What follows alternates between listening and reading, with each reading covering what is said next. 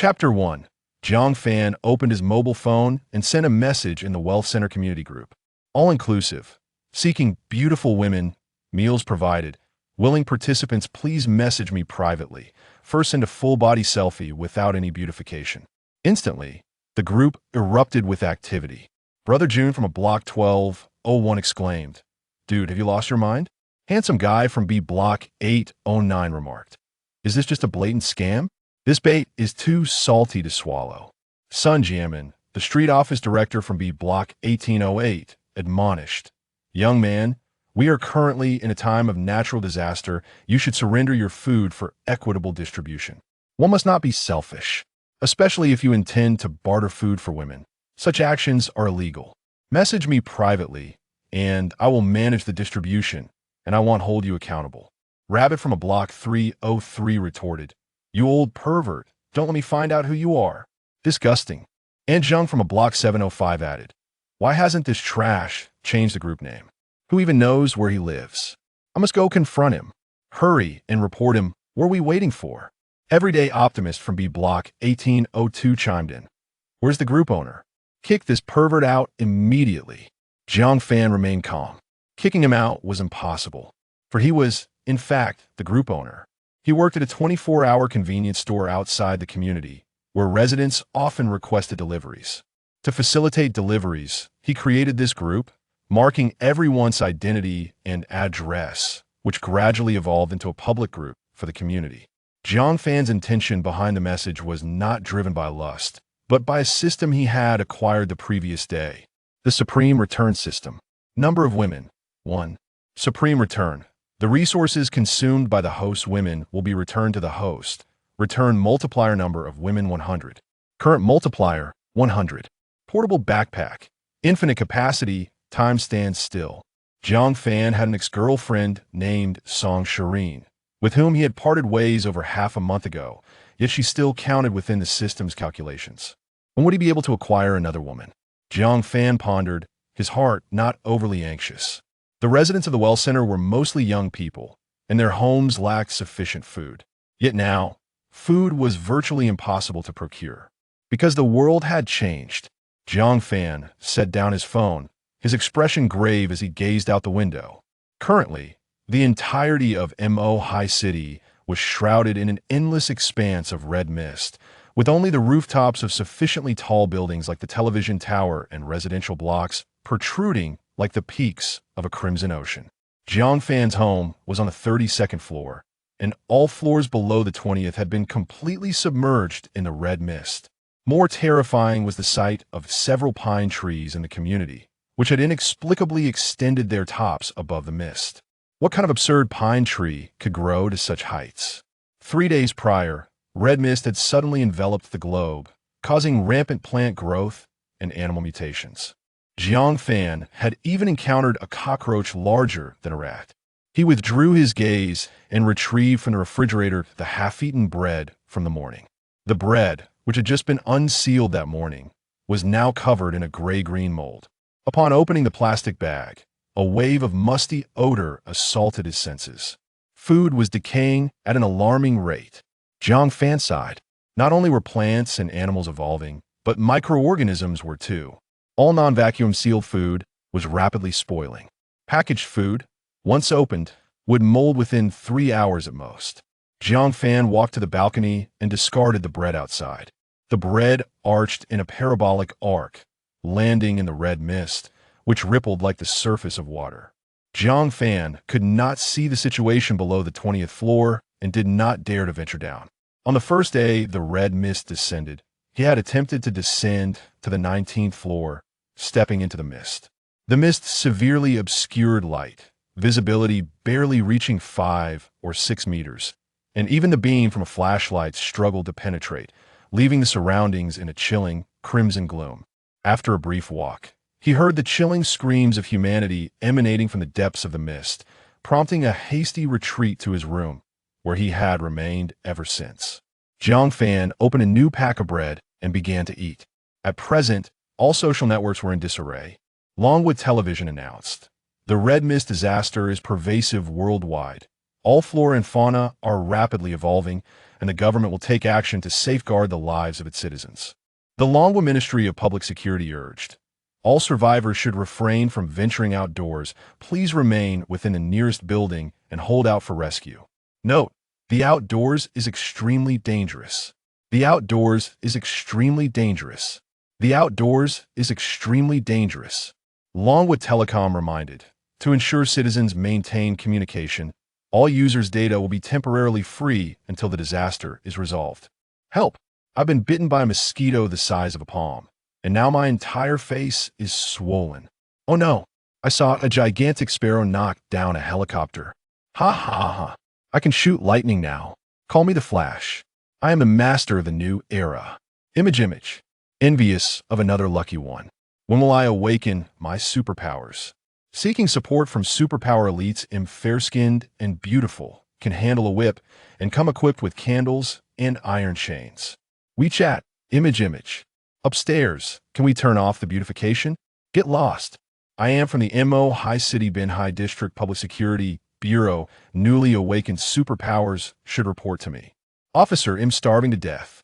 Can you bring me some food? My address is... Jiang Fan scrolled through the messages, finding no encouraging news. As for the superpowers, they had begun to manifest from the very first day the red mist descended. The world had indeed changed. Jiang Fan was curious about how these individuals had acquired their abilities. Ding! Tang Xuerou consumed a Snickers bar, returning 100 of them. They had been placed in the portable space. Jiang Fan's lips curled into a slight smile. Since the awakening of the system, Tang Xuerou had consumed quite a number of items, all returned to Jiang Fan at a 100-fold rate, enough to sustain him for an entire year. In addition, his portable space was piled high with canned goods, sausages, instant noodles, and other packaged foods. All of these were new expiry items from the convenience store, where he worked under the owner, Fat Hu. Fat Hu frequently pressured Jiang Fan to buy them at half price, which had now transformed into precious resources. Jiang Fan took out some food, snapped a few photographs, and then posted them in the group. All-inclusive. Meals provided. As long as you are a beauty, serious inquiries only. Image. Rabbit from a block 303 scoffed. Trash. Get out of the group. Having food is nothing to brag about. Zhou Qianhao, the fitness coach from Socket 1708, interjected. Hey, don't be so vile, I can knock you out with one punch. Image. Seizing the opportunity, Zhou Qianhao shared a few photos showcasing his muscular physique, radiating with a metallic sheen. Handsome guy from B Block 809 queried. Huh? Coach Zhou, do your muscles glow? Zhou Qianhao laughed. I have no idea how this happened, but suddenly I turn out like this whenever I exert myself. My skin becomes incredibly tough, impervious to knives. Plus, my strength has doubled. Rabbit from a block 303 exclaimed. Wow. Coach Zhou, you're amazing. And Zheng from a block 705 commented. This young man is quite dashing. I have plenty of canned goods at home. Let's eat together. Everyone began to fawn over Zhou Tianhao. Jiang Fan looked on enviously. Zhou Tianhao's ability was indeed practical. His return system and portable space offered no combat prowess. Still, no women had messaged him privately. Jiang Fan was not concerned. As conditions worsened, as long as the authorities failed to implement effective rescue measures, people would inevitably find themselves in a dire shortage of food. He picked up a watering can and tended to a row of succulent plants on the windowsill. These succulents were left behind by his ex-girlfriend, Tang Xuerou. Jiang Fan didn't recognize any of them. One particular succulent was peculiarly striking after the emergence of the red mist. It had borne two fruits resembling lychees, albeit in black. These two black, lychee-like fruits exuded an enticing aroma, making Jiang Fan long to taste them each time he caught a whiff. However, he resisted the temptation. Now that everything was evolving rapidly, who knew what they truly were? Black lychees, they appeared exceedingly sinister. Just then, a scream echoed from the opposite A block. Help! Help! Jiang Fan looked up at the building across the way. There, on the 21st floor of a block, a disheveled woman rushed onto the balcony. The woman was clad in tattered nightwear, her body smeared with blood. With a crash, a gigantic, tiger-like Garfield smashed through the glass, slowly advancing. Meow! The woman terrified, retreated to the corner of the balcony, screaming, "Lucky, don't come near. Help!" The Garfield locked its gaze on her, inching closer step by step. Just as it seemed the woman would be devoured, a massive, blood-red tongue suddenly shot forth from the depths of the mist below. The tongue pierced through the balcony floor, swiftly ensnaring the woman. Her eyes widened in terror, completely paralyzed. She hadn't even the chance to scream before being dragged into the mist with lightning speed. The giant creature's fur bristled. It leapt to the edge of the balcony, emitting a mournful warning towards the crimson mist. From within the red fog, a resounding croak echoed. Quack, quack, quack. The giant hesitated to jump down, slowly turning back into the room. Goodness. Jiang Fan's pupils constricted sharply. Have even frogs become this terrifying now? With a tongue twice as thick as a woman's waist, what colossal frog could this possibly be? At that moment, the window of the neighboring room swung open, revealing a beautiful woman who gazed pallidly at the tragic scene outside. Jiang Fan recognized her. Tang Xuerou, the most outstanding beauty of the community, a daughter of privilege. Her father was the director of the Jiaoshangji. Though they were neighbors, Tang Xuerou was notoriously aloof, never deigning to cast a glance at Jiang Fan. She was the center of attention in the neighborhood, and every time she visited the convenience store, numerous male patrons would steal glances at her. Jiang Fan, naturally, couldn't help but look a few times as well. However, he harbored no grand thoughts. He understood that he and Tang Xuerou belonged to entirely different worlds. But now, things were different. The world had changed. Jiang Fan's gaze was piercing. Tang Xuerou noticed Jiang Fan's stare. She recognized the store clerk from downstairs, albeit she didn't know his name. With a frosty expression, Tang Xuerou snapped. "What are you looking at?" With that, she abruptly drew the curtains. Crash! That arrogant woman still has quite the pride. Jiang Fan scoffed. "There will come a time when you will seek my assistance." Another day passed, and finally, a woman could no longer contain herself and began to privately contact Jiang Fan. "Atua 332. Hey, can you spare me a cup of instant noodles? Pretty please." Jiang Fan's lips curled into a slight smile. Finally, he had never seen this tutu in person. Some customers would request Jiang Fan to leave their purchases outside their doors. "Balcher Baljo, send me a full-body photo, no filters." Atua 332.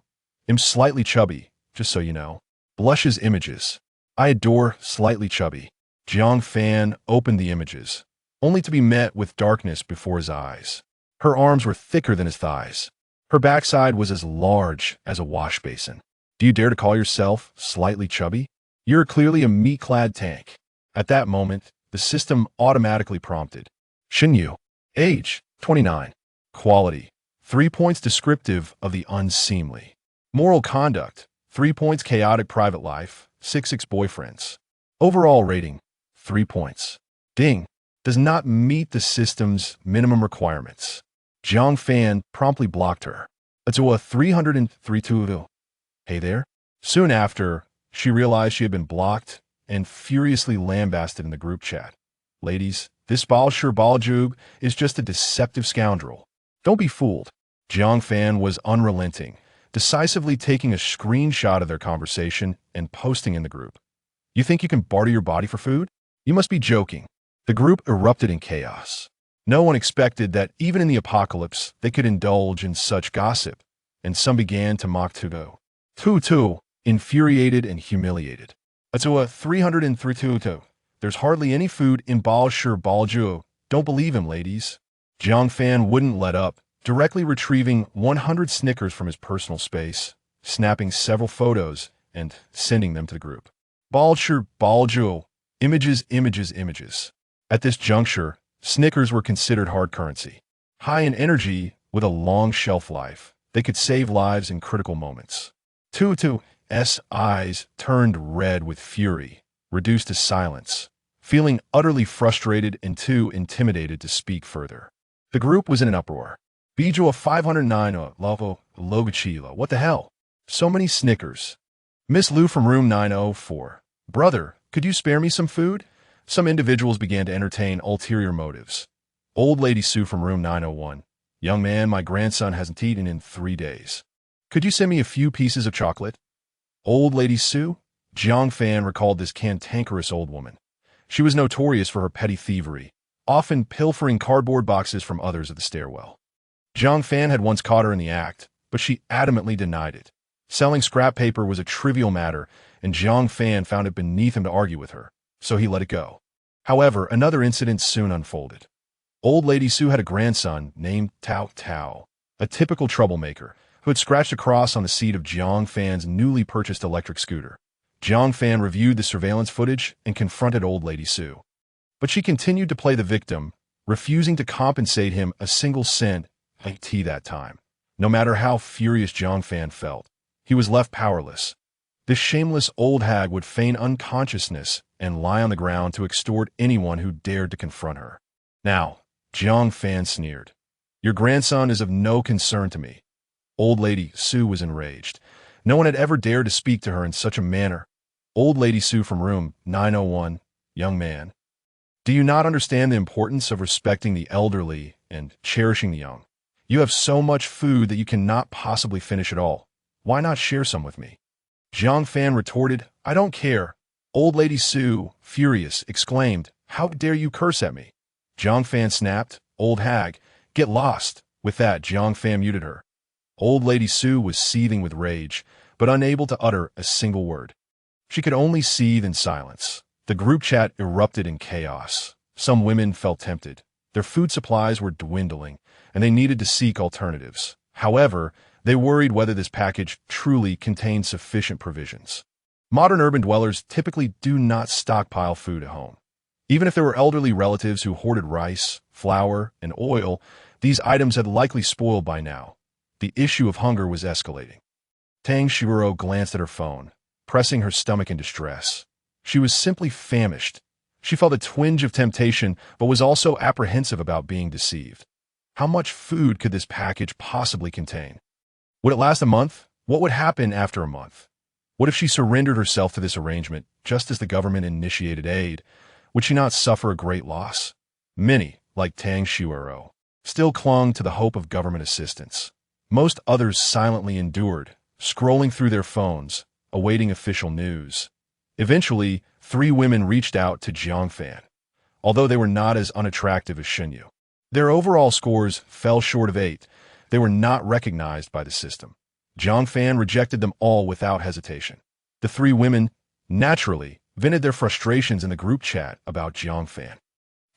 In turn, muted them all without a second thought.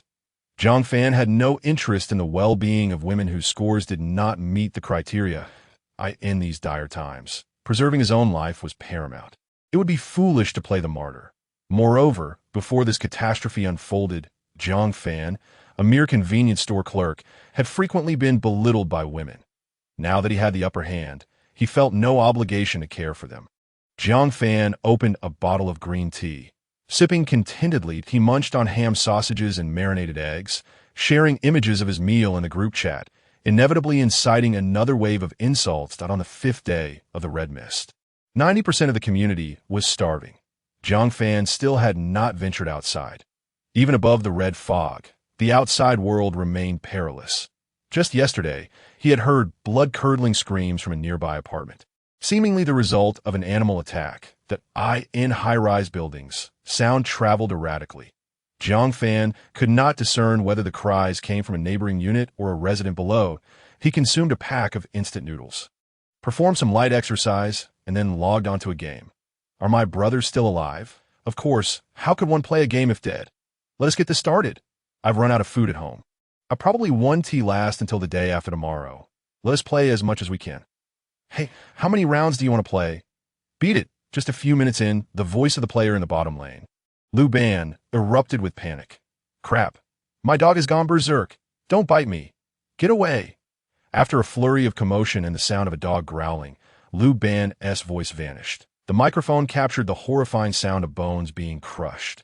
Crack, crack, crunch. Silence descended among the teammates. Jiang Fan's face turned ashen as he exited the game. The world was descending into madness. Even pet dogs were turning on humans. Jiang Fan cast another glance at the pot of succulent plants adorned with black lychee-like fruits. Surely this bizarre thing couldn't be poisonous, could it? Should he discard it?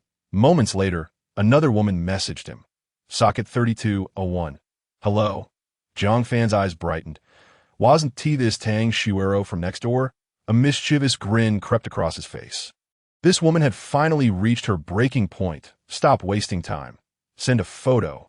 Socket 3201. Could I trade a gold necklace for a pack of instant noodles? Forget the gold necklace. Send a full-body photo immediately. I'll block you. Tang Xuerou hesitated for a few minutes before finally sending a full-body picture. In the photo, she stood expressionless before the camera, her long hair cascading over her shoulders. Glossy and smooth, she wore a light blue silk nightgown, her skin fair as snow. After several days of hunger, her complexion was pallid, yet she still exuded the allure of a stunning beauty. The system automatically prompted, Tang Xuerou age, 25 quality, 9 points, exquisite virtue, 10 points, innocent. Overall score, 9 points ding. Meet system requirements. Jiang Fan chuckled with satisfaction. All right, come to my place. Socket 3201. Will I be able to return home to sleep tonight? Not a chance. This is a transaction, and you must stay here. Are you coming or not? Don't waste time. Tang Xuerou fell silent again. Jiang Fan remained unperturbed. He knew she was still deliberating, and oh worries, she could go hungry. After all, he was not starving. Jiang Fan dismissed Tang Xuerou from his thoughts and resumed watching videos. At that moment, a live stream appeared. 4 men from nearby were risking their lives to search for food, one of whom had started a live broadcast. Jiang Fan paid close attention, seizing the opportunity to understand the outside situation. In the footage, the roads had become overgrown with dense wild grass, the height of which surpassed that of an adult's thigh. The asphalt was completely ruined. The roots of plants penetrated the pavement like rebar, jutting upwards like iron nails. Jiang Fan had no doubt that such vegetation could easily puncture a tire. Without functioning vehicles, organized rescue efforts would be impossible. Survival depended solely on themselves. Jiang Fan frowned as he watched the live stream. The camera captured a pine tree with a girth that required 4 people to encircle, its trunk growing straight up into the red mist, seemingly without end. From the broadcaster's perspective, it resembled a terrifying tower reaching towards the heavens. They passed a row of shops, now abandoned and overrun with various plants. Even the walls and ground were blanketed with strange vines. With each step the broadcaster took, more gigantic plants emerged on the screen. The 4 men walked among them, resembling dwarfs who had stumbled into a land of giants. Once bustling roads were now deserted, overrun by thick wild grass. Parked vehicles were ensnared by vines in just a few short days. The vibrant city had transformed into a primordial forest. Suddenly, a massive creature leaped down silently, crushing the foremost man with a single paw. Holy crap! Help! Run! Run! The remaining 3 scattered in terror. The broadcaster, in a panic, dropped his phone. Thud! A splatter of blood obscured the camera lens. The live stream abruptly ended. Jiang Fan's expression darkened. The outside world was far too perilous. Tang Xuerou picked up her phone, then set it down repeatedly. Unable to muster the courage to make a decision, she felt both ashamed and helpless. She truly had no other options left. The parents are fortuitously away on a business trip, and she currently cannot reach them at all. The day before yesterday, all the food in the house was consumed, leaving her to sustain herself solely on plain boiled water for the past 2 days if she does not devise a solution soon. Starvation will be her fate. Initially, she looked down upon the idea of accepting food and lodging, believing she could endure, vowing that she would rather perish than submit to such base conditions. However, once faced with true hunger, Tang Xuerou realized that all dignity crumbles in the face of starvation.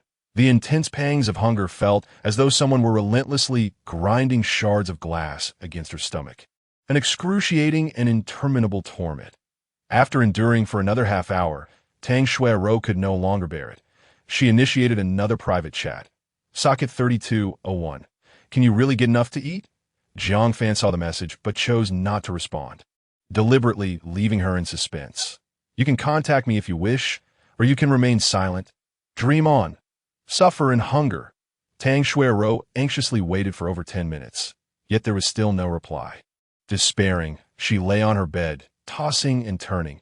Another night of hunger awaited her in a rented apartment not far from the wealth center. Jiang Fan languidly reclined on the sofa, engrossed in his phone. Sister, I am starving to death. Let us eat. All right, Tang Xuerou quickly replied. She opened the empty refrigerator, her heart sinking further. All refrigerated and frozen food had been consumed. Only a few packages of instant noodles, 2 boxes of luncheon meat, and a handful of marinated eggs remained. This was all the sustenance left in the house. Tang Xuerou felt a wave of unease wash over her. What would happen if Jiang Fan went hungry? He was the sole heir of the Song family. After much deliberation, she decided to take out 1 package of instant noodles and 1 marinated egg. The noodles cooked swiftly.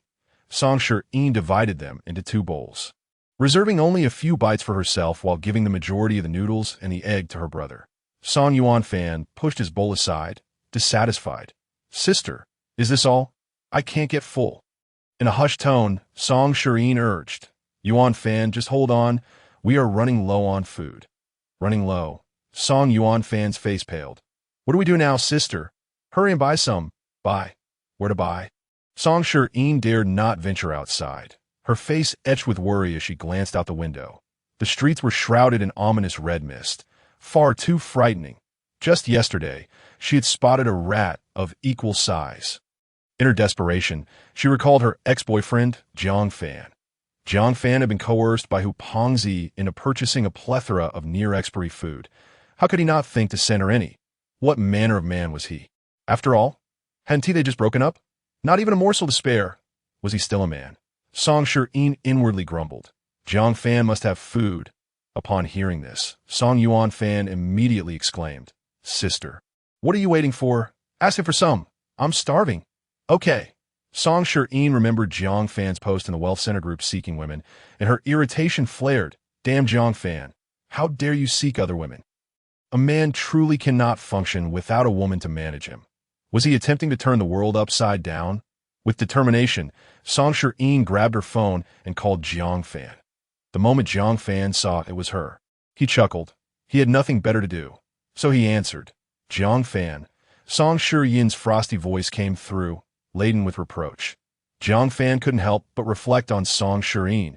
She was indeed beautiful, yet maintained a perpetually aloof demeanor, acting as though she were above him. Reminiscing, he felt foolish for having been captivated by such a green tea type. Jiang Fan replied coldly. What do you want? Tang Xuerou stated emphatically. Why haven't you sent me any food? Jiang Fan scoffed. After Tang Xuerou graduated from university, she aimed to secure a civil service position, and Jiang Fan had worked tirelessly, day and night, to support her for 3 years. Now that she had finally passed her exams, she dismissed him, claiming she couldn't afford the 380,000 yuan bride price. Give you. Who do you think you are? Haven't we broken up? Tang Xuerou faltered, panic rising within her. She hadn't expected Jiang Fan to be so defiant. Desperately, she argued. Jiang Fan, break up? I was testing you. I didn't expect you to fail so miserably and seek other women. Jiang Fan sneered. A test? Spare me. I'm just an ordinary man who can't afford a 380,000 yuan bride price. Mentioning the bride price ignited Tang Xuerou's anger. Do you think I care about money? I care about your attitude. Think it over. Click. Jiang Fan hung up the phone. How dare you hang up on me? Tang Xuerou seethed. Jiang Fan anxiously interjected. Sister, what about the food? Tang Xuerou quelled her panic, feigning confidence. Don't worry, Jiang Fan will call back. Jiang Fan wouldn't dare raise his voice against her. As long as she hinted at reconciliation, he would surely be overjoyed. After convincing herself, Tang Xuerou regained her confidence. Jiang Fan chuckled. So your ex-boyfriend is a sycophant. What ex-boyfriend? Tang Xuerou scoffed that I've just secured a civil service position.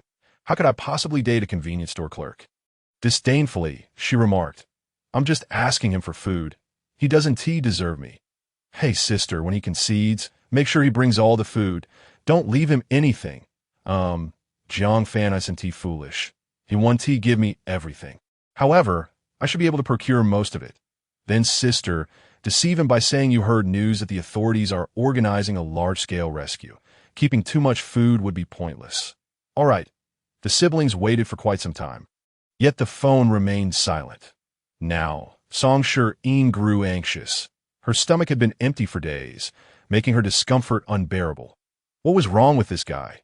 Didn't he have any sense? Hadn't she given him the opportunity to redeem himself? Fine, if he didn't cherish the chance she provided, he shouldn't blame her for being unkind. In a fit of rage, Tang Xuerou dialed Jiang Fan again. The number you dialed is not in service. Please check and try again. Not in service? Tang Xuerou paused, realization dawning upon her. Jiang Fan had blocked her. Enraged, she fumed. How dare he intimidate her? He had certainly grown bold. Refusing to accept defeat, Tang Xuerou attempted to message Jiang Fan on WeChat, only to discover she had been blocked there as well. Completely bewildered, panic began to settle in. Without Jiang Fan, where would she procure food? Jiang Fan grew agitated. That scoundrel is still deceiving women. What if he truly has another woman? Wouldn't that deplete the food at Jiang Fan's place even faster? That food belongs to us, Tang Xuerou quickly reassured. That's impossible. What woman would be so foolish? How much food could he possibly have? If it runs out, wouldn't he starve too? Let me think of another plan. Jiang Fan will come back to me. I know him. He is just sulking. Although Jiang Fan had blocked Tang Xuerou, he deliberately retained her contact in the group. That it would be rather dull if she couldn't see him flaunting his food. The next day, after finishing breakfast, Jiang Fan stood by the window, gazing down below. The red mist had once again risen.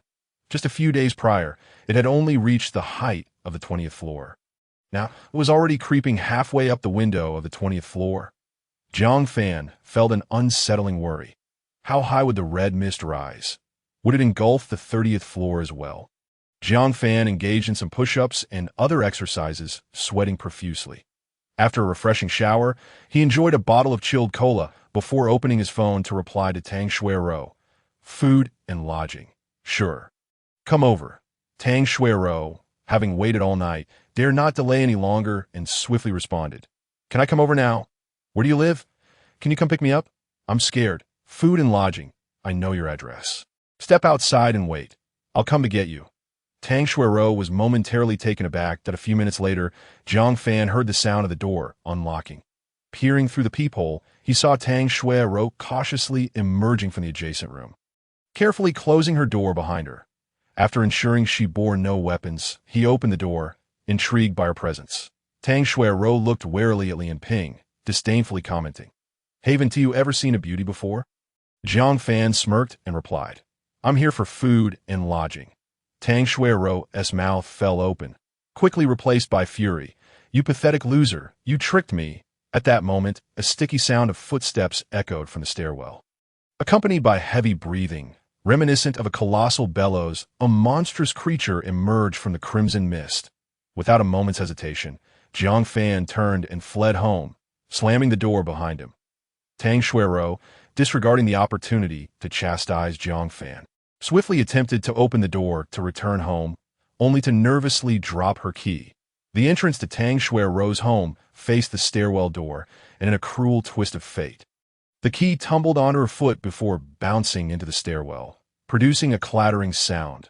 The creature, alerted by the noise, quickened its pace. Tang Xuerou's complexion turned pale, and she rushed to Jiang Fan's door, frantically knocking and crying out, Let me in! Let me in! Save me! Fearing she might attract the monster, Jiang Fan glanced outside, reassured that the creature had not yet ascended, and abruptly yanked the door open. Pulling her inside, You hurt me! Tang Xuerou shrieked, Be quiet. Don't speak. Jiang Fan barked, pressing her against the wall beside the door, nervously peering outside. Just then, a massive dog lunged out from the stairwell. Woof, woof, woof! It appeared to be a slender hound. Yet stood at least 1.5 meters tall and measured over 2.5 meters long. Its muscles rippled with ferocity, its gaze fierce, and its teeth glistened menacingly. The mutated dog sniffed around the hallway, gradually approaching Jiang Fan's door, its heavy breathing seeping through. Tang Xuerou trembled uncontrollably. Jiang Fan, too, held his breath in trepidation. I could see that moment. A human scream echoed from below. Woof, woof, woof! The mutated dog abruptly turned and dashed down the stairs. Jiang Fan finally exhaled in relief. taking a moment to look at Tang Xuerou. This was Jiang Fan's first opportunity to observe Tang Xuerou closely. Previously, she had always regarded him with disdain. Her long hair cascaded over her shoulders, her waist was slender, her hips ample, and her thighs were straight, tightly clad in snug jeans, in a secure environment. Tang Xuerou resumed her haughty demeanor, crossing her arms and taking a step back. Her expression icy as she declared, "I warn you, don't overthink." Jiang Fan, of ordinary appearance and height, stood at a mere 175 cm.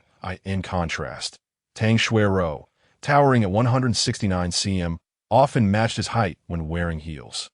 A man of Jiang Fan's standing was never worthy of her gaze.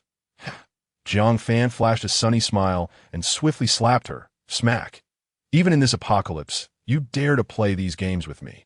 Moreover, you were the one who willingly offered yourself. So what's with the pretense now?" Tang Xuerou covered her face, incredulous. "You dare hit me?" "Hit you?" Jiang Fan swiftly brandished a dagger, calmly instructing, "Turn around and face the wall." Tang Xuerou, her face paling at the sight of the cold blade, stammered, "Why you?" Jiang Fan glared at her menacingly. "I will say this one last time, turn around and face the wall."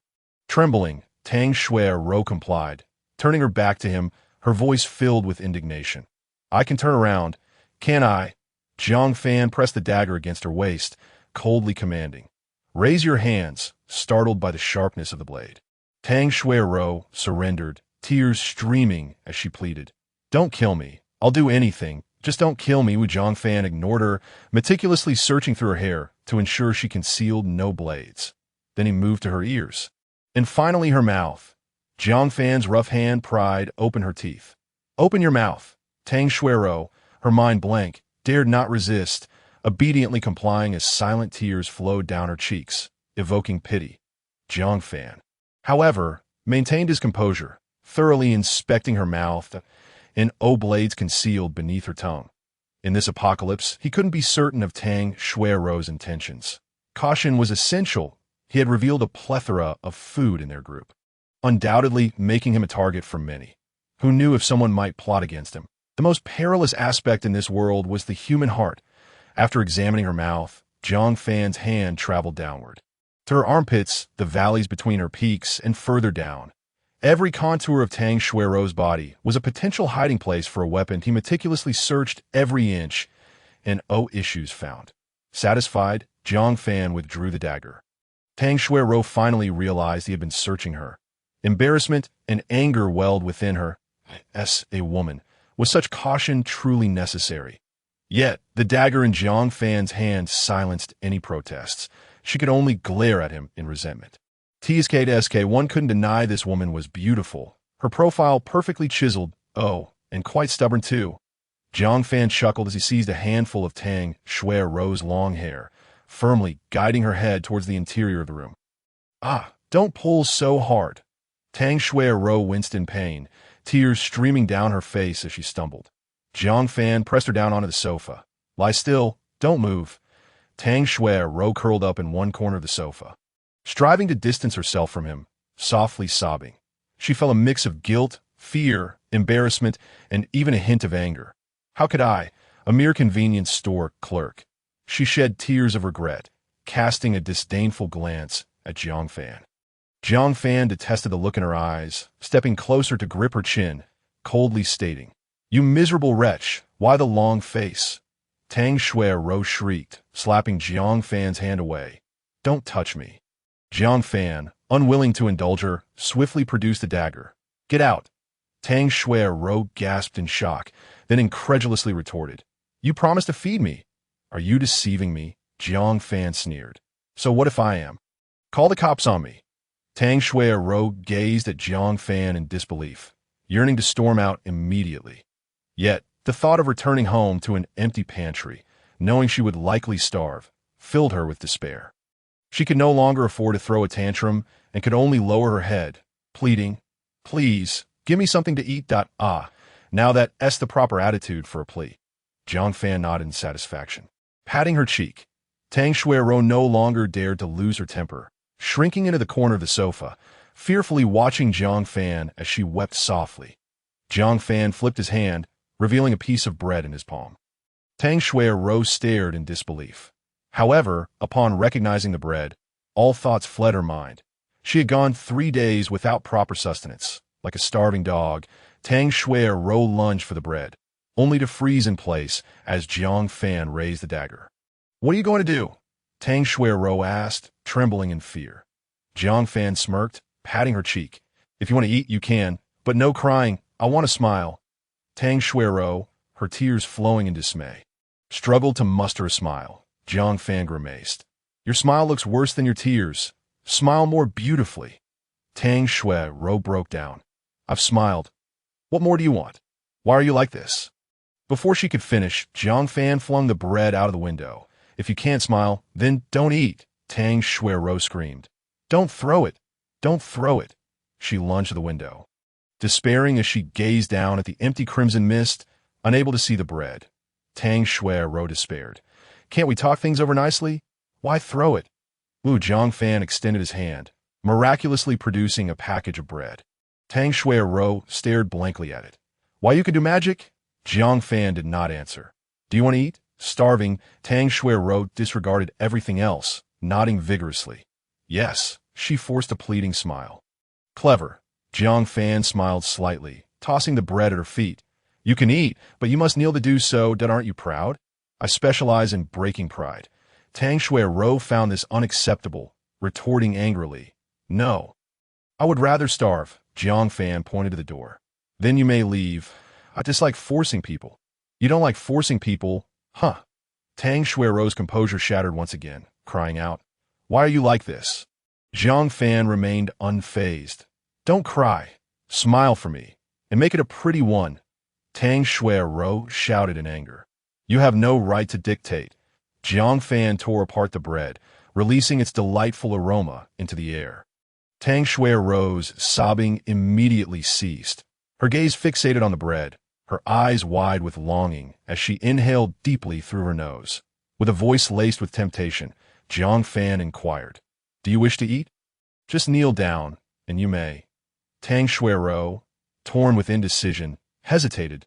Suddenly, with a swift motion, Jiang Fan crushed the bread beneath his foot. The M.Y. bread. Tang Xuerou felt as though her heart was being trampled, the sensation threatening to shatter her spirit. Jiang Fan leisurely ground the bread into the ground, calmly stating, "Will you eat? If not, I may very well toss it in the trash." Tang Xuerou, devoid of any will to resist, collapsed to her knees, sobbing as she consumed the bread, feeling her dignity crumble beneath Jiang Fan's disdainful foot. Yet, Jiang Fan callously kicked her down further, his voice icy as he commanded, "I said, smile for me." Overwhelmed with a sense of injustice, Tang Xuerou struggled to suppress her tears, forcing a smile on her face. Jiang Fan grimaced, "You cry so unattractively. Consider this a one-time reprieve, should you weep so pitifully again.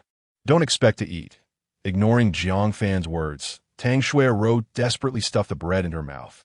"Well, he is a devil. Ooh, but it tastes so good." Ding! Tang Xuerou consumed one bread, receiving a return of 200. It was already stored in her personal space. Jiang Fan felt a surge of joy within. This bread was a replica returned to him after Shiyin had consumed it. Indeed, women also returned replicated bread after consumption. Thus, an endless supply of resources was within reach. As Jiang Fan surveyed the additional 200 loaves in his space, his spirits soared. Food would no longer be a scarcity. However, the return rate was still insufficient. And having only Tang Xuerou was too precarious. Should she perish, he would be left without assistance in gathering food. He needed to seek out more women. Once Tang Xuerou finished, she felt a significant relief in her stomach. She looked at Jiang Fan with trepidation, her eyes reddened and filled with fear. This man was utterly demonic. Jiang Fan raised a finger, and suddenly, a bottle of pure water appeared in her arms. She jumped in surprise. Was this magic? No, this was supernatural ability. Tang Xuerou recalled a muscular, glowing fitness instructor in their group. This man must have acquired some form of supernatural power, perhaps akin to spatial storage. Such abilities were priceless in this apocalyptic world. An envious feeling blossomed within her, cultivating a sense of hopeful anticipation. Perhaps, by staying with him, she could extend her own life. Unbeknownst to her, Tang Xuerou's mindset began to shift subtly. Jiang Fan smiled. Drink up. Although Tang Xuerou wasn't particularly thirsty, given the current lack of food, she could only drink more boiled water. However, she dared not refuse, twisting off the cap and taking a small sip. Ding! Tang Xuerou consumed 1 bottle of pure water, receiving a return of 200 bottles. They were already stored in her personal space oh, that was it. Jiang Fan felt a thrill of excitement. She didn't need to finish the entire bottle. Merely taking a sip counted as consumption, allowing for a return. He could let the women waste resources freely to quickly amass a wealth of supplies. Continuing to test the system's capabilities, Jiang Fan produced an unopened pack of tissues and handed it to Tang Xuerou. Stop crying. It looks awful. Wipe your tears. Tang Xuerou, unable to resist, tore open the packaging and pulled out a sheet to clean her face. However, Jiang Fan did not hear the system's prompt. It seemed that non-food items could not be returned. Jiang Fan pondered this. Deep in thought, he stepped in the master bedroom, a 3-bedroom apartment he shared with 2 women. Jiang Fan occupied the smallest and cheapest room. The other 2 female roommates worked during the day and were trapped in their offices when the red mist descended. Jiang Fan, without hesitation, claimed the belongings of his 2 cohabitants as his own. This room belonged to a woman named Shiyin. Though she was of average appearance, her makeup skills transformed her dramatically. She could go from a 5 to a 9 in an instant. Shiyin frequently brought men home, leading to a chaotic personal life and nightly disturbances. Consequently, she often clashed with another roommate, a cold woman named Su Nua. Jiang Fan was indifferent, as he had night shifts and was seldom at home. Indeed, Jiang Fan discovered contraceptives in Shiyin's bedside table. He retrieved 2 pills and handed them to Tang Xuerou. Take these. Tang Xuerou, filled with trepidation, inquired. What are these? Jiang Fan replied calmly. Contraceptive pills. You wouldn't want to become pregnant in this environment, would you? Feeling utterly embarrassed, Tang Xuerou obediently swallowed them with the pure water. Ding! Tang Xuerou consumed 2 pills, receiving a return of 400 pills. They were stored in her personal space. Medications could also be returned. As long as it was consumable, Jiang Fan took out a bag of laundry detergent and commanded, Go wash my dirty clothes. Tang Xuerou, unable to refuse, carried the detergent into the bathroom. Jiang Fan observed her silently as she tore open the detergent and began washing the clothes. Still, he did not receive a prompt indicating the return of the detergent. Additionally, Tang Xuerou's laundry consumed tap water, which also did not prompt a return. Could it be that only food items could be returned? Yet the system's description stated that the resources consumed by the host woman would be returned to the host. Why not explicitly say consumed food? Jiang Fan pondered for a while, but nothing became clear. The system's intricacies required slow exploration. He reclined on the sofa and opened his phone to browse videos while Tang Xuerou continued washing the clothes. Even a beauty could not be maintained without contributing that if she wished to eat, she needed to work. Online, there was still no good news. Increasingly, individuals uploaded videos of ground explorations. Plants worldwide had grown to enormous sizes. Once ordinary lawns now towered, with some city grasses surpassing human height. The grass in stadiums resembled cornfields, harboring countless giant insects, posing extreme danger. Suddenly, Jiang Fan stumbled upon a video featuring a supernatural ability user. A seemingly honest, middle-aged man demonstrated electrical powers in front of the camera. He brought his fingers close together. Sparks flew through the air. Jiang Fan watched with envy. In the end, the middle-aged man proclaimed, A wild grass near my home bore a black fruit resembling lychee that I was so hungry yesterday that I ate it, and then I gained electrical powers that I believe if others discover black lychees, they should give a try. The video had only garnered a few hundred views, yet the comments were abundant. Is this for real? This guy has ulterior motives. Black lychee, that certainly did not sound like something edible. With mutated plants sprouting wildly, who would dare to consume them? Wild grass-bearing black lychee. Jiang Fan turned a glance at the windowsill, where 2 black lychees hung from the succulent plant. Eating this could grant electrical powers? Jiang Fan was not willing to take such a risk. Who knew the man's true intentions? In an apocalyptic world, Human nature was treacherous, and rumors ran rampant. Even if he were lying, no one could apprehend him. Moreover, Jiang Fan could not ascertain whether those were indeed the black lychees mentioned by the MANT that moment. His phone suddenly notified him. This video has been taken down for violating regulations. Jiang Fan found himself slightly convinced this time. Such a rapid response was evidently abnormal. It did not seem like a platform's action. Could it be that the government was truly covering something up? Jiang Fan narrowed his eyes, contemplating for a moment before donning rubber gloves and cautiously approaching the potted plant. He delicately plucked one of the black lychees. Jiang Fan placed the black lychee in a bowl, carefully discarded the gloves out of the window, and then entered the bathroom with the bowl. Tang Xuerou was still diligently washing clothes. Jiang Fan set the bowl before her. Eat this, if it were poisonous. It would be Tang Xuerou who suffered the consequence in a world teeming with beautiful women. Jiang Fan felt no remorse for a moment. Tang Xuerou stared in horror at the black fruit in the bowl. What is this? Consume it, Jiang Fan insisted without explanation. Tang Xuerou shook her head and took a step back, fearfully stating, I won't eat. Jiang Fan drew a dagger, his voice chilling as he commanded. I said, eat it. Tang Xuerou's complexion was pallid, and she could only tremble as she picked it up. The black lychee appeared utterly bizarre, no matter how she looked at it.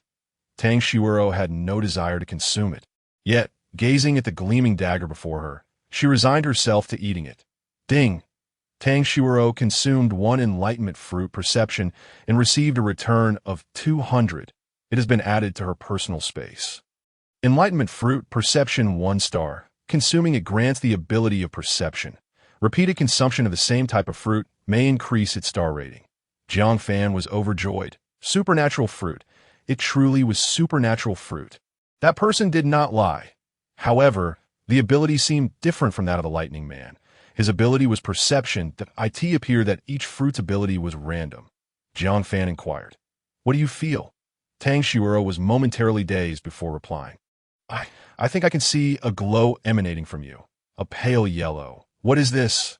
Indeed, it was effective. Jiang Fan chuckled. This is supernatural fruit. Consuming it grants supernatural abilities. Huh. Tang Xuerou was astonished. Supernatural abilities are obtained by eating fruit. The concept of supernatural powers have been fervently discussed online. It was through consuming fruit. This must be incredibly precious. Why did he give it to me? Tang Xuerou felt a surge of emotion. Despite Jiang Fan's earlier roughness, he did not seem entirely malevolent. Thank you. Jiang Fan extended his hand, revealing another black lychee. I have plenty of these that if you work diligently, I can reward you with more. By the way, how do you feel now? Tang Xuerou nodded gratefully. Activating this ability is exhausting. I can't sustain it for long. I must deactivate it. After speaking, Tang Xuerou sighed in relief, seemingly shutting off her perception ability. Yet no outward change was evident. Does it still consume stamina? Jiang Fan pondered, peeling the black lychee and consuming its flesh. The fruit was sweet and sour, utterly delectable. Boom! It felt as though Jiang Fan's mind had shattered some form of constraint. The world transformed. Greens appeared more vibrant, reds more intense, that he gazed out the window, as if he could see more details, akin to evolving from 480p to 4K. Jiang Fan looked at Tang Xuerou again. She emitted a faint red glow. Turning his gaze to his own body, he noticed a green luminescence, though slightly brighter than Tang Xuerou's. What do the colors signify? Jiang Fan wondered. That moment. The system prompted. Perception, 1 star. You can discern the level of friendliness from your target. Yellow indicates neutrality. Red signifies hostility. Green represents friendliness. The brightness of the glow indicates the target's vitality. Perception range, 2 meters. Jiang Fan felt a surge of delight. This was an excellent skill. He could see if others harbored hostility. It seemed that Tang Xuerou was still not giving up. Jiang Fan also felt his stamina rapidly depleting, akin to sprinting at full speed. He could only last a few minutes at most. Jiang Fan promptly deactivated his perception and consumed another black lychee. The system prompted again. Repeated consumption of the same type of fruit may increase its star rating. After eating, there was no immediate reaction. Jiang Fan took out another one soon. He had consumed 7 or 8 in succession. Tang Xuerou was left dumbfounded. How could he have so many? Were supernatural fruits so inexpensive? When Jiang Fan reached his 12th fruit, a change finally occurred. His field of vision seemed to sharpen significantly. The range expanded. Jiang Fan's eyes sparkled. He immediately activated his perception again and discovered two changes.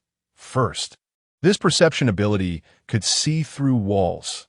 Jiang Fan could sense the potted plant on the windowsill, separated from him by a wall. Second, the glow transformed from a spherical mass to faintly revealing the shape of the succulent plant.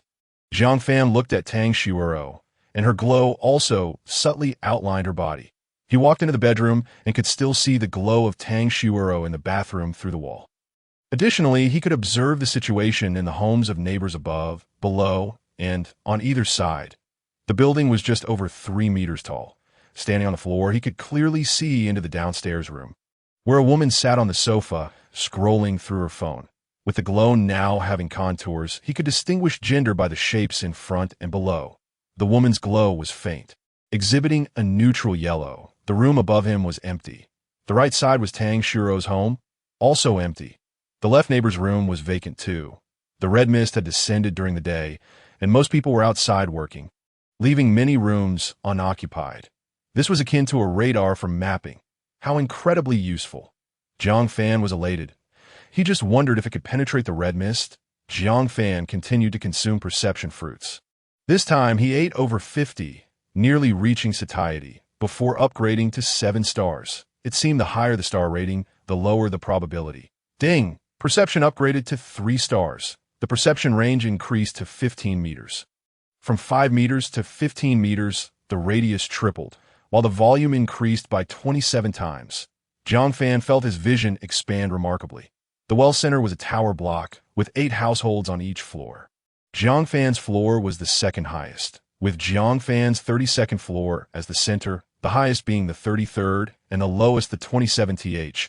A total of 56 households were exposed to his sight. After upgrading to 3 stars, the glow was no longer a blurred mass, but transformed into clear outlines of the targets. Jiang Fan could even discern genders. 1, 2, 3. Out of the 56 households, 13 rooms were occupied, totaling 21 individuals, 12 women and 9 men. Jiang Fan silently counted. Furthermore, he noticed that among all these individuals, only he and Tang Xuerou's glows were exceptionally bright, far more radiant than the others. However, his internal glow was brighter, while Tang Xuerou's was slightly dimmer. IT should be the result of awakened supernatural abilities. The others were not supernatural beings, hence their dimmer glows. Additionally, he spotted a massive dog curled up and sleeping in a room on the 28th floor. It must have been the previously encountered mutated dog. The glow from the mutated dog was exceedingly bright. If Jiang Fan's glow was akin to a candle, the mutated dog's brightness resembled that of a flashlight. Jiang Fan observed the mutated dog cautiously. He wasn't confident he could confront it, so he would not venture outside. Jiang Fan began to exercise. Push-ups, sit-ups, weighted squats. In the apocalypse, physical fitness was paramount. When fleeing, simply being faster than others could significantly enhance survival chances, if only there were a treadmill. While exercising, Jiang Fan pondered silently. However, one could never know when the power might go out. Perhaps a bicycle machine? Tang Xuerou curled up on the bed, lost in thought. So much had transpired today. Even the chastity she had preserved for over 20 years had been taken by a man, leaving her with a whirlwind of thoughts. Tang Xuerou couldn't help but reminisce about Jiang Fan. This man was nothing short of a capricious devil. Praise him, and he was cruel and merciless towards women, showing no compassion. Her backside still throbbed. Criticize him, and he casually bestowed upon her supernatural fruit. Although Jiang Fan's words were harsh, it was difficult for Tang Xuerou to harbor true resentment. After all, this was the apocalypse. What good were sweet words from man? Unconsciously, Tang Xuerou took out her phone again. There was no good news online. Everywhere was undergoing mutations. The government still had no large-scale rescue plans, only calling for self-rescue online. Yet, how could one self-rescue when facing starvation? Tang Xuerou felt utterly despondent at that moment. Jiang Fan pushed the door open and walked in. Tang Xuerou was startled and quickly stood up. "Brother Jiang, what is it?" Jiang Fan produced a black lychee. Smiling lightly, Today I'm in a good mood. I'll reward you with another one. This fruit was another one produced by the succulent plant. Upon seeing it was a supernatural fruit, Tang Xuerou was instantly elated, repeatedly expressing her gratitude. Thank you, Brother Jiang. Thank you. The green glow enveloping her became even more vibrant, completely overshadowing any other colors. Tang Xuerou hurriedly consumed it. Ding! Tang Xuerou consumed one enlightenment fruit, physical enhancement, and received a return of 200. It has been added to her personal space. Enlightenment fruit, physical enhancement 1 star. Consuming it enhances overall physical constitution. Repeated consumption of the same type of fruit carries a chance of enhancing 1-star rating. After Tang Xuerou finished eating, she looked at herself in astonishment. Has my strength truly increased? Eagerly, she tested her newfound abilities by lifting the bedside table, surprisingly managing it with ease. Jiang Fan, calm and composed, remarked, "This is a physical enhancement. It can improve your physique."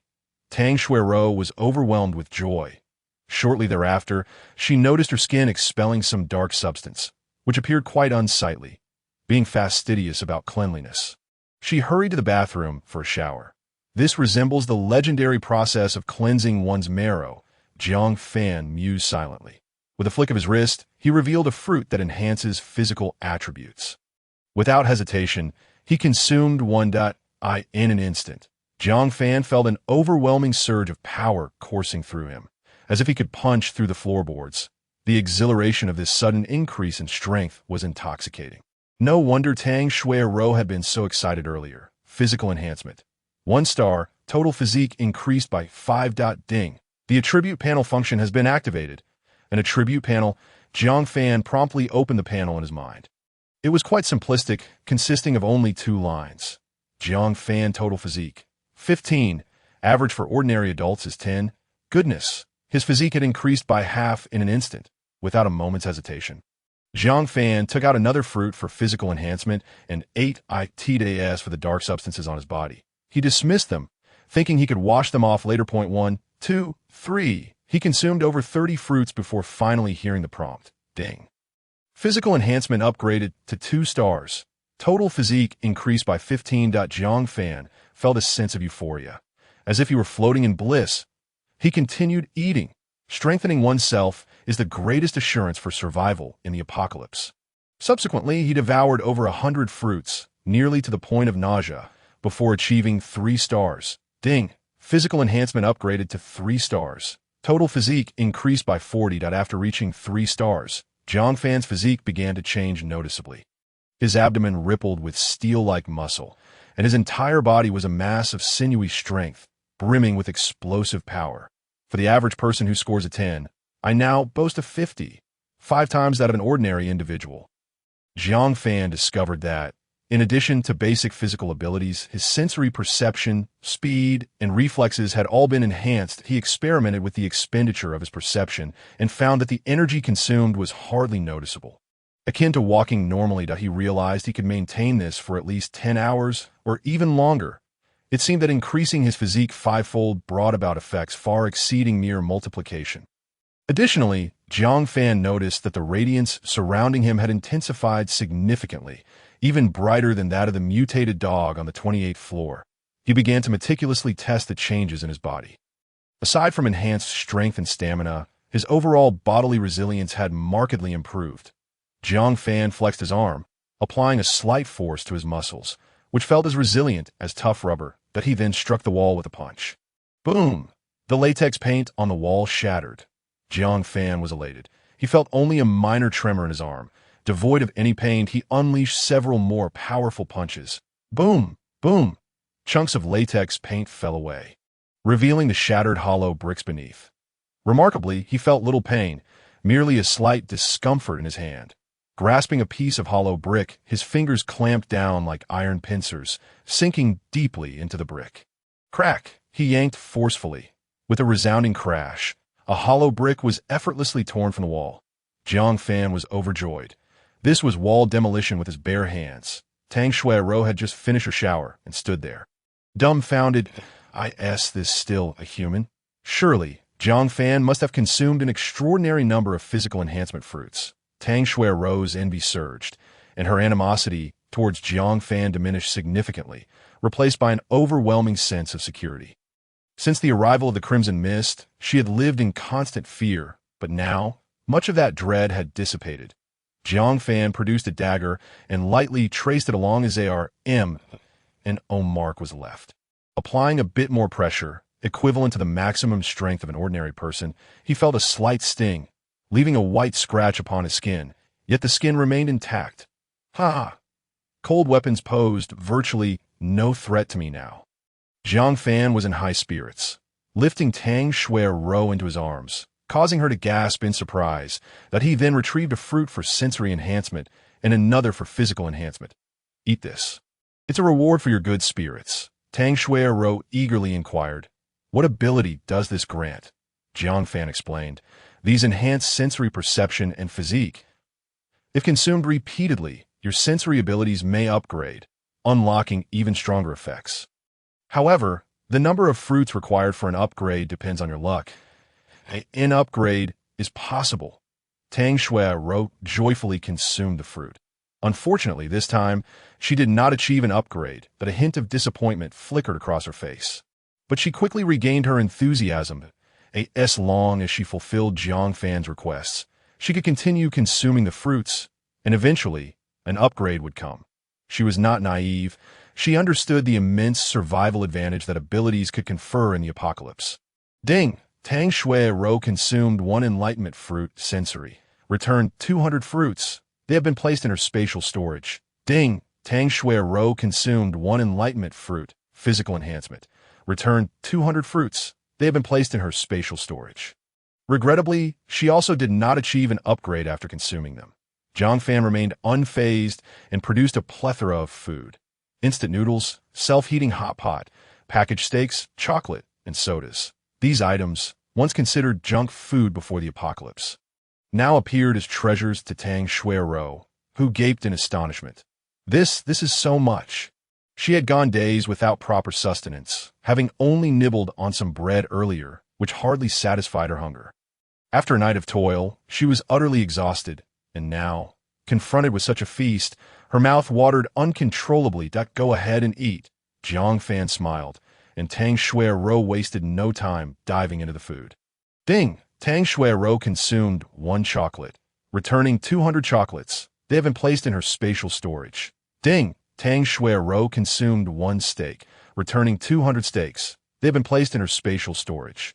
Ding! Tang Xuerou consumed 1 bottle of soda, returning 200 bottles. They have been placed in her spatial storage. Jiang Fan continued to produce more food, piling the table high. Then he took out his phone, snapped several photos, and posted them in the group chat. All-inclusive meals, everyone looking for beautiful women, all meals included, that if interested, private message me with a full-body selfie without beauty filters. The table overflowed with food, steaming hot pots, towering stacks of steak, luncheon meat, and fish balls, alongside heaps of chocolate, sodas, and Sprite, all immensely appetizing. Moreover, a long-haired woman knelt on the floor, with Jiang Fan's large foot comfortably resting in her lap. The group chat erupted. A Block 1201, the distant military brother. Wow. This is too extravagant. B Block 2707, Xiaoping. There are even steaks. Handsome, can I have a piece? I only need half. B Block 1808, Sun Jianmin, director of the street office. Can you eat all those steaks? That's such a waste. B Block 1808, Sun Jianmin, director of the street office. Young man, this is a critical moment. We should all support one another and share resources. Wasting food is shameful.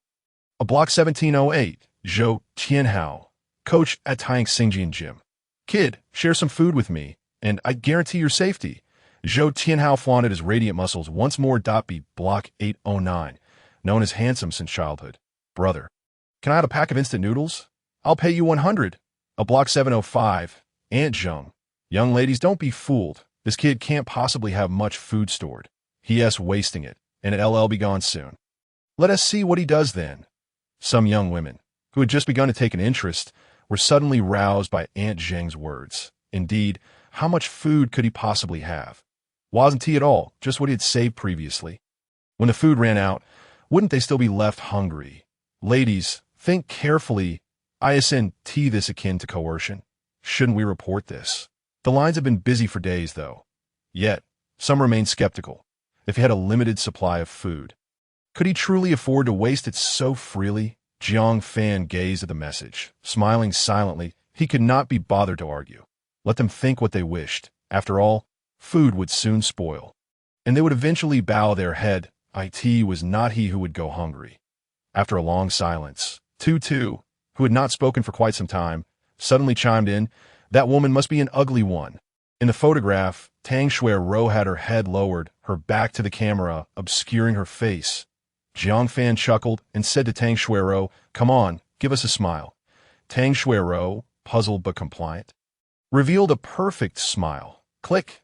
Jiang Fan captured the moment and sent it to the group chat. All meals included. Image.it was done. Everyone knew he was at Jiang Fan's home now. Tang Xuerou felt a wave of shame wash over her eyes brimming with unshed tears. The group chat erupted in chaos. Holy cow! A stunning beauty! Who is she? I think I've seen her around the neighborhood a few times. Isn't she called Tang Xuerou? Yes, the daughter of Director Tang. This guy has lost his mind. He dares to pursue the daughter of Director Tang. This fool is doomed. Some reveled in schadenfreude, while others resorted to threats and persuasion. Jiang Fan paid them no mind. After satisfying his hunger and thirst, he returned to his bedroom, eyeing the hole in the wall. Behind it lay Tang Xuerou's home. Her key was lost, leaving her unable to return. I could easily break through. He thought that if I dig my way through, as long as I avoid the load-bearing walls, I could connect all the units on this floor. Moreover, this method would not damage the front door, nor require shattering any glass windows on the balcony. It would remain inconspicuous from the outside. In such a case, should an overwhelming danger arise, I could swiftly escape to another room if the door were blocked. I could discreetly exit through another unit's front door. Jiang Fan made up his mind and struck the wall with his fist. Boom! Boom! A few minutes later, he had created a sizable hole and crawled through. Tang Xuerou stared at Jiang Fan in disbelief. His strength was astonishing. She suddenly felt a pang of anxiety. Could I endure such a powerful man? They say there's no such thing as a field that can't be tilled. Only an exhausted ox. Enough of that.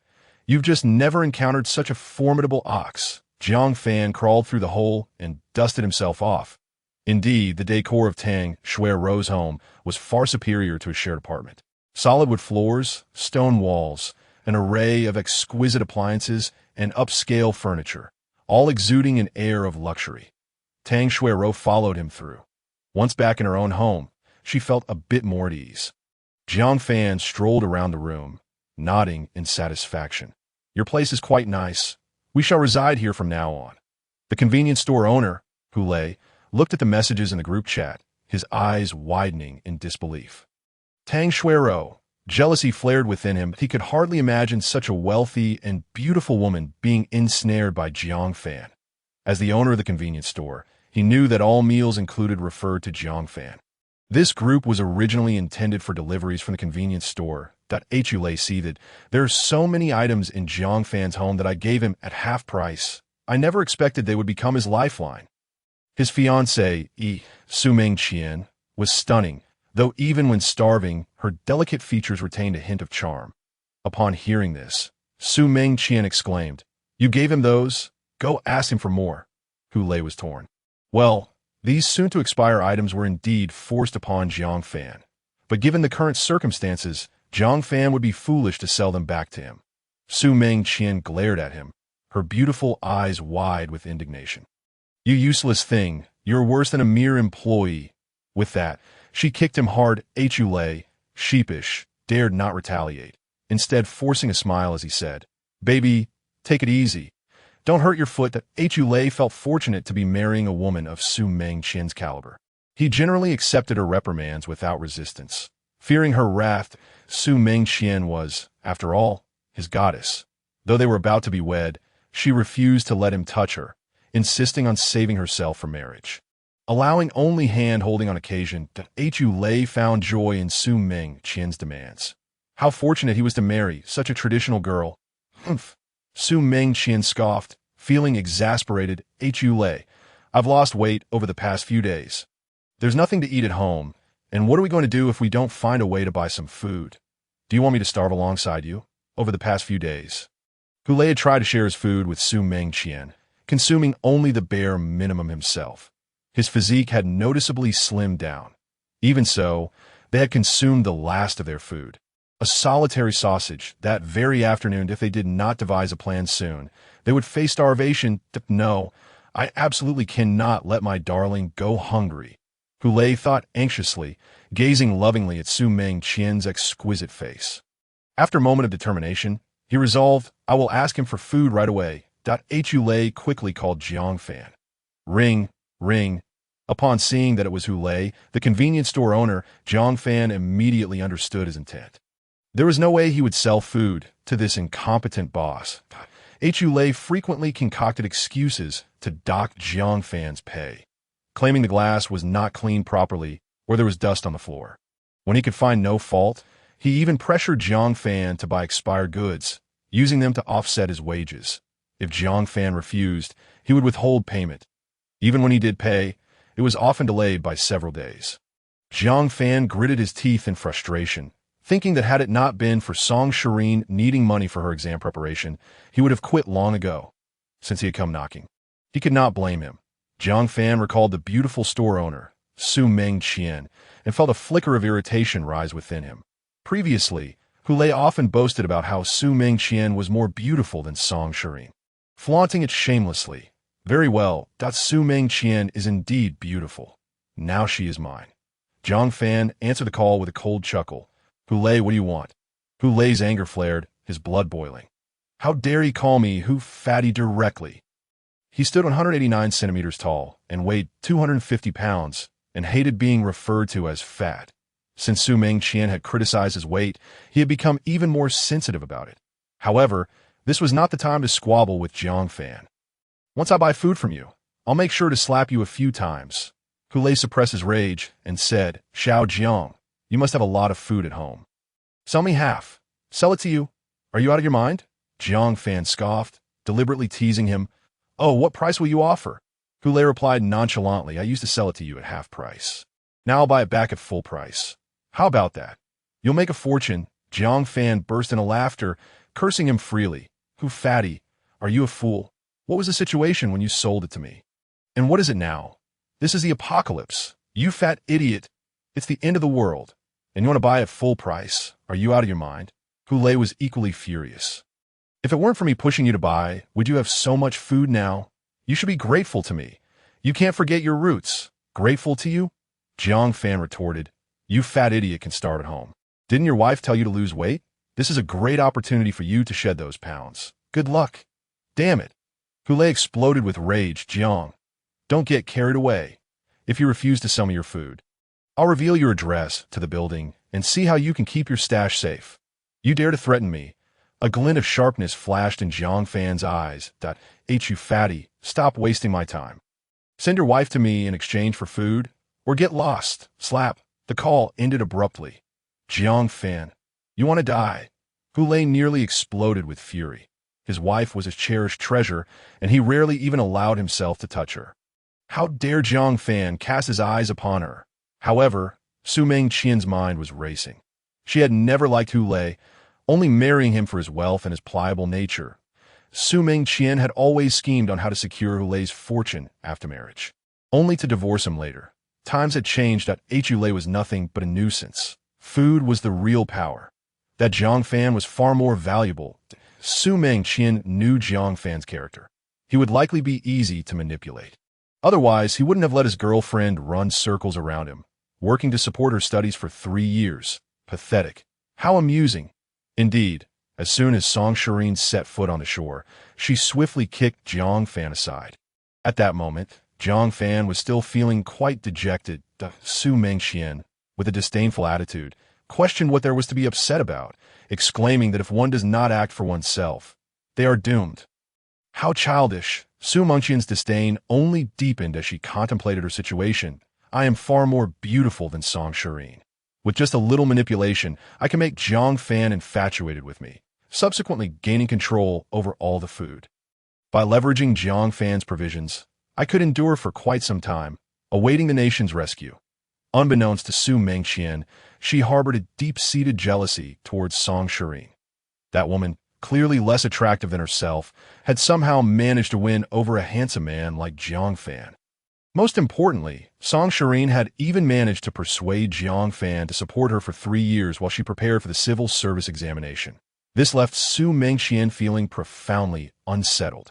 Compared to the sun-kissed and handsome Jiang Fan, Hulei resembled a lumbering black bear. This was also the reason why she had always kept Hulei at bay. Hulei was simply too unattractive. Were it not for his wealth, she would never have agreed to an engagement with him. Hulei picked up his phone to send the address for their all-inclusive lodging to the group. Su Mengqian swiftly intervened, saying, "Do not send that. If others discover who he is, his food will no longer belong to you." Hulei, seething with anger, retorted loudly, "We can't even secure it now." Su Mengqian's beautiful eyes widened in fury. "You insolent fool, how dare you speak to me like that?" Hulei immediately deflated, cautiously smiling as he said, "Darling, I was just upset. That guy actually dared to set his sights on you." Su Mengqian snapped back. "Am I not allowed to be angry? A mere clerk dares to have thoughts about me. He ought to consider whether he is worthy." Yes, indeed." Hulei nodded vigorously. "That's why I should publish his location, so that he too can have a hard time." "Are you foolish? Even if he's robbed by someone else, we still won't get any food, and we will remain hungry." Su Mengqian scoffed, continuing, "Why not this? I will go and accompany him." "Absolutely not." Hulei jumped up, anxiously insisting, "Qian, you cannot fall for his tricks." Su Mengqian glared at him. "Hulei, do not raise your voice at me." Hulei awkwardly fell silent, his heart racing with anxiety. "Qian, I worry about you. He must be deceiving you. Let me finish." Su Mengqian huffed, her eyes glinting with determination. "You hide out of sight. The moment he opens the door, I will block it. Then you rush in and seize all his belongings." "Seize?" Hulei shivered, timidly saying, "That is illegal. Useless." Su Mengqian increasingly looked down upon her fiancé. He was tall and strong, yet cowardly like a little girl. "What should we do then? Are we to starve to death?" "I might as well go and accompany him." "No way." Hulei weakly protested, his heart in turmoil. The thought of sending his beloved woman to another man was unbearable for Hulei, yet the idea of committing robbery frightened him immensely. He had wealth and a beautiful fiancée. If he were caught by the police after a robbery, his fortune and lovely fiancée, he would fall into someone else's hands. What a worthless situation. Su Mengqian scoffed inwardly. She was a shrewd woman. In peaceful times, she had chosen Hulei for his wealth and soft nature, which were easy to manipulate. But now, times had changed. She understood that following such a cowardly man in a post-apocalyptic world would lead to her demise. A beautiful woman like her, without a strong backing in chaotic times, would surely face a grim fate. Starvation would be the most comfortable end. That Su Mengqian recalled the punishments men inflicted on women in movies, causing her to shudder slightly as she continued to provoke Hulei. "Do not worry. I will share half of the food I bring back with you. Qian still loves me." Hulei trembled all over. "That is not what I meant. This can't happen. It truly can't." Su Mengqian glared. "This one do, that one do. What do you propose we do? Are we simply to wait for death by starvation?" Hulei stammered, unable to speak. His mind was in disarray. One moment contemplating rushing into Jiang Fan's home to seize the items, but the fear stopped him. Another moment he thought perhaps letting Qian stay with Jiang Fan was a solution. At least she wouldn't starve, and he could manage to get some food too. However, this thought left him feeling incredibly frustrated, a fire of resentment roaring within him. It was then that Su Mengqian coldly revealed her true intentions. "I'm going to Jiang Fan's place now." Hulei's head shot up, his eyes bloodshot, veins bulging on his forehead as he pleaded, "Qian." Seeing him on the brink of losing control, Su Mengqian, fearing his outburst, quickly patted his shoulder, reassuring him, "Do not worry. I want let him touch me. You know I have experience in controlling men." The moment the words left her mouth, she realized she had misspoken. Hulei was taken aback. "Darling, what do you mean by that? Are you implying that you—" He immediately thought of himself, feeling a twinge of dissatisfaction since he had never truly been with Su Mengqian. Su Mengqian's heart tightened, and she quickly took charge. Slapping Hu Lei across the face. Smack! The slap abruptly interrupted Hu Lei's anger. He covered his face in bewilderment, asking, "Darling, why did you hit me?" Su Mengqian pointed a finger at him. Her eyes reddened with fury. "You fool! What nonsense are you thinking? I'm doing this for both of us. You useless man, I can only sell myself to you for food, and you doubt my intentions. Hu Lei, I regret ever getting engaged to you. How dare you compare yourself to Jiang Fan?" Only then did Hu Lei come to his senses. Of course, I am not like Jiang Fan. I am Su Mengqian's fiancée. Su Mengqian had never once looked at Li Anping directly. It was impossible for her to have an interest in him. "I'm sorry, Qian." Hu Lei hurriedly apologized. Su Mengqian wiped away her tears, sat at her vanity, and began to apply makeup, her voice cold as she said, "Rest assured, no matter what, I will bring you back food. I cannot let you starve. Darling is doing this for me." Hu Lei felt a pang in his heart. He watched as his fiancée meticulously prepared herself for another man, feeling a deep sense of inadequacy. Once Su Mengqian finished her makeup, her disheveled appearance was replaced with her striking beauty, radiant and captivating. She donned black stockings, slipped into high heels, picked up her handbag, and stood tall. Hu Lei trembled. "You cannot go. What if that scoundrel forces you?" Su Mengqian looked at Hu Lei, intentionally adopting a tragic and alluring expression to provoke him. "I brought protection." Hu Lei's mind exploded. He lost all rationality. With bloodshot eyes, he growled, "Qian, I will go with you. We will seize everything." Su Mengqian beamed with joy. Really? She too did not wish to face Jiang Fan. Her, a cowardly Hu Lei was far easier to control than a stranger. Hu Lei, having been manipulated for so long, had formed a habit. Hu Lei, both angry and frightened, insisted, "Really, I will take everything from him. Darling, if I get caught by the police, will you wait for me?" Useless. Su Mengqian inwardly despised him, yet replied, "Of course. I will wait for you forever. By the way, let us bring some cash. When you seize the items, we can throw in the money, and that way, it won't be considered robbery." Hu Lei's eyes lit up. Excellent idea. The two then discussed a few more details. Afterwards, Su Mengqian sent Jiang Fan a voice message. "This is Su Mengqian. I will come over to keep you company for a night, and you must give me 5 boxes of instant noodles." Hearing this, Hu Lei's lips twitched in anger. "Darling, why did you say that?" Su Mengqian glared and scolded. "Do you not understand the art of negotiation? We need to establish a price to make Jiang relax his guard. Isn't this for both of us?" Hu Lei understood the reasoning, but still felt incredibly frustrated. Jiang Fan replied with a voice message. "No way. At most 1 box.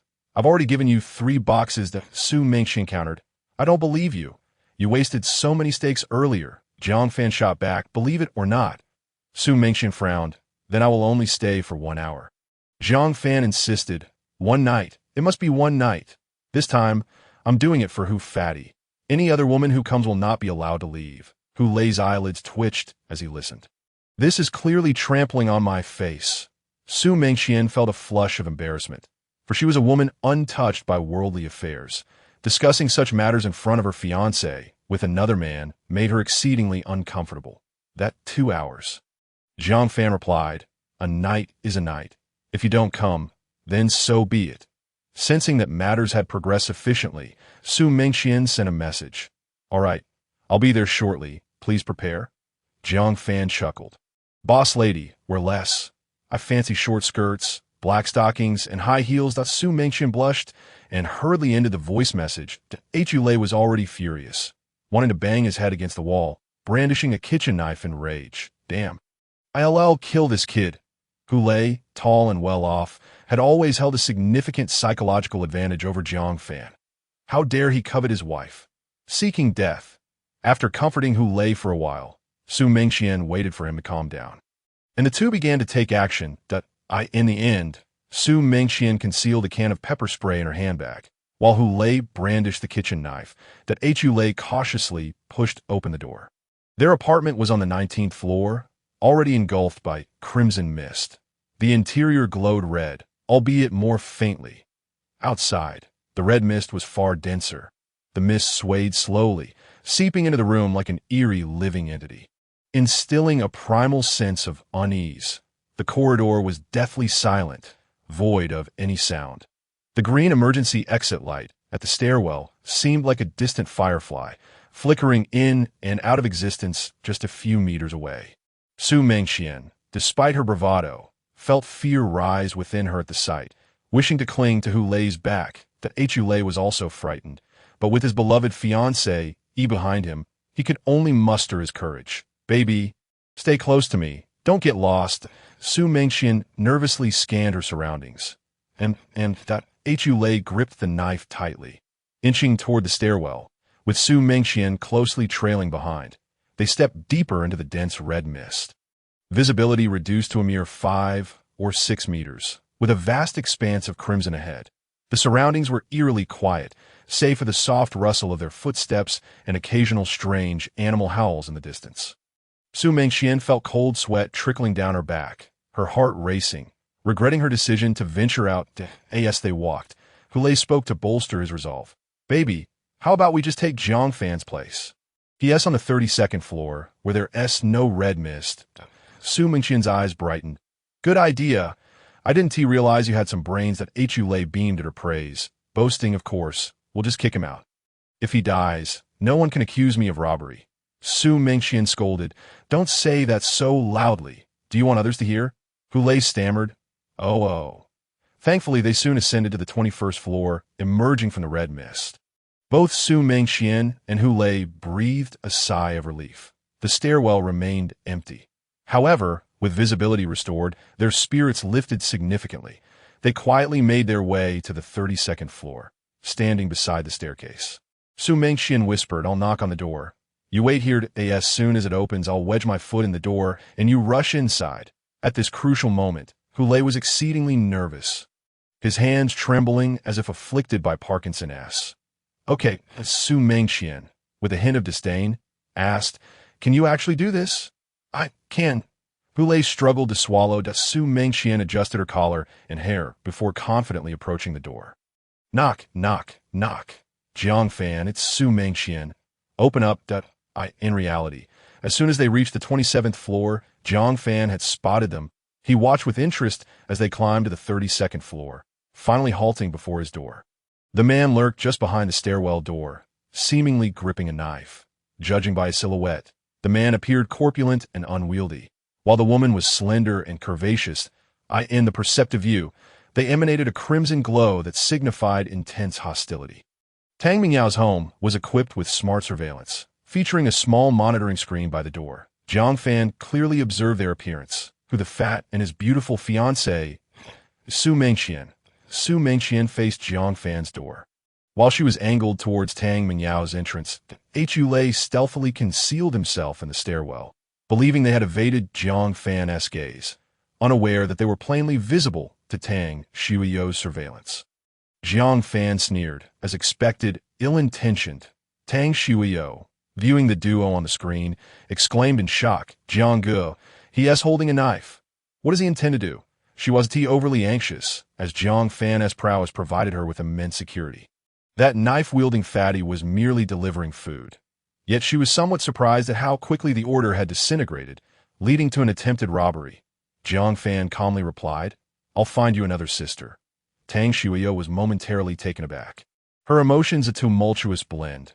She felt glee at the misfortune befalling the two outside, alongside a twinge of jealousy at the thought of Jiang Fan having another woman.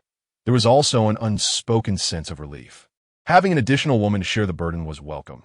Jiang Fan picked up his phone and called Mengqian, teasing them deliberately. "Hu Lei hasn't arrived, has he?" Mengqian responded nonchalantly, "No, he hasn't." Hu Lei clutched the knife tightly behind the stairwell door. Jiang Fan chose not to expose her, saying, "Step back a bit, turn around, and let me see if you have any weapons." Mengqian, feeling tense, pressed her handbag and took a step back, slowly turning. Jiang Fan observed her movements, deducing that there was likely something in her handbag. The system automatically prompted, Mengqian age, 23 quality, 8. 5. Beautiful wife, virtue, 9. Untouched already engaged, comprehensive score, 8.5 ding. Meets system requirements. She is indeed untouched. Hu Lei, given a chance, you're useless. Jiang Fan laughed heartily. TSK, Black stockings and beautiful legs, not bad. I am quite pleased. Bastard. Hu felt blood surge to his head, his hands gripping the knife, so tightly his fingers turned white. He yearned to storm into the house immediately, drive Jiang Fan out, and seize both Jiang Fan's home and the food within. Mengqian feigned impatience. Is that enough? I'm just a woman. What are you afraid of? Inside, she felt a twinge of anxiety. Why was this guy being so cautious? Jiang Fan chuckled. I can't see your shoes clearly. Step back a little more, so I can see if they're high heels. Mengqian's face flushed with anger, realizing it was a trap. Yet she had no choice but to retreat a few more steps, until she was right at Tang Xuerou's door. Hulei's teeth clenched in frustration as he glared intensely at Jiang Fan's door. The further Mengqian stepped back, the less Jiang Fan guarded against her, thereby increasing his chances of success. The moment you open the door, I'll kill you. Boom. Just then, another door suddenly swung open. The security door flew past Mengqian's nose, sweeping away a few strands of hair. Mengqian screamed in fright. Before she could finish, Jiang Fan seized her collar and yanked her forcefully. Under Jiang Fan's immense strength, Mengqian had no capacity to resist, being dragged into the room like a rag doll. Jiang Fan tossed her aside. Mengqian, unable to maintain her balance in high heels, stumbled and fell to the ground, crying out in pain. Bang! Jiang Fan slammed the security door shut with force and locked it with a click. Hulei had been fixated on Jiang Fan's door, caught off guard by the sudden opening of the neighboring door. Only then did he react, rushing out with the kitchen knife. However, all that remained before him was a cold, unyielding security door. His wife had been taken right before his eyes. Blood surged in Hulei's veins as he bellowed in anger. Damn, you're seeking death. Inside the room, Jiang Fan wasted no time. He pressed his knee against the struggling Mengqian's back, forcing her back to the ground once more. Mengqian screamed. It hurts. It hurts. Please be gentle. She had never endured such torment, tears streaming down her face instantaneously. Jiang Fan showed no mercy, snatching her handbag away with a single motion. A quick rummage revealed the pepper spray within. You little wretch, what do you intend to do?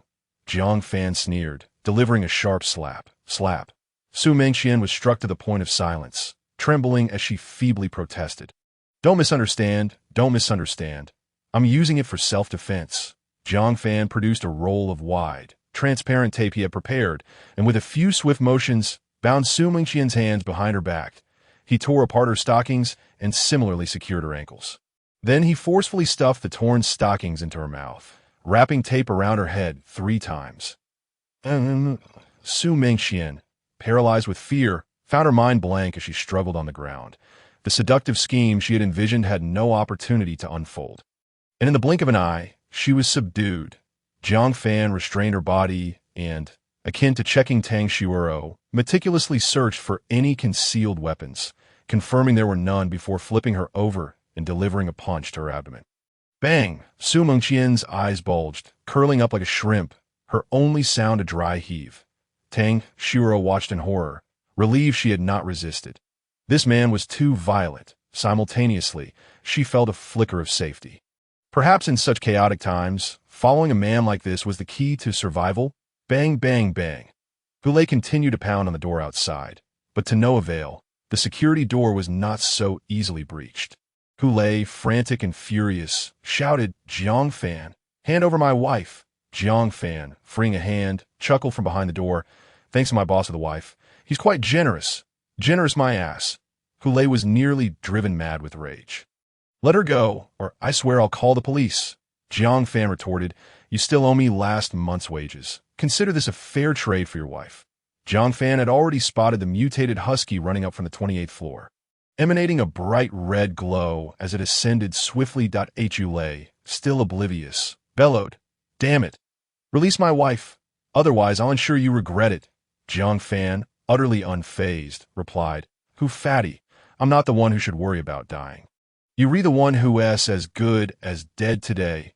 Hulei, exhausted from pounding the door, leaned against his knee with one hand while brandishing a kitchen knife, shouting, if you have the guts. Come out. Jiang Fan chuckled, fool. Just take a look behind you. Hulei paused momentarily, puzzled by the statement. Just then, a wheezing breath echoed from the stairwell. What the hell is that? Terrified, Hu turned to face the staircase. A massive, tiger-sized dog emerged, low growling, its muscles bulging, eyes blood-red, teeth stained with blood and remnants of suspicious bones. Hulei's face turned pale as he screamed in terror. Don't come any closer. The mutated dog lunged, tackling Hu, sinking its teeth into his knife-wielding hand. Blood sprayed as it bit down. Crack! With a howl of agony, Hulei's arm snapped, the knife clattering to the side. That Hulei struggled frantically, grappling with the husky. Don't bite me. It hurts. Help! Tang Xuerou turned pale, trembling uncontrollably. That dog was terrifyingly enormous. On the ground, Mengqian, hearing Hulei's screams, strained to look at the screen, only to see the giant dog tearing into Hu. She was instantly struck with fear. If she had been discovered earlier, she would have been doomed. Jiang Fan, however, observed the battle between the mutated dog and Hu closely. After his composite physique had increased to 50, his entire body was enhanced. The dog's speed appeared like lightning to an ordinary person. However, with Jiang Fan's enhanced perception, he could clearly see every movement of the mutated dog, even finding it somewhat slow. I should be able to defeat it. Jiang Fan grasped a hammer and gently pushed open the door. Tang Xuerou was left dumbfounded. The mutated husky raised its head, barking at Jiang Fan. Woof woof. Hu, reaching out in desperation, screamed, "Help! Save me!" Jiang Fan ignored him, fixating on the mutated dog, taking a step forward. The husky, recalling the terror of humans, growled and took a step back. Seizing the opportunity, Hu crawled towards Jiang Fan. The husky, seeing its prey attempt to flee, became enraged and lunged at Hu. Jiang Fan's eyes lit up. Too slow. He kicked out, striking the dog's head with precision. Boom! The massive husky was sent flying over 2 meters. Crashing against the wall. Crash! The tiles on the wall shattered. The husky howled as it rose from the ground, its tail tucked tightly between its legs, howling at Jiang Fan. Jiang Fan advanced rather than retreating, taking a step forward. The husky couldn't react in time, and Jiang Fan's large hand grasped its neck. Get down! Jiang Fan roared. The husky, unable to withstand the immense force, spread its legs and was forcefully pinned to the ground. Jiang Fan seized the hammer, aiming for the dog's head. Thwack! Thwack! Thwack! The husky was instantly dazed, blood streaming from its head. This human is too formidable. It quickly recalled the days of being dominated by humans and immediately cowered. The husky whimpered submissively, wagging its tail in a friendly manner. The red glow around it swiftly transformed into a gentle green light. Jiang Fan was taken aback. Is it really that easy to pacify it? The husky, too intimidated to rise, nestled against Jiang Fan's pant leg, looking up at him with submissive eyes. Jiang Fan finally gained a tangible sense of his own strength. Hu, clutching his wrist, stared in disbelief. What the hell? How is this kid so strong? What was I thinking trying to rob him? Tang Xuerou also relaxed, peering cautiously through the door. Mengqian, lying on the ground, darted her eyes around. How could such a massive dog be subdued so quickly? Jiang Fan was far more reliable than Hu. Jiang Fan, with a thought, produced a steak in his hand. Would you like some? The husky, excited, eagerly licked Jiang Fan's shoe in a bid for favor. Beasts never submit unless they are well fed. Jiang Fan tossed the steak on the ground. The husky devoured it in an instant. This steak was a children's portion sold in supermarkets, barely the size of a palm. The gigantic mutated husky swallowed it whole. Jiang Fan, feeling generous, pulled out 20 packs and tossed them to the husky. The husky, thrilled, bounced around, nearly in tears. Ever since the red mist descended, no one had fed it. Do you know how hard life is for a husky? Jiang Fan looked into the husky's white eyes and said, From now on, your name is Bai Yin. Woof woof. The husky barked twice at Jiang Fan. As if it understood, it's your turn now, Hu fatty. Jiang Fan grabbed Hu lay by the hair, effortlessly dragging him back into the room. Da-da, it hurts. Be gentle. Jiang Fan. Hu cried out in pain, but dared not resist. Jiang Fan had just subdued such a large dog. He wouldn't dare strike back.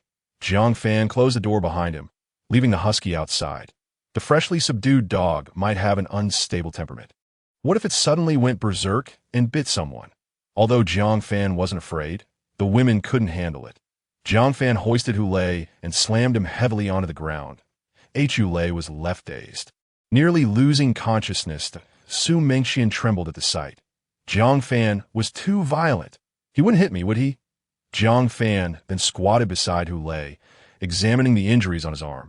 The ulna and radius of Hu Lei's right arm had been bitten cleanly through, the white bone protruding from his skin, his hand hanging limply. Jiang Fan smiled brightly. Wow, such a severe injury. Hu Fatty, you're as good as dead.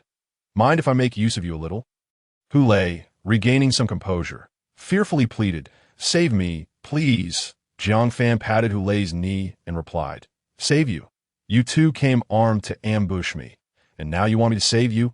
Hu Lei, trembling in terror, exclaimed, We were just defending ourselves. Crack! Jiang Fan's fist shattered Hu Lei's left kneecap.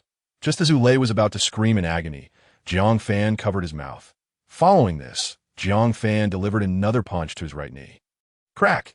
Hu Lei's eyes bulged in terror, the veins in his neck protruding as he stared fearfully at his oddly angled legs. Jiang Fan released his grip and smiled reassuringly. Relax, relax. Pain and dizziness are perfectly normal. Come, follow my lead. Take a deep breath and another deep breath. You see, I don't wish for this either, but you are quite robust, and I must confess, I'm rather timid. Surely you can understand my perspective, can't you? Hu Lei gasped for breath. Fixating on his knees, his mind blanked on the ground. Su Mengqian's face turned pale as she trembled uncontrollably, filled with regret. What sort of formidable demon have I provoked? He wouldn't break my legs too, would he? Tang Xuerou, though not as frightened as the two, felt a chill run down her spine, her respect for Jiang Fan reaching its zenith. Jiang Fan hoisted Hu Lei onto the balcony, hanging him over the iron railing, his upper body outside, his lower body inside. Amid Hu Lei's desperate screams, he bound his hands and feet with tape, securing them tightly with dozens of loops. Su Mengqian, witnessing Hu Lei's plight, trembled uncontrollably, her mind a whirlwind. Jiang Fan glanced down at the crimson mist below. So far, that mutated frog posed the greatest threat to him. He pondered testing whether its tongue could reach the 32nd floor. With a smile, Jiang Fan returned to the living room. Scrutinizing the beautiful wife, Su Mengqian shuddered involuntarily. Jiang Fan flipped his hand, revealing a piece of bread. Su Mengqian's eyes widened in astonishment. Is this magic?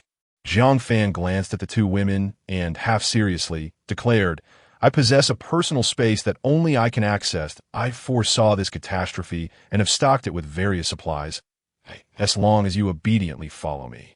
I assure you, you shall never want for food or clothing. So behave. Understood? Su Mengqian found herself uncertain about the veracity of Jiang Fan's claims. However, her willingness to resist had significantly diminished, if what Jiang Fan said was true. Then accompanying him was indeed the wisest choice. In this terrifying apocalypse, survival was the utmost necessity. Tang Xuerou, recalling the vast amount of food and the numerous supernatural fruits Jiang Fan had produced, felt a surge of belief. This aligned closely with her suspicions. Beyond that, she struggled to fathom how Jiang Fan had prepared so thoroughly. Jiang Fan noticed that the red glow surrounding Su Mengqian began to fade, gradually turning yellow. Though faint, it now bore no trace of hostility. Excellent. I appreciate a clever woman. Jiang Fan, satisfied, gently patted Su Mengqian's cheek and smiled. Good girl, don't move about. I will free your mouth. With a swift motion, he tore the transparent tape from her face, inadvertently pulling out a few strands of her hair, causing Su Mengqian to shudder in pain, silenced by the discomfort. Jiang Fan then extracted a pair of black stockings from her mouth. Ugh! Su Mengqian gagged painfully a few times before regaining her composure. Jiang Fan tossed the bread beside her, saying, Eat up. You have more work to do afterward. Su Mengqian, unable to ponder the meaning of work, lay on the ground, fixated on the bread, pleading, Could you please free my hands? I can't eat like this. Jiang Fan calmly replied, No, you must eat it like this. Su Mengqian huffed in frustration. What kind of person are you? How can anyone eat like this? Jiang Fan chuckled coldly. This tactic against Hu Lei would not work on him. He crushed the bread underfoot and tossed it out the window. All right, your lunch is gone. Mengqian stared in disbelief.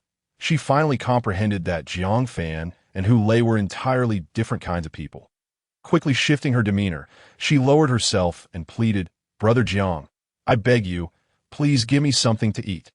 This woman knew how to adapt. Jiang Fan flipped his hand once more, producing another piece of bread. Mengqian's eyes sparkled with hope. Jiang Fan tossed the bread onto the floor, sneering, "You've chosen to refuse hospitality.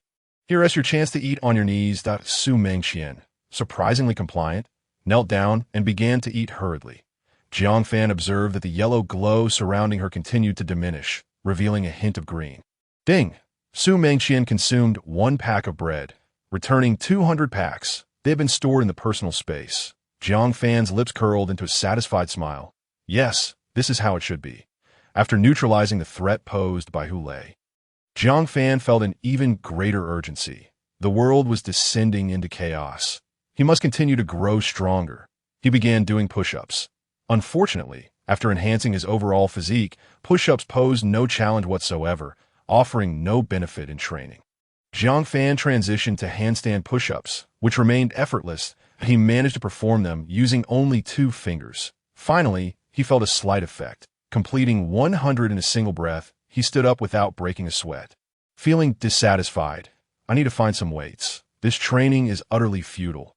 Alternatively, learning martial arts or combat techniques would be beneficial." Furthermore, he was in dire need of weapons. Tang Xuerou stared in awe.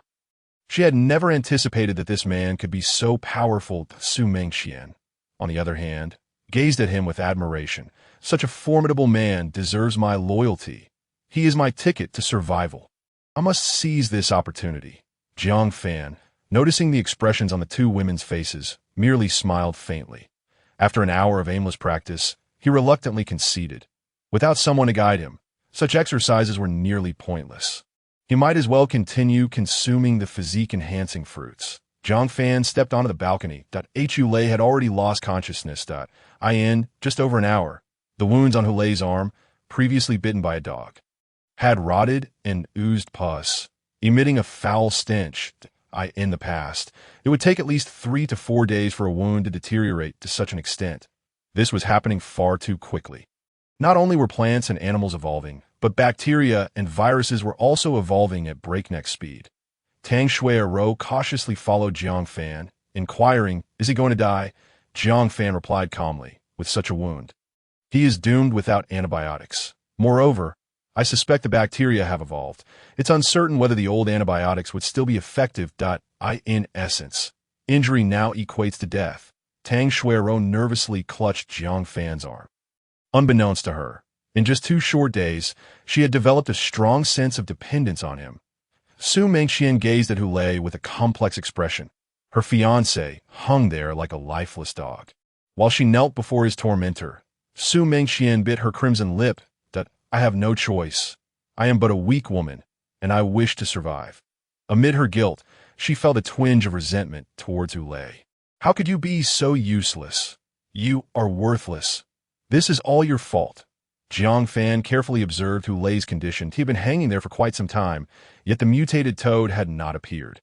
He wondered if it was unable to reach such heights, had left, or simply hadn't noticed.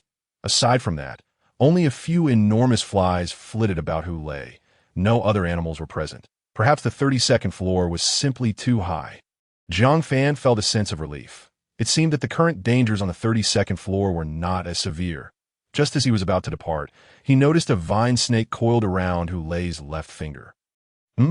Jiang Fan exclaimed in surprise. "Has this thing managed to grow to the 30th floor?" Tugging at the vine snake, he soon realized that it was not merely wrapped around Hu Lei's finger, but had actually burrowed into his flesh. Jiang Fan pulled forcefully, and to his horror, he extracted a long segment of it, accompanied by bloodied fragments of flesh, upon the removal of the vine snake. Hu Lei's left hand visibly shrank, nearly transforming into a mere layer of skin, the flesh devoured completely. Jiang Fan felt a chill run down his spine. What the hell? This creature consumes human flesh. Jiang Fan leaned over to peer downwards. The vine snake had covered the entire exterior wall, a vast expanse of green. Upon closer inspection, The snake was entangled with the corpses of various animals, enormous sparrows, gigantic rats, and even one that rivaled the size of a tiger. No wonder no animals had come near Hulei. This vine snake had devoured them all. The two women turned pale, their hearts racing in terror. The world has changed. Even plants have begun to consume humans. Jiang Fan immediately activated his perception, casting another glance at the vine snake. It emitted a faint red glow, not bright, but rather a dim expanse easily overlooked amidst the crimson mist. Jiang Fan's expression darkened. It appears that not only do formidable creatures pose a threat, but seemingly insignificant beings can also be incredibly dangerous. Certainly, the danger posed by the climbing tiger is minimal. It possesses almost no mobility, relying entirely on its prey to approach it, and must remain motionless for extended periods. Jiang Fan also noticed a faint red glow within Hulei, coursing through his veins. Seemingly the seeds left by the climbing tiger. With a grave expression, Jiang Fan retrieved a bottle of pure water from his space and splashed it onto Hulei's face. Awakening, Hulei weakly cried out, "Water! Water!" The significant blood loss left him parched. Jiang Fan gently inquired, "Does your left hand hurt?" "Left hand?" Hulei fixated intently on the bottle of pure water in Jiang Fan's hand. "It doesn't hurt." "Water! Give me water!" Jiang Fan furrowed his brow. Hulei appeared oblivious to the injury on his left hand. The climbing tiger seemingly possessed some anesthetic ability. Jiang Fan discarded the bottle of pure water over the balcony. Hulei pleaded, "Just let me have a sip. Just one sip." Jiang Fan handed a roll of transparent tape to Mengqian, smiling. "Seal your husband's mouth. He's far too noisy." "All right, Jianggu," Mengqian complied, crouching before Hulei. Hulei gazed at his fiancée in disbelief. "Babe?" Avoiding his eyes, Mengqian lowered her head, swiftly cutting a piece of tape with scissors and affixing it over Hulei's mouth, whispering, "You're beyond saving. Even I, as a woman, can do nothing. We must survive, you understand, right?" "I understand nothing." Hulei glared at Mengqian, his face flushed with indignation.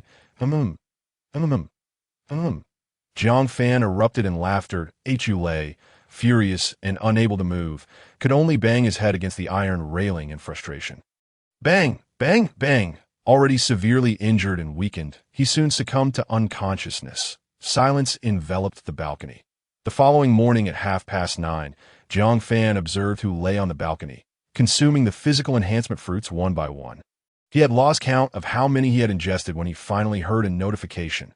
Ding! Physical enhancement upgraded to 4 stars.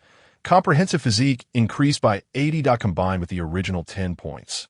His attributes now reached 90. Jiang Fan felt a surge of joy as he pushed himself up and lightly descended from the bed, feeling as if he were floating. After his comprehensive physique increased to 90 points. He sensed a transformation occurring within his body. Minor ailments vanished. His skin became flawless, and the childhood scars on his arms disappeared. Jiang Fan's mild myopia had completely resolved as well. His muscles, while no longer appearing as pronounced as before, had become more rounded, exuding a terrifying strength without showing signs of excessive training. Casually, Jiang Fan took out a 1 yuan coin, applying slight pressure to effortlessly bend it in half as though it were mere Play-Doh. He then folded it again and again, finally rolling it in his palm until it morphed into a metallic sphere. The enhancement in his physique yielded results that multiplied geometrically. He retrieved a dagger, pressing his finger against the tip, flattening it with ease. Such formidable strength greatly augmented his survival capability. He activated his perception to test it, hardly feeling any expenditure of energy. It could undoubtedly remain active for 24 hours. Without hesitation, Jiang Fan decided to maintain his perception for the entire day. In this apocalyptic era, the ability to perceive was of utmost importance, allowing one to detect dangers in advance. After experimenting with his abilities for a while, he contentedly stepped onto the balcony. Hulei was already dead. Sprouting from his mouth, ears, and nose were the seedlings of the climbing tiger. Through the lens of perception, Jiang Fan observed the corpse filled with countless climbing tigers, emanating a terrifying dim red light. Frowning, he unwrapped the body and discarded it over the balcony. Throughout the night, the mutated frogs had not attacked Hulei. Jiang Fan was fairly certain that the attack range of the mutated frogs was not this extensive. He glanced toward the doorway, where a dog lay, its size indicating it was Baiyin. Upon opening the door, the husky sprang up excitedly, wagging its tail in delight, eager for Jiang Fan's affection. The husky radiated a vibrant green glow. Clearly having recognized its master, Jiang Fan chuckled as he patted its head and then tossed 20 pieces of steak and a pile of sausage onto the ground. Wong wong. The husky eagerly devoured the food.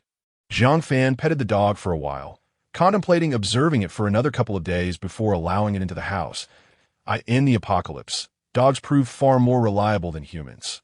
While scrolling through his phone, he took out a hefty handful of enlightenment fruits, perception, and began munching on them.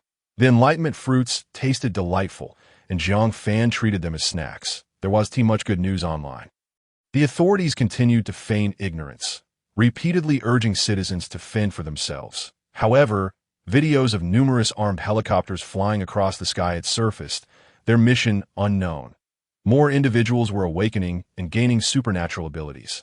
Yet news of the black lychee remained undisclosed. Increasingly, people were forced to venture outside in search of food, suffering heavy casualties. Dogs, mantises, centipedes, cockroaches, rats, spiders, and ants. All the creatures humanity once dismissed had mutated. Each posed a significant threat to humanity. The ground had transformed into a terrifying battlefield. If there were powerful superhumans, it would be manageable, but ordinary people found it nearly impossible to navigate. Jiang Fan suddenly noticed poor cell phone reception. Perhaps a nearby base station had malfunctioned. As time passed, resources that city dwellers had once regarded as commonplace, water, electricity, gas, and internet, would gradually vanish and the environment for human survival would worsen. Jiang Fan, feeling disheartened, gazed out the window. The exterior of Building A across the street was already overrun with climbing tiger vines. All 33 stories were enveloped in a sea of green. An increasing number of pine trees emerged from the crimson mist, towering into the clouds as a colossal, unidentified bird circled above the pine branches. Resembling a swallow but larger than an eagle, Jiang Fan's expression darkened. He knew that this residence could not be sustained for long. With the rapid growth of vegetation, this place would soon transform into a forest. Various mutated creatures would inevitably invade the building. And no matter how plentiful his supplies were, they would be of little use. One person could not contend with the formidable forces of nature. I must grow stronger, Jiang Fan resolved, pulling out a supernatural fruit and snapping a photograph, sending it to the group chat. All-inclusive. Everyone seeking black lychee, message me privately. Attached was an image of the black lychee. This message garnered little attention in the chat. The vast majority remained oblivious to what it was. Only a few astute individuals quietly noted it down. Jiang Fan felt helpless. If others consumed the supernatural fruit, he would miss out. Additionally, he was now confident in his enhanced physique, believing he could protect himself from being victimized. Crunch! Jiang Fan tossed another perception fruit into his mouth, and a second surprise emerged. Ding! Perception upgraded to 4 stars. Perception range increased to 50 meters. You can sense energy focal points within the target's body. Jiang Fan felt his field of vision expand dramatically. Now, looking downward, he could see the 17th floor. Nearly the entire building lay within his sight, revealing close to 100 survivors trapped in their homes.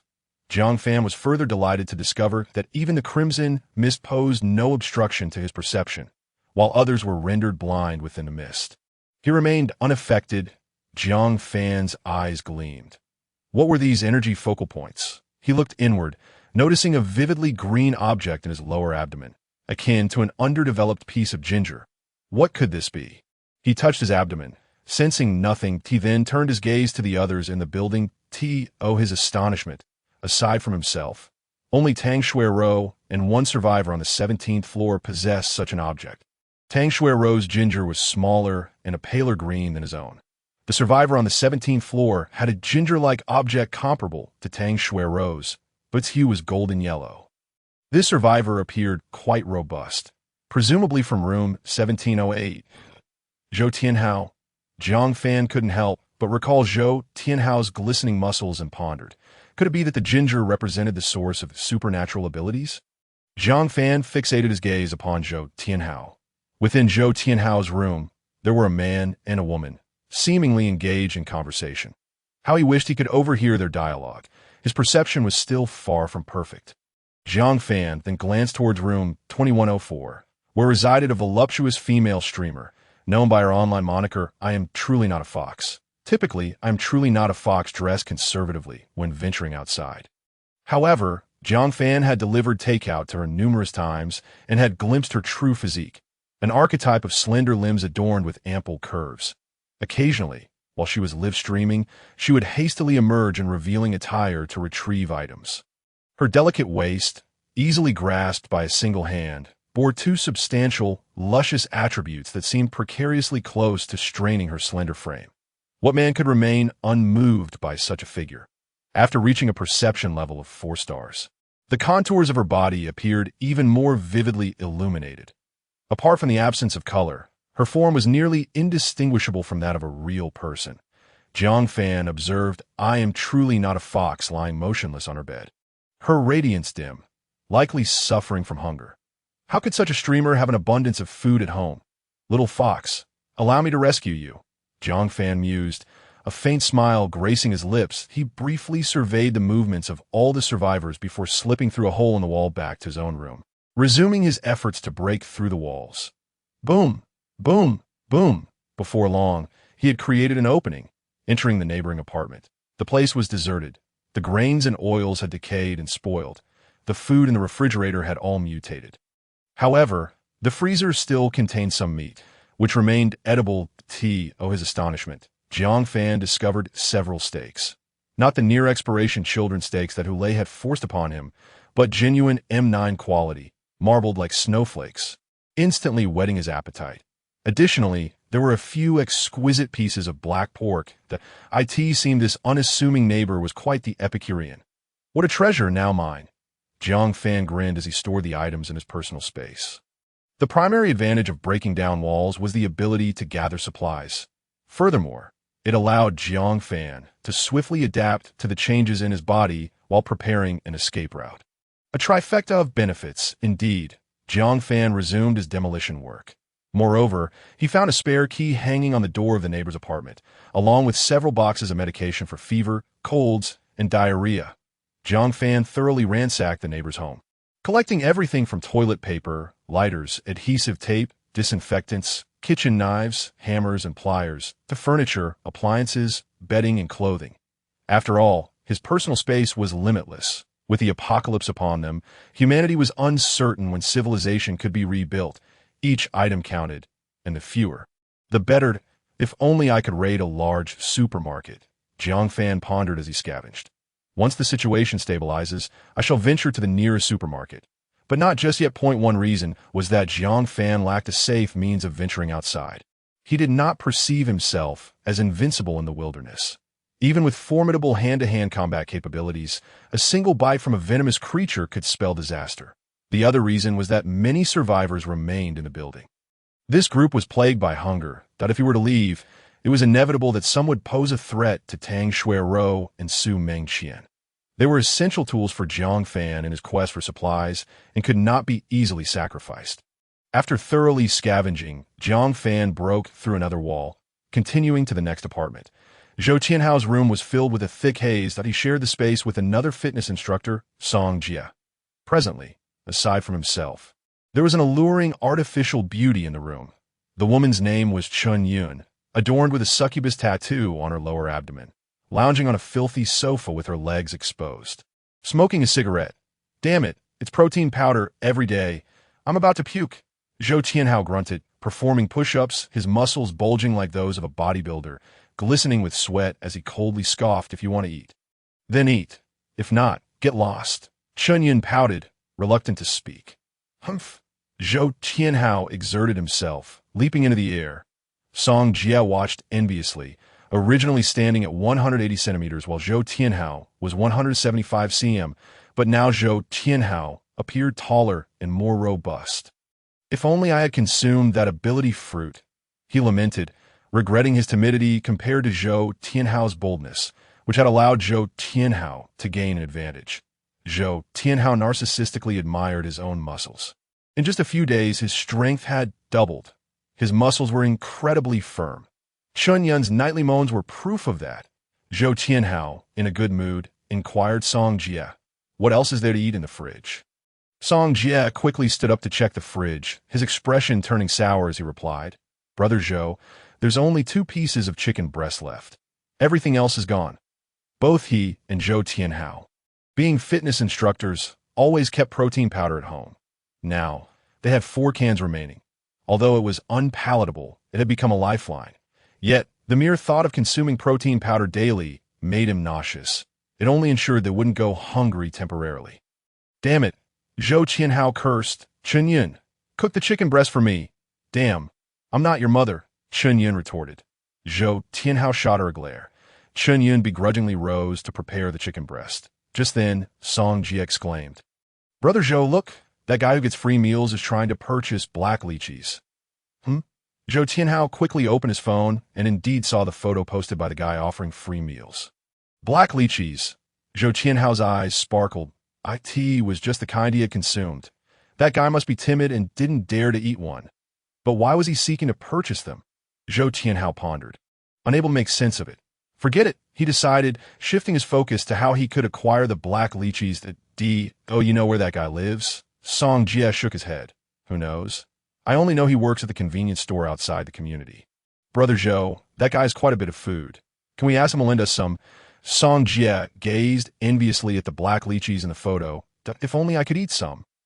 Zhou Tianhao nodded, his eyes gleaming with a predatory light. That guy can't be foolish enough to easily reveal his address. Chun Yun chimed in from the kitchen. Someone in the group should know. He lives in our community, so he must have neighbors. Zhou Tianhao's eyes sparkled slightly. Good point. You two go ask around. Whoever finds out that guy's address gets to keep the black lychee, and we will split the food he has. Really? Song Jie exclaimed in surprise. If I find out, you'll really give it to me? Of course, we must have each other's backs. Zhou Tianhao smiled at Song Jie, but inwardly he schemed once I get my hands on the black lychee. I'll punch you into oblivion. Chun Yun could still serve to vent his frustrations, but what use was Song Jie other than wasting food? That guy who gets free meals was clever from the start, only wanting women and not men. After all, when it comes time to flee, women can serve as meat shields just as well and are easier to manage. What use do I have for you? Chun Yun disdainfully remarked, I don't want that much muscle. It's truly disgusting. Just make sure Brother Zhou gives me a bit more food. Zhou Tianhao glanced at her and replied with a smile. All right. What a dim-witted woman. Song Jie shot her a dismissive look. Food is far more valuable than ability. With power, we can just seize it. Chun Yun appeared foolish, yet in her heart, she thought fool. Zhou Tianhao would be crazy to give you the ability fruit. I'm not as foolish as you. Being alive today is certainly better than being dead. Song Jie and Chun Yun each plotted their own schemes. Zhou Tianhao was not idle either. He sent a message in the group. In order to overcome these trying times, I propose we establish a free trading market to exchange resources. The red mist only reaches the 21st floor, so I suggest we trade every day at 2 p.m. in the corridors above the 21st floor. Responses flooded in quickly. Yes, I have 3 bottles of Mao Dai. I'll trade one for 10 packs of instant noodles. 2 packs of instant noodles will you trade? Are you kidding? Mao Dai costs a fortune. While instant noodles are practically nothing, money is utterly useless. You may as well indulge in your Mao Dai. I possess a pack of Oreos, and if anyone has some ham sausage, I yearn to savor some meat. The craving is unbearable. I envy those of you who have meat to eat. I have subsisted on marinated eggs for 3 consecutive days. I have longed with cigarettes and wish to exchange them for a box of flufenazine. Yesterday, I fell ill from spoiled food and am in dire need of assistance. I possess flufenazine and seek food in exchange, not cigarettes. Help me, dear brother. While I do have flufenazine, we are not in the same building, and I hesitate to venture out. Would you care to come and retrieve it? Yesterday I was bitten by a giant ant, and now the wound is festering. Please, I am in distress. Zhou Tianhao gazed with satisfaction at the messages in the group. Now it is evident who possesses food. When the time comes to resort to theft, I shall know precisely whom to target. Of course, some may be hoarding supplies, but that is of little consequence. As long as I acquire enough provisions for myself, That suffices. The government cannot possibly refrain from providing aid indefinitely. Can it? Once the prominent figures receive assistance, it must eventually be our turn, correct? If that fellow who provides food and lodging were to exchange supplies, I could seize the opportunity to capture him. Jiang Fan also took note of the message posted by Zhou Tianhao and mused. A trading market? Perhaps I should procure some new supplies. He needed to continually diversify his stock. Women can trade for supplies, but only what they already possess. With too few varieties, one inevitably grows weary of the same fare. Suddenly, he observed the yellow light surrounding Zhou Tianhao morph into a blinding red hue. Jiang Fan smirked. He likely has his sights set on the extraordinary fruit in my possession. Others may be oblivious, but Zhou Tianhao is surely aware of the effects of the black lychee. In that case, may you meet your demise.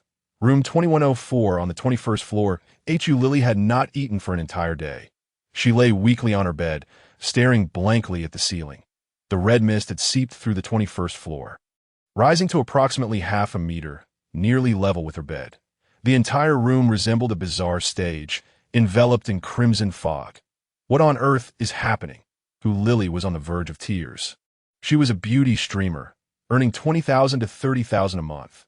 For a college student like her, such income was more than satisfactory, allowing her to live quite comfortably. Now, it was all ruined. Hu Lily's stomach twisted in hunger, and it took several minutes for her to recover. This cannot continue. I must devise a plan. She recalled the offer of food and lodging that Hu Lily was reluctant to barter her body for sustenance. Yet she felt utterly helpless. I am still young. I cannot starve to death here. Hu Lily opened her group chat and saw someone organizing a trading market. A trading market? But I have nothing of value to exchange. She continued scrolling and came across a new message from the food and lodging group. Black lychee? Hu Lily gazed out her window in astonishment. Clinging to the wall beside her window were vines of climbing ivy. And beneath one of the leaves hung a black lychee. Why would the food and lodging group want this? This black lychee had been growing for 2 days. She had not paid much attention to it. However, the request from the food and lodging group piqued her curiosity. She opened the window and reached out to pluck the black lychee. The fruit emitted a delightful aroma, tempting her to consume it. Yet, Hu Lily dared not take a bite. In these times of rapid plant mutation, who knows what strange and potentially poisonous fruits may exist? What use could this thing serve? Hu Lily searched online, but found no useful information. If she were not starving, she would have pondered further. Yet, her hunger was overwhelming, and she merely wished to exchange it for food to satiate her cravings. Hu Lily snapped a photograph and messaged the food and lodging group. Her heart filled with anticipation. How much food could she possibly obtain in exchange? Outlet 2104. I am not a fox. I have a black lychee. Image Jiang Fan's eyes lit up. Indeed, it exists. And it is from that little fox. Should I simply steal it? Jiang Fan considered for a moment, but ultimately decided against it. What if she became angry and consumed it herself or discarded it? That would be a loss too great to bear. There was no need for him to take such risks. He would first secure the enlightenment fruit and then proceed. Food and lodging. 3 packs of instant noodles. Hu Lily was elated. Tio thinks she could exchange for 3 packs. Outlet 2104. May I inquire, what is the purpose of this fruit? Food and lodging. It is of no concern to you. Will you exchange or not? Hu Lily glanced at the black lychee in her hand, still feeling a twinge of reluctance. Outlet 2104. Then I shall not exchange. Jiang Fan chuckled. Does this little girl truly believe she can intimidate me? Very well. I shall entertain myself with this. Food and lodging. Fine. Consider it carefully before returning to me. But let me be clear, this offer is only valid for today. Do not miss out. Hu Lily felt a bit dazed. It seemed the other party was not particularly eager for the fruit. Outlet 2104. Why? Jiang Fan feigned intimidation. It will spoil quickly once plucked. I do not want the rotten ones. Hu Lily was taken aback. She immediately realized the other party was not joking. Fresh fruits cannot be preserved in these times and will soon decay. Hu Lily indeed wished to know the fruit's purpose, but the gnawing hunger in her belly was unbearable. Outlet 2104. 10 packs of instant noodles. Jiang Fan laughed at she actually attempting to haggle with me. No matter how she negotiates, as long as I secure the fruit, she is mine. food and lodging, a maximum of 5 packs. If not, then so be. Lily pondered for a moment and reluctantly agreed. Fine. Jiang Fan chuckled with delight. The third enlightenment fruit was finally within his grasp. Food and lodging. I will come to your place for the exchange. No way. Lily was terrified at the thought of the other party coming over. Given the previous comment from the food and lodging group, this individual was undoubtedly a lecher in this chaotic time. She cannot risk a one-on-one transaction. Outlet 2104. We will trade at the market shortly. In front of so many people, you surely cannot act recklessly. Most survivors still adhere to the remnants of civilization and its laws. Lily felt reassured that in a crowd, the other party would likely refrain from coercing her. Jiang Fan was indifferent. He had intended to check out the trading market anyway, that if forced to seize it. Surely the presence of many would deter him? Jiang Fan smirked. Very well, I will contact you shortly. Jiang Fan returned to Tang Xuerou's residence, took a hot shower to wash off the dust from breaking down walls. The two women were already awake. Noticing Jiang Fan's absence, they felt a twinge of anxiety. In such tumultuous times, the absence of a man left them restless. When Jiang Fan returned, the two women visibly relaxed. Jiang Fan produced the freshly acquired steak and pork. Who can cook steak and braised meat? Tang Xuerou looked troubled. She was a second-generation official, attending university. How could she possibly know how to cook? Mengqian cast a proud glance at Tang Xuerou and whispered, I can cook. I should do fairly well, that Jiang Fan was pleasantly surprised. After obtaining his portable space, he had stored all the food at home within it. Rice, flour, oil, salt, soy sauce, vinegar. He had it all. Even some vegetables like cauliflower, tomatoes, and eggs. These were originally prepared by his female roommate, Mengqian. Jiang Fan was not particularly skilled in the kitchen and had left the ingredients untouched. Since Mengqian could cook, he decided to hand over the ingredients for her to handle. Very well. Let me see your culinary skills. Ding! Mengqian consumed 1 tomato, returning 300 tomatoes. They had been placed in the portable space. Ding! Mengqian consumed 2 eggs, returning 600 eggs. Having been placed into the personal space, Mengqian swiftly prepared 2 meat dishes and 2 vegetable dishes, along with a steaming pot of rice and a tomato and egg soup. Previously, she had invested considerable effort into mastering culinary skills in order to win over Lei. While employing PUA tactics to undermine his confidence, she also took great care in nurturing his dietary needs, meticulously crafting the persona of a virtuous wife and devoted mother. Coupled with her tears, playful demeanor, and exquisite beauty, her little schemes had effectively tamed Lei. Unfortunately, this entire strategy proved utterly ineffective with Jiang Fan. At that moment, a woman's piercing scream echoed from Building A. What are you doing? The trio rose to peer out the window, witnessing a young couple clad in matching pajamas being cornered on the balcony of the 30th floor by 4 burly men wielding knives. The terrified young woman shouted, "This is my home. Get out." The leading thug, a man with yellow hair, sneered and uttered something. Immediately, the young woman cried out to the balcony, "Help! Help! Call the police!" The yellow-haired man seized her hair, slapped her violently, and barked, "You filthy bitch! You're asking for it." Seeing his girlfriend being assaulted, the young man charged forward in fury. Without hesitation, the yellow-haired thug lunged with his knife, with a sickening thrust. The blade plunged into the young man's abdomen, leaving him in shock as he gazed at his assailant. "Look at this!" The 3 thugs erupted into maniacal laughter, converging on him, with a final, silent gasp. The young man collapsed in a pool of blood. The young woman, now frantic, screamed, "You're killing him! You're killing him!" "Ha!" The yellow-haired man cackled, "Killing? What does that matter? Brothers, toss him over the edge. He's just a nuisance."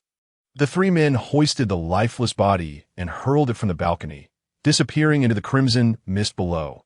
Moments later, a dull thud reverberated through the air.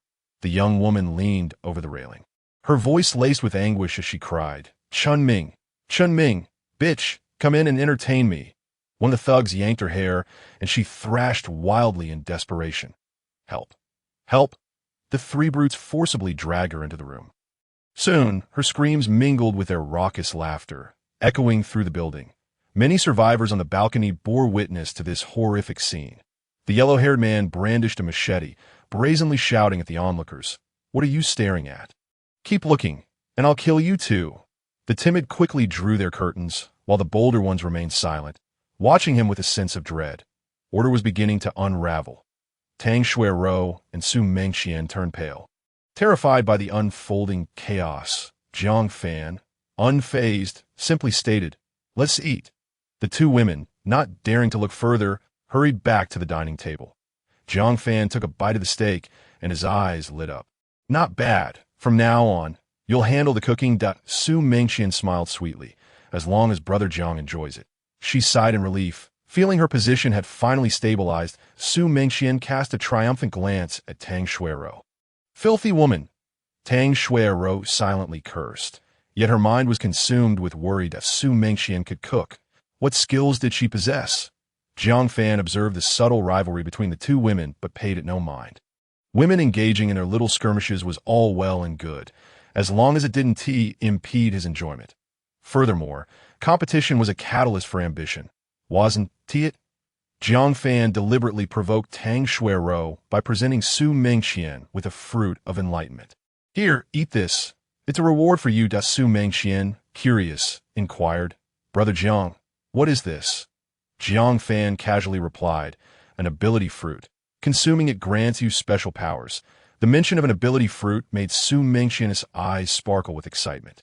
Jiang Fan possessed such treasures, and seemingly in abundance, as he was so generous with her.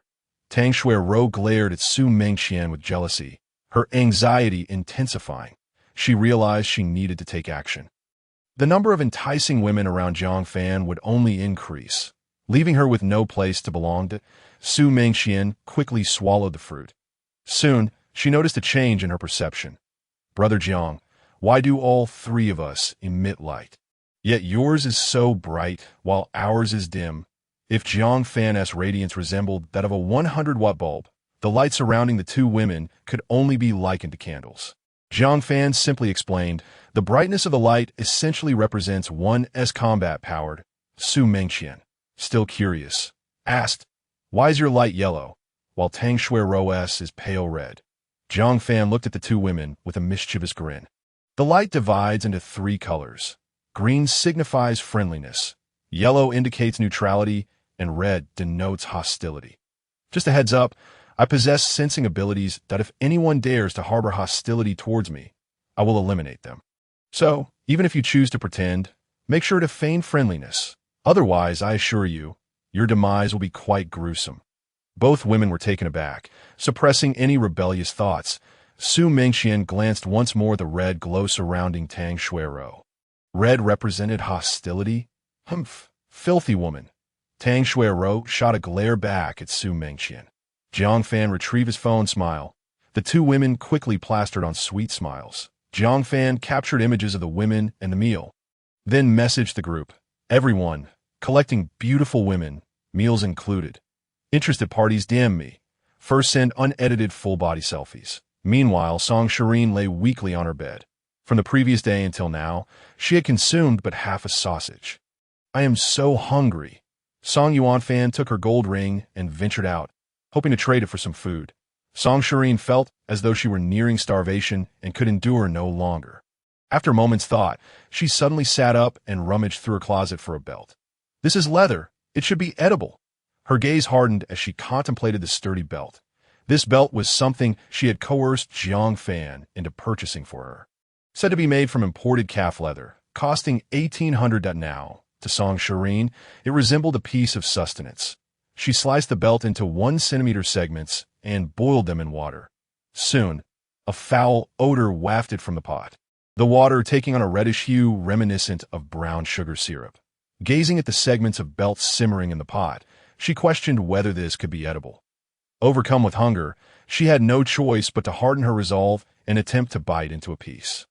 The belt felt plastic-like in her mouth, accompanied by a sour and rancid flavor. Shiyin was repulsed, yet her hunger compelled her to persevere. After considerable effort, she finally managed to chew the piece into tiny bits and painfully swallowed it. Ugh! The strange taste made her stomach churn. She tried a few more pieces but found them impossible to swallow, and her stomach felt uneasy. She didn't dare eat more and returned to bed.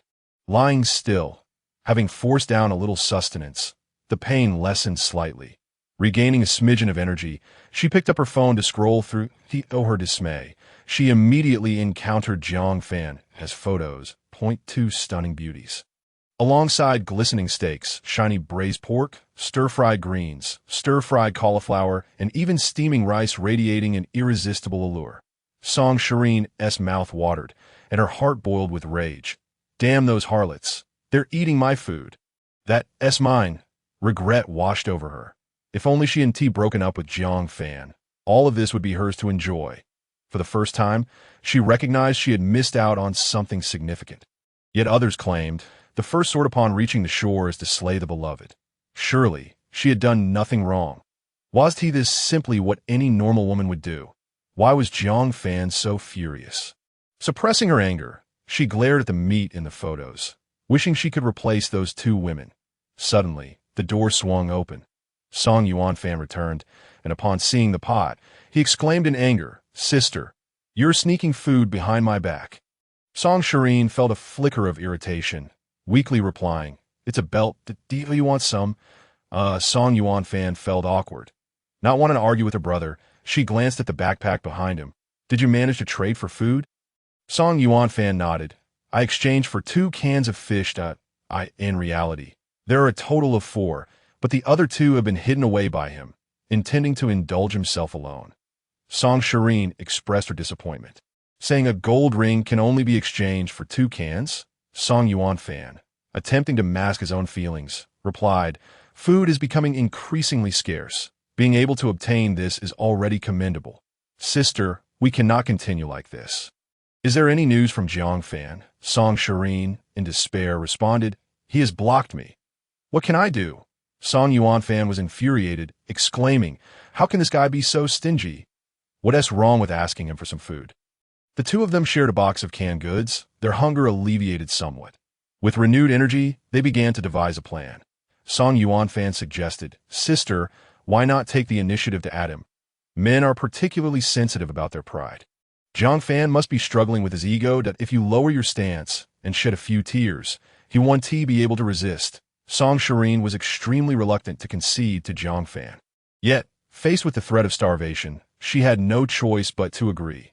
She sent a friend request to Jiang Fan once more. Initially, she held little hope, but to her surprise, it was accepted almost immediately. Tang Xuerou was elated. He accepted it. Jiang Fan cheered. "You see, I told you men are like that. Quickly, make your move." Tang Xuerou regained her confidence. "Rest assured, dealing with Jiang Fan is something I excel at." After a moment of thought, she initiated a video call with him. Soon, the call connected, and Jiang Fan's face appeared on the screen. Beside him were 2 women, attentively catering to him as he dined. Witnessing Jiang Fan, his face glowing with satisfaction, Tang Xuerou felt a surge of anger. "While I am starving here, you are indulging in a feast, and even entertaining 2 women." Jiang Fan glanced at the disheveled figure on the other side of the video. Devoid of any remnants of his former pride, how could I have been deceived by such a worthless person for so many years? Jiang Fan, in high spirits, chuckled. "Oh, on a diet? What diet?" Tang Xuerou nearly choked on her frustration. Glaring furiously as she shouted, "Jiang Fan." Jiang Fan gestured toward Tang Xuerou, who immediately understood and playfully fed him a piece of steak, her body pressed closely against his. Jiang Fan savored the food, a look of satisfaction on his face before casually asking, "What do you want?" Tang Xuerou watched, her mouth watering, her stomach twisting in envy. Here she was, gnawing on a belt, while Jiang Fan feasted on steak. Jiang Fan, anxious, signaled her from the corner. Tang Xuerou quickly blurted out, "Jiang Fan, you have disappointed me greatly. I can't believe you are such a man." Jiang Fan took a refreshing sip of ice-cold cola, teasingly retorting, "And what gives you the right to say that to me?" "Big sister, we've broken up, remember?" Tang Xuerou argued back, "You don't understand my feelings at all. After all these years together, you still can't even afford a house. You're simply not trying hard enough. I broke up with you to spur you on." Jiang Fan dismissively replied, "Keep making excuses." Soon Mengqian fed Jiang Fan a piece of braised pork. "Cooing Jiang, is it delicious?" Jiang Fan chewed eagerly. "Not bad, not bad." What a scoundrel! Song Shirin's eyes burned with fury as she struggled to swallow her saliva, saying, Jiang Fan, it was wrong of me to break up with you. But don't you have any faults? While others' boyfriends drive, what are you doing? Working at a convenience store, driving for ride-sharing. What kind of job is that? What about our future children? I don't want our children to start off at a disadvantage. Goodness, this is a warning about having children. Jiang Fan chuckled, don't talk about kids. Also, breaking up is breaking up. What's the meaning of you taking all the money from my bank account? Before their breakup, Song Shirin had transferred several tens of thousands of yuan from Jiang Fan as account a day in advance. Jiang Fan was furious. That was his hard-earned money. The mention of money left Song Shirin momentarily speechless, unsure of how to respond. How has he changed? She felt a pang of anxiety. Jiang Fan had never spoken so harshly before. I don't lack money. I merely wanted to gauge your attitude. You have disappointed me greatly. Attitude? Jiang Fan laughed derisively. All right, I'll give you a chance. Has he had a change of heart? Indeed, he still cannot let me go. Song Shirin felt a surge of joy. I will treat you well. Let us reconcile. She felt a sense of triumph within. Jiang Fan, after all, is merely a devoted fool that I summon him, and he comes, I dismiss him, and he leaves. She began to strategize how to drive the two women away once she reached Jiang Fan's place. Ensuring all the food remained under her control, that a look of delight appeared on Song Yuanfan's face as well. Jiang Fan smiled and said, Don't rush. I want to see your attitude. Now, kneel down. Song Shirin was taken aback, indignantly exclaiming, Jiang Fan, you are insulting my dignity. Song Yuanfan, sensing the imminent loss of food, urgently whispered, Sister, secure him. Song Shirin hesitated. When faced with hunger, her pride seemed less daunting if it were just the two of them. She might have agreed, but with two other women present, along with her younger brother Song Yuanfan, how could she possibly concede? Unfortunately, she had no time to deliberate further. You're talking to me about dignity? Jiang Fan scoffed, retorting, I don't want to insult you. I merely want to see your attitude. Song Shirin, you have truly disappointed me. With that, he hung up the call. Damn it, Song Shirin felt an overwhelming sense of discomfort. Song Yuanfan's face twisted in rage as he shouted, Sister, you two were together, having fun. What is the big deal about kneeling? Why are you putting on this act now? Song Shirin was taken aback, incredulously staring at her brother. Yuan Fan, how can you speak to me like this? Besides, Jiang Fan and I were not that excessive. Song Yuan Fan retorted angrily. Sister, kneeling is nothing but a playful couple's game. Now look, we are left starving. Song Shirin, her fingers clenched white, argued, Can't you see? He is deliberately insulting me. Being insulted is better than starving to death. Song Yuan Fan shot back, storming into another room. Bang! The door slammed shut. Song Shirin fell silent. Regret began to creep in her heart. Perhaps she really should have knelt earlier. Song Shirin was a woman of stark realism. During her college years, she dated Jiang Fan merely for his handsome looks, which brought her a sense of pride. After graduation, Jiang Fan became an underachiever, completely devoid of merit, prompting her to end their relationship once she secured a stable job. Now, times have changed. Jiang Fan held a significant amount of food. He was a person of stature in this era. Kneeling before him shouldn't be too much to ask. Song Shirin gazed at Jiang Fan's account, unable to reach a decision. Having just consumed half a can of fish, she was not overly hungry yet and could still hold out. Perhaps waiting a little longer would be wise. At 2 p.m., the time for the trade arrived. Zhou Qianhao, accompanied by Song Jie and Chen Yun, ventured out.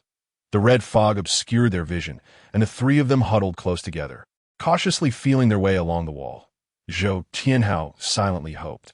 I hope that brat who provides meals and lodging will come for the trade. Chen Yun, frightened, clung to Zhou Qianhao's arm as they ascended the stairs. Upon reaching the 21st floor, the red fog finally dissipated. The three of them exhaled in relief. It felt as though the heavy stone on their chests had been lifted. In the stairwell stood a dozen individuals, each appearing pale and listless, clearly suffering from hunger. Some bore deep dark circles under their eyes, indicating restless nights. They watched each other with a mix of wariness and expectation, clutching their backpacks tightly while holding up signs. 1 piece of chocolate for 2 pieces of bread. 6 bottles of cola for meat, ham, and luncheon meat are acceptable. 2 bottles of Maodai. Those interested may negotiate. Only food will be accepted at a solid gold bracelet for a box of instant noodles. The most peculiar was an elderly traditional Chinese medicine practitioner named Li Qingchuan. With graying hair, he sat on a stair step, a large bag of foul-smelling wild vegetables before him, his sign reading, Wild Shepherd's Purse. Edible, 10 Jin for 1 bottle of alcohol. The crowd regarded it with a mix of awe and trepidation. None dared to consume such enormous shepherd's purse, the leaves larger than those of a cabbage. Who could say if it had mutated or if it might be toxic? Zhou Qianhao approached, picking up a wild shepherd's purse to sniff. A nauseating stench reminiscent of feces assaulted his nostrils. "What the hell?" he exclaimed, disdainfully tossing it aside. "How can this possibly be edible?" His glistening muscles elicited envy from those around him, who looked at him with a mixture of admiration and servility. Li Qingchuan nodded solemnly, asserting, "It is edible. I have tried it." Zhou Qianhao gazed at him in disbelief. How could anyone possibly stomach this? Li Qingchuan offered a wry smile. "I was on the brink of starvation. I couldn't afford to be picky. The world is changing rapidly. Sooner or later, we will have to consume the plants outside." Shiyin followed suit, taking a whiff and immediately discarding it, wiping her hands with a tissue in disgust. "I would rather starve than eat feces." Li Qingchuan chuckled and shook his head, choosing not to respond. As time passed, the corridor became increasingly crowded, with over 40 individuals gathering. With the increase in numbers, their audacity grew. People began to sell their wares while exchanging news. "This life is unbearable. Why family has run out of food? Why hasn't the government come to our aid? Who knows? Perhaps those in power are holed up somewhere safe. Damn it, the world is so unjust. By the way, has that guy who provides food and shelter arrived yet?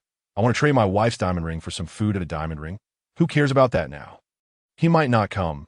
He doesn't lack food and has already taken 2 women. He must be afraid of being robbed by others. Damn, Tang Xuerou actually settled for that guy. He better not rejoice too soon.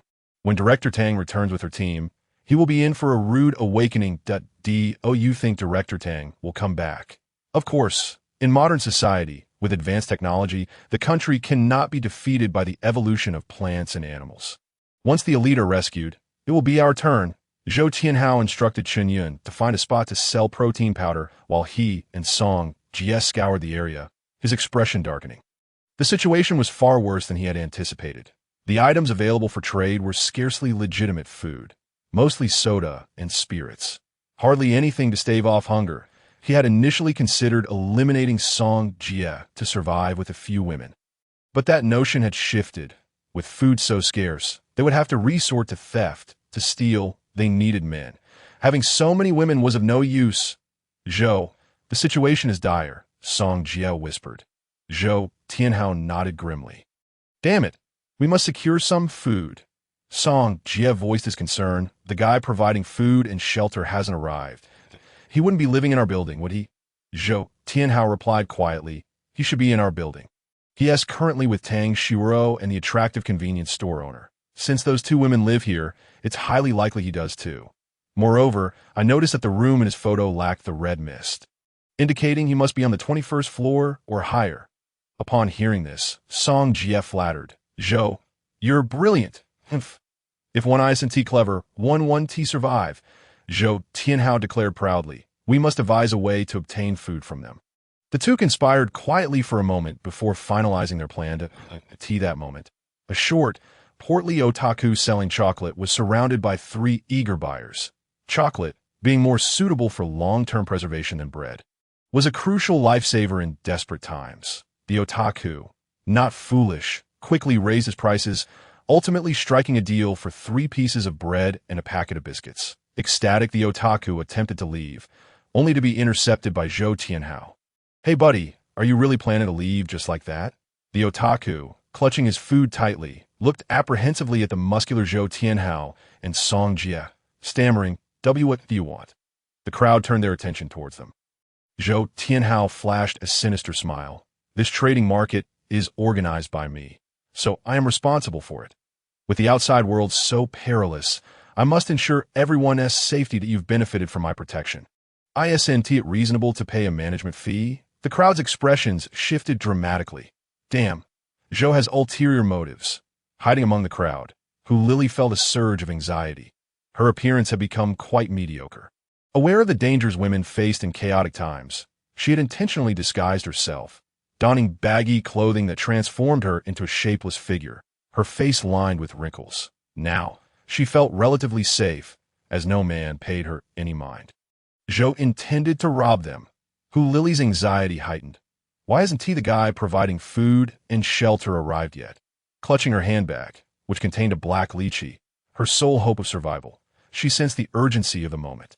Some astute individuals, sensing danger, began to gather their belongings in preparation to flee.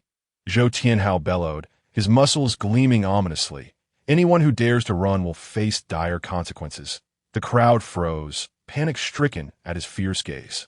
Zhou Tianhao then turned his attention back to the otaku, sneering, "Kid, your management fee is 2 pieces of bread. Point 2. The otaku exclaimed in indignation, "Why don't you go rob someone instead?" Bang! Zhou Tianhao's fist struck the otaku's abdomen. Gagging, the otaku doubled over, collapsing to the ground in a fit of retching. Zhou Tianhao seized the otaku by the collar with one hand, hoisting him up with difficulty. The onlookers gasped in shock.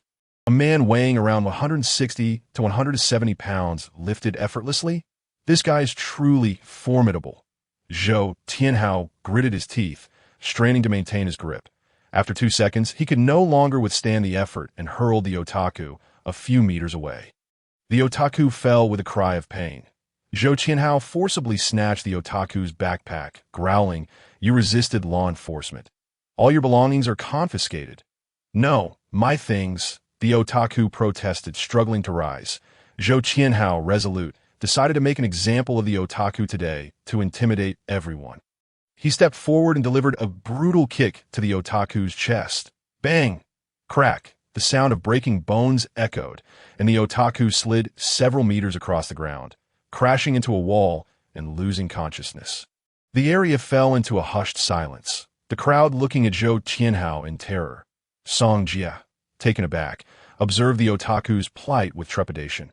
Zhou Tianhao addressed the crowd, declaring loudly, "As you all know, the outside world is perilous.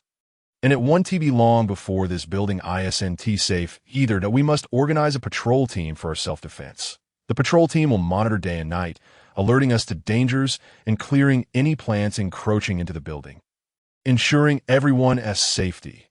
This is for the greater good. Now, who wishes to join the patrol team?" The crowd remained silent, staring at Zhou Tianhao with skepticism. Zhou Tianhao raised the backpack, proclaiming, "Inside, there are 3 pieces of bread and 1 packet of biscuits. Since he refused to pay management fees, I confiscated them. These items do not belong to me. They belong to the entire patrol team." Some individuals began to reconsider. Initially sympathetic to the otaku, many shifted their perspectives. If they could benefit from this, who cared about their neighbors' well-being? However, with food scarce, the so-called management fee would hardly amount to much. Would this patrol team face repercussions from the government later? The crowd continued to observe cautiously. Zhou Tianhao narrowed his eyes, continuing, "When the red mist descends, many homeowners in our building will still be absent. I will organize patrol members to pry open doors and gather supplies." Prioritizing distribution to patrol members. The mention of prying open doors ignited a spark of interest in many, particularly among young men or families with males. Joy bubbled within. Perhaps joining the patrol team was a wise choice. The patrol team would certainly be composed primarily of young men, allowing them to reap the rewards. However, some single women and elderly individuals were displeased. The supplies in empty homes belonged to everyone. Why should the patrol team take them?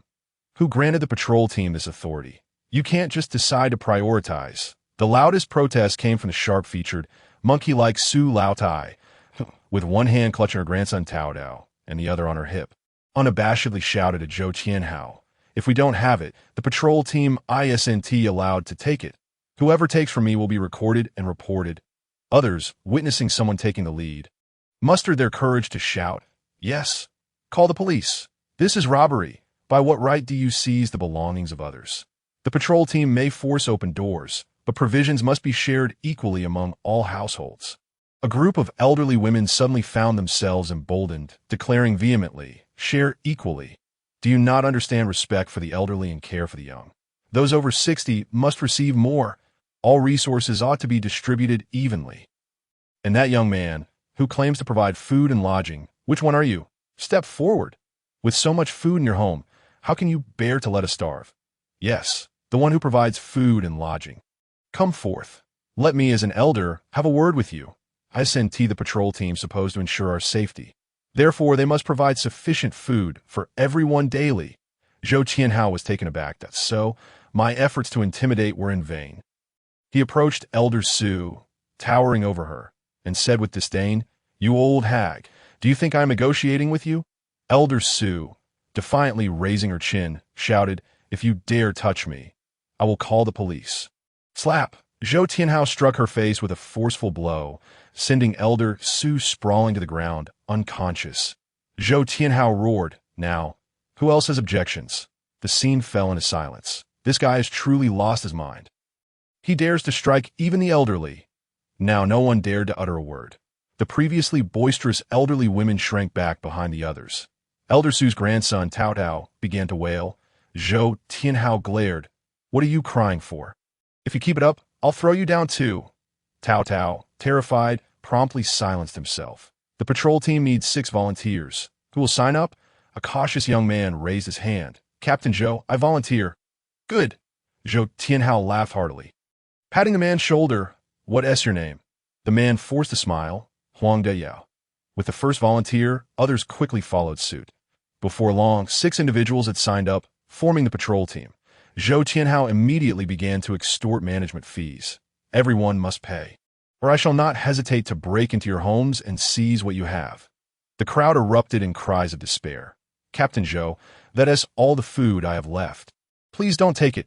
Captain Zhou, my child is still hungry. Please don't rob us. That is mine. You can't take it." "Ah, don't hit me. I can give you something back," in the face of food scarcity. The survivors in the same building quickly divided into 2 factions. The air was filled with the sounds of violence and curses. Those who had not joined the patrol team began to regret their choices. How could they have believed Zhou Tianhao's deception and participated in this farcical marketplace? Now it was too late to flee.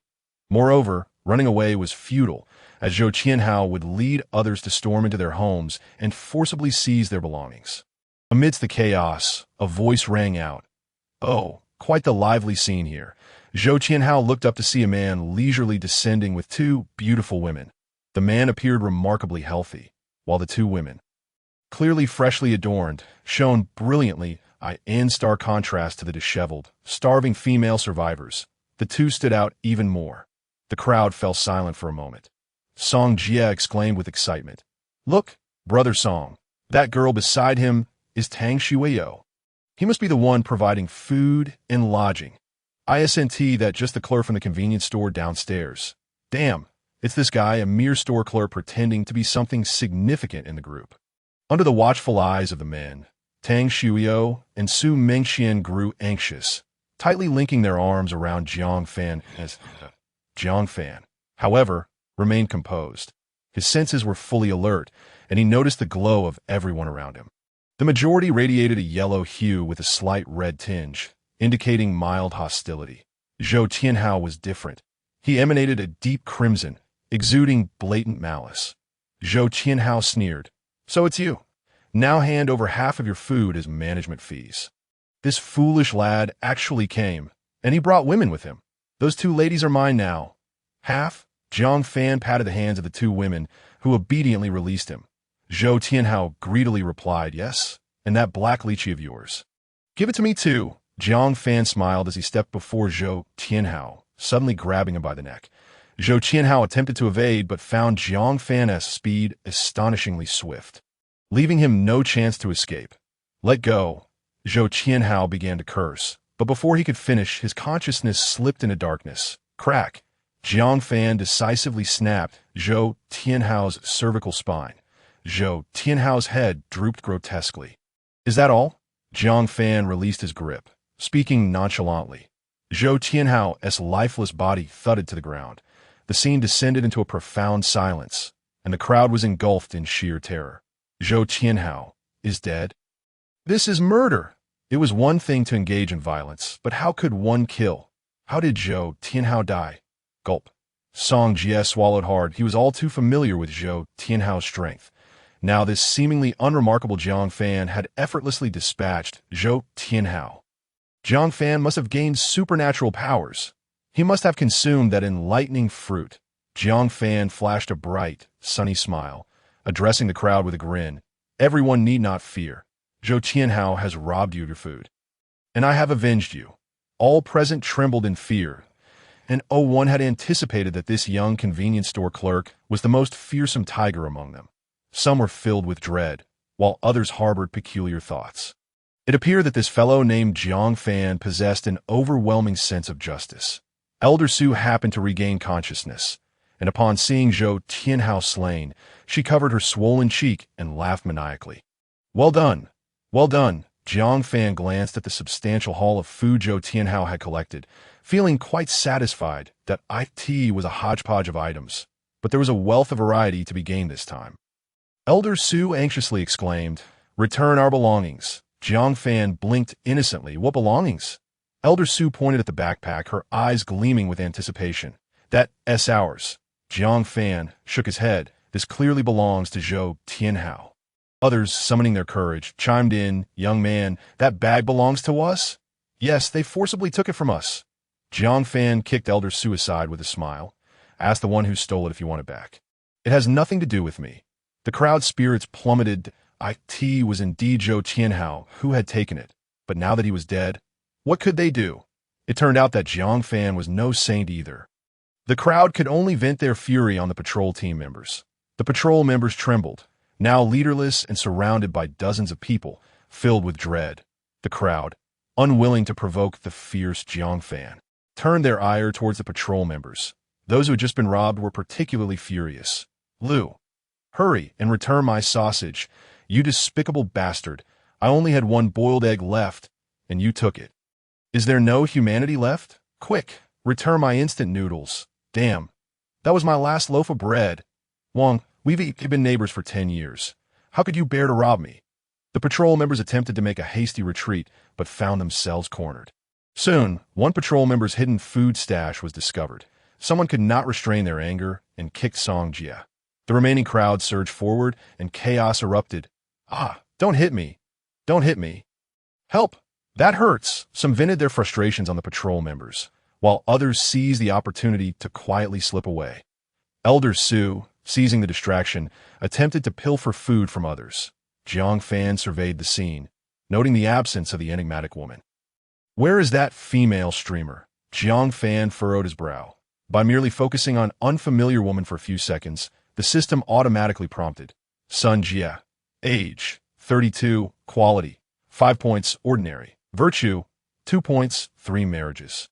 2 ex-husbands left empty-handed. Overall score, 5 points. Ding, does not meet the system's minimum requirements. Deng Xiaona. Age, 39, quality, 3 points, virtue, 10 points, unmarried. Comprehensive score, 3 points. Ding, does not meet the system's minimum requirements. Suddenly, from a corner, a nondescript middle-aged woman was highlighted.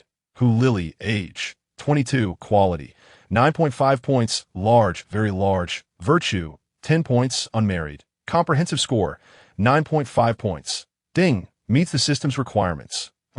9.5 points. Such a gem exists in our building. Jiang Fan scrutinized the middle-aged woman, noticing after a while that she had applied makeup. Moreover, she was intentionally trying to appear unattractive. How clever, Hu Lily. Jiang Fan immediately recalled. The vixen, she is that female broadcaster.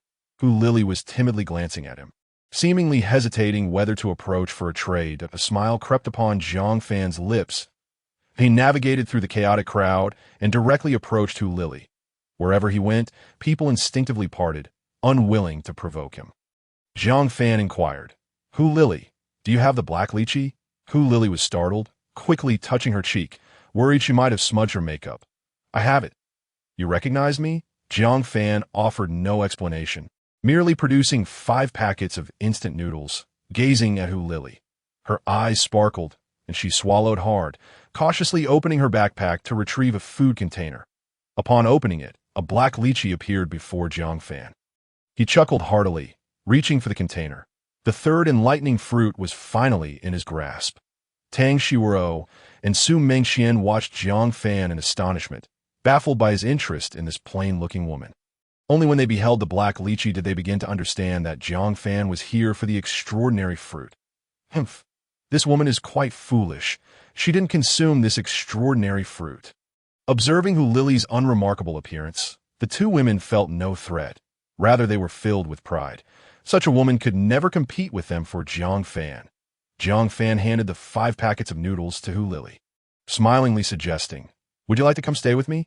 Lily clutched the instant noodles tightly, nervously shaking her head. I prefer living alone." Jiang Fan remained unfazed, casually replying, "All right, you can contact me after you finish eating. I have plenty of food." He considered himself a principled person. Since they had previously agreed on trading for the enlightening fruit, that was the deal. However, if one were to change their mind at the last moment, Jiang Fan would ensure they understood the meaning of cruelty. As long as Lily didn't cause any trouble, Jiang Fan wouldn't overturn the deal and seize it directly. After all, this little food would eventually be consumed. It was essential to let her endure some hardship. The more difficult survival became, the more resolute she would ultimately be.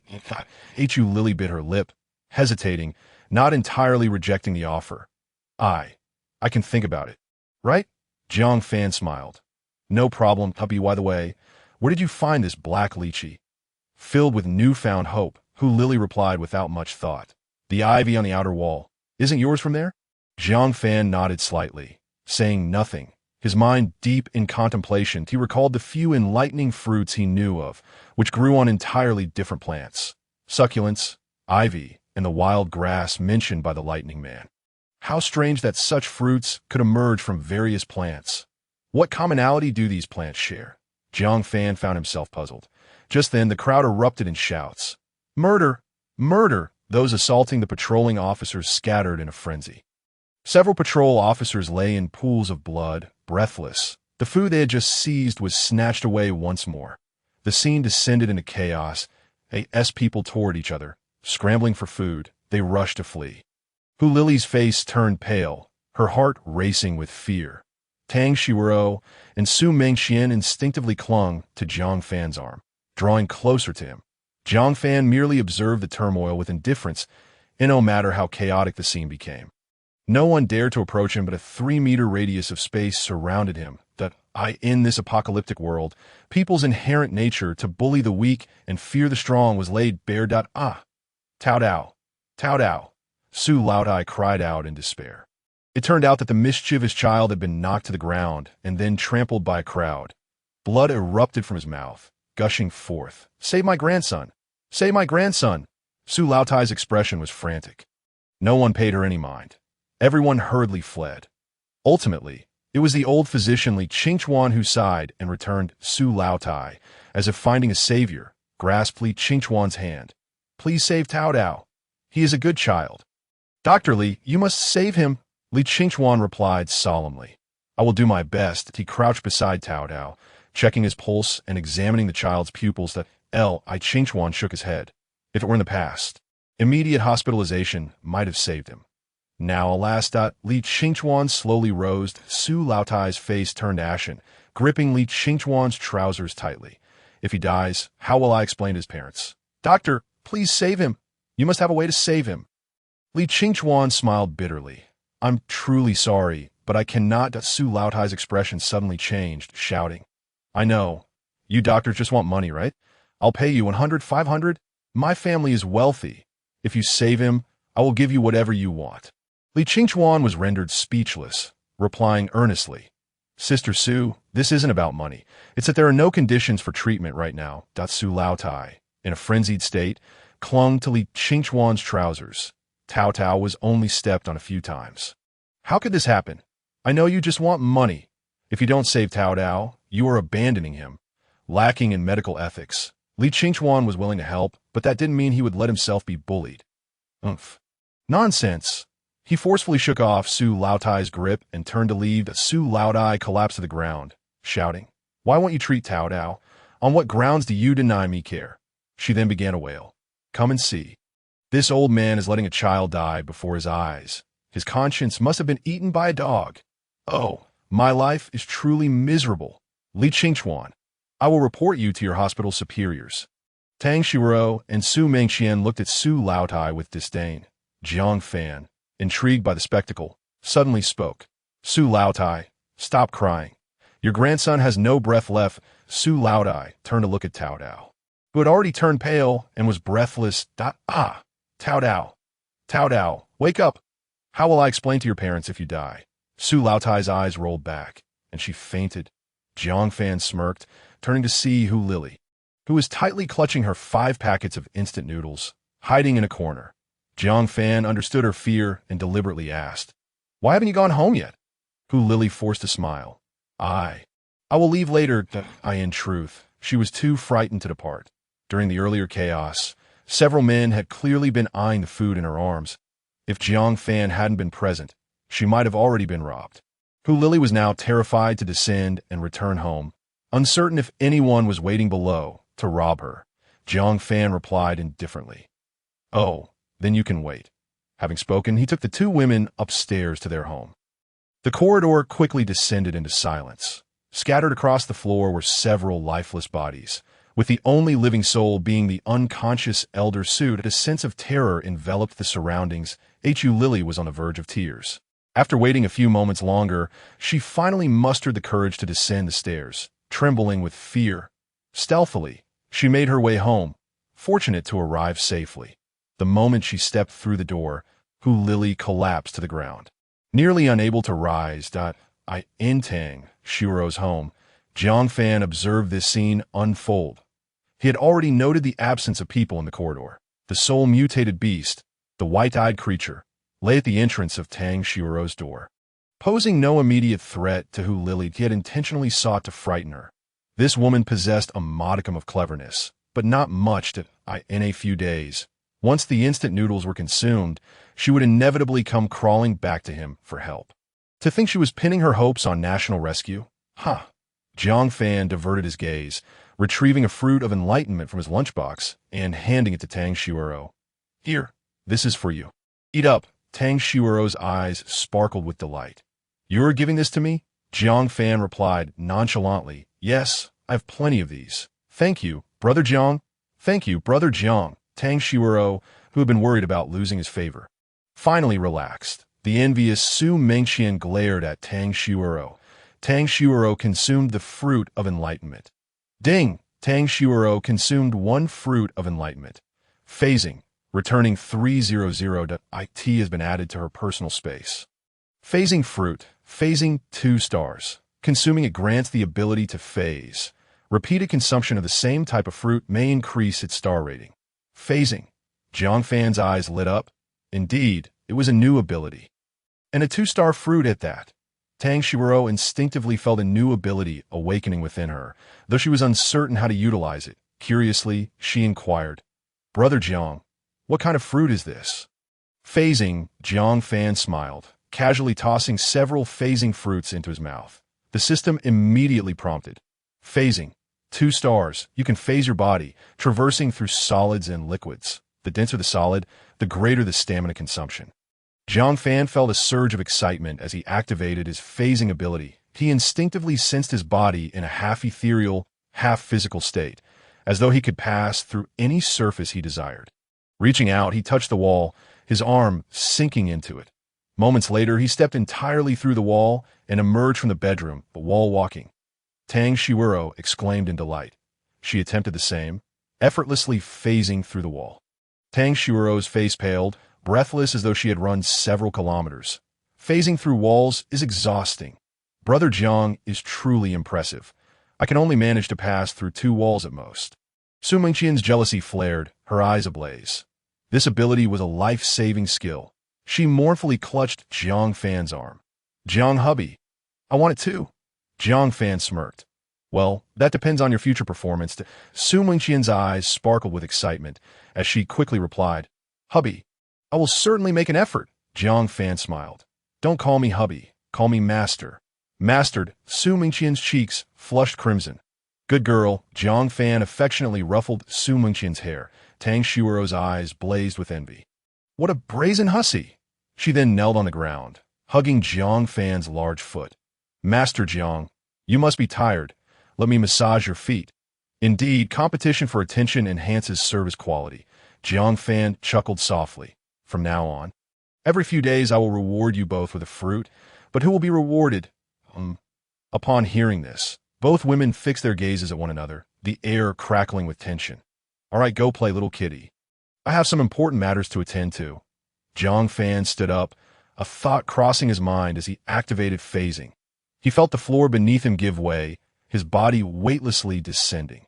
From the perspective of the two women, Jiang Fan's body rapidly sank into the floor, ultimately vanishing completely. Jiang Fan phased through the floor and landed in a room downstairs. In midair, he deactivated his phasing ability, landing effortlessly on the 31st floor. Ha! This truly is a life-saving skill. Jiang Fan was thoroughly pleased. He conducted several more tests, quickly grasping the nuances of the phasing ability. First, traversing through solids felt akin to walking in a swimming pool, requiring considerable effort. The denser the solid, the greater the stamina expenditure and the slower the speed. He distinctly sensed that moving through a load-bearing wall was far more resistant than through hollow bricks.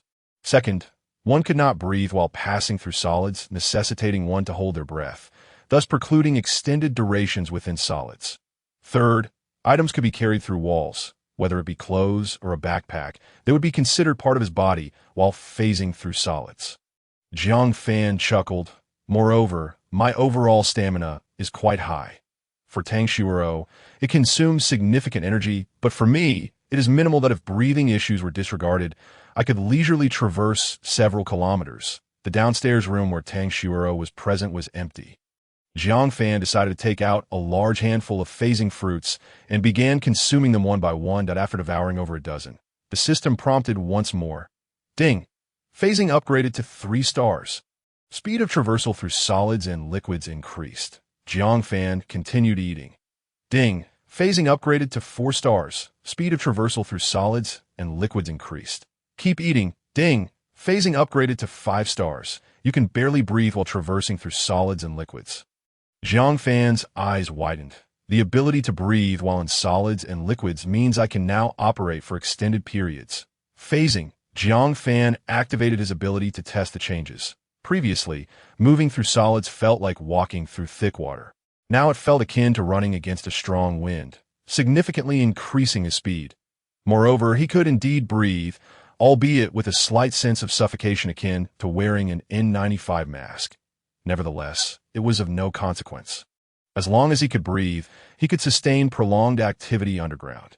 This ability would prove invaluable for escape or stealth attacks. With only a little over 100 phasing fruits remaining, Jiang Fan felt that further upgrades were unlikely. So he took out perception fruits and began to consume those. However, after eating over 100, he still had not reached 5 stars. Considering all the ones he had casually consumed, he had ingested at least 200 perception fruits. The effects of the stamina-enhancing fruits were similarly insignificant. It appeared that their effects were even less pronounced than the perception fruits. Jiang Fan began to speculate. It is likely that the perception fruit is only 1 star, containing a lesser amount of energy, making it difficult to upgrade to 5 stars. In contrast, the phasing fruit is 2 stars, with a higher energy content, allowing for easier upgrades to 5 stars. Additionally, it may also be that my body is not suited for stamina-enhancing or perception fruits, but is more compatible with phasing fruits. Given this conclusion, Jiang Fan ceased further attempts. First, he needed to gather supplies. Now, the entire building of vacant apartments belonged to him. Phasing was far faster than breaking down walls. After spending over half an hour, he completely emptied all unoccupied rooms above the 21st floor, collecting an innumerable amount of supplies. He gathered the 4 kings of instant noodles: Unified, Tang Xuerou, White Elephant, and Jinmelong, totaling over 30 flavors and a dozen types of ham sausages, various common packaged foods, beverages, ham sausages, chocolates, biscuits, bread, spicy strips, duck necks, cola, and beer, among others, frozen chicken, fish, beef, lamb, and pork, unopened oils, salts, sauces, and various seasonings at a complete array of flavors, furniture, appliances, tissues, condoms, shampoos, soaps, toothpastes, and a variety of common medicines. He also moved out furniture and appliances. In short, Jiang Fan left no stone unturned. The collected supplies were sufficient for 10 people for a year if he were to scour all the vacant apartments in the entire community. There would be no need to collect supplies from residential areas. Instead, it would be wiser to head directly to a large supermarket, where the variety of goods was more abundant, standing in a room on the 21st floor. Jiang Fan noticed that the red mist had already risen to knee height. Next door was Lily's room. He observed her eating instant noodles. Lily seemed reluctant to finish her meal. After consuming half, she saved the other half and placed it in the refrigerator to freeze. What a foolish woman. It was remarkable that she believed it wouldn't spoil after eating only half. Jiang Fan set Lily aside. Continuing his search for supplies, a thought crossed his mind, and his body seamlessly passed through the floor, landing on the 20th level. This floor was completely shrouded in crimson mist. The indoor fog slightly less dense than that outside. Straining his eyes, he could barely see a few meters ahead. Standing in the bedroom, the living room was nearly invisible. Yet his perception remained unimpeded. A faint smile played on Jiang Fan's lips as he swiftly gathered the supplies within the room into his spatial storage.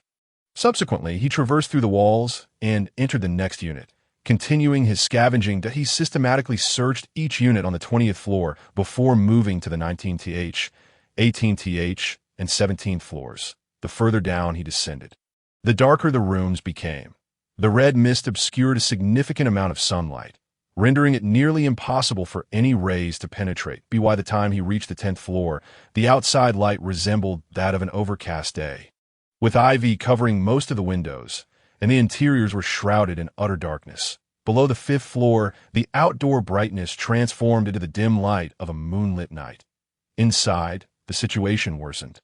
The windows were completely covered, and without illumination, the rooms plunged into total blackness.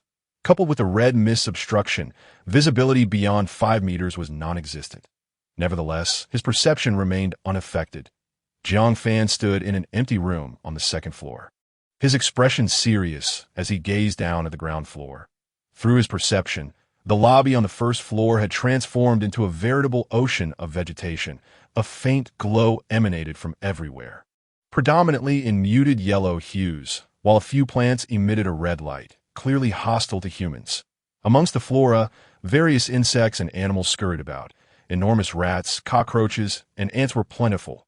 Flies and dragonflies, their sizes akin to drones, flitted and hovered among the plants.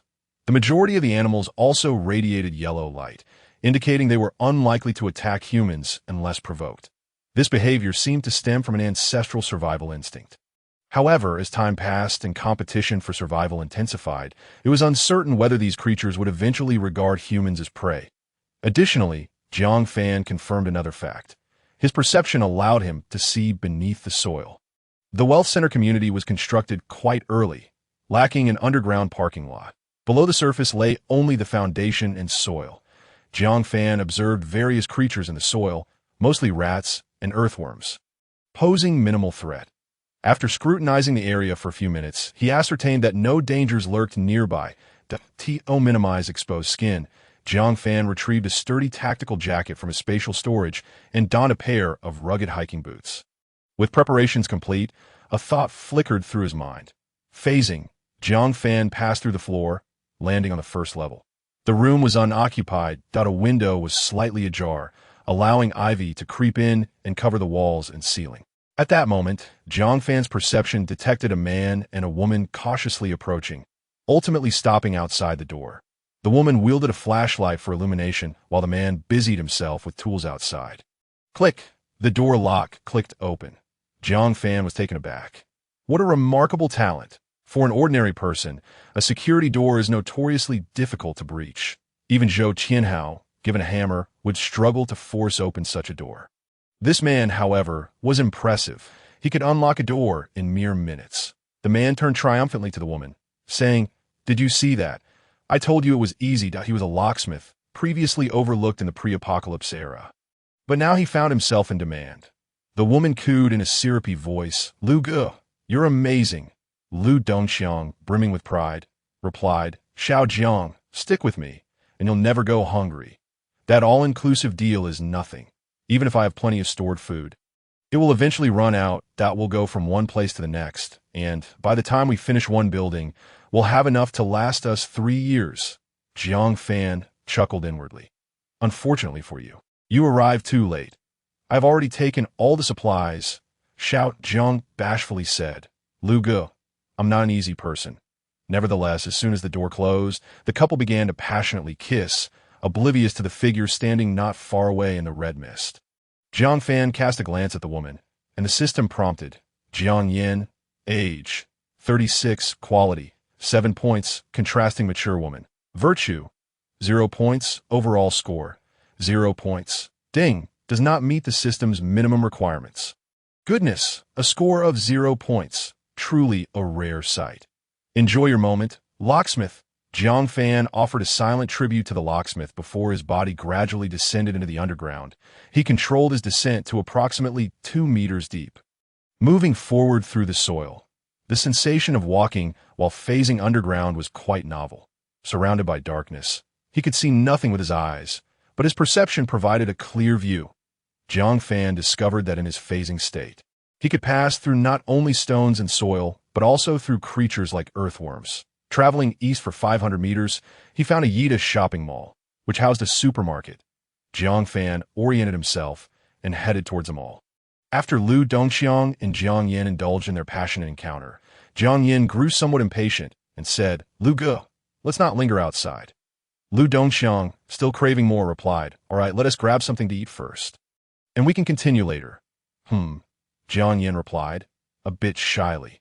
The couple then began to search the rooms. To their dismay, they found the entire room utterly vacant, as though a moving company had cleared out. There was not a morsel of food to be found, and even the furniture was mostly missing. Liu Dongxiang scratched his head in confusion. Could it be that the family moved out? Let South try another place. Jiang Yin felt a twinge of disappointment, but said nothing. It was merely bad luck. Liu Dongxiang was a valuable asset in this apocalypse, and she needed to keep him close. Shall we try another place? Let us change houses, they agreed. They moved to another unit, only to find it just as empty. They switched again. Liu Dongxiang was a loss. What on earth is going on?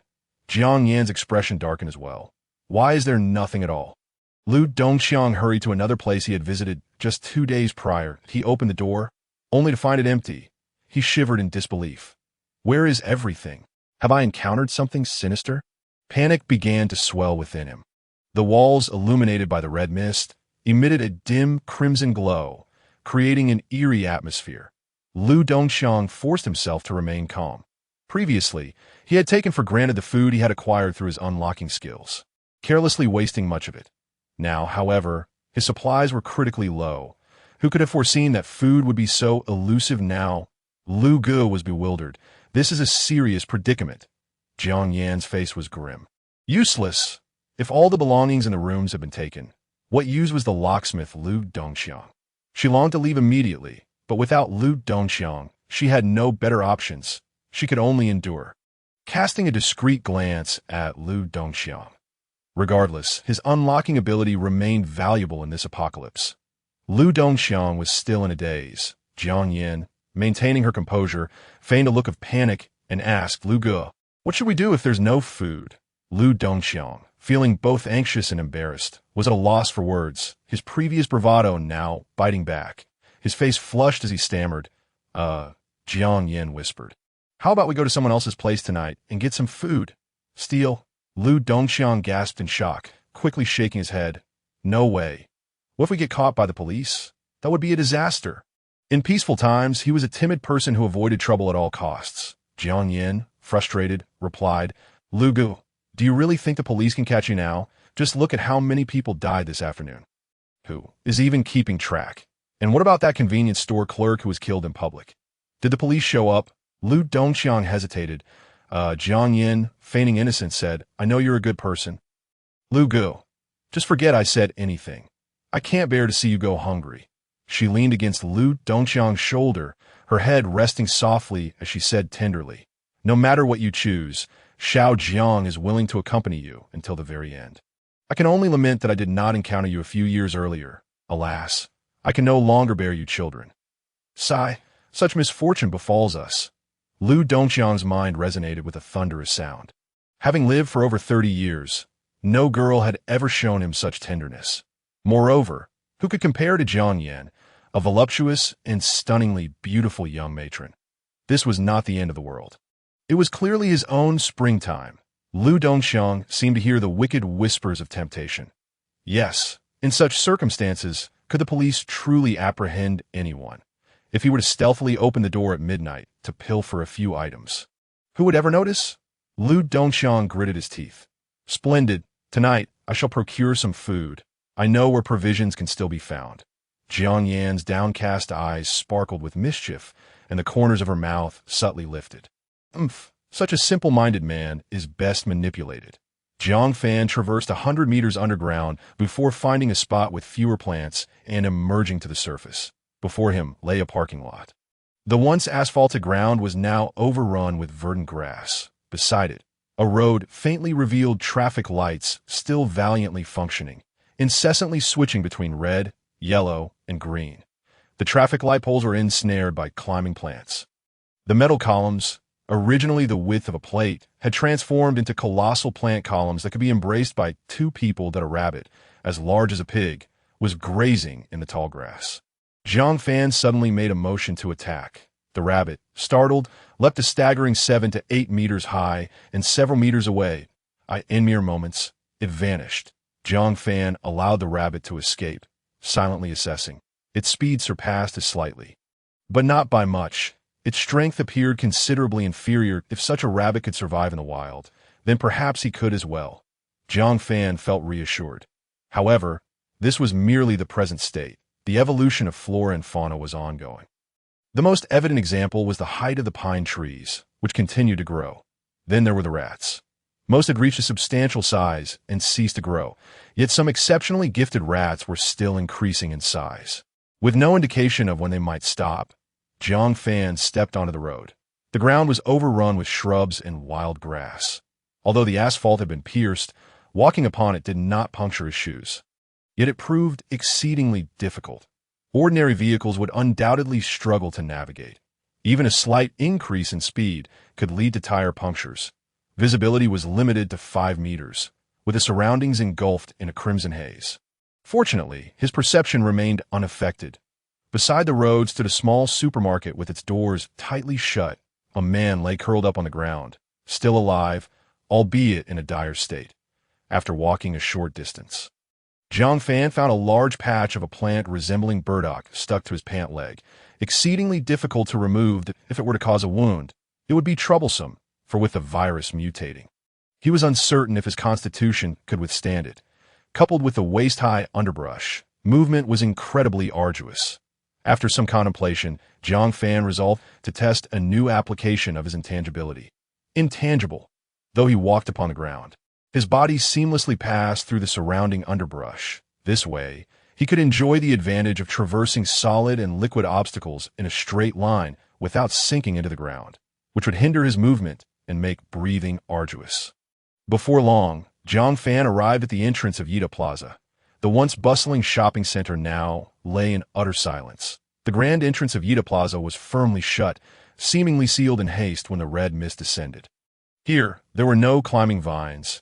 Yet the wild grass towered above that at the wealth center, exceeding 1.5 meters. Even slightly shorter women could not see above the grass. The underbrush teemed with grasshoppers, crickets, and mantises of gigantic proportions. Particularly, the mantises exuded a faint red glow, signaling they were not to be trifled with. Jiang Fan stepped through the entrance. The interior of the mall was shrouded in a chilling darkness, devoid of any survivors.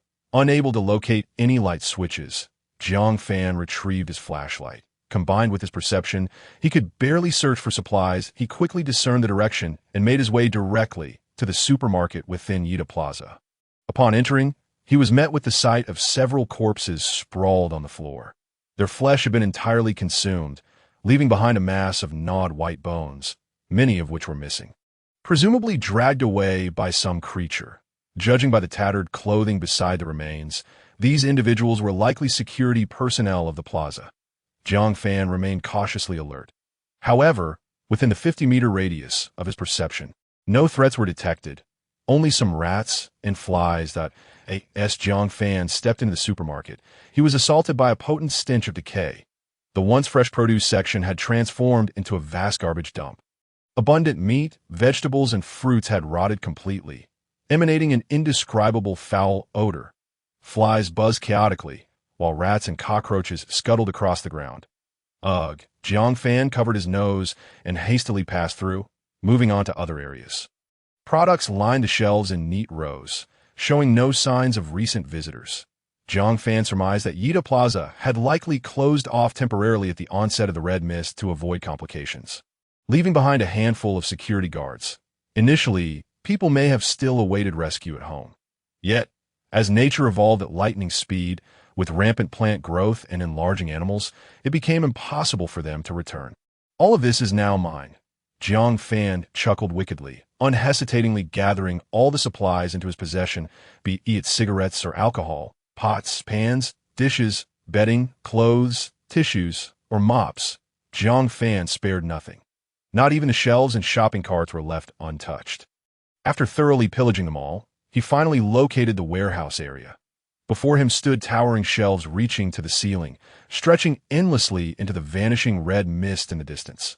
The shelves were filled with unopened boxes of goods, a quantity several times greater than what was displayed outside.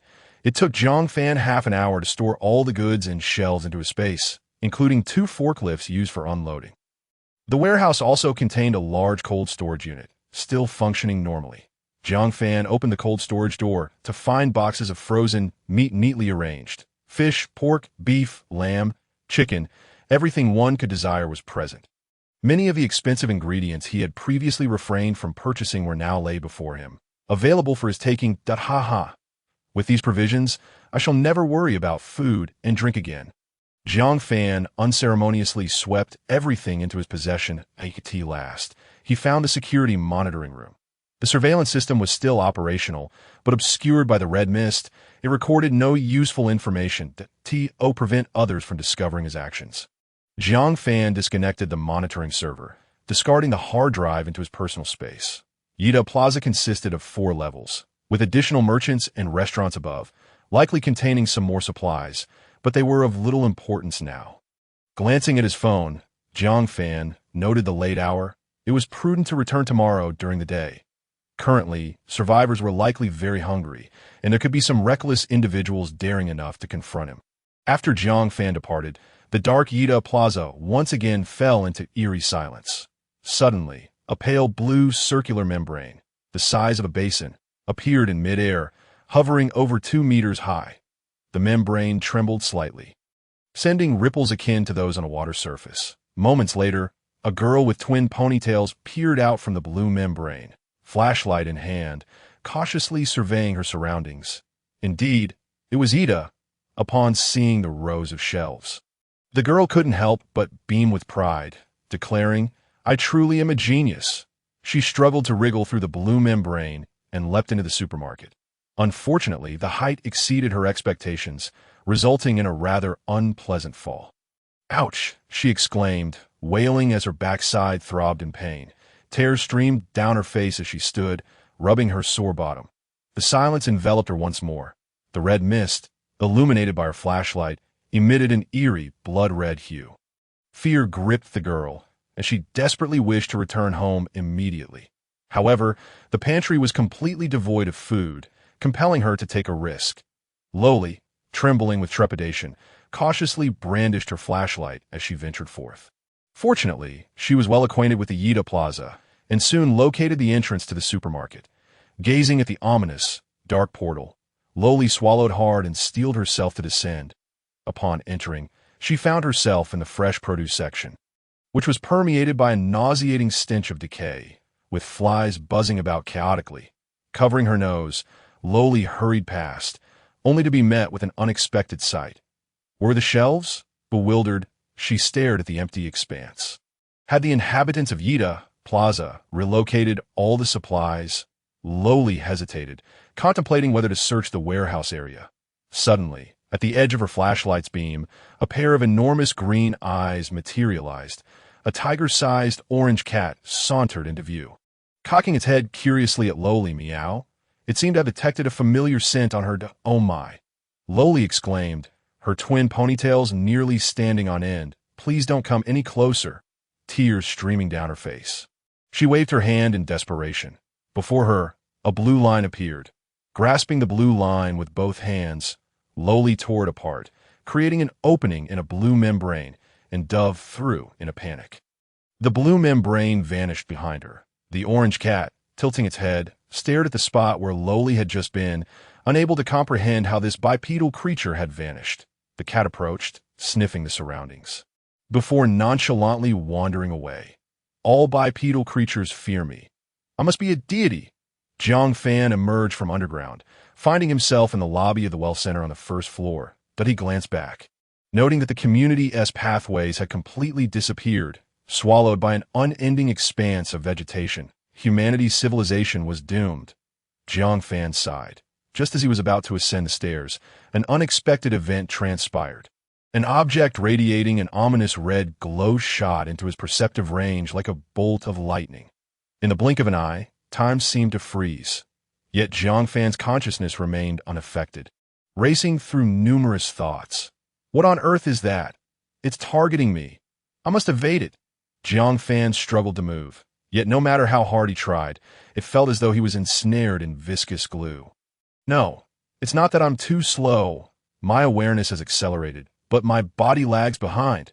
In comparison to Jiang Fan's speed, the elongated creature darted forward like a speeding vehicle, trailing a terrifyingly brilliant red light. Jiang Fan finally discerned the truth. The elongated monster was in fact a tongue, the very tongue of that mutated frog. Jiang Fan instantly grasped the situation.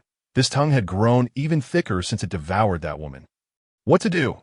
Jiang Fan's body advanced inch by inch, and in the final instant before the tongue struck him, he realized he could not escape, but he made a final attempt at evasion. Phase shift. In the next moment, the enormous tongue passed through Jiang Fan's body, striking nothing but it collided forcefully with the adjacent wall, creating a hole as wide as a barrel and breaching the barrier entirely. At that moment, as the massive tongue traversed the illusion of Jiang Fan's form, he felt an overwhelming weakness wash over him. His energy rapidly depleting, the it was too powerful. Even its passing tongue consumed a considerable amount of stamina. If it had struck him directly, he surmised his strength would have been utterly drained. Without hesitation, he sank into the ground. The tongue swiftly retracted. Croak, croak, the resounding call of a frog echoed through the air. The sound was so loud that even Jiang Fan, 2 meters underground, could hear it that moment. A frog, the size of a car, leapt into Jiang Fan's 50-meter perceptive range. Within his perception, the mutated frog radiated a blinding light, akin to the sun in the sky. The brightness emanating from Jiang Fan was merely a dim flicker in comparison. Inside the frog, there was a bright, ginger-like object, blue in hue, far more luminous than the one within Jiang Fan, with numerous branches extending from it. Jiang Fan's expression turned grave as he observed it. My perception has a flaw. If an enemy were to ambush from over 50 meters away, I would find it exceedingly difficult to detect. The mutated frog's tongue exceeded that range. The mutated frog hopped slowly, intermittently emitting its loud calls. Croak, croak, like a sovereign surveying its realm. It patrolled its territory. Wherever the mutated frog roamed, all creatures hid away, concealing themselves and refraining from making a sound. Suddenly, the mutated frog shot its tongue into the air. A massive creature was ensnared and effortlessly dragged back, swallowed whole. Throughout the entire ordeal, it displayed virtually no resistance. Despite the mutated frog's might, it posed no threat to Jiang Fan, who remained concealed underground, calmly observing the scene.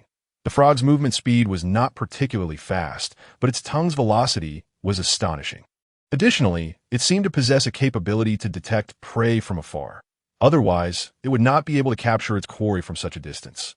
Based on luminosity, its combat power was at least 3 times greater than his own. How peculiar! How has it achieved such prowess? Could it have consumed numerous enlightenment fruits as well? Yet, it seemed to lack intelligence. After missing its target, it appeared to forget about him entirely, showing no intent to continue searching. Under Jiang Fan's watchful gaze, the mutated frog leisurely departed. Jiang Fan waited a few minutes before cautiously making his way to a room on the first floor, ascending to ground level. With a powerful leap, he lightly touched the ceiling. Phase shift. Jiang Fan's body passed through the floorboards. Landing on the second floor, he navigated through walls and ceilings, avoiding all occupied rooms, and returned to Tang Xuerou's chamber. Tang Xuerou was staring vacantly out the window, her face etched with concern. Mengqian was scrolling through her phone, also exhibiting signs of restlessness. Jiang Fan had been gone too long, causing both women to feel anxious, as so much had transpired that day.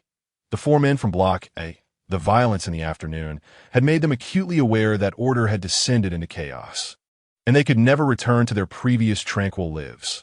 When the last vestiges of hope were shattered, they became utterly reliant on Jiang Fan. Both women were not foolish. In a chaotic world, without the protection of a strong man, beautiful women would inevitably become the playthings of others. Suddenly, Jiang Fan leapt up from beneath the floor. The two women gasped in surprise, and upon realizing it was Jiang Fan, they instantly relaxed, their spirits lifting. "Brother Jiang, you're back. Dinner will be ready shortly. Brother Jiang, you've worked hard. Have some water." The two women clung to Jiang Fan's arms that he felt a sense of relief wash over him. The presence of two stunningly beautiful women alleviated much of his psychological burden. The day was drawing to a close. Jiang Fan produced a bounty of food: chips, canned goods, frozen fish, frozen shrimp, and an entire slab of black pork chop. The two women gazed at the spread with wide eyes, their hearts settling in contentment. Mengqian volunteered. "I'll cook." Tang Xuerou, unwilling to be outdone, declared, "I'll assist you." She was also eager to learn how to cook.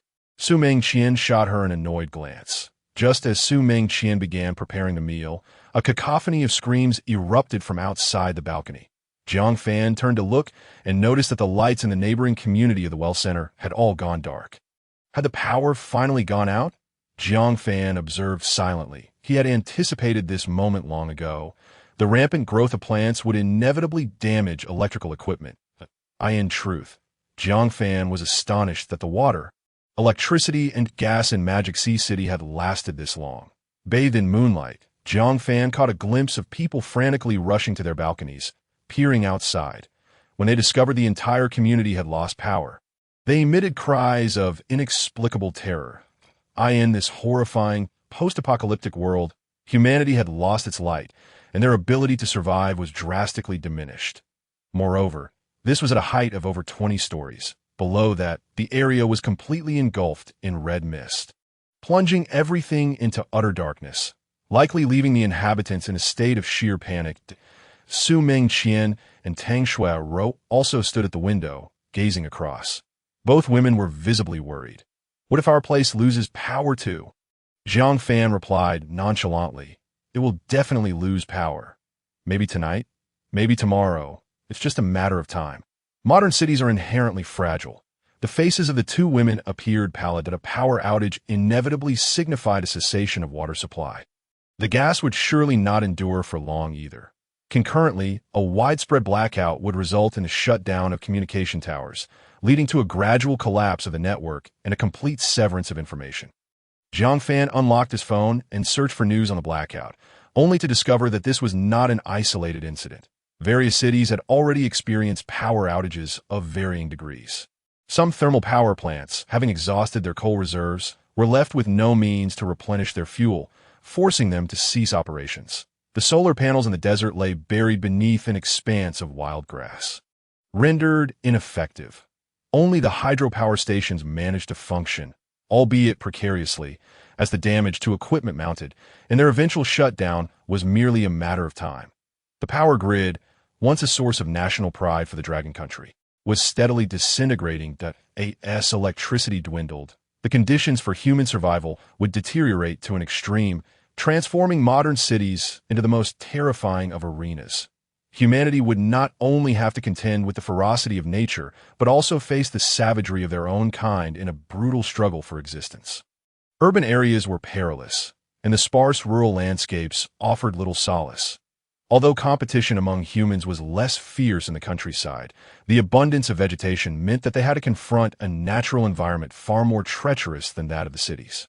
The two women dined uneasily, their minds plagued by the impending blackout. Jiang Fan, too, felt a sense of trepidation. I must grow stronger. As the survival conditions worsen, only my own strength remains the most dependable asset. Jiang Fan took out a piece of enlightenment fruit and consumed it. Night deepened. T2M. Shiyin remained restless, trembling as she curled up in bed, covering her head while surveying the eerily quiet room. Zhou Tianhao is dead. And Song Jie is dead too. Initially, the three of them living together had not felt particularly frightening. Now, with just her left, the bedroom, illuminated by a dim light, exuded an unsettling crimson glow. The living room was even darker, resembling a void. Shiyin fidgeted anxiously, an overwhelming sense of dread washing over her, as though a monster might leap forth from the shadows. Simultaneously, the bloody scene of Jiang Fan crushing Zhou Tianhao with a single hand replayed relentlessly in her mind. Damn it, all the men are dead. What am I to do now? Shiyin had finally witnessed the most horrifying aspect of the apocalypse. Deep remorse filled her. She regretted ever encouraging Zhou Tianhao to confront Jiang Fan. That scoundrel Jiang Fan is far too cunning. He is so powerful, yet has never showcased his abilities in the group.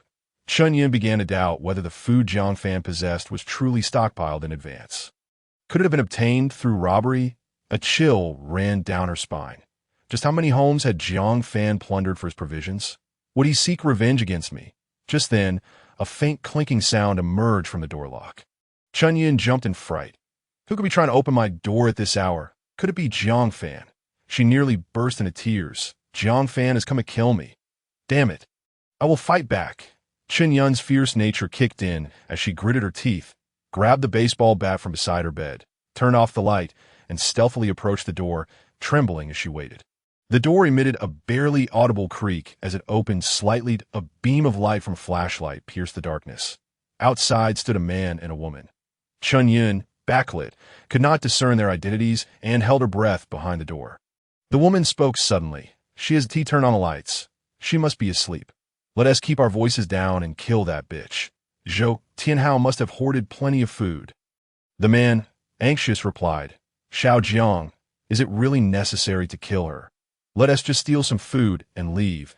The pair were none other than Liu Dongxiang and Jiang Yan. Jiang Yan, her voice a whisper, retorted, What is there to fear? Who would know it was us? Zhou Tianhao and that other fitness instructor are dead.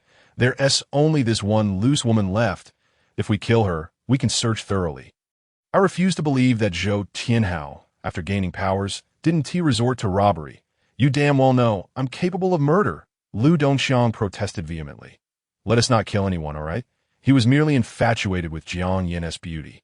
Yet he wasn't foolish.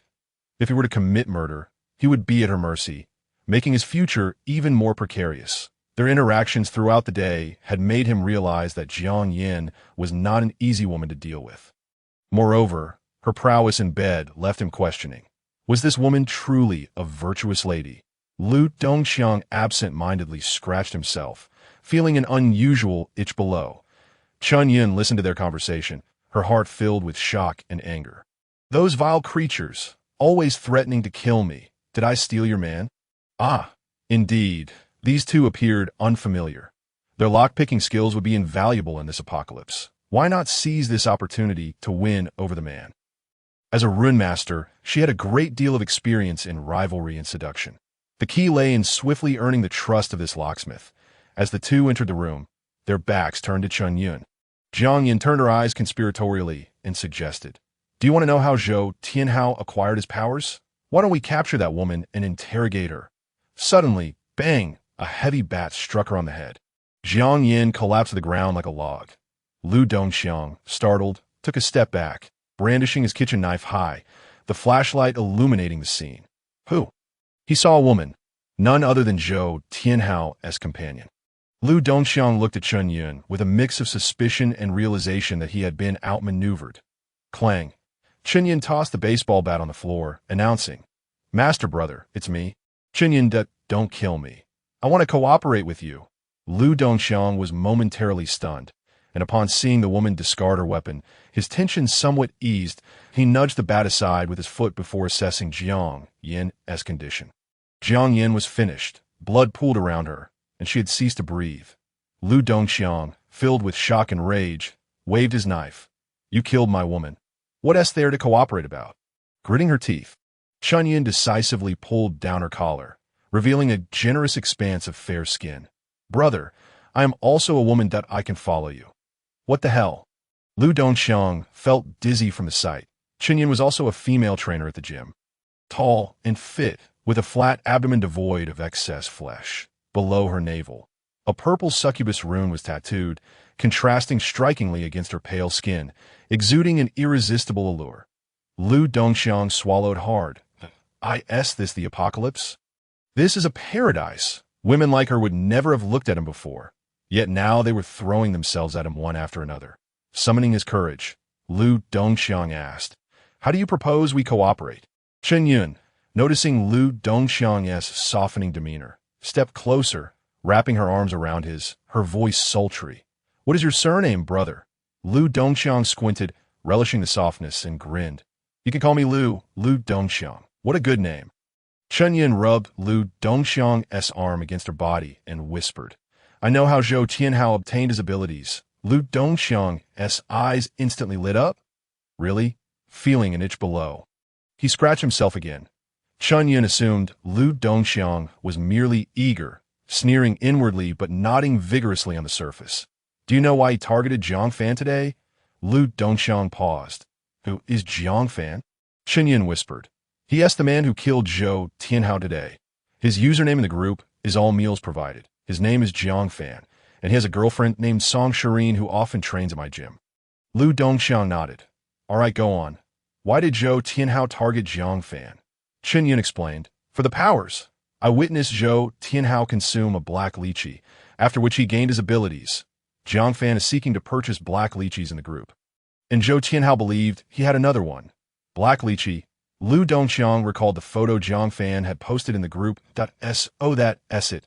Many ability users had shared videos online, yet none had disclosed how they acquired their powers.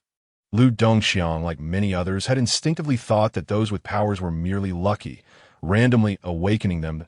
It was the black lychee. "I want powers too." Lu Dongxiang's heart ignited with fervor as he spoke gravely. "Jiang Fan still has a black lychee?" "Well, he probably consumed it already," Shiyin analyzed. Zhou Tianhao's strength had roughly doubled since then. Jiang Fan crushed Zhou Tianhao effortlessly, indicating his strength far surpassed that of Zhou Tianhao. He must have consumed that black lychee to gain such abilities. Furthermore, if Jiang Fan were unaware of the effects of the black lychee, he would not have sought to purchase it in the group. Lu Dongxiang lamented, "Alas, what use is there in discussing this now?" "Fool!" Shiyin, harboring disdain in her heart, feigned eagerness as she exclaimed, "Lu Ge, think about it. The black lychee is so peculiar. What sane person would dare consume it? What if someone possesses it but is too afraid to eat it?" The very reason for seeking purchases in the group is precisely due to this possibility. If he can make a request, then we can certainly do the same. This Lu Dongxiang felt an inkling of unease. Such a significant item as the ability fruit could not simply be left to competition with Jiang Fan. Yet the yearning for abilities caused him to overlook the danger. However, how could the food we possess compare to what Jiang Fan has? Competing in a bidding war is utterly futile. Shiyin whispered, "Let us deliberately offer a price higher than Jiang Fan's. If anyone reaches out to us, why bother buying? We could simply steal it from his home. It would be far more convenient." Lu Dongxiang's eyes sparkled with excitement. "Excellent idea." After some further discussion, they discarded Jiang Yan's body from the balcony and then posted a request in the group for 10 packets of instant noodles in exchange for black lychees. Once their business was concluded, the two individuals indulged in each other, quickly finding themselves in as the night passed. The woman drifted into a heavy slumber, while Jiang Fan remained vibrant, feeling no fatigue whatsoever. With the enhancement of his overall constitution, his need for sleep had diminished. After a brief 30-minute nap, he rose, invigorated. The dawn broke. Jiang Fan retrieved 5 boxes of milk and a dozen marinated eggs. Consuming them with relish, This, too, was a consequence of his increased constitution. His appetite had significantly grown. Were he another survivor, he might have faced hunger, but Jiang Fan remained unconcerned. He would never find himself lacking in sustenance. Having satisfied his hunger, Jiang Fan took out his phone. It took a considerable amount of time to connect to the internet, the signal deteriorating by the moment. He received numerous private messages from women. Handsome. Can we chat? Brother, can I stay with you? I'm beautiful and tall. Just give me a packet of noodles daily, and I'll do anything you want. I guarantee your satisfaction. As food scarcity escalated, many had crossed their moral boundaries. Jiang Fan scanned through the messages, noting their low ratings. None met the system's requirements, prompting him to blacklist the entire lot. Following the recent death incident, the Well Center group had grown significantly quieter, with few conversations taking place throughout the night. Only old lady Su was heard cursing Li Qingchuan, blaming him for the death of her grandson, sending over 100 messages that Li Qingchuan had only replied once at the beginning and then ceased all communication. Jiang Fan noticed Shiyin seeking black lychee in the group. Shiyin, isn't the rune mage beside Zhou Tianhao. Indeed, she must have speculated about the abilities gained after witnessing Zhou Tianhao consume the black lychee. Jiang Fan furrowed his brow. He had long realized that the secret of the black lychee would not remain hidden for long. After all, he had learned of it through online sources, and it was likely already common knowledge in many places. However, the prospect of direct competition irked him. Using his perception, he focused on room 1708, where a man and a woman were entwined in slumber. The woman's silhouette resembled that of the rune mage beside Zhou Tianhao, her figure quite appealing. The man's outline appeared somewhat familiar. Was he not the locksmith? How had these two ended up together? Jiang Fan pondered briefly, but dismissed it. Let them compete. Once Shiyin acquired the lychee, he could simply take it from her, much more convenient. With that resolution, he chose to disregard the two, pushing them from his mind. That moment, a message popped up on Jiang Fan's phone. Socket 2104. I'm not a fox. Do you have diarrhea medication? I need to buy some. Diarrhea? Jiang Fan glanced toward the 21st floor where Lily lay curled up in bed, her aura notably dim. Suddenly, she bolted upright, rushing to the bathroom. Are you experiencing diarrhea? He inquired. Yes, she replied. Jiang Fan frowned. Was there any remedy for diarrhea now? He had no certainty. Previously, it had been a minor ailment, but circumstances had drastically changed. The virus was mutating rapidly. Who knew if past medications would still be effective? Moreover, how had she contracted diarrhea? If it were due to some horrific virus, he would not hesitate to leave, avoiding any risk of contagion. What is happening? He pressed. I had some leftover instant noodles from yesterday, which I thought were fine, so I ate them. And then, Jiang Fan was at a loss for words. You truly are a genius, he remarked, relieved that it was not a severe virus. Lily, clutching her stomach, struggled to rise from the toilet, making her way back to the room, collapsing weakly onto the bed. The continuous diarrhea was pushing her towards dehydration. An illness at such a time filled her with despair. I have fluoroquinolone and children's montmorillonite powder, Jiang Fan offered. Lily's eyes lit up with hope. I'll buy. I have a diamond necklace. Jiang Fan scoffed. What worth does a rock hold? Wait for me. I will be there shortly. Diving into his spatial pocket, he retrieved the medication, his body sinking into the floor. Moments later, he appeared in Lily's room.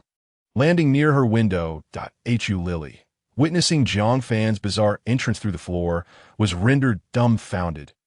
Jiang Fan, uninterested in idle chatter, produced 2 boxes of medication. Disregarding her fear, Lily exclaimed, Thank you, big brother. Jiang Fan, maintaining his composure, replied, Let us skip the pleasantries. Verbal gratitude holds little value. If you desire the medicine, what can you offer in return? Frustrated, Lily retorted, You are taking advantage of my plight. Taking advantage? Jiang Fan laughed. In a supermarket. A bottle of water costs $1, but when trapped in a desert, that same bottle is worth its weight in gold. The value of items fluctuates with time and circumstance. I am a person of reason. A transaction is a transaction. If you don't agree, I want to force you, but don't expect my assistance. Lily, clutching her stomach, expressed her frustration. Can life itself be a transaction? Jiang Fan gazed at her coldly. Do not attempt to morally bind me with the value of human life. I am not swayed by such tactics. Furthermore, when have pharmaceutical companies ever reduced prices for patients unable to afford their medications? Why not direct your anger towards them? Stop wasting time and provide a clear answer. Despairing, Hu Lili stammered, I. Jiang Fan remained unperturbed, calmly observing her. Another wave of pain surged through Hu Lili's abdomen, and she cried out, Fine, I agree. Just give me the medicine. She reached out, desperation evident. Jiang Fan smirked. Have you misunderstood something? You are the one pleading for my help. Is this how one approaches a request? With tears in her eyes, Hu Lili lamented, How can you be so cruel? Do you not possess any compassion? Jiang Fan chuckled coldly. Compassion. In the apocalypse, the more compassion you show, the faster you meet your demise. Spare me your theatrics. In the past, did you ever extend sympathy to a beggar on the street? No. Then what right do you have to judge others? We are all in the same boat. Leaning closer, Jiang Fan locked his gaze with Hu Lili's. Enunciating each word, if I give you the medicine, you may live. If I do not, you will perish. What makes you think you have the leverage to negotiate with me? Hu Lili broke down. Please, I beg you. Give me the medicine. Ha ha ha. Jiang Fan laughed. Now that is more like it. This is how you should behave. He tossed 2 boxes of medicine to Hu Lili. Hu Lili hurriedly tore open the packaging and swallowed the contents. At that moment, she could no longer endure the abdominal pain and stumbled into the bathroom. A few minutes later, she emerged weakly, supporting herself against the wall, clearly suffering from severe diarrhea. Jiang Fan was uncertain whether she would survive. It all depended on her luck now. He left behind several boxes of Snickers, Coke, and other high-energy foods, along with a few cases of purified water, before departing. Hu Lili watched Jiang Fan leap off the floor, feeling a mix of envy and a tumultuous array of emotions in her heart. The day passed in relative tranquility. Jiang Fan did not go out either. Instead, he focused on downloading offline maps and some crucial information. The internet would soon be inaccessible, and this knowledge would prove invaluable. He fed the husky twice more, growing increasingly confident in taming Bai Yin, eventually bringing it into his room, though he only allowed it to stay in his rental space. Forbidding it from entering Tang Xuerou's room by 7 p.m., Jiang Fan noticed that Hu Lili's vitality had significantly returned, nearly resembling that of a normal person. It seemed her diarrhea had mostly healed. The medication had indeed been effective. Jiang Fan then made his way to Hu Lili's home. Upon his arrival, Hu Lili was eating a Snickers and was startled by the sudden appearance of a man descending from above. Jiang Fan observed her complexion. It appeared that her diarrhea had improved considerably, and she had replenished enough energy and fluids, looking much more vibrant. Jiang Fan said nothing, merely gazing at her quietly. Hu Lili, unable to play tricks, could only say, Please wait while I tidy up. The scene of Jiang Fan crushing Zhou Tianhao had instilled fear in everyone.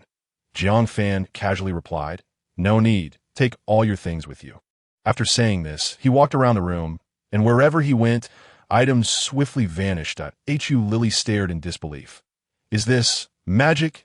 Jiang Fan glanced at her and replied, This is my ability. Space. So, as long as you follow me, you need not worry about food and drink. I have long gathered enough provisions. Hu Lili was overjoyed. Her resistance significantly diminished.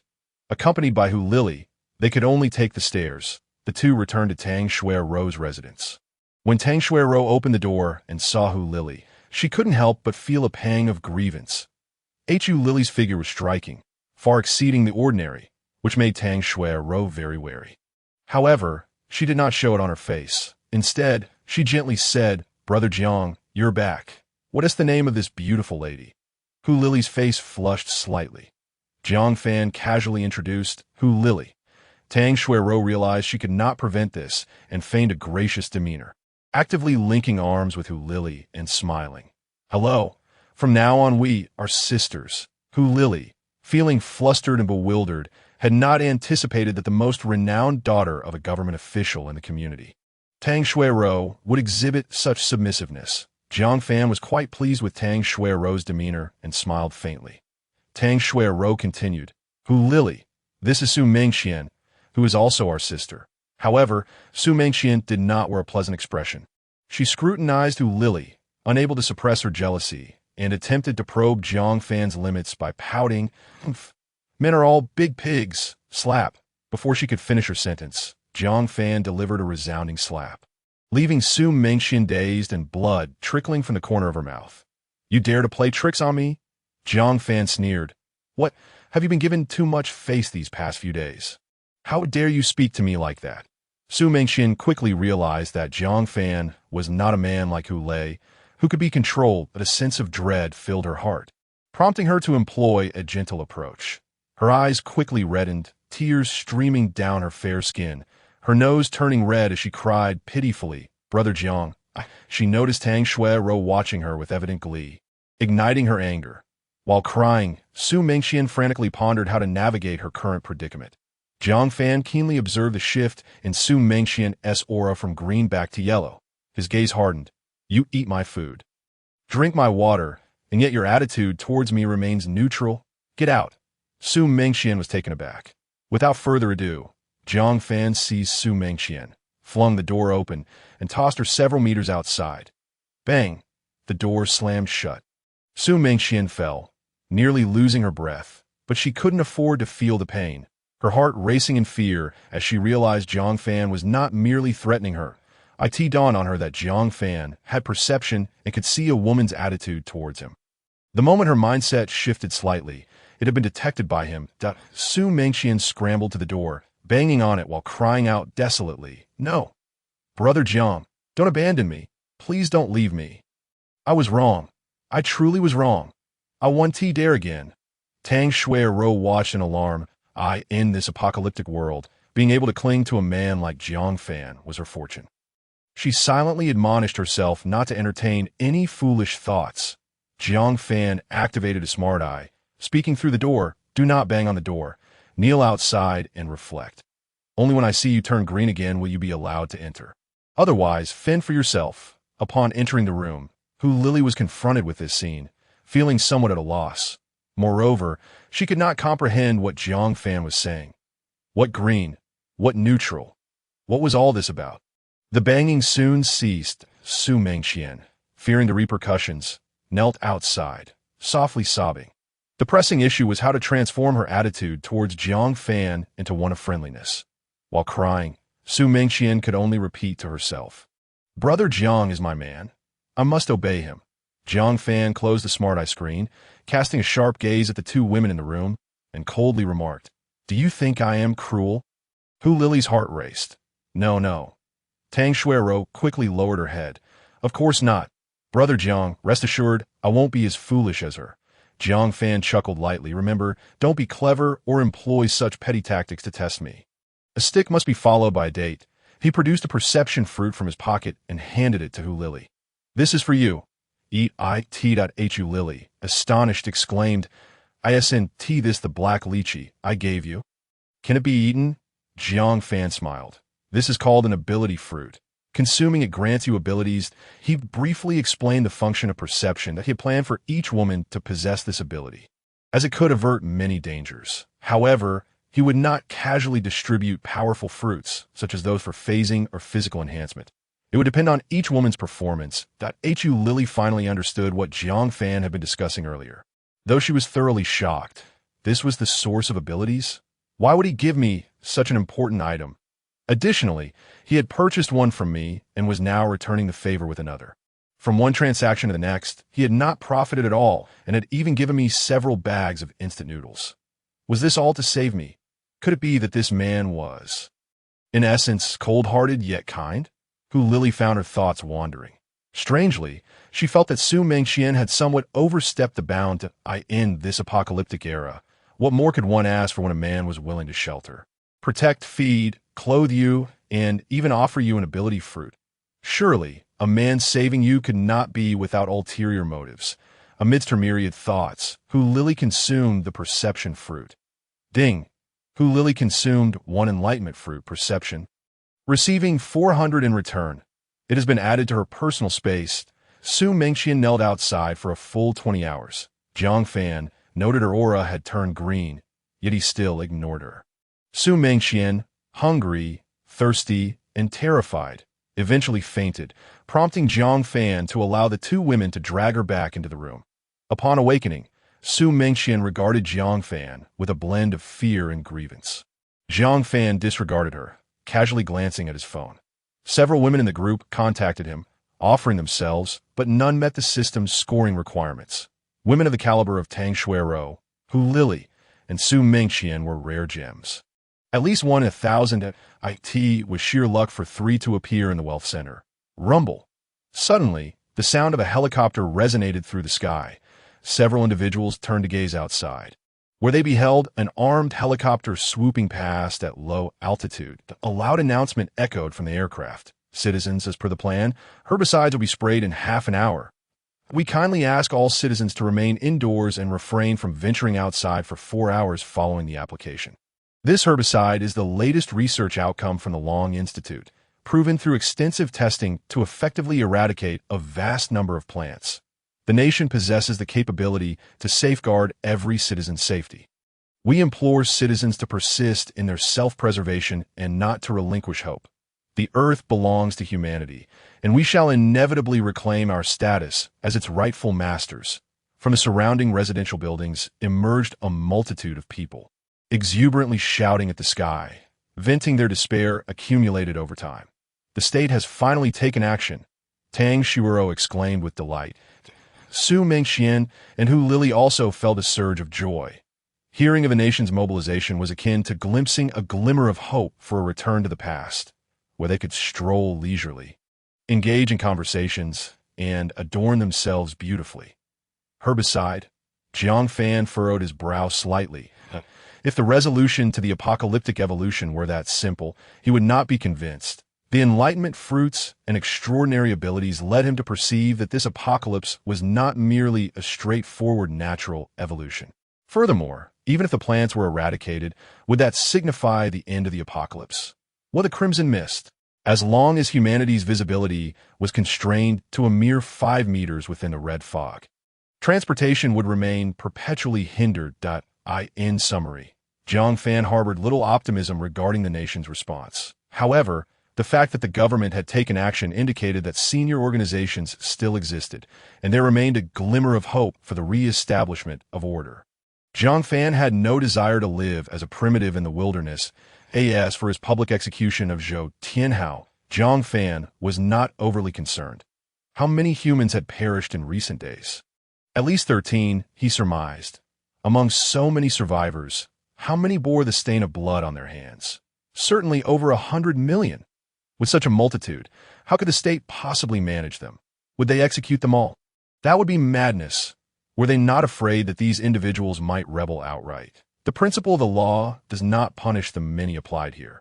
Moreover, even if the state could restore order, the formidable superhumans of the new era would inevitably ascend to the upper echelons and become part of the ruling class. Thus, Jiang Fan felt no urgency. Regardless of the outcome, he would emerge as a beneficiary. Jiang Fan quietly observed the scene outside the window, embodying a sense of calm akin to watching clouds drift by. Mengqian, please prepare dinner. We shall not be going out today. Mengqian obediently replied. All right, Brother Jiang. The previously silent group chat erupted into lively chatter once more. The nation has finally taken action. They must be delivering food to us soon. That is certain. The state would not stand idly by as we perish. Some people wooed and exchanged gold necklaces for instant noodles, and now they must be regretting their choices. Ha! Exactly. Truly greedy. Biting off more than they can chew. To think they sought to trade instant noodles for women? What a delusion. Some foolish women believed it. They will undoubtedly regret it later. Director Tang will not let certain individuals off the hook. Jiang Fan glanced at the group messages, a slight smile gracing his lips. I hope you all can still laugh in due time. Half an hour later, a fleet of transport planes flew low overhead. The rear of the aircraft released billowing clouds of white mist, which emitted a pungent odor. In times past, citizens would have complained and even called to lodge grievances with the authorities. However, now, all survivors in the Wealth Center erupted into thunderous cheers. Long live the Dragon Nation. In the apocalypse, eradicate these wretched plants. The hope of concluding the apocalypse seemed tantalizingly close. Jiang Fan silently observed the planes, deploying over a dozen transport aircraft at once, and this was merely in one city of the Magic Sea. It appeared the authorities indeed retained formidable power. I could see that moment. A flock of massive red birds suddenly dove down from the clouds. Their speed was astonishing, resembling streaks of red lightning slicing through the sky. In the blink of an eye, they transformed from mere specks into looming figures above the transport planes. Assessing their size, there was little disparity between the 2.1 giant bird grasped the top of a transport plane with its formidable claws, piercing through the aircraft's metallic shell as if it were mere paper, offering no resistance whatsoever. With a powerful flap of its wings, it dragged the transport plane, weighing several tons, skyward. The cumbersome aircraft stood no chance against the colossal bird. One by one, they were seized and whisked away. One particularly enormous red bird, seemingly the leader of the flock, stood out with its vibrant wings aglow like a flaming torch. Akati emitted a piercing shriek that shattered numerous windows. Upon hearing their leader's command, the flock ascended, disappearing into the clouds. The surrounding cheers abruptly ceased, and the survivors stared blankly at the sky, as if they had been throttled by an unseen force. Could a single bird truly drag away dozens of tons of aircraft? Was this even feasible for a carbon-based organism? What extraordinary strength must such a creature possess in its bones, skin, and muscles? Could missiles even annihilate it? Jiang Fan felt a shiver run down his spine. After the enhancement of his physique, his vision had also undergone considerable improvement. Just moments ago, he had discerned that the leader of the giant birds emitted a sound surrounded by a distortion of air. This was not an ordinary call. It was a manifestation of some ability. These red giant birds were far more terrifying than the mutated frogs below. This was merely one city within the Magic Sea. And yet such formidable creatures had emerged. Moreover, the Magic Sea was a region densely populated by humans, with relatively few animals. How many more places on Earth, sparsely populated by people, harbored creatures evolved to unimaginable heights? Could humanity truly reclaim its status as the rightful rulers of this planet? Jiang Fan had not a shred of confidence. Regardless of how circumstances shifted, becoming stronger was always the right choice. Jiang Fan retrieved a handful of enlightenment fruits and began to consume them. After devouring an indeterminate number, he finally heard the melodious notification. Ding! Perception upgraded to 5 stars. You can now perceive inanimate objects.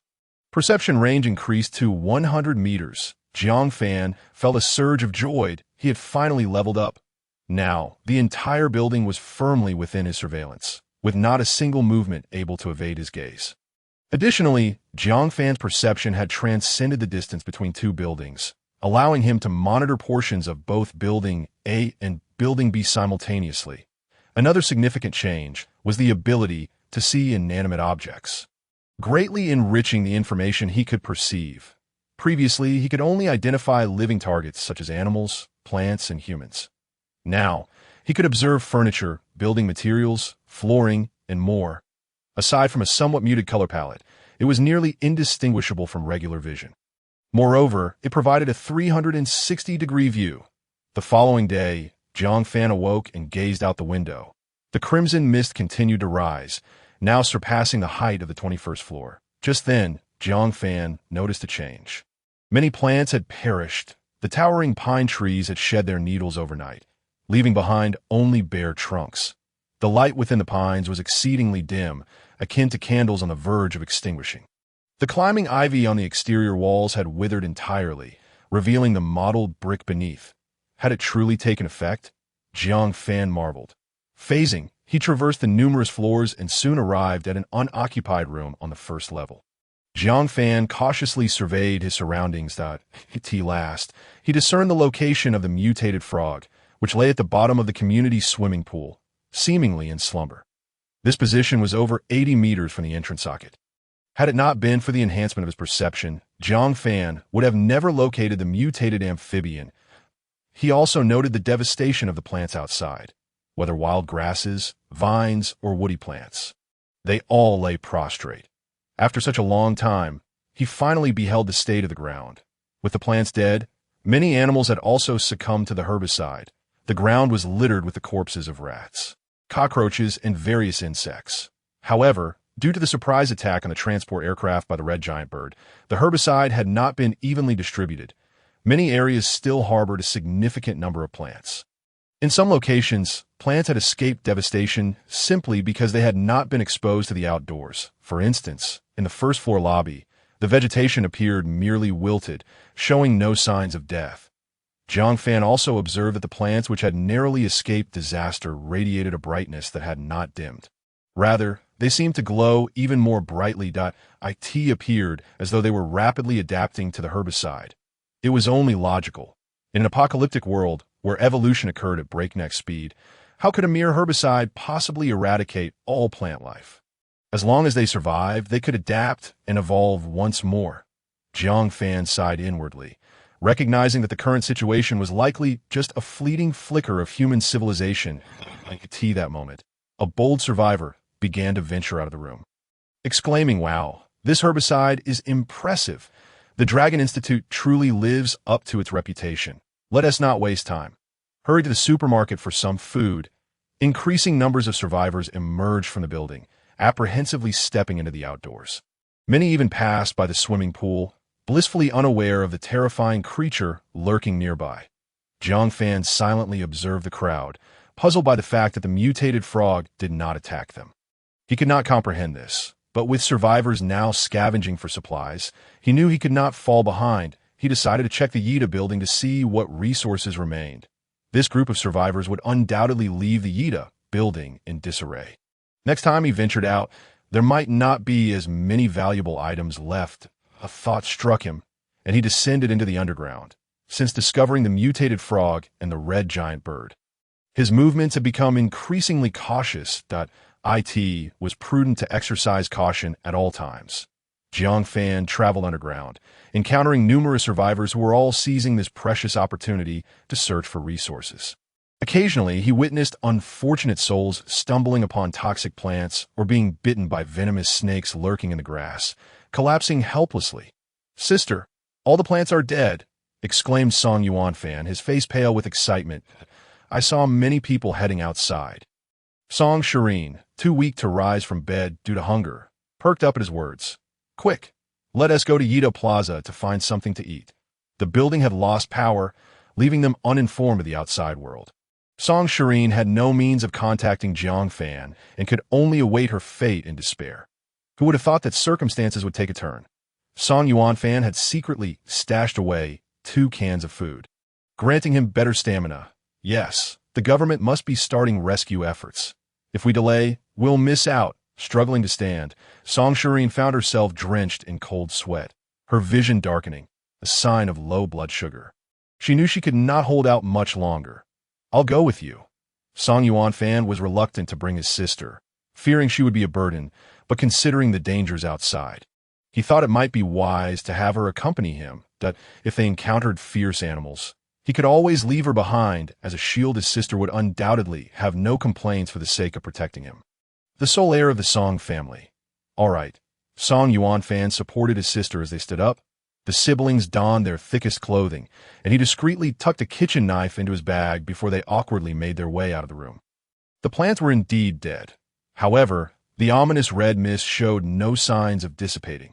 With Jiang Fan as assistants, Tang Xuerou moved slowly, occasionally spotting individuals emerging from the red fog. Both parties exchanged wary glances before disappearing into the haze. They were merely a few hundred meters from Yida Plaza, yet it took them nearly an hour to arrive. Jiang Fan grew increasingly anxious, fearing that resources would be snatched up by others, and urged Tang Xuerou to hurry. Yet with her lack of strength, she could only grit her teeth and endure.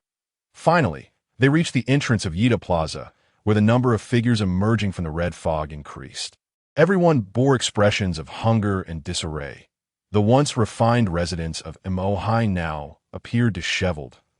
In their desperation, people were consumed with thoughts of how to secure enough food, leaving them with no energy to maintain their appearances. Li Qingchuan slowly approached the lobby on the first floor. Individuals hurried past him, their faces alight with excitement, even greeting him. "Dr. Li, hello." "Dr. Li, why aren't you out shopping? The apocalypse is ending. Surely you'll be of great use." Doctors have always held a prominent position in society, envied by ordinary people, especially someone like Li Qingchuan, an experienced traditional Chinese medicine practitioner. One never knew when they might need his expertise. During the apocalypse, when everyone was preoccupied with gathering food, no one had time for trivialities, and he was largely ignored. However, as the pressure of survival eased slightly, people began to revert to their former attitudes. Li Qingchuan smiled wryly, thinking, "What use? I'm just an elderly woman exaggeratedly remarked. "Look at you, Dr. Li. You're just being modest. You're far superior to that arrogant little fellow at the convenience store." Li Qingchuan frowned slightly, but chose not to respond to that moment. Old Su also appeared, casting a dark glare at Li Qingchuan. Not wishing to engage in conflict, Li Qingchuan turned to leave. The elderly woman glanced at Old Su, then awkwardly followed suit. Old Su glared at Li Qingchuan's retreating figure, her teeth grinding. "Li Qingchuan, you must pay for my grandson's life." She blamed Li Qingchuan for her grandson's death. Li Qingchuan cautiously surveyed the community, observing that the herbicide's effects seemed satisfactory. However, he soon found himself unable to smile. He spotted a cluster of purple mushrooms emerging from beneath a pile of plants that had succumbed to the poison. 1, 2, 3 Li Qingchuan discovered countless purple mushrooms as other plants perished, creating space for survival. The remaining flora thrived even more robustly. Furthermore, he noticed a pine tree that had been killed by the herbicide. Yet new green shoots had sprouted from its roots. In just one night, it had grown half a meter tall. Li Qingchuan sighed in disappointment, gazing at the blood-red surroundings, feeling utterly disheartened. It seems it's still not enough. He carefully harvested some of the newly sprouted plants and a few pungent shepherdess purses before returning home. In such a perilous time, he would not venture out lightly. And no matter how unpalatable the shepherdess purse was, it was certainly better than risking his life at Yida Plaza. The crowd continued to swell. Survivors had initially intended to purchase supplies. Upon their arrival, they quickly realized that Yida Plaza was completely closed. With no one in charge, the area surrounding Yida Plaza had also lost power, forcing people to use flashlights as they scavenged for resources. Where had the supermarket's goods gone? Were they all taken? "Brothers, don't go down. It's a waste of time that we might as well check elsewhere." "Don't believe him. He is just trying to mislead us." "Damn. Believe it or don't." In the crowd, Lu Mengyao clutched a rolling pin. Accompanied by her roommate Huang Qian and Huang Qian's boyfriend Xiao Chong, as they entered Yida Plaza. Upon witnessing the chaotic scene before her, Lu Mengqian's heart sank. "It's over. We read too late." Xiao Chong stole a glance at Lu Mengqian's graceful figure, feigning calmness. "It's all right. Let us head upstairs. I see most people have gone to the supermarket, but there should still be some food left in the eateries upstairs at Yida Plaza." Lu Mengqian has devoted herself to dance and fitness for many years, resulting in an exceptionally sculpted physique. Her curves are perfectly balanced, with fullness in all the right places and slenderness where it should be. Her body proportions are commendable, exemplifying a classic silhouette that accentuates her figure. Not even the baggiest of sportswear can conceal her flawless form. Lu Mengqian harbors disdain for Xiao Chong's gaze. How dare a mere impoverished athlete harbor inappropriate thoughts toward her? Yet, she finds herself reluctantly reliant on this robust sportsman, forcing herself to feign ignorance. Huang Qian's eyes sparkled with excitement. "Darling, you're so clever. Let us hurry up." "All right."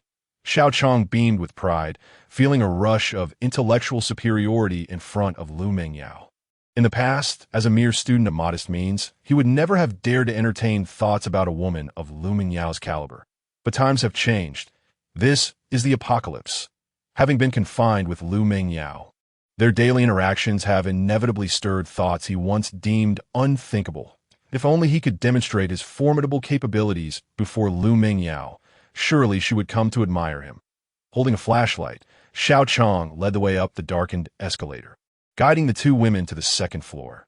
This level, dedicated to mothers and infants, was filled with baby products and indoor play areas for children, none of which piqued their interest. Just as Lu Mengqian was about to depart, a man emerged from the crimson mist, greeting her with a smile. Lu Mengqian. Lu Mengqian was taken aback. Jiang Fan? The newcomer was indeed Jiang Fan. Upon returning to Yida Plaza, he found it bustling with survivors. Rather than ascend immediately, He cautiously surveyed his surroundings. Within a radius of 100 meters, the entirety of Yida Plaza lay within his perception, and formidable, mutated creatures were present. Among the more than 200 individuals, only one with abilities was located in the underground supermarket. The remainder were ordinary people. Jiang Fan scrutinized the ability user closely, observing that he appeared to be leading a small gang in a robbery. This individual's luminescence far surpassed that of Zhou Tianhao, yet it still paled in comparison to Jiang Fan's own brilliance. Additionally, the energy within him radiated a golden hue. After confirming that this ability user posed little threat, Jiang Fan found a secluded corner and ascended to the surface. With so many people around, the likelihood of a surprise attack from a mutated creature was minimal. The first floor of Yida Plaza was a treasure trove of global luxury brands.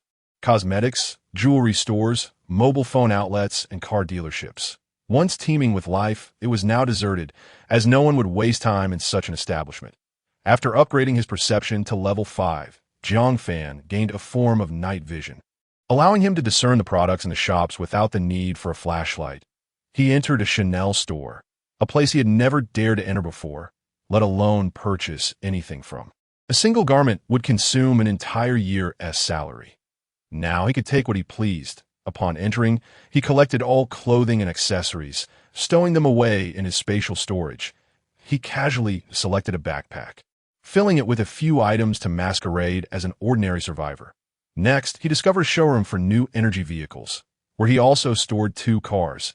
After leisurely exploring the jewelry and cosmetic shops, he cleared the first floor of all merchandise. He then proceeded up the escalator to the second floor, which was entirely devoid of people. Regardless of the utility of the items, he collected everything into his spatial storage. At that moment, he noticed 3 individuals ascending from another escalator point. One woman stood out with a striking silhouette. Her long, slender legs and model-like proportions seemed eerily familiar. Jiang Fan instinctively moved toward her. And as he emerged from the crimson mist, he found himself face to face with a familiar figure. Liu Mengqian, age, 23. Quality, 9 points, perfect physique. Virtue, 10 points, untouched. Overall rating, 9 points. Ding, system criteria met. Jiang Fan's eyes sparkled.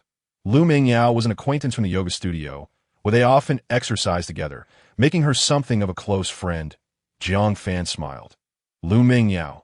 Liu Mengqian looked at Jiang Fan in surprise, not expecting to encounter a familiar face here. Jiang Fan unabashedly scrutinized Liu Mengqian from head to toe. Clearly, she had not fared well during this time. Her once proud, sleek black hair was now unkempt. Nevertheless, her beauty remained undeniable. Unlike Hu Lily, who was clever enough to disguise herself, this woman foolishly applied lipstick, inviting trouble upon herself. Liu Mengqian furrowed her brow, feeling disdain for the convenience store clerk who had privately advised Tang Xuerou to distance herself from Jiang Fan. Now, under Jiang Fan's appraisal, she felt a surge of dissatisfaction and turned her face away. Xiao Chong felt a surge of irritation. He had already regarded Liu Mengqian as his own possession. Seeing her scrutinized by another man ignited a flicker of anger within him, but he stepped forward, positioning himself protectively behind Liu Mengqian, towering over Jiang Fan at 195 centimeters with an air of disdain. "Hey, buddy, where are your eyes wandering?" Jiang Fan didn't spare him a glance, pretending to rummage through his backpack. In truth, he retrieved a can of fish from his spatial storage, presenting it with a playful demeanor. "Liu Mengqian, would you like some?" Liu Mengqian swallowed hard, her eyes fixated on the can. "You."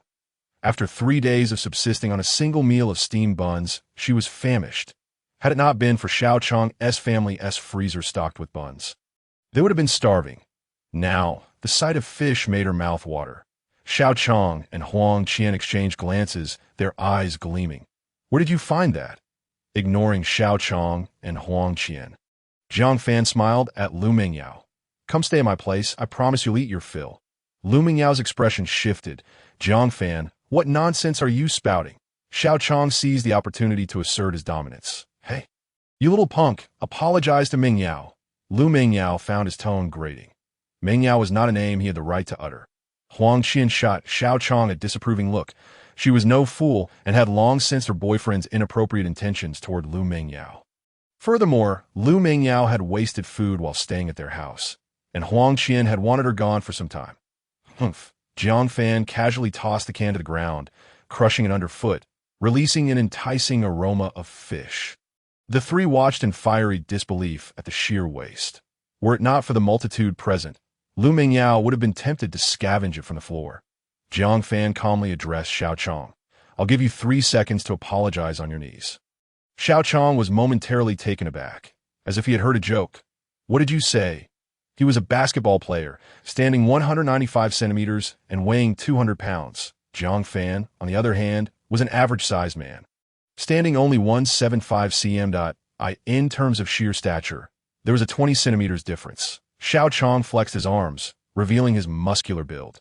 Just as Jiang Fan smirked, preparing for confrontation, he noticed the ability user from the supermarket ascending the escalator.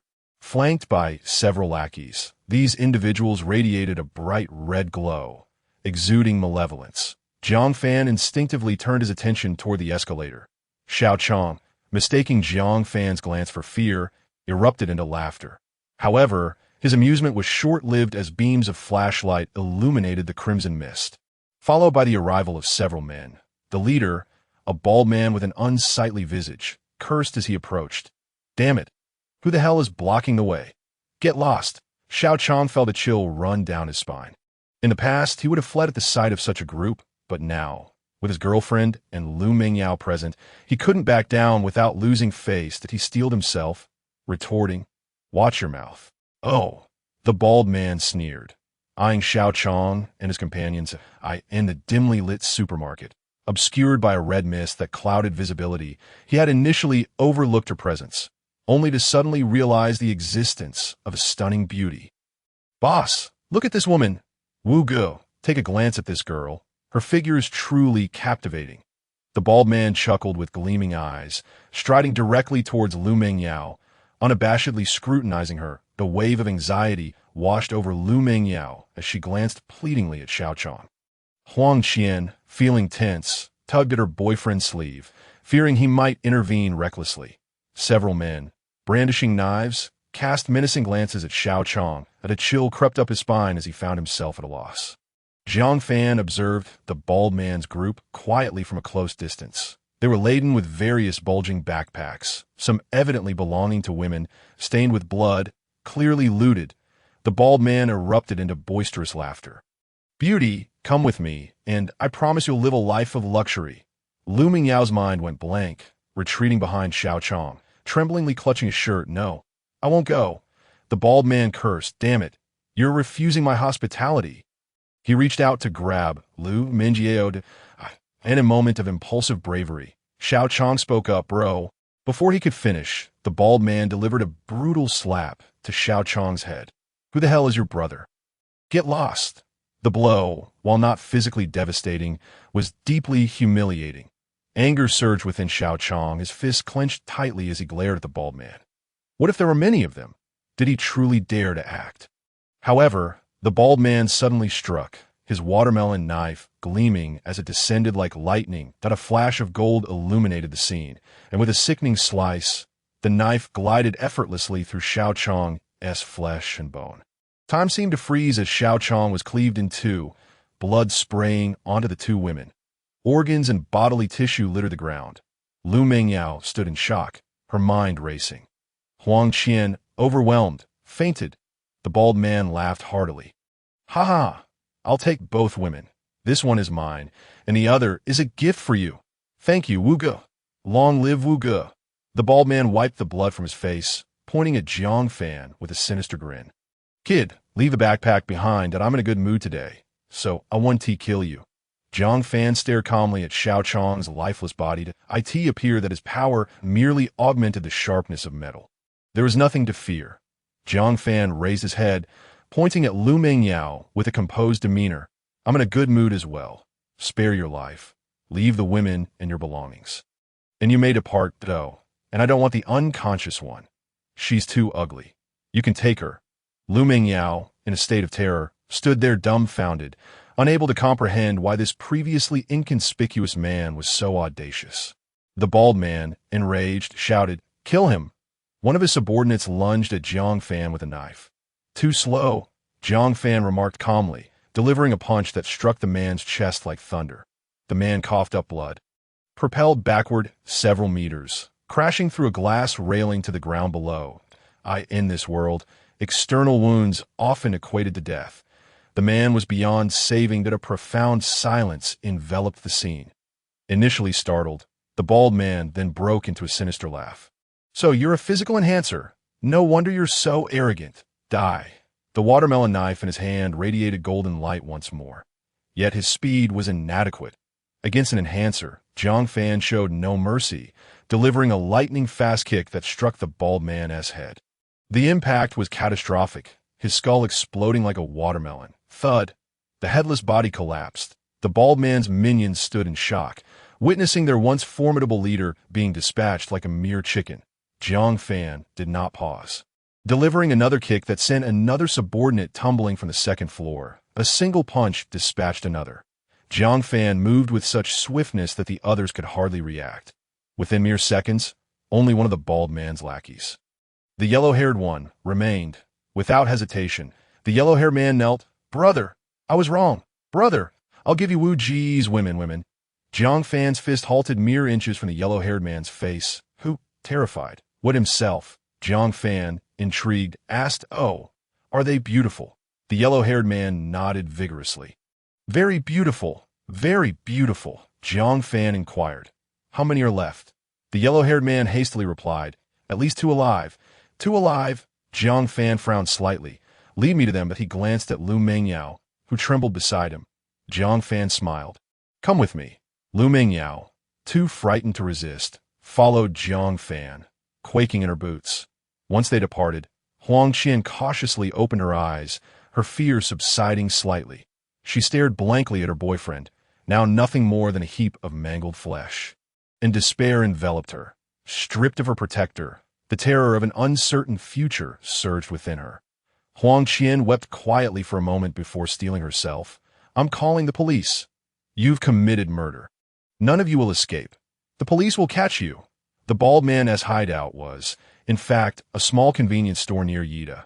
The yellow-haired man eagerly opened the door, gesturing towards the cages in the living room. "Bro, the women are here." Jiang Fan perceived the scene within through his senses before seeing it with his eyes, and his expression darkened. In the living room stood 2 large dog cages, each containing 3 women.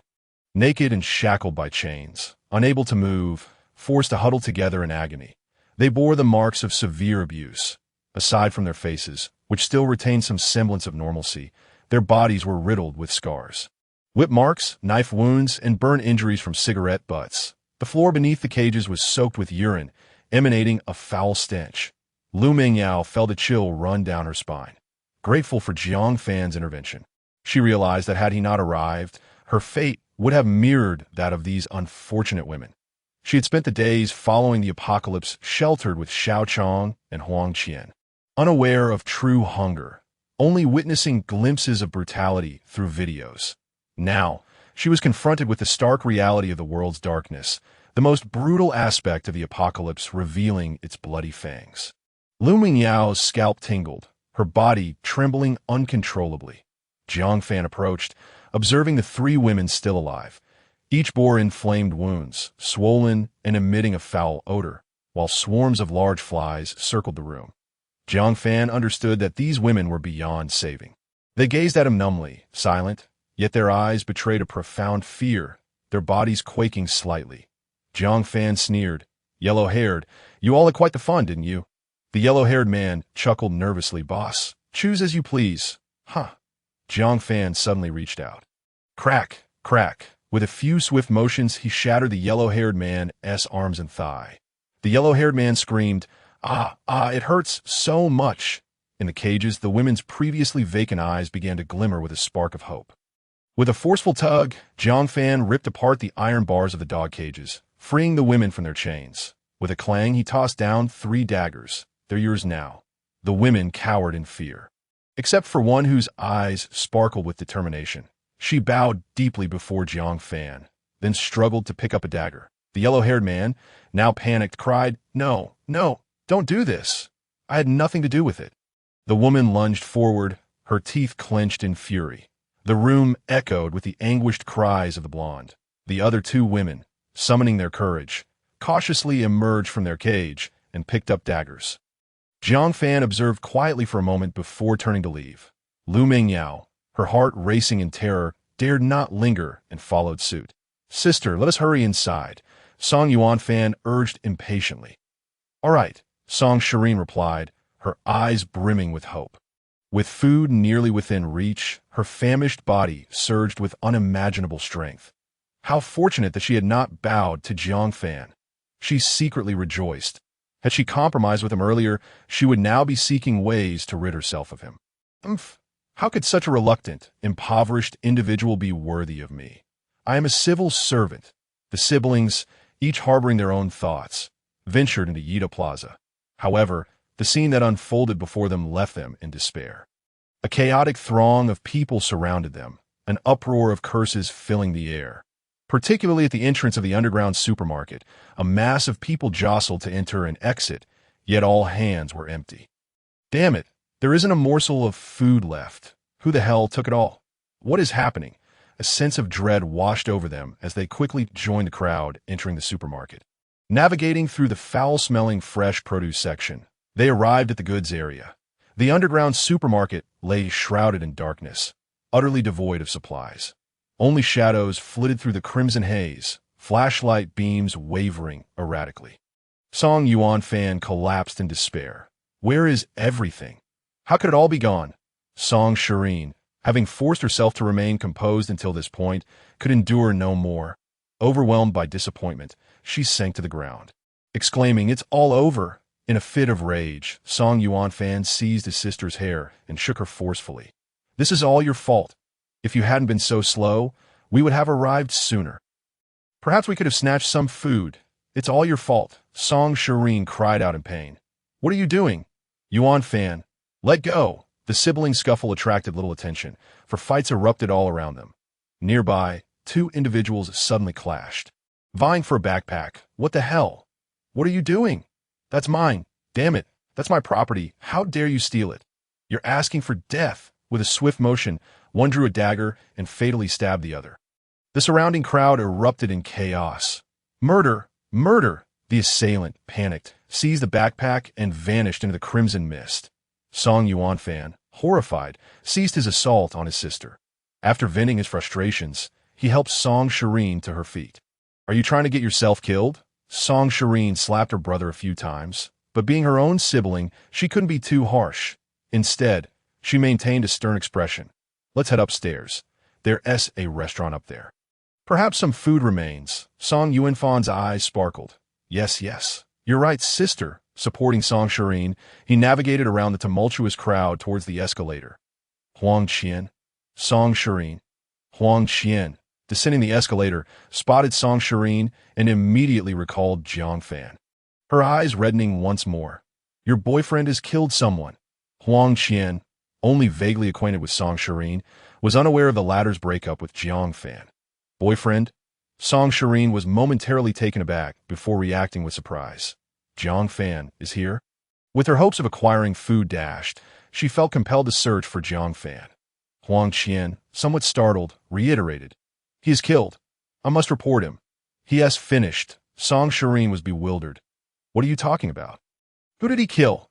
Huang Qian, realizing that Song Shiyin seemed not to be with Jiang Fan, noted Jiang Fan's healthy complexion, contrasting sharply with Song Shireen's disheveled and worn appearance. Huang Qian seized the opportunity to sow discord. "It's better that you don't know. Jiang Fan is a murderer and has taken Liu Mengqian from you. Such a man is not worth your time." "Liu Mengqian." Song Shiyin recalled the impeccably shaped woman, instantly believing 9 parts of Huang Qian's words. She was aware that Jiang Fan had been seeking women within their circle, but a surge of discontent welled within her. "This man is utterly outrageous. When I find him, I will ensure he sends those women away." Song Shiyin intended to inquire further, but Huang Qian disregarded her and continued down the stairs. Just as she took a few steps, a massive orange creature burst forth from the crimson mist and snatched Huang Qian in its jaws. An icy dread washed over Jiang Fan and Tang Xuerou, as if a bucket of ice water had been poured over them. Meow. The orange beast swallowed Mengqian whole, its yellow slitted eyes coldly assessing the two siblings. For reasons unknown, it did not attack. Instead, it leaped down the escalator and vanished into the mist. Moments later, anguished human screams echoed from below. "It's coming. Run. What the hell is that thing? Help. Help." Relief flooded over Jiang Fan and Tang Xuerou, who were terrified and fled for cover in a store with smashed glass doors, completely abandoning their search for food. Jiang Fan made his way toward the wealth center. After a short while, Liu Mengqian regained her composure and, in a state of panic, questioned, "Jiang Fan, why didn't you save them?" Jiang Fan replied coolly, "They're doomed. With such severe injuries, they cannot possibly be treated now." Liu Mengqian bit her lip, closely following Jiang Fan, unwilling to stray too far. The surroundings were cloaked in red mist, rendering visibility beyond 5 meters impossible. Before long, they arrived at the wealth center. Jiang Fan carefully assessed the situation. The mutated frogs were absent from the swimming pool, their whereabouts unknown. Remaining in a state of phasing, he guided Liu Mengqian through the socket and ascended to the 32nd floor. Tang Xuerou opened the door and saw Liu Mengqian. "Another beautiful woman has arrived." She sighed internally, concealing her expression. "Brother Jiang, come in quickly." Jiang Fan entered calmly. Liu Mengqian felt a tinge of awkwardness but followed suit. Tang Xuerou cheerfully remarked, "You must be a new sister." "Hello, I'm Tang Xuerou," Liu Mengqian shyly responded. "Hello, I'm Liu Mengqian. Su Mengqian," and who Lily also approached to greet her. Liu Mengqian felt flustered, taken aback by the number of women in Jiang Fan's home. Su Mengqian went off to prepare a meal. While giving Jiang Fan a shoulder massage, Tang Xuerou whispered, "Brother Jiang, Liu Mengqian has no room to stay." Her place was a 3-bedroom apartment with Tang Xuerou, Su Mengqian, and Hu Lily each occupying a room, leaving no space available. Jiang Fan casually replied, "Then she can stay next door." That he approached the large hole in the wall and, with powerful strikes, created a doorway tall enough for a person to pass through. Both Liu Mengqian and Hu Lily, who had just arrived, were left dumbfounded.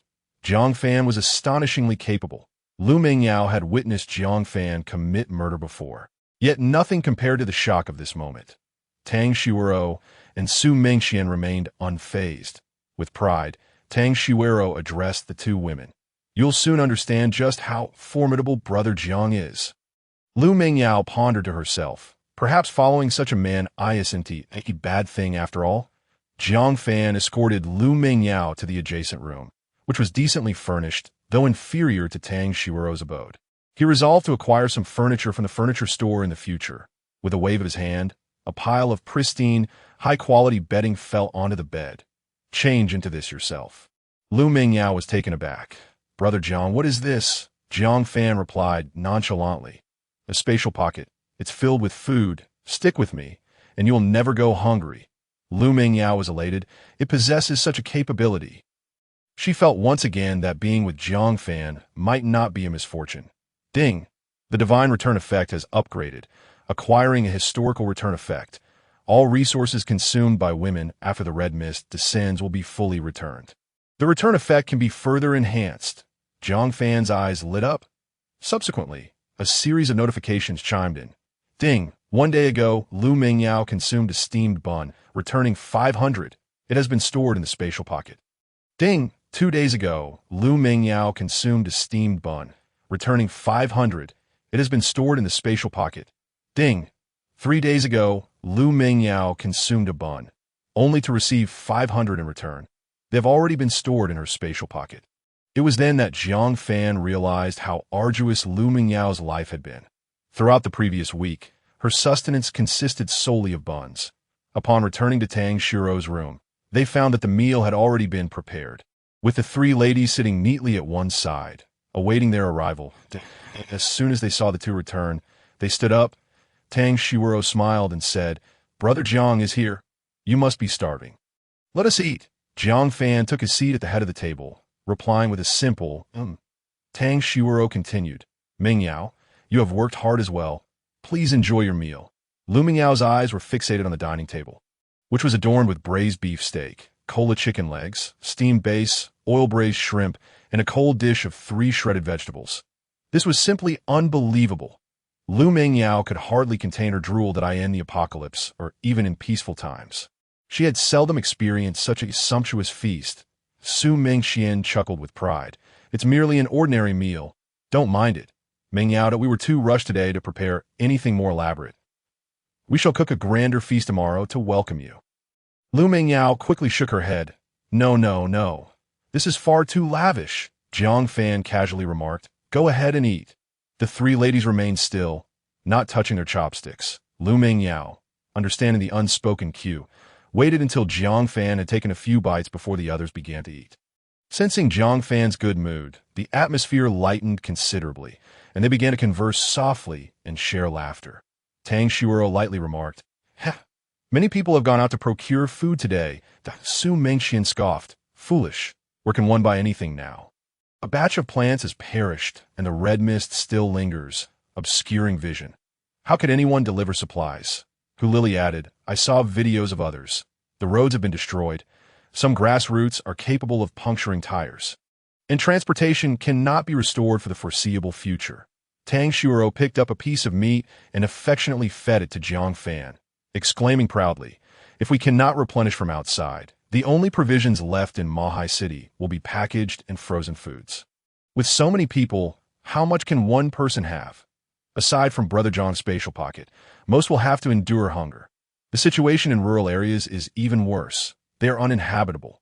Factories are no better. Power supply cannot be guaranteed, rendering production impossible to... As they spoke, they inquired, By the way, Mengqian, what is the situation outside? Only Liu Mengqian had witnessed the circumstances herself, and they were immensely curious. Outside? Liu Mengqian shuddered, her face paling. It is chaotic. There is no food in supermarkets. The insects on the roads are perilous. Fights are erupting everywhere, and there are even murders. When she mentioned murder, she furtively glanced at Jiang Fan, fearful of inciting his wrath. Jiang Fan replied nonchalantly, Yes, I dealt with a few scoundrels today. Please continue. Another wave of silence swept over the 3 ladies, though they were not excessively alarmed, as they had already witnessed Jiang Fan eliminate Zhou Tianhao. Upon hearing this term, Liu Mengqian realized that Jiang Fan had killed before, deepening her reverence for him, and she quickly added, Brother Jiang only targeted a band of criminals who deserved their fate. He left one alive. Forcing him to lead to their lair, I saw 2 cages. Liu Mengqian gradually recounted the horrific scenes she had witnessed, describing how women were shackled like dogs in cages, subjected to various forms of abuse. The expressions of Tang Xuerou and the other 2 grew grim, their hearts racing. They recalled the woman in Building A who had disappeared after being gang-raped by 4 men. Tang Xuerou and Hu Lily instinctively clung to Jiang Fan's arm, feeling an immense sense of relief. If they had not been with Brother Jiang, their fates would likely not have differed much from those women. Indeed, Mengqian and Hu Lily nodded in agreement. As long as they obeyed, Jiang Fan had never intentionally tormented women. As for Mengqian, her predicament was entirely self-inflicted, foolishly attempting to use the same tactics on Jiang Fan that she had used on Hu Lei, an utterly misguided endeavor. Now, even she recognized her own folly. As Liu Mengqian finished narrating her experiences outside, a heavy silence enveloped the 3 ladies. Could this world truly regain order? After finishing their meal, the 4 women tidied the table together. Jiang Fan stepped onto the balcony, frowning as he gazed at the outer wall. Indeed, the ivy had revived. It seemed that the creeping vine, which appeared dead from herbicide, had sprouted tiny green shoots once more. Though minuscule, the ivy had indeed survived the herbicide. How brief had it been? Just 1 day. Jiang Fan sighed. Night had descended, and the red mist below the 21st floor had morphed into a dark crimson hue, resembling a ghostly realm. Jiang Fan scrutinized the survivors within his perception range. In the span of a single day, the residents of this building had diminished by at least 13. Many who had ventured out had not returned, leaving their fates unknown, whether they were trapped somewhere or had perished. Yet, some individuals had been fortunate enough to procure food from somewhere and could sustain themselves for a few more days. At that moment, a sudden flare of bright light erupted from the southeast, dyeing half the night sky red. Moments later, a resounding roar followed. Boom! Boom! Boom! The glass trembled violently. The women gazed out the window in terror, exclaiming, "What is happening? Where has the explosion occurred? Could it be a fire?" Suddenly, the lights in the room extinguished, plunging them into darkness, causing the women to jump. Ah! Jiang Fan furrowed his brow. What is all the noise? The women quickly hushed, gathering around Jiang Fan. Tang Xuerou timidly wrapped her arms around his, finding solace in his strong physique. Biting her lip, she peered out the window. Everywhere her gaze fell was engulfed in darkness. The entire Mahai city had lost power. The remnants of modern technological civilization were gradually fading away, and a profound despair enveloped the hearts of each woman. Jiang Fan retrieved a box of candles from his spatial pocket, which he had collected from a bakery. Tang Xuerou, light the candles. All right. Tang Xuerou found a lighter and ignited the candles. The faint glow provided some comfort to the four women as they sat around the flickering flame, lost in thought. Unexpectedly, Jiang Fan heard a prompt. Ding! Tang Xuerou consumed one candle, returning 500. It has been stored in her spatial pocket. Huh. Jiang Fan was taken aback. Why did lighting a candle yield a return? Previously, testing with tissues and laundry detergent did not yield such results. Could it be related to the method of consumption? Jiang Fan produced a pack of tissues and handed it to Tang Xuerou. Instructing, burn it, Tang Xuerou paused. Huh. Without explanation, Jiang Fan merely observed. Tang Xuerou wondered secretly, could this be in honor of a deceased relative? Without hesitation, she tore open the packaging and ignited a tissue. Ding! Tang Xuerou consumed one tissue, returning 500. It has been stored in her spatial pocket. Jiang Fan's eyes lit up. Indeed, it was related to the method of consumption. Why had the previous method of using paper towels not been acknowledged by the system? Was it because the item remained undamaged? No. When women used toilet paper, there would inevitably be some tearing, yet he had never received a return. Therefore, damage was not the key factor. After deliberating, Jiang Fan produced a new towel. Burn it. Tang Xuerou, puzzled, complied and ignited the towel. Ding! Tang Xuerou consumed one towel, returning 500. It has been stored in her spatial pocket. Another return. Jiang Fan furrowed his brow slightly. Could the act of burning completely obliterate an item? He then had Tang Xuerou burn a new phone in a return. Even if the phone's plastic casing was entirely melted, there was no return. This was intriguing. Jiang Fan squinted his eyes. He proceeded to present a variety of items for Tang Xuerou to test. Burning Balenciaga stockings yielded a return, while burning a gold ring did not. The women were bewildered, glancing at Jiang Fan in confusion. Jiang Fan offered no explanation, only silently speculating. Paper, towels, and stockings could be returned, while phones and gold rings could not. Was it that these items were simply unburnable? This is incorrect. The phone can still ignite, albeit incompletely. Could it be that the system determines whether a certain item can be completely burned, allowing only those that can be entirely consumed to be returned? However, this seems illogical. A candle's flame is insufficient to ignite a phone or a gold ring. If I were to incinerate a phone and a gold ring in a steel furnace, would they be returned? Or is it due to the material? Can metals not be returned? Is the system ultimately basing its judgment on the temperature of the flame? Or is it influenced by the material of the object? Jiang Fan pondered for a moment and decided to conduct a test. He took out a pair of thick-soled sneakers and said, "Burn this." Tang Xuerou, puzzled, placed the sneakers atop the candle. The upper part ignited, releasing a foul odor, yet there was still no return. Jiang Fan continued, "Check if the gas stove has any gas left. If there is gas, let us give it a try. Natural gas must burn hotter than a birthday candle." Tang Xuerou tested the natural gas, and, indeed, it had not run out. However, the flame was weak, likely just a small amount of residual gas in the pipeline. Tang Xuerou ignited the sneakers over the natural gas. Ding! Tang Xuerou consumed one pair of sneakers and received a return of 500 pairs, which were promptly stored in her personal space. Jiang Fan's eyes sparkled. Indeed, it is related to the flame's temperature. Theoretically, all substances are combustible. As long as the temperature is sufficiently high, I can return any item.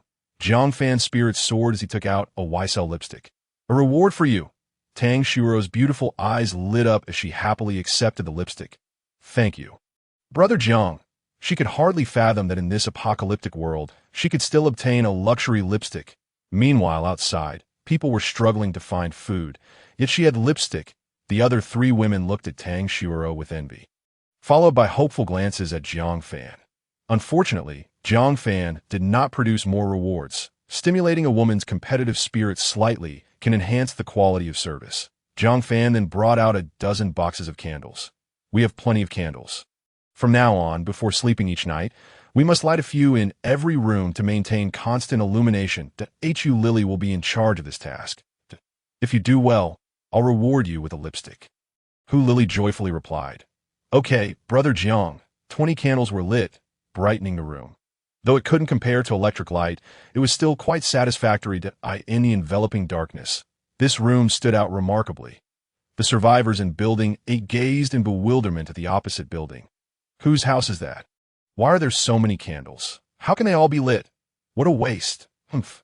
Who knows when the power will be restored? Just wait until your candles burn out. Then we shall see what you do. Jiang Fan received a return of 10,000 candles. Far more than he could ever burn. He waved his hand joyfully. Not bright enough. Light another 20 from now on. This shall be our standard. Hu Lily obediently lit another 20 candles. The room grew even brighter, significantly uplifting the women's moods. In stark contrast, the survivors in Building A felt entirely different. Damn, how many candles does this guy have? The survivors on the 21st floor and below were engulfed in panic. Previously, having light in their homes, they could endure the red mist obscuring their vision. Now, with the power out, many families lacked candles and flashlights. Aside from their phones emitting a faint glow, they had no alternative sources of light. When the light extinguished and the red mist blocked the moonlight, darkness enveloped their rooms, rendering them unable to see their hands in front of their faces. They could only pitifully ignite their gas stoves for a flicker of illumination. After more than half an hour, the gas in the pipeline was completely consumed, leaving them unable to ignite it again. The 21st floor and below were plunged into complete darkness at this point. Everyone panicked. Outside, various animal sounds echoed, making the night feel exceedingly terrifying. Some people curled up in their blankets, trembling, while others, particularly those living alone, could not withstand the oppressive darkness and groped their way out of their rooms to ascend the stairs. Eventually, a large group of survivors congregated in the stairwell between the 22nd and 24th floors. Being among others brought a sense of relief as they discussed their next steps. We can't stay on the 21st floor anymore. Why don't we move upstairs? Who would take us in during these times? Humph. It's a year of disaster. We must support each other. Why shouldn't they take us in? Is there no humanity left? What can we do if they refuse to open the door? They will eventually come out, and when they do, we'll rush in. There's no need. There are plenty of empty rooms upstairs. It is sufficient for us to stay. But at the security door, it won't budge. A few skeptical men went to kick the door, and a few minutes later, they returned, dejected and panting. It's impossible to open. Damn, those bastards upstairs are utterly inhumane, refusing to let us in. When violence proved futile, a few individuals began to shout in the hallway. Is there anyone kind enough to open the door and let us stay for a night? It's not right to leave us outside at this hour. Please, let me in. My child is only 3 years old. They shouted for quite some time, yet no one opened the door. Nobody was a fool. In times like these, how could they possibly let strangers in? The crowd began to grumble. I know everyone on this floor. We're all neighbors. We see each other every day. I want to see how you'll face us later. Bastards, you're so selfish. This is outrageous. It's just for one night. Why act like we're not leaving? Damn it. If you're bold enough, don't come out. I'll chop down anyone I see. The residents on the 22nd to 24th floors were furious, but dared not voice their anger, forced to remain indoors. After much commotion, they could not gain entry and had no choice but to sleep in the stairwell and hallway. However, the ground was too cold and hard, making it uncomfortable to sleep. Some mustered the courage to return home and fetch bedding. Others followed suit, bringing various items such as bamboo mats, military cots, and lounge chairs. They were reluctant to separate and gathered in the stairwell between the 22nd and 24th floors, creating a chaotic scene. The residents of the 22nd to 24th floors silently lamented but felt powerless. At 4 in the morning, Jiang Fan lay in bed, completely unable to sleep. He used his perception to observe the movements of the survivors downstairs. Most of the survivors on the 21st floor and below had moved to the 22nd floor and above. Sleeping in hallways and stairwells, one individual was stealthily stealing from others. Upon seeing that the victim was Elder Su, Jiang Fan felt a sense of relief. To his surprise, he noticed that from the 28th floor upward, there were originally some people, but after a day, only one survivor remained. The others had gone outside in search of food and never returned. The sole remaining survivor resided in room 2803, a girl who lay in bed, trembling incessantly, seemingly ill. Her light was exceedingly dim, appearing on the verge of extinguishment. Minutes later, the girl lay still, her light vanishing in unison. Another one had perished. Jiang Fan remained unperturbed. In the apocalypse, death had long become commonplace. Just then, an unexpected event occurred. A girl suddenly appeared in the deceased's room. Jiang Fan sat up abruptly, his expression grave. What is happening? He had not seen how the girl had arrived, as if she had materialized out of thin air. Could it be an ability, teleportation, instantaneous movement? Jiang Fan noticed that this girl indeed possessed a ginger-like object within her, its color identical to that of the mutated frog, a shade of blue. She was an ability user. She even had teleportation powers. This ability was extraordinarily formidable. Jiang Fan cautiously observed for a while. The light emanating from the ability user was not particularly bright, comparable to that of Tang Xuerou, and likely lacked combat prowess. Without further hesitation, Jiang Fan felt a surge of intent, his body passing through the bed and floor, landing on the 31st floor. Teleportation abilities are far too dangerous. Should she suddenly teleport into Jiang Fan's room to assassinate him, it would be exceedingly difficult for him to respond in time. Even if she were unable to overpower him, she could simply throw a bomb and teleport away. If Jiang Fan were to falter in his reaction, the consequences could be dire. This girl possesses immense power. Whether in evading danger or executing treachery, her capabilities are formidable. She must either submit to me or face death. A fierce glint sparkled in Jiang Fan's eyes as he traversed through layers of floors. Swiftly approaching the location of the extraordinary girl, the twin-tailed lowly peeked through the blue membrane portal and softly called out, Jiang Fan, it's Tian. I've come to rescue you. The room remained eerily silent. Overwhelmed with fear, Tian shone her flashlight around, but could not discern the situation on the bed. Forcing herself to jump down, she tiptoed to the bedside. She discovered her classmate Zhang Yinhua had already perished. Her face was ashen, eyes wide open, creating a terrifying sight in the darkness. Woo-woo, tears streamed down Tian's face as she stumbled backward in fright. The corpse lay motionless. Gradually, Tian recovered from her fear. Since the apocalypse began, she had encountered numerous corpses and had managed to adapt somewhat. Having come this far, returning now would be a squandered opportunity. Her portal could only be activated twice a day, once to arrive and once to depart. Bowing several times toward Zhang Yinua's corpse, she apologetically said, Zhang Yinhua, if your family has any delicious food, I shall take it. Given your current state, you likely cannot eat anymore, correct? Noticing a backpack beside the pillow containing an unopened pack of Oreos, likely something Zhang Yinhua had just retrieved from outside, Tian exclaimed. A bountiful harvest. She jumped up in joy. Zhang Yinhua, thank you. I'm heading back now. Goodbye. With that, she tore through the blue membrane and vanished. Moments later, Jiang Fan silently descended into the room, having passed through the floorboards. So quick? Jiang Fan surveyed the empty room, feeling a twinge of disappointment. He had arrived a moment too late. Frowning slightly, he pondered that, if all went as expected, this girl must have acquired her teleportation ability not long ago. This indicated that capturing her could enable him to activate historical return, potentially obtaining the fruit of enlightenment she had consumed. But Jiang Fan gazed around the room helplessly. Her teleportation ability was incredibly formidable. Where could he possibly find her? Having discovered food here, she would likely return soon. All he could do was wait patiently for her return. Jiang Fan's gaze shifted back to the female corpse. On her arm was a black bite mark, inflicted by some unknown creature, emanating a repugnant stench of decay.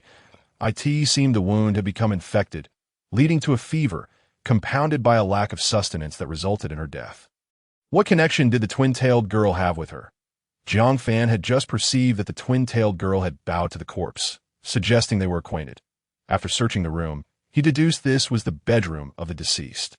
He discovered the backpack and textbooks. The deceased was named Zhang Yinhua, a freshman at the MO High Film Academy, studying stage art. Were they classmates? Jiang Fan speculated quietly. He found Zhang Yinhua's phone by the bedside and unlocked it with her fingerprint. Browsing through the call history, he noted that she had attempted to contact her parents dozens of times in recent days, all of which went unanswered. It appeared her parents had likely perished. Additionally, there were several calls with someone named Tian Tian. The last call Zhang Yinhua made, approximately half an hour ago, was to Tian Tian. The phone was set to automatically record calls. Jiang Fan played the recording of their final conversation. Tian Tian. Hello Yinhua, you're still alive. That's wonderful. Zhang Yinhua. Tian Tian, Wu, can you come save me? Tian Tian. Yinhua, what's wrong? Are you very hungry? Zhang Yinhua. I was bitten by a rat. I have a fever. Wu, it hurts so much. Tian Tian. I'll try to help. Hang in there. Zhang Yinhua. Hurry and save me. My phone's about to die. I'm so scared. Jiang Fan then examined their previous conversations from days prior. Tian Tian. Hello, Yinhua. I found a box of milk today. I can't finish it all. Do you want some? Zhang Yinhua. Thank you, Tian Tian. I still have a little food left. The plane sprayed herbicide. And many people in the group said they would go out to scavenge for food tomorrow. I'll give it a try. Tian Tian. All right, then be sure to let me know if you encounter any difficulties. Zhang Yinhua. Okay. Tian Tian. After listening to the recordings, Jiang Fan gleaned some information. Tian Tian and Zhang Yinhua were classmates. It seemed Tian Tian's teleportation ability had significant limitations. She could only teleport a few times a day. And the target locations had to be chosen with great caution, though the reasons remained unclear. Jiang Fan also discovered a photo of the two girls together in the phone's gallery. The twin-tail girl had her arm around Zhang Yinhua. Tian Tian, age, 18, quality, 9 points, playful and adorable. Virtue, 10 points, Navi. Overall score, 9 points. Ding. Meet system requirements. Jiang Fan's eyes lit up. This is it. To avoid unforeseen complications when capturing Tian Tian, he resolved not to allow any other survivors access to the 28th floor. Of course, should she resist fiercely, she would have to die. Jiang Fan would not hold back. Tian Tian, having passed through the blue membrane, returned home. A black cat leaped over. Meow. Tian Tian proudly exclaimed, Cola, look what I found. An unopened pack of cookies. I'm the best. Although Tian Tian possessed teleportation abilities, she lacked combat prowess. The outside world was fraught with danger. So she dared not recklessly venture forth. In truth, her circumstances were rather dire. While her situation was slightly better than others, she still struggled to find enough to eat. The black cat rubbed against her leg, its tail swaying. After a thorough inspection, Tian Tian boasted, Cola, see, it's truly unopened. Aren't I amazing? The black cat lounged lazily on the ground, showing little interest in the cookies. The cat had no shortage of food. It had become quite spoiled.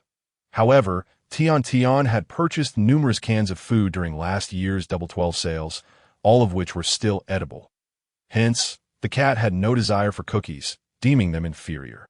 During her most desperate times, it was the canned food that sustained Tian Tian, which irked Cola immensely. This two-legged creature was utterly inept. Even hunting eluded her. Tian Tian retrieved a pack of disposable rubber gloves from the freezer, donned a fresh pair, then took a pair of scissors to cut a small opening in the cookie packaging, extracting half before promptly resealing the bag with a simple sealing device and placing it back in the freezer. This method minimized the potential for bacterial contamination, slightly extending the shelf life of the opened food. At least it would last for 8 hours without issue.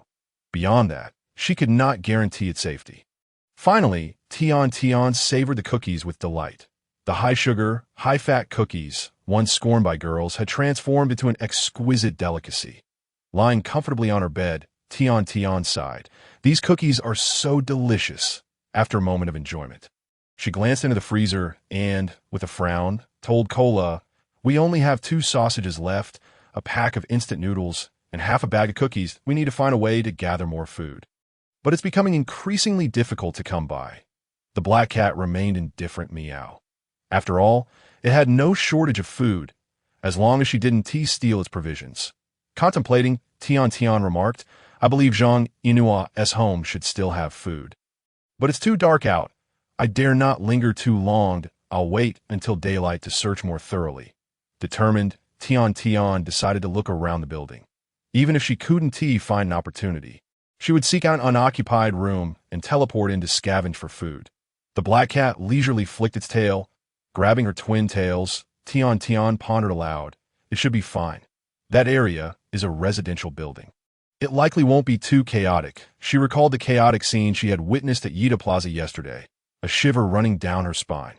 After being scared off by that large orange cat, she had gritted her teeth and ventured back to Yida Plaza once more. This time, she encountered a group of survivors heading there collectively. As soon as she touched down, she was accosted by someone wielding a knife. Leaving her empty-handed, not only did she fail to gather food, but even the backpack she had brought along was snatched away. Tian felt a lingering dread.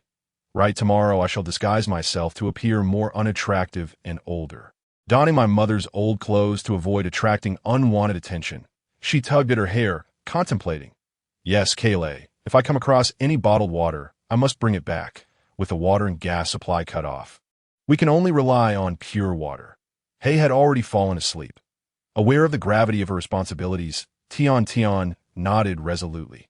Rest assured, Kayleigh, I can handle it. At Yida Plaza, Tang Xuerou and her brother were hiding in an empty maternal and infant food store. In the darkness, she opened her phone once again, only to feel despair wash over her. No signal. Why is there not a single bar of signal? Jiang Fan looked fearfully outside. Keep your voice down. Don't let that creature hear us. Tang Xuerou trembled. Ever since that orange cat had appeared, it had never left. It seemed to regard humans as mere mice from the past, playing with them merrily. While the dark Yida Plaza had become its playground, at least several hundred people were trapped in the supermarket.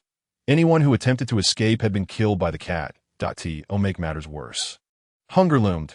Those who had come seeking food found hardly anything, not even water.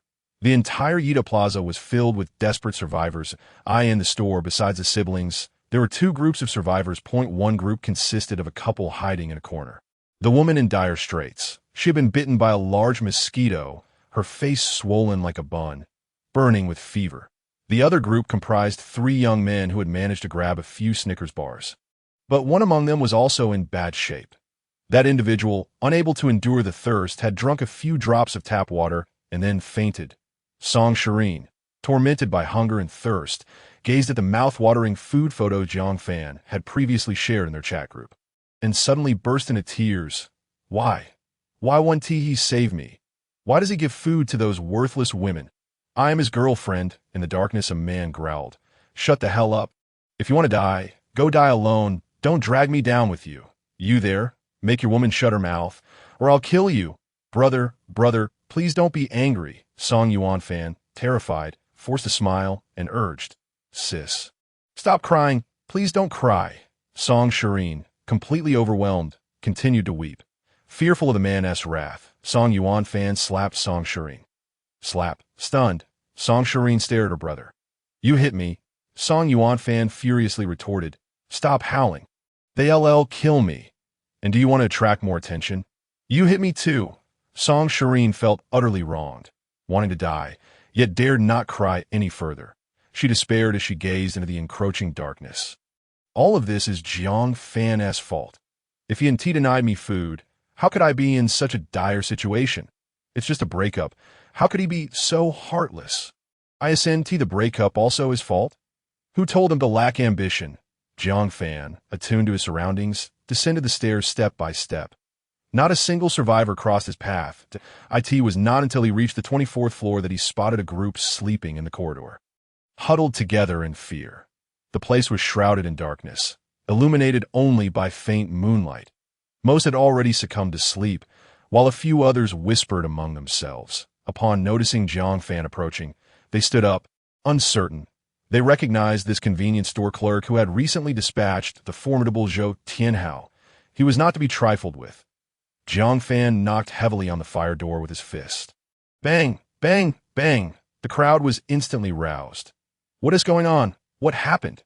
Jiang Fan, unfazed, declared. From this moment forth, I shall assume the role of the building manager. Who-s in favor? Who-s against? The crowd's expressions shifted. Though they felt disgruntled, none dared voice their opposition openly. Jiang Fan surveyed those before him, the golden aura surrounding him now tinged with a faint crimson. It seems your opinions are quite strong. If anyone has a dissenting view, now is the time to voice it. Still, no one dared speak. That a few robust men also remained motionless, aware they were no match for Zhou Tianhao, and thus reluctant to provoke Jiang Fan. At that moment, a middle-aged woman stood up and said, "Then I shall speak. I believe we should hold an election slap." Jiang Fan raised his left hand. The woman's neck twisted grotesquely, her body spinning twice in midair before crashing to the ground, lifeless. Jiang Fan grinned brightly. "Oh, you really dare to propose that?" The crowd gasped in shock. Jiang Fan then inquired, "Anyone else have any objections?" This time no one dared utter a word. Satisfied, Jiang Fan nodded. "Good, since everyone agrees, I shall graciously accept the role. Now for some announcements. First, from now on, floors 28 and above are my private quarters, and no one is permitted to ascend. Second, whoever goes downstairs to clear the weeds, digging up at least 100 pounds of plants each day, shall receive some food and water from me." With that, Jiang Fan turned and ascended to the upper floors, leaving the rest below to act as human shields. Should any creatures venture up from below, they would be the first to be attacked, granting Jiang Fan precious moments to react. Additionally, sending them to clear the weeds on the first floor served to scout the area and ascertain what creatures posed a threat to humans. More importantly, it would test whether that mutated frog still attacked humans. The crowd exchanged glances. Is he serious? Why clear weeds? Is he really going to provide food? No way. How could he possibly have so much food? This guy is a murderer. Don't believe him. Humph. Haven't tea enough people died these days. What is one more death? Should we try it? I'm not going. It's too dangerous on the ground. If I get bitten by a bug, I'm as good as dead. Some hesitated, while others began to take action, heading home to fetch suitable tools for clearing weeds. After all, starving to death was imminent. Why not take a gamble? Humph. No food without weeding. We'll still die anyway. Old Lady Sue insisted. No, I want to go. I'm too old to work. If you have food, you must share with me. Otherwise, I will report you.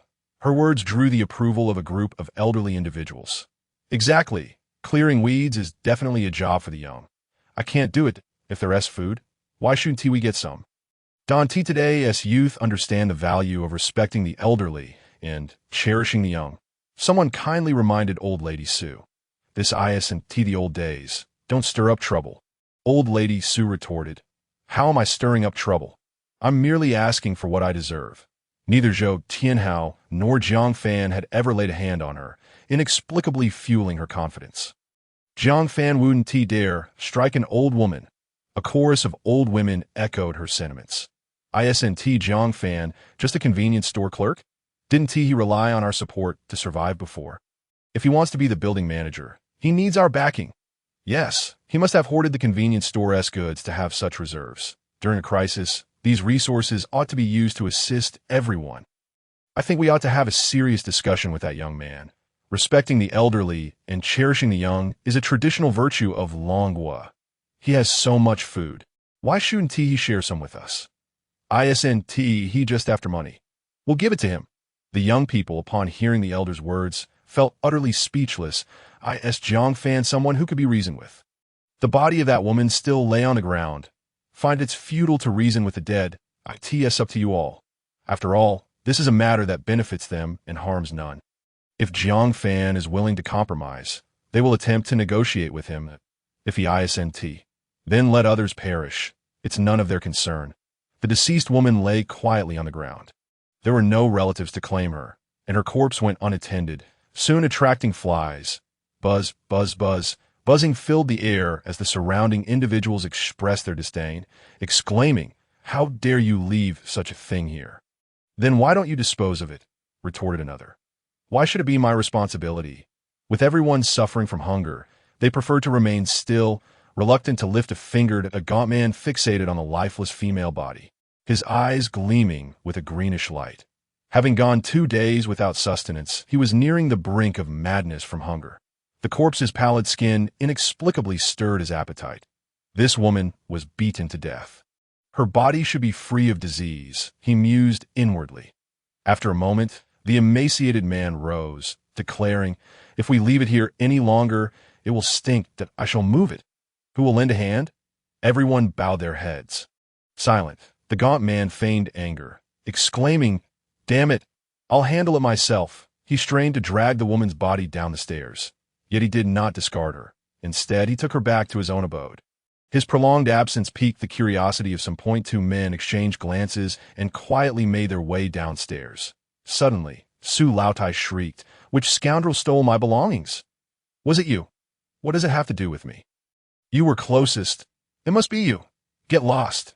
You old hag, don't stir up trouble." The corridor descended into chaos. After several minutes, calm returned. .1 man, horrified, clutched his face, which had been clawed by Su Laotai. If he suffered any external injuries now, it could prove very serious, potentially leading to infection and death. "Damn. That old witch. I'll kill you." A group quickly restrained him. "Enough already. Why quarrel with an old woman?" Su Laotai hid among the crowd, hurling accusations. "You're a thief. I'll call the police." The injured man clenched his teeth in rage, but being an honest man, dared not inflict harm on Su Laotai. "Quickly treat your wound. It mustn't become infected." Someone urged. The injured man, trembling with fear, pleaded, "Who can help me? Is there a doctor?" Dr. Li is a traditional Chinese medicine practitioner. He should be able to assist. Li Qingchuan resided on the 24th floor. The injured man knocked on his door. Initially, Li Qingchuan had no intention of venturing out amid the chaos outside, fearing robbery. However, the persistent knocking compelled him to inquire, "What is it?" "Dr. Li, please help me," peering through the peephole at the man's injury. Li Qingchuan hesitated. As a physician, he felt a twinge of compassion and finally said, "Come in." He cautiously opened the door halfway, and no one dared rush at this hour. No one knew if they might fall ill or suffer injury. No one wished to offend a doctor. The injured man, his voice quavering, asked, "Is there any hope for me?" Li Qingchuan donned his glasses and examined the wound closely, shaking his head. "The chances are slim." "Let us give it a try." He produced alcohol to disinfect the wound and applied some iodine. In the past, such a wound would require medication. But now I have nothing. You must fend for yourself. The injured man felt utterly despondent. Who would have thought a scuffle with an old woman could be so deadly? "Help me. Save me. Dr. Li." Li Qingchuan felt helpless. A skilled artisan cannot work without materials. And he was at a loss. Currently, perhaps only Jiang Fan had any medicine in the entire building. However, that individual was notoriously difficult to deal with, and Li Qingchuan would not risk going to him for a stranger's sake. After some consideration, he retrieved a box of pine needles. "These are from the pine trees downstairs. I just collected them. In traditional medicine, pine needles can treat external wounds, but given the changes in the pine trees, I cannot guarantee their efficacy. Would you like to try?" The injured man gritted his teeth. "Fine." Li Qingchuan nodded.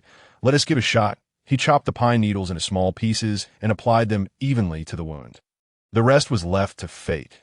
Meanwhile, Jiang Fan observed everything from his home, thinking, how intriguing. Considering that traditional Chinese medicine might be beneficial to him, he felt compelled to investigate and descended through the floorboards. Jiang Fan made his way to the 28th floor, opting for the stairs to avoid exposing his ability to walk through walls. Upon seeing Jiang Fan, the other survivors instinctively stepped back. Several elderly individuals glanced at Su Laotai. Despite her earlier bravado, she now felt a twinge of fear in Jiang Fan's presence. Without acknowledging her, Jiang Fan knocked on Li Qingchuan's door. Moments later, Li Qingchuan approached the door and, upon seeing Jiang Fan, felt a surge of apprehension. Had he offended him? Anxiety coursed through Li Qingchuan as he reluctantly opened the door, striving to maintain composure. "What brings you here, Jiang Luzhong? Let us see your patient." Jiang Fan replied, stepping into the room unbidden. Li Qingchuan dared not obstruct him and followed, closing the door behind him. The injured man involuntarily stood up. Jiang Fan scrutinized his facial injuries, asking, "Doctor Li, can he be cured?" Li Qingchuan sensed that Jiang Fan bore no malice and exhaled in relief. "The chances are slim. We are severely lacking in medicine." He yearned to inquire if Jiang Fan had any medicine, but hesitated to voice it. Jiang Fan remained non-committal. "Let me examine the medicine you're using." Li Qingchuan produced the remaining pine needles. Although Jiang Fan lacked knowledge of traditional Chinese medicine, he recognized the value of a physician, particularly a practitioner of traditional methods.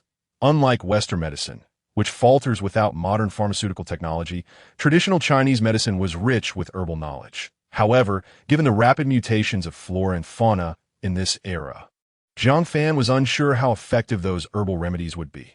Nonetheless, having something was better than nothing. Jiang Fan then asked, "Last time I saw you, you were selling a particularly foul-smelling vegetable." Li Qingchuan nodded. "The mutated shepherd's purse. It stinks terribly, and cooking it intensifies the odor, but is indeed edible and seems quite nutritious. For the past few days, it has been my staple food. Unfortunately, we have run out of gas, so I cannot cook it, but I dare not eat it raw. Alas." Li Qingchuan expressed his regret. Jiang Fan requested him to bring some out, but a wave of putrid odor hit Jiang Fan, nearly causing him to regurgitate his leftovers. Li Qingchuan remained unfazed. The injured man, hopeful, asked, "Can this be eaten?" Li Qingchuan affirmed, "Absolutely. I consume it daily. It's all my household has to eat." The injured man glanced at Li Qingchuan, who appeared healthy, and pitifully implored, "Could you spare me some to eat? Raw. Do you dare?" "I do. After all, I want to be alive much longer. I might as well die with a full stomach." The injured man was quite resolute. Li Qingchuan presented a large bowl of raw shepherd's purse before him, just picked yesterday. "This variety is special. It can last 3 days without spoiling." "Ugh." The injured man reacted, retching at the smell. Jiang Fan watched in disbelief at the injured man's audacity to consume it.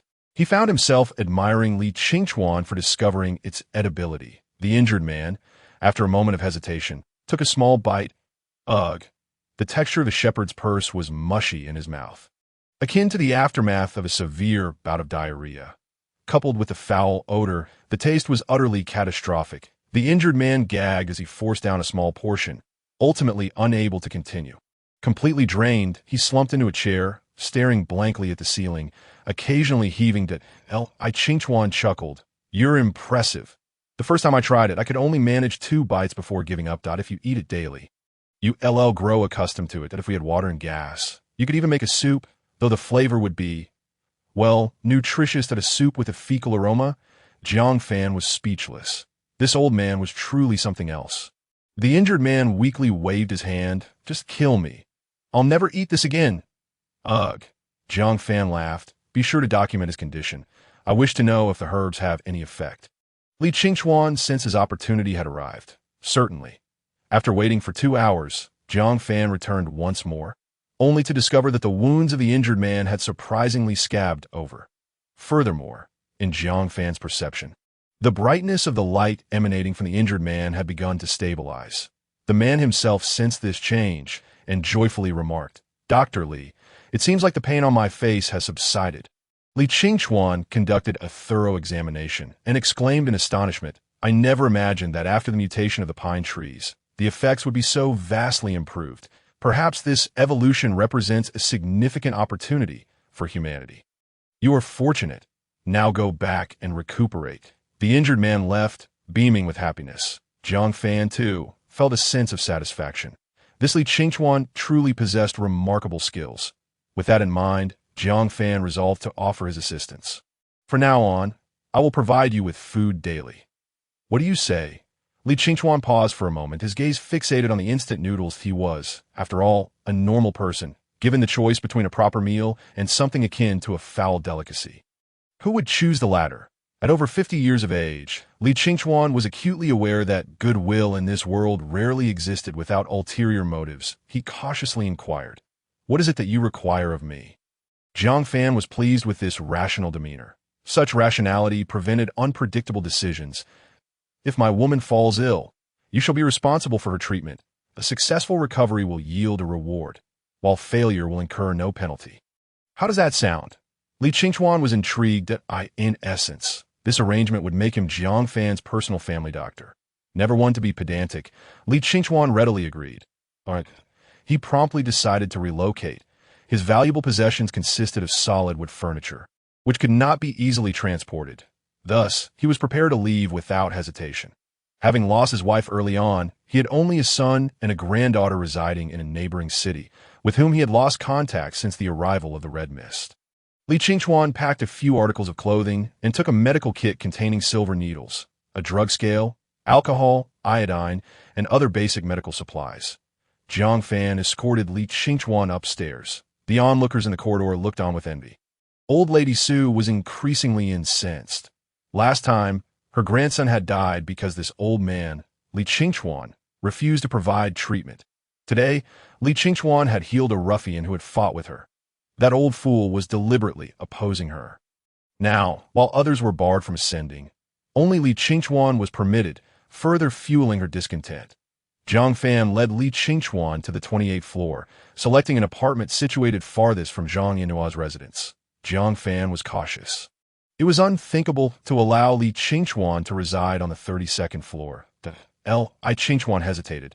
Am I to stay here? How do I open the door?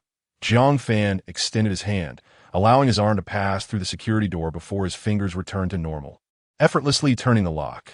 With a click, the door swung open.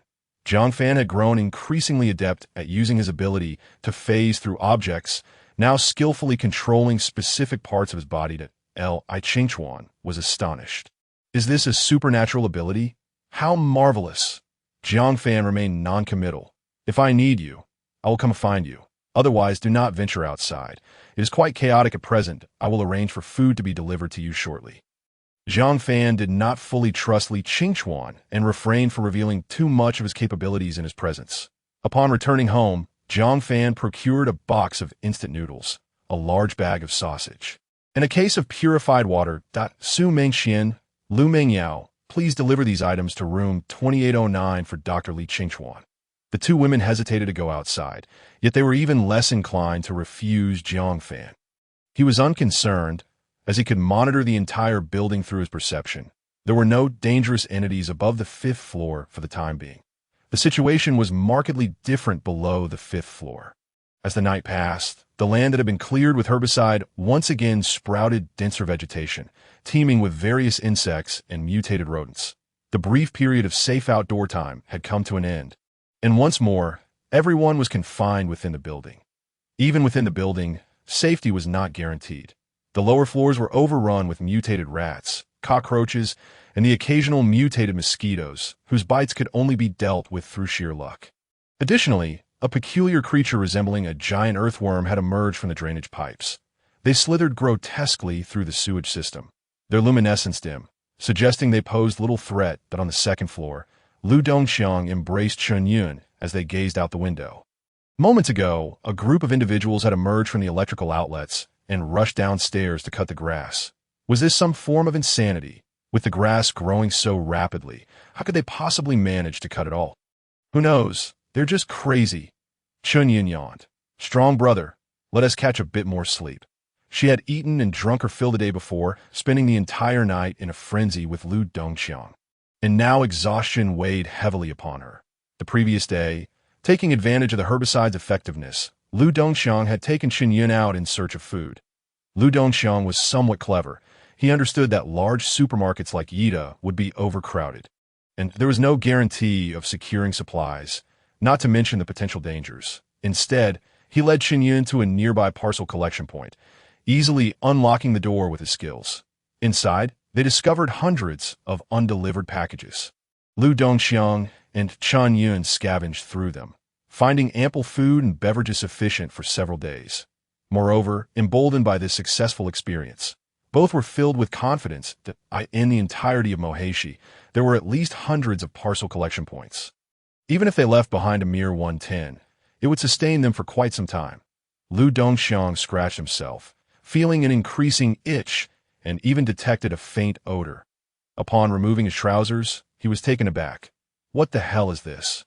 His thighs were covered in repulsive red welts. Shiyin was equally horrified. What the hell is this? Are you sick? She quickly inspected her own body, relieved to find no immediate changes. Damn it. This seemingly honest bastard had such a condition. She thought, please don't let it be contagious. Shiyin silently cursed Lu Dongxiang. She depended on him for survival and dared not offend him, so she endured in silence. Grabbing a bottle of purified water, she retreated to the bathroom to cleanse herself while seated on the toilet. Lu Dongxiang anxiously called out, "Once you're done, I need a wash too." Just as he finished speaking, the toilet emitted a thunderous sound. With a whoosh, a black, tentacle-like appendage, as thick as a fist, shot out from the toilet, piercing through Chun Yun's body. The tentacle penetrated her from below to above, emerging from her mouth. Chun Yun's gaze froze, her entire being abruptly stiffening in place. Lu Dongxiang's eyes widened in shock, his mind blank. What the hell? With a swift motion, the black tentacle retracted, blood splattering everywhere. Chun Yun's lifeless body crumpled to the floor like a rag doll. Blood pooling around her. Lu Dongxiang screamed in terror, the volume of his voice surpassing what one might expect from a human. The individuals on the first floor cutting grass, along with the neighbors nearby, were all startled awake. Jiang Fan had also witnessed this scene. Just moments ago, a creature from the sewage pipe had dramatically increased its luminosity before piercing through a woman's body. Immediately after, its brightness faded once more as it retreated into the drainage system. Jiang Fan's expression soured. Damn it. This thing was insidious, capable of suppressing its usual brightness to disguise itself as harmless. Tang Xuerou, having heard the man's screams, felt a chill run down her spine. Brother Jiang, what is happening? It sounds like it's someone from our building.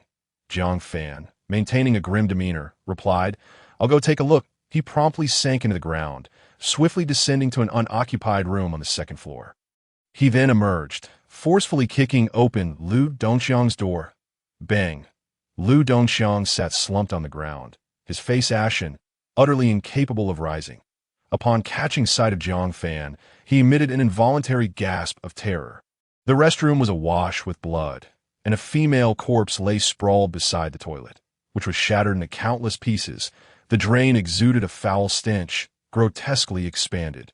Within Jiang Fan's perception, that monstrous entity had retreated from the room. Having traversed through the sewage pipes to the first floor, after silent observation, Jiang Fan exhaled in relief. Such creatures seemed to possess limited stamina, likely only able to navigate below the fifth floor, thus posing no immediate threat to those above. That, as long as he was safe, that sufficed. Jiang Fan uttered nothing further and turned to leave. Lu Dongxiang finally regained his senses, hastily gathering food and water before scrambling upstairs. It was not until he reached the bustling areas above the 22nd floor that he finally felt a sense of safety. Upon seeing him, covered in blood and reeking of urine and feces, the crowd immediately shouted, Stay away, you stink. Damn it, go over there and keep your distance. Lu Dongxiang's expression was one of sheer horror as he repeatedly exclaimed, There's a monster in the toilet. A monster in the toilet. Soon, a legend of the toilet monster began to circulate among the survivors. By noon, most of those who had gone to cut grass had returned. The most industrious among them managed to gather no more than 60 caddies. While some could barely scrape together 30, these residents were city dwellers, unaccustomed to such labor. Coupled with the poor sustenance they had endured lately, their bodies were weak and lacking suitable tools. They were utterly exhausted. Even more tragically, 2 individuals had been bitten by unknown insects, their wounds swelling to the size of a palm, painful to the touch, and their bodies beginning to run a fever. Discontent began to simmer within the crowd. Damn. That convenience store clerk is playing us. 100 caddies a day is utterly unfeasible. Who knows if he'll even provide us with food? We're dying of thirst. What do we do when we run out of water? Old Lady Sue felt a surge of joy. She and a group of elderly folk were already incapable of cutting grass, and she had previously been displeased upon witnessing the younger individuals descend to exchange their labor for food. Now, seizing the opportunity, she raised her voice. Mark my words, cutting grass is a complete waste of effort. That clerk is deliberately toying with us. Instantly, others chimed in. After we cut it, it will just grow back tomorrow. What's the point? Exactly. He's just messing with us. Let us go talk to Jiang Fan and negotiate for some food. Nothing extravagant, just 3 loaves of bread per person each day. What if he gets violent? Let us go together. I don't believe he dares to harm so many. Yes, we must stick together. He won't dare to attack us. Tian blended into the crowd, quietly listening. It seems there is someone named Jiang Fan in this building who possesses a great deal of food. She had only just arrived after teleporting. Initially, she had searched Zhang Inua's home, but found no food. Unwilling to accept defeat, she descended the stairs and encountered a group fervently discussing something. Dressed in the attire of a middle-aged woman and deliberately smudging her face to appear unremarkable. Tian didn't draw any attention. After eavesdropping for a while, she resolved to follow the crowd upstairs. That Jiang Fan is doomed. With so many people going to seize his food, he surely won't be able to protect it. Perhaps I can snatch a little amidst the chaos. As the crowd animatedly deliberated, a leisurely voice descended from above. You all seem to be having a lively discussion. Care to share it with me? Jiang Fan emerged from around the corner of the staircase, a playful smile dancing on his lips. The atmosphere instantly turned to one of silence. Having gone without sleep the previous night, Jiang Fan had enjoyed a delightful nap after lunch. Cradling Lily in his arms. After over an hour of rest, he had nearly restored his energy. With his overall constitution boosted to 90, he could even go 48 hours without sleep and still not feel excessively fatigued. However, the sheer softness of Lily made the experience purely pleasurable. Upon awakening, Jiang Fan immediately noticed an ability user amidst the building. The blue ginger within his body and the contours of his physique confirmed it was indeed the female ability user.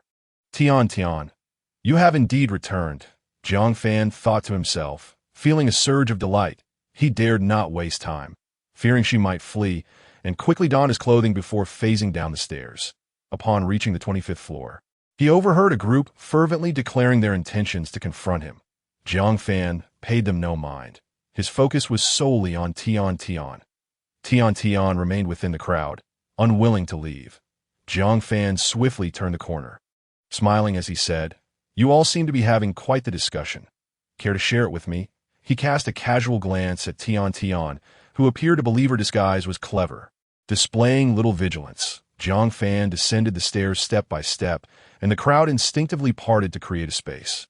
Despite their earlier bravado, the sight of Jiang Fan made them timid once more. Even those who had just been bitten while cutting grass dared not speak. The memory of Jiang Fan casually killing 2 individuals had instilled fear in them, and none were willing to take the lead. Tian puzzled over their fears. What are you all afraid of? A group scared of a single individual. She scrutinized Jiang Fan, unable to discern any particular attribute that set him apart. Jiang Fan seemingly paused at random, but in reality, he positioned himself right in front of Tian, that he smiled at the crowd, urging, Come on, speak up. The onlookers turned their gazes toward Old Lady Sue. Gritting her teeth, she stepped forward, saying, Young man, In a flash, a gleaming blade sliced through Old Lady Sue's neck. Blood gushed forth like a fountain, splattering against the ceiling. With a dull thud, her head rolled to the ground, landing directly in front of Tian. Her mind went blank. Jiang Fan, having produced a watermelon knife from seemingly nowhere, feigned surprise. Oh, why did you stop mid-sentence? Silence enveloped the room. Everyone trembled, and no one dared utter another word. Jiang Fan smiled. Since you all have chosen silence, so be it. Those of you who haven't yet gathered the 100 caddies of grass should get to it. Deliver it to the 27th floor by 5 o'clock this afternoon. Any delay will not be tolerated. The grass cutters grew tense, abandoning any thoughts of resting as they seized various knives and hurried downstairs to work. I could see that moment. Jiang Fan abruptly reached out, grabbing Tian by the collar and lifting her before him with a smile. Tian, did you think your disguise was effective? Startled, Tian instinctively attempted to struggle, exclaiming, "Hey, how do you know who I am?" "No, you've got the wrong person." Jiang Fan, appearing rather dim-witted, chuckled and reached into his pocket. In reality, he retrieved a bottle of purified water from his spatial storage. With a gentle squeeze, he crushed the bottle, dousing her head with the liquid. Standing at over 1.50 meters, Tian flailed her arms, her feet unable to touch the ground. "Ouch! What are you doing?" Jiang Fan, soaking wet, rubbed her face vigorously, smudging away her makeup to reveal a quirky beauty. He smiled with satisfaction. "Not bad. Quite beautiful. Come with me." The survivors stood in stunned silence. This seemingly ordinary woman was in fact a beauty. How fortunate Jiang Fan was to encounter her. The men seethed with jealousy, yet none dared to voice their discontent. With a beaming smile, Jiang Fan led Tian upstairs. Terrified, she exclaimed, "What do you intend to do?" "Let me go. I can pay you. Just let me leave." Recalling how this man had just taken a life, her face turned pale, and her heart raced. Jiang Fan shook his head. "What good is money?" Tian pouted, tears streaming down her cheeks. "Wah, I'm only 18. I don't want to date. Jiang Fan scoffed, playfully tapping her forehead. "What are you daydreaming about?" "Ow." Tian whimpered, covering her head as she cried. "Please let me go. Let me go." Irritated, Jiang Fan coldly replied, "If you keep crying, I'll strip you and throw you out." Tian fell silent in an instant. Jiang Fan brought her back to Tang Xuerou's home. Upon opening the door, Tang Xuerou looked surprised. "What is this?" Calmly, Jiang Fan replied, "Your new sister." That a group of women leaned in to observe. Tian spotted several stunning beauties and immediately realized that this man was undoubtedly a notorious womanizer, and that she was trapped in an inevitable predicament. However, seeing the radiant expressions of the women, unscathed and seemingly well-treated, brought her a sense of relief. Tian was still making her last-ditch effort. You won't win my heart this way," Jiang Fan casually replied. "Don't flatter yourself. Why would I want your heart? Regardless, whatever pose I desire, you shall assume." Tian's cheeks flushed crimson. She longed to open a portal and escape, but she lacked confidence in evading the man's grasp and could only endure to eat tea that moment. Jiang Fan produced a plethora of snacks. "Would you like some? Chips, chocolate, seaweed snacks, beef jerky." Tian's pupils widened in astonishment. Ding! 7 days prior, Tian consumed a spatial shuttling fruit and received a return of 600. It had already been stored in her personal space. Jiang Fan's eyes lit up. The IT was in the bag. Without hesitation, he consumed one spatial shuttling fruit. 7 stars. Upon consumption, one gains the ability to traverse subspace. Repeated consumption of the same type of fruit carries a chance to elevate its star rating. Spatial shuttling, 7 stars. You can open a subspace portal to any location within 1,000 meters, up to 2 times a day. You can create a subspace anchor point within 100 meters, once per day. 7 stars. To think it was a 7-star fruit. Jiang Fan was astounded. He had consumed hundreds, if not thousands, of fruits without ever accumulating a single 7-star ability. This one fruit was indeed 7 stars. Truly, the teleportation ability was astonishingly high in star rating. Tian foolishly inquired, "Do you have ability fruits too?" The moment she spoke, she realized the absurdity of her question, recognizing from Jiang Fan's physique that he must also be an empowered individual. Jiang Fan chuckled, "Stick with me, and you'll never have to worry about food, including ability fruits." Tian, of course, was skeptical. "Humph. Do you think I'm a 3-year-old child?" Jiang Fan flipped his hand, revealing a cluster of black lychee. Tian was dumbfounded, her eyes wide as saucers. "Huh, how do you have so many?"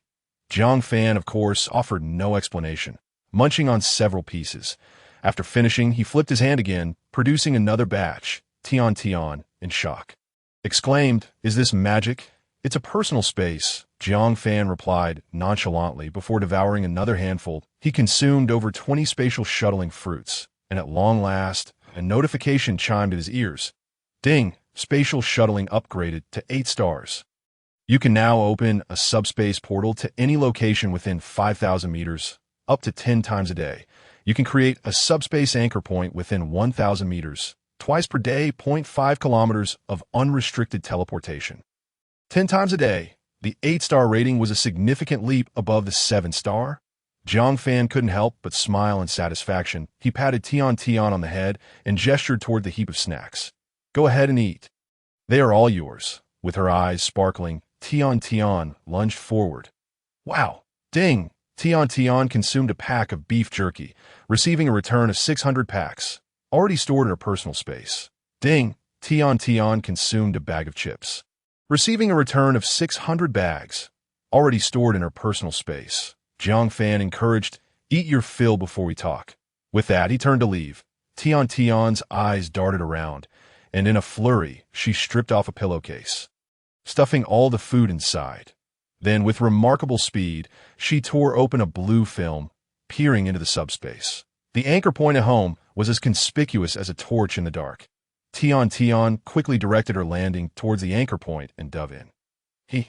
Think you can catch me? No chance. Just as she was about to leave, she turned her head and was startled to find Jiang Fan standing at the door, observing her with keen interest.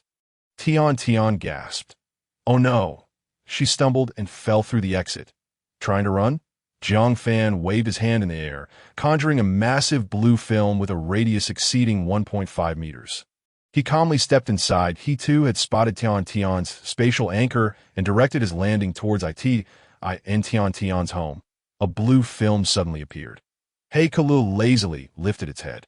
Moments later, Tian dropped down, landing on the floor with a painful yelp. Elo. How could one fall like that? Such clumsy bipedal creatures.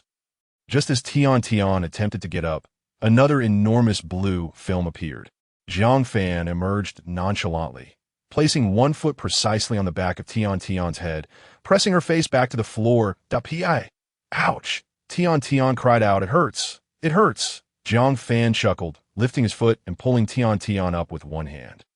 The little girl's forehead was flushed red. Tian, mortified and indignant, exclaimed, You did that on purpose! Indeed! Jiang Fan casually lifted Tian. Is this your home? He stood up and rubbed against Jiang Fan's leg. Jiang Fan merely glanced at it, losing interest. It was just an ordinary creature. He cradled it in one arm, and Kalu comfortably fell asleep against Jiang Fan's shoulder. Tian's eyes widened in disbelief. Kalu, you never let me hold you. Kalu, meow. Jiang Fan swiftly scanned the entire room. Under his perceptual vision, nothing could obstruct his scrutiny. There were no dangerous items in Tian's home, save for a kitchen knife and a fruit knife. Jiang Fan felt at ease and took a seat on a chair, casually picking up an anime figurine from the display case. Tian's bedroom was cluttered with figurines, stuffed to the brim. The computer chair was a vibrant pink, adorned with bunny ears as a headset. So, she is a typical CH-Nibby girl, Jiang Fan mused. After circling the room, he stored all the items in his personal space. Tian stared in shock, plaintively saying, Those are my things. Jiang Fan smiled faintly. They are mine now. With a flick of his finger, a massive blue film appeared. Just before leaving, he had left a subspace anchor at Tang Xuerou's home. Now, he could easily find his way back home. Tian looked bewildered. Huh. How do you know too? Did you copy my ability? Jiang Fan sighed. It seems this Ishnibi girl nearly guessed my ability. Jiang Fan certainly wooed, T explained, stepping into the blue portal. Come with me. Tian, with no other option, followed suit. With her beloved Kalu in the hands of perceived villain, she had no choice but to acquiesce. Upon returning home, Jiang Fan retrieved Tian's belongings from his personal space. All right, come eat? Tian was unsure of what he meant and dared not resist, having exhausted her teleportation attempts for the day. She could neither flee nor disobey Jiang Fan's directive. She entered the living room, where the rich aroma of food wafted through the air. Tian's beautiful eyes widened in astonishment.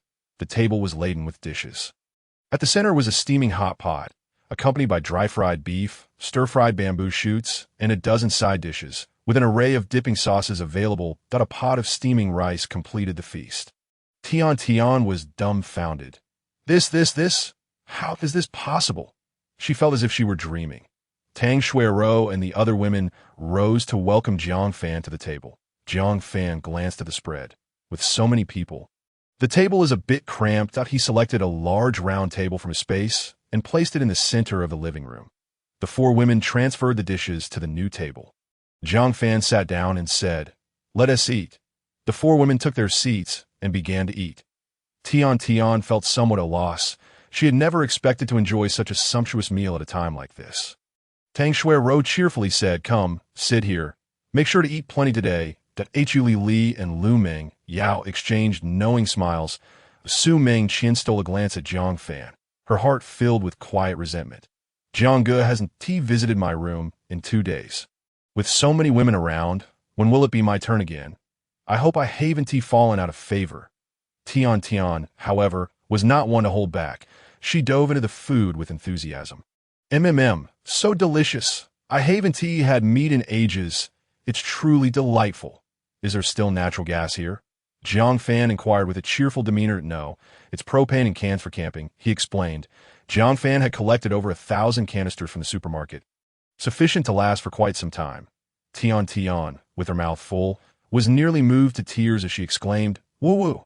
This is delicious." The four women gazed at Tian's unrefined eating habits and proudly remarked, "Brother Jiang is letting you tag along. You've struck gold." Indeed, apart from Brother Jiang, where else could one find such a sumptuous feast? Following Brother Jiang guarantees a full belly, not to mention the ability fruits.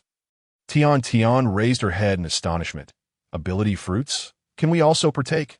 Her heart brimmed with anticipation.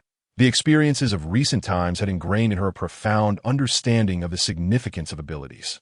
One teleportation fruit had already provided her immense assistance.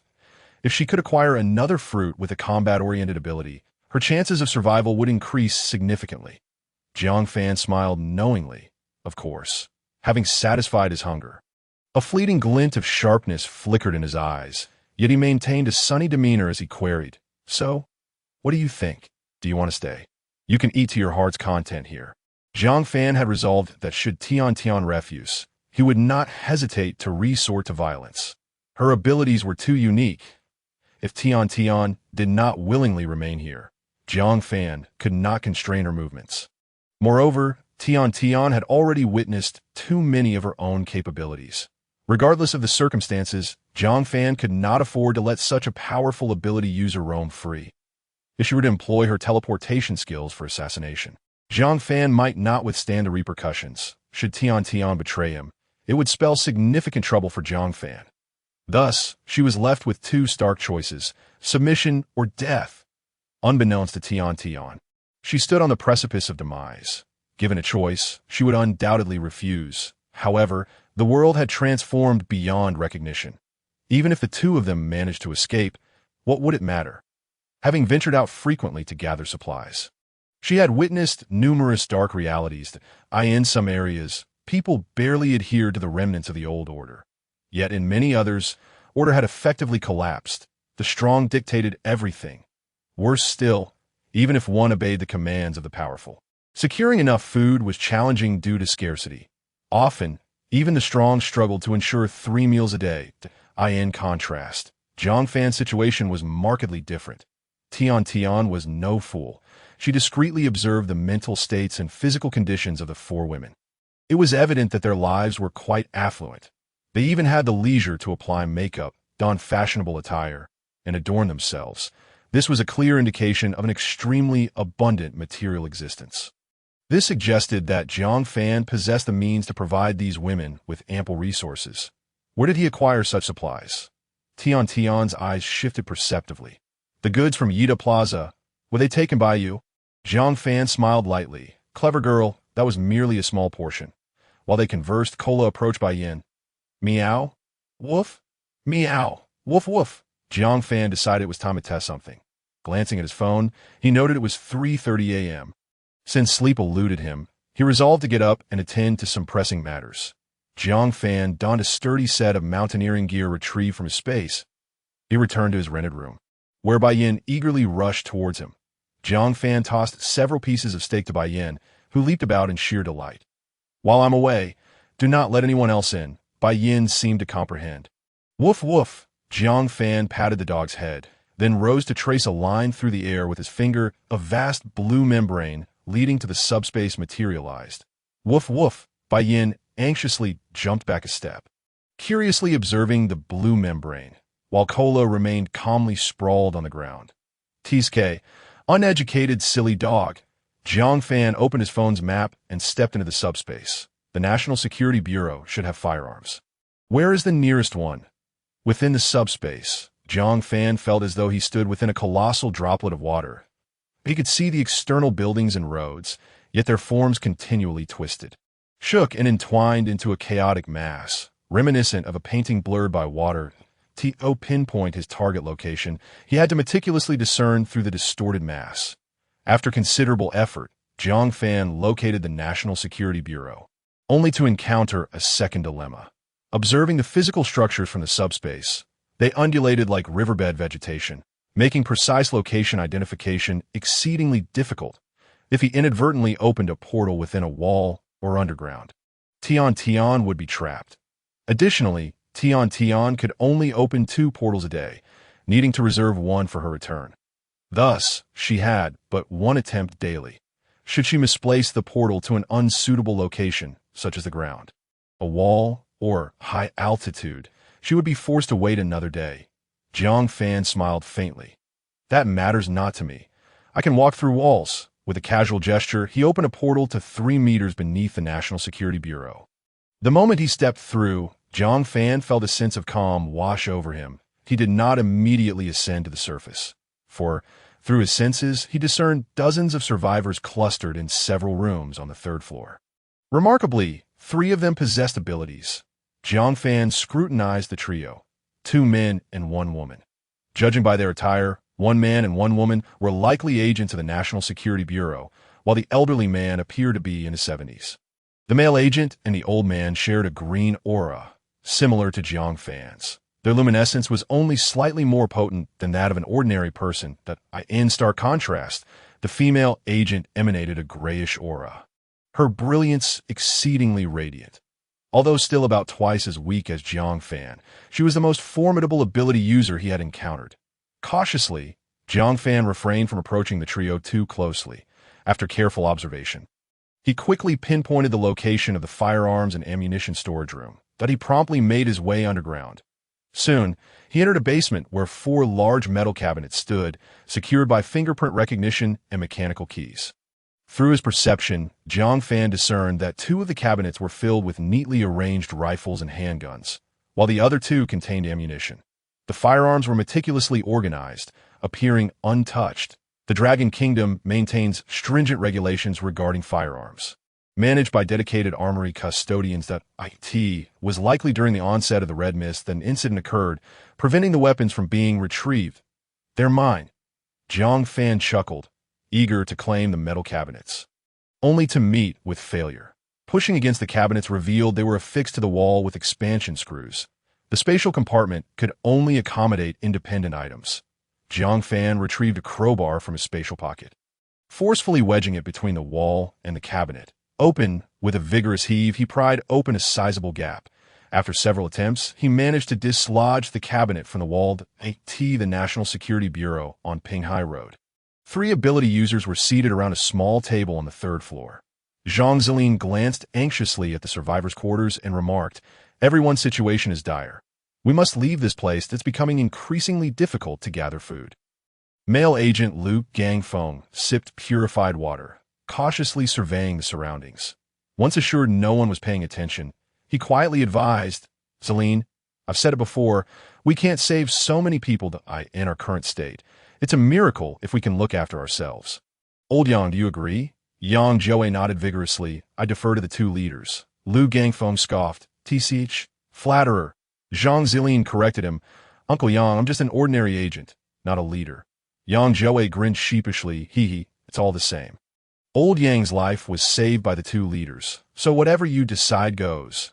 Yang Joey is a security guard employed at a nearby residential complex. After the arrival of the Crimson Mist, he unexpectedly acquired extraordinary abilities upon consuming a black lychee, enabling him to perceive even the faintest sounds. Utilizing this newfound skill, Yang Joey managed to survive against the odds. Subsequently, under the directive of her superiors. Zhang Zilin organized a rescue operation for the surrounding survivors, during which she brought Yang Jiawei back to safety. Zhang Zilin resolutely stated, "According to orders, we must transport these survivors to the nearest gathering point at the television station." Liu Gangfeng, visibly frustrated, retorted, "We can no longer establish contact with our superiors. Who knows what the situation is like at the television station? At a time like this, are we still rigidly adhering to orders?" "Have you lost your mind?" Zhang Zilin stubbornly shook her head. "No. I will follow the final command that if you wish to leave, you are free to do so. I will not stop you." Liu Gangfeng felt utterly exasperated. Were it not for his inability to overpower Zhang Zilin, he would have considered forcibly taking her away and abandoning the group of burdens that, of course, that was merely a fleeting thought. Zhang Zilin hailed from a family that practiced martial arts. She had previously secured third place in the National Women's Sanda competition, and with her extraordinary abilities, Liu Gangfeng knew he would be swiftly defeated should he attempt to confront her. If it were not for Zhang Zilin's striking beauty, which had sparked some minor feelings in him, he would have already left. Liu Gangfeng implored. "Zilin." Zhang Zilin interrupted him with seriousness. "Liu Gangfeng, I will say this once more, do not call me Zilin. We are not in a romantic relationship, and such familiarity is inappropriate." Liu Gangfeng was deeply disheartened. Zhang Zilin continued, "Our arsenal is severely lacking. The creatures are growing increasingly formidable, and to better protect the populace, I believe our immediate priority is to secure the firearms from the armory."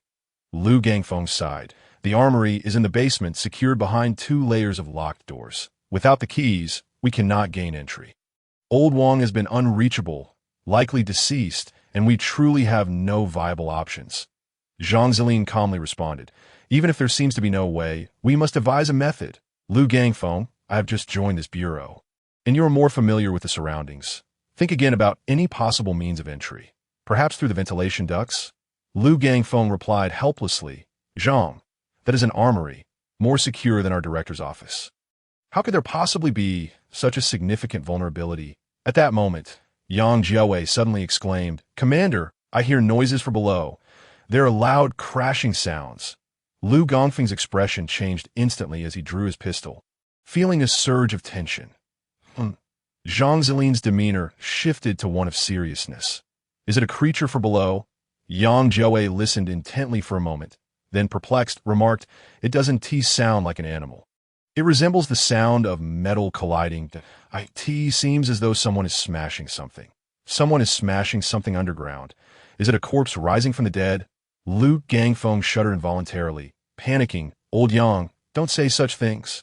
He had previously dismissed the supernatural, but as the world grew increasingly bizarre, fear began to creep in. Zhang Zilin asked in a low voice, "Where is it?" "That way." Yang Jiawei pointed toward the section of the floor, approximately 3 to 4 meters underground. Zhang Zilin glanced in the direction he indicated, questioning Liu Gangfeng, "Isn't the armory located over there?" Liu Gangfeng paused momentarily before realizing, "Yes, it is indeed in that direction. And the depth aligns. Someone is attempting to steal firearms." Zhang Zilin's expression grew grave. In such chaotic times, if firearms were to circulate, it would lead to significant trouble. "No, this absolutely cannot happen." Like a gust of wind, Zhang Zilin vaulted through the window, leaping from the 3rd floor and swiftly heading towards the armory. Moreover, she was curious about how the intruder had gained access. Jiang Fan, feeling quite satisfied, had pried open 4 large cabinets. After forcefully opening another, he retrieved a handgun, marveling as he examined it. It was dark, heavy, and this was his first time handling a real firearm, which piqued his curiosity. Just then, Jiang Fan abruptly turned to gaze at the ceiling. His senses detected that the female ability user was rapidly radiating light, nearly matching his own brightness. The female ability user was rushing towards him. Jiang Fan was astonished. How was he detected? Unable to ascertain the nature of her abilities and unwilling to take risks, he opened a portal and stepped into the subspace. Jiang Fan did not immediately close the door. Instead, he stood within the subspace, using his senses to observe the iron door. Outside, the silhouette of the female ability user was striking, with long, toned legs and a high, shapely backside that exuded a sense of healthy allure. However, Jiang Fan was not inclined to take risks with such a formidable woman. If she were to launch a sneak attack, he could very well be caught off guard. There were plenty of women around. There was no need to take chances at tea that moment. Jiang Fan felt his stamina depleting rapidly. It turned out that remaining in subspace consumed energy that if he could feel the drain with his composite physique. Then, with Tion's overall constitution, she would likely last only seconds in subspace. Jiang Fan wasted no time. Locating the position of Yida Plaza, he opened a door. I recall that the third floor of Yida Plaza has high-end mattresses. With so many women, we need plenty of mattresses. The armory fell silent. Zhang Zilin knocked forcefully on the heavy iron door, but there was no response from within. She could only seethe with impotent rage. To the person inside, if you have the ability, do not come out. Otherwise, I will surely capture you. Minutes later, Liu Gangfeng and Yang Jiawei arrived, holding flashlights. Liu Gangfeng inquired, "Did you catch him?" Zhang Zilin replied angrily, "He won't come out." Yang Jiawei listened closely. "It seems there is no one inside. I cannot hear any human breathing." Zhang Zilin was infuriated. "Impossible. I was watching the door. How could he have escaped?" Liu Gangfeng inspected the iron door, noting no signs of forced entry. If he could get in, he certainly must have a method to exit. I suspect he is an ability user. His powers are likely related to tunneling. Zhang Zilin considered this possibility, frowning. Then he could very well have taken the firearms. Duang, Liu Gangfeng kicked the heavy iron door with force, but it did not budge. Resigned, he remarked clearly, "He came here with the intent to acquire firearms." Zhang Zilin's expression hardened. "As long as he dares to use a gun, I will track him down and apprehend him. Ordinary citizens are prohibited from wielding firearms. This is an unyielding law in Longhua." Zhang Zilin was exceedingly confident in her own abilities. The intruder's powers were evidently related to burrowing underground, which meant his combat strength was likely limited. Liu Gangfeng was speechless. Capture him? The man could dig underground. How would they catch him? Even if they did manage to apprehend him, what would they do with him? Lock him up? Where would they find a prison now? Yang Jiawei anxiously surveyed the area, where menacing plants thrived, leaving him with a palpable sense of insecurity. "Leader, let us retreat." Jiang Fan, having carelessly opened a new portal, had veered significantly off course, landing directly above Yida Plaza. Peering down, he observed that about 5 meters below was the rooftop of Yida Plaza, cluttered with central air conditioning units and various other facilities. Had it been Tian, she likely would have found the portal useless, as she would be unable to descend. Jiang Fan, however, confidently leaped through the blue portal, landing atop one of the external units. Expanding his senses, he meticulously examined the area and was taken aback to discover that there were actually hundreds of people hiding in Yida Plaza. What were they doing here? There was hardly any food available. Jiang Fan felt a sense of bewilderment. These individuals were hiding everywhere, dispersed among the various shops of Yida Plaza. Everyone was huddled in corners, seemingly evading something. Jiang Fan became cautious. He carefully scrutinized the surroundings with his perception, but found nothing amiss.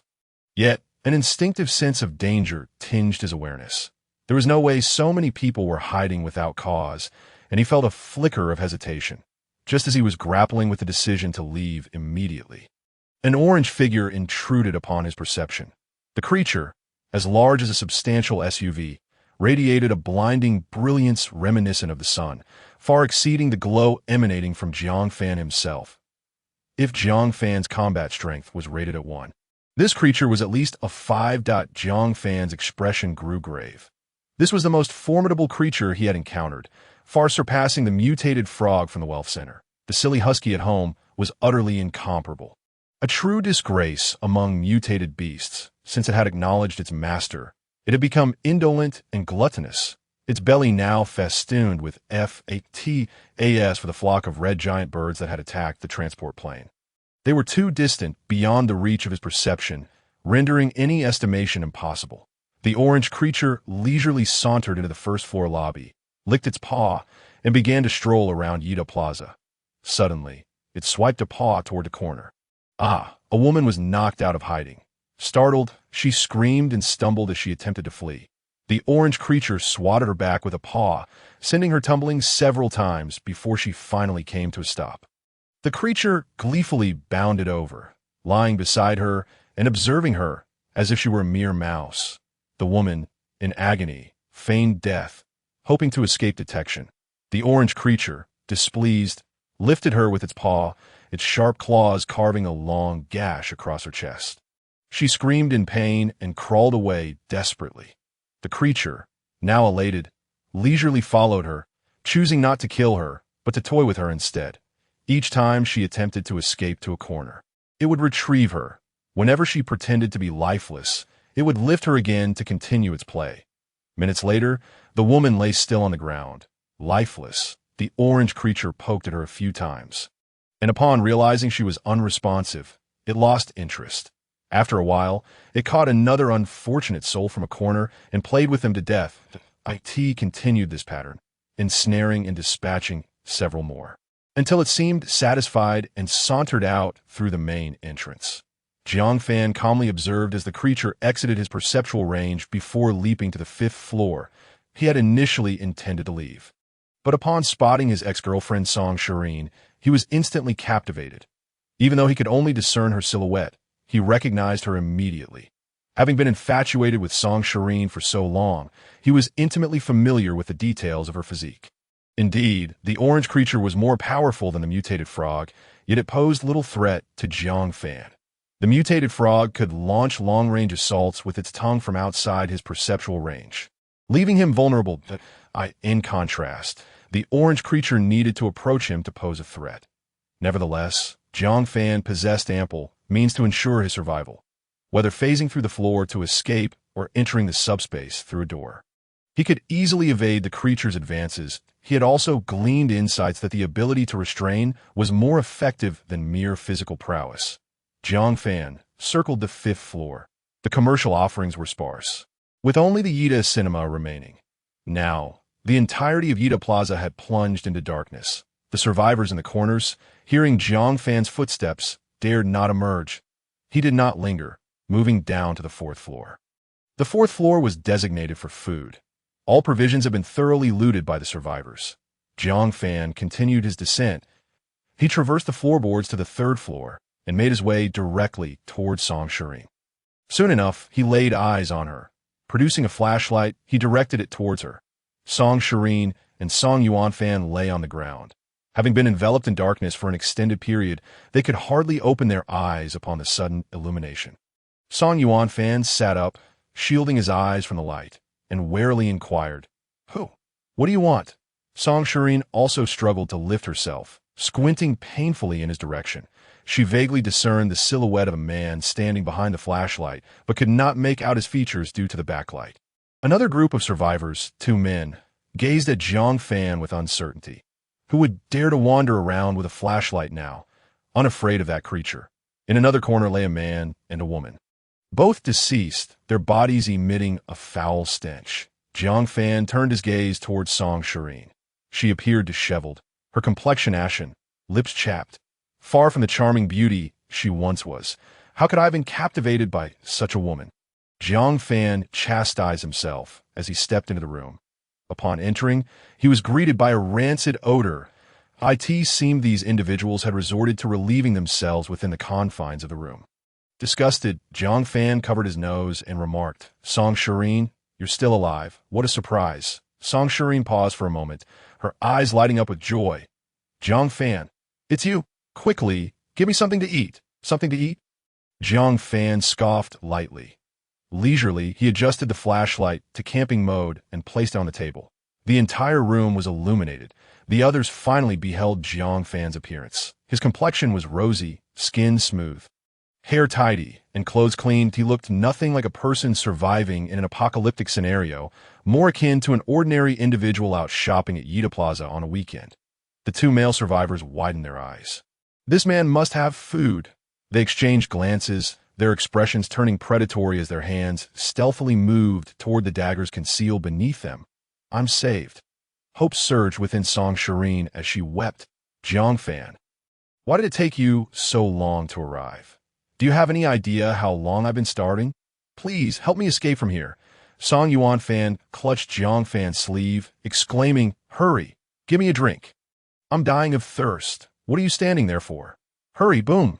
Jiang Fan delivered a powerful kick to Song Yuanfan's abdomen. Without uttering a sound, he flew backward, crashing against the wall, and moments later, he slid down lifelessly. Jiang Fan remarked coolly, "Such dirty hands, yet you dare to touch others, truly lacking in manners." Song Shiyin was oblivious to Song Yuanfan's demise, pointing an accusatory finger at Jiang Fan as she screamed.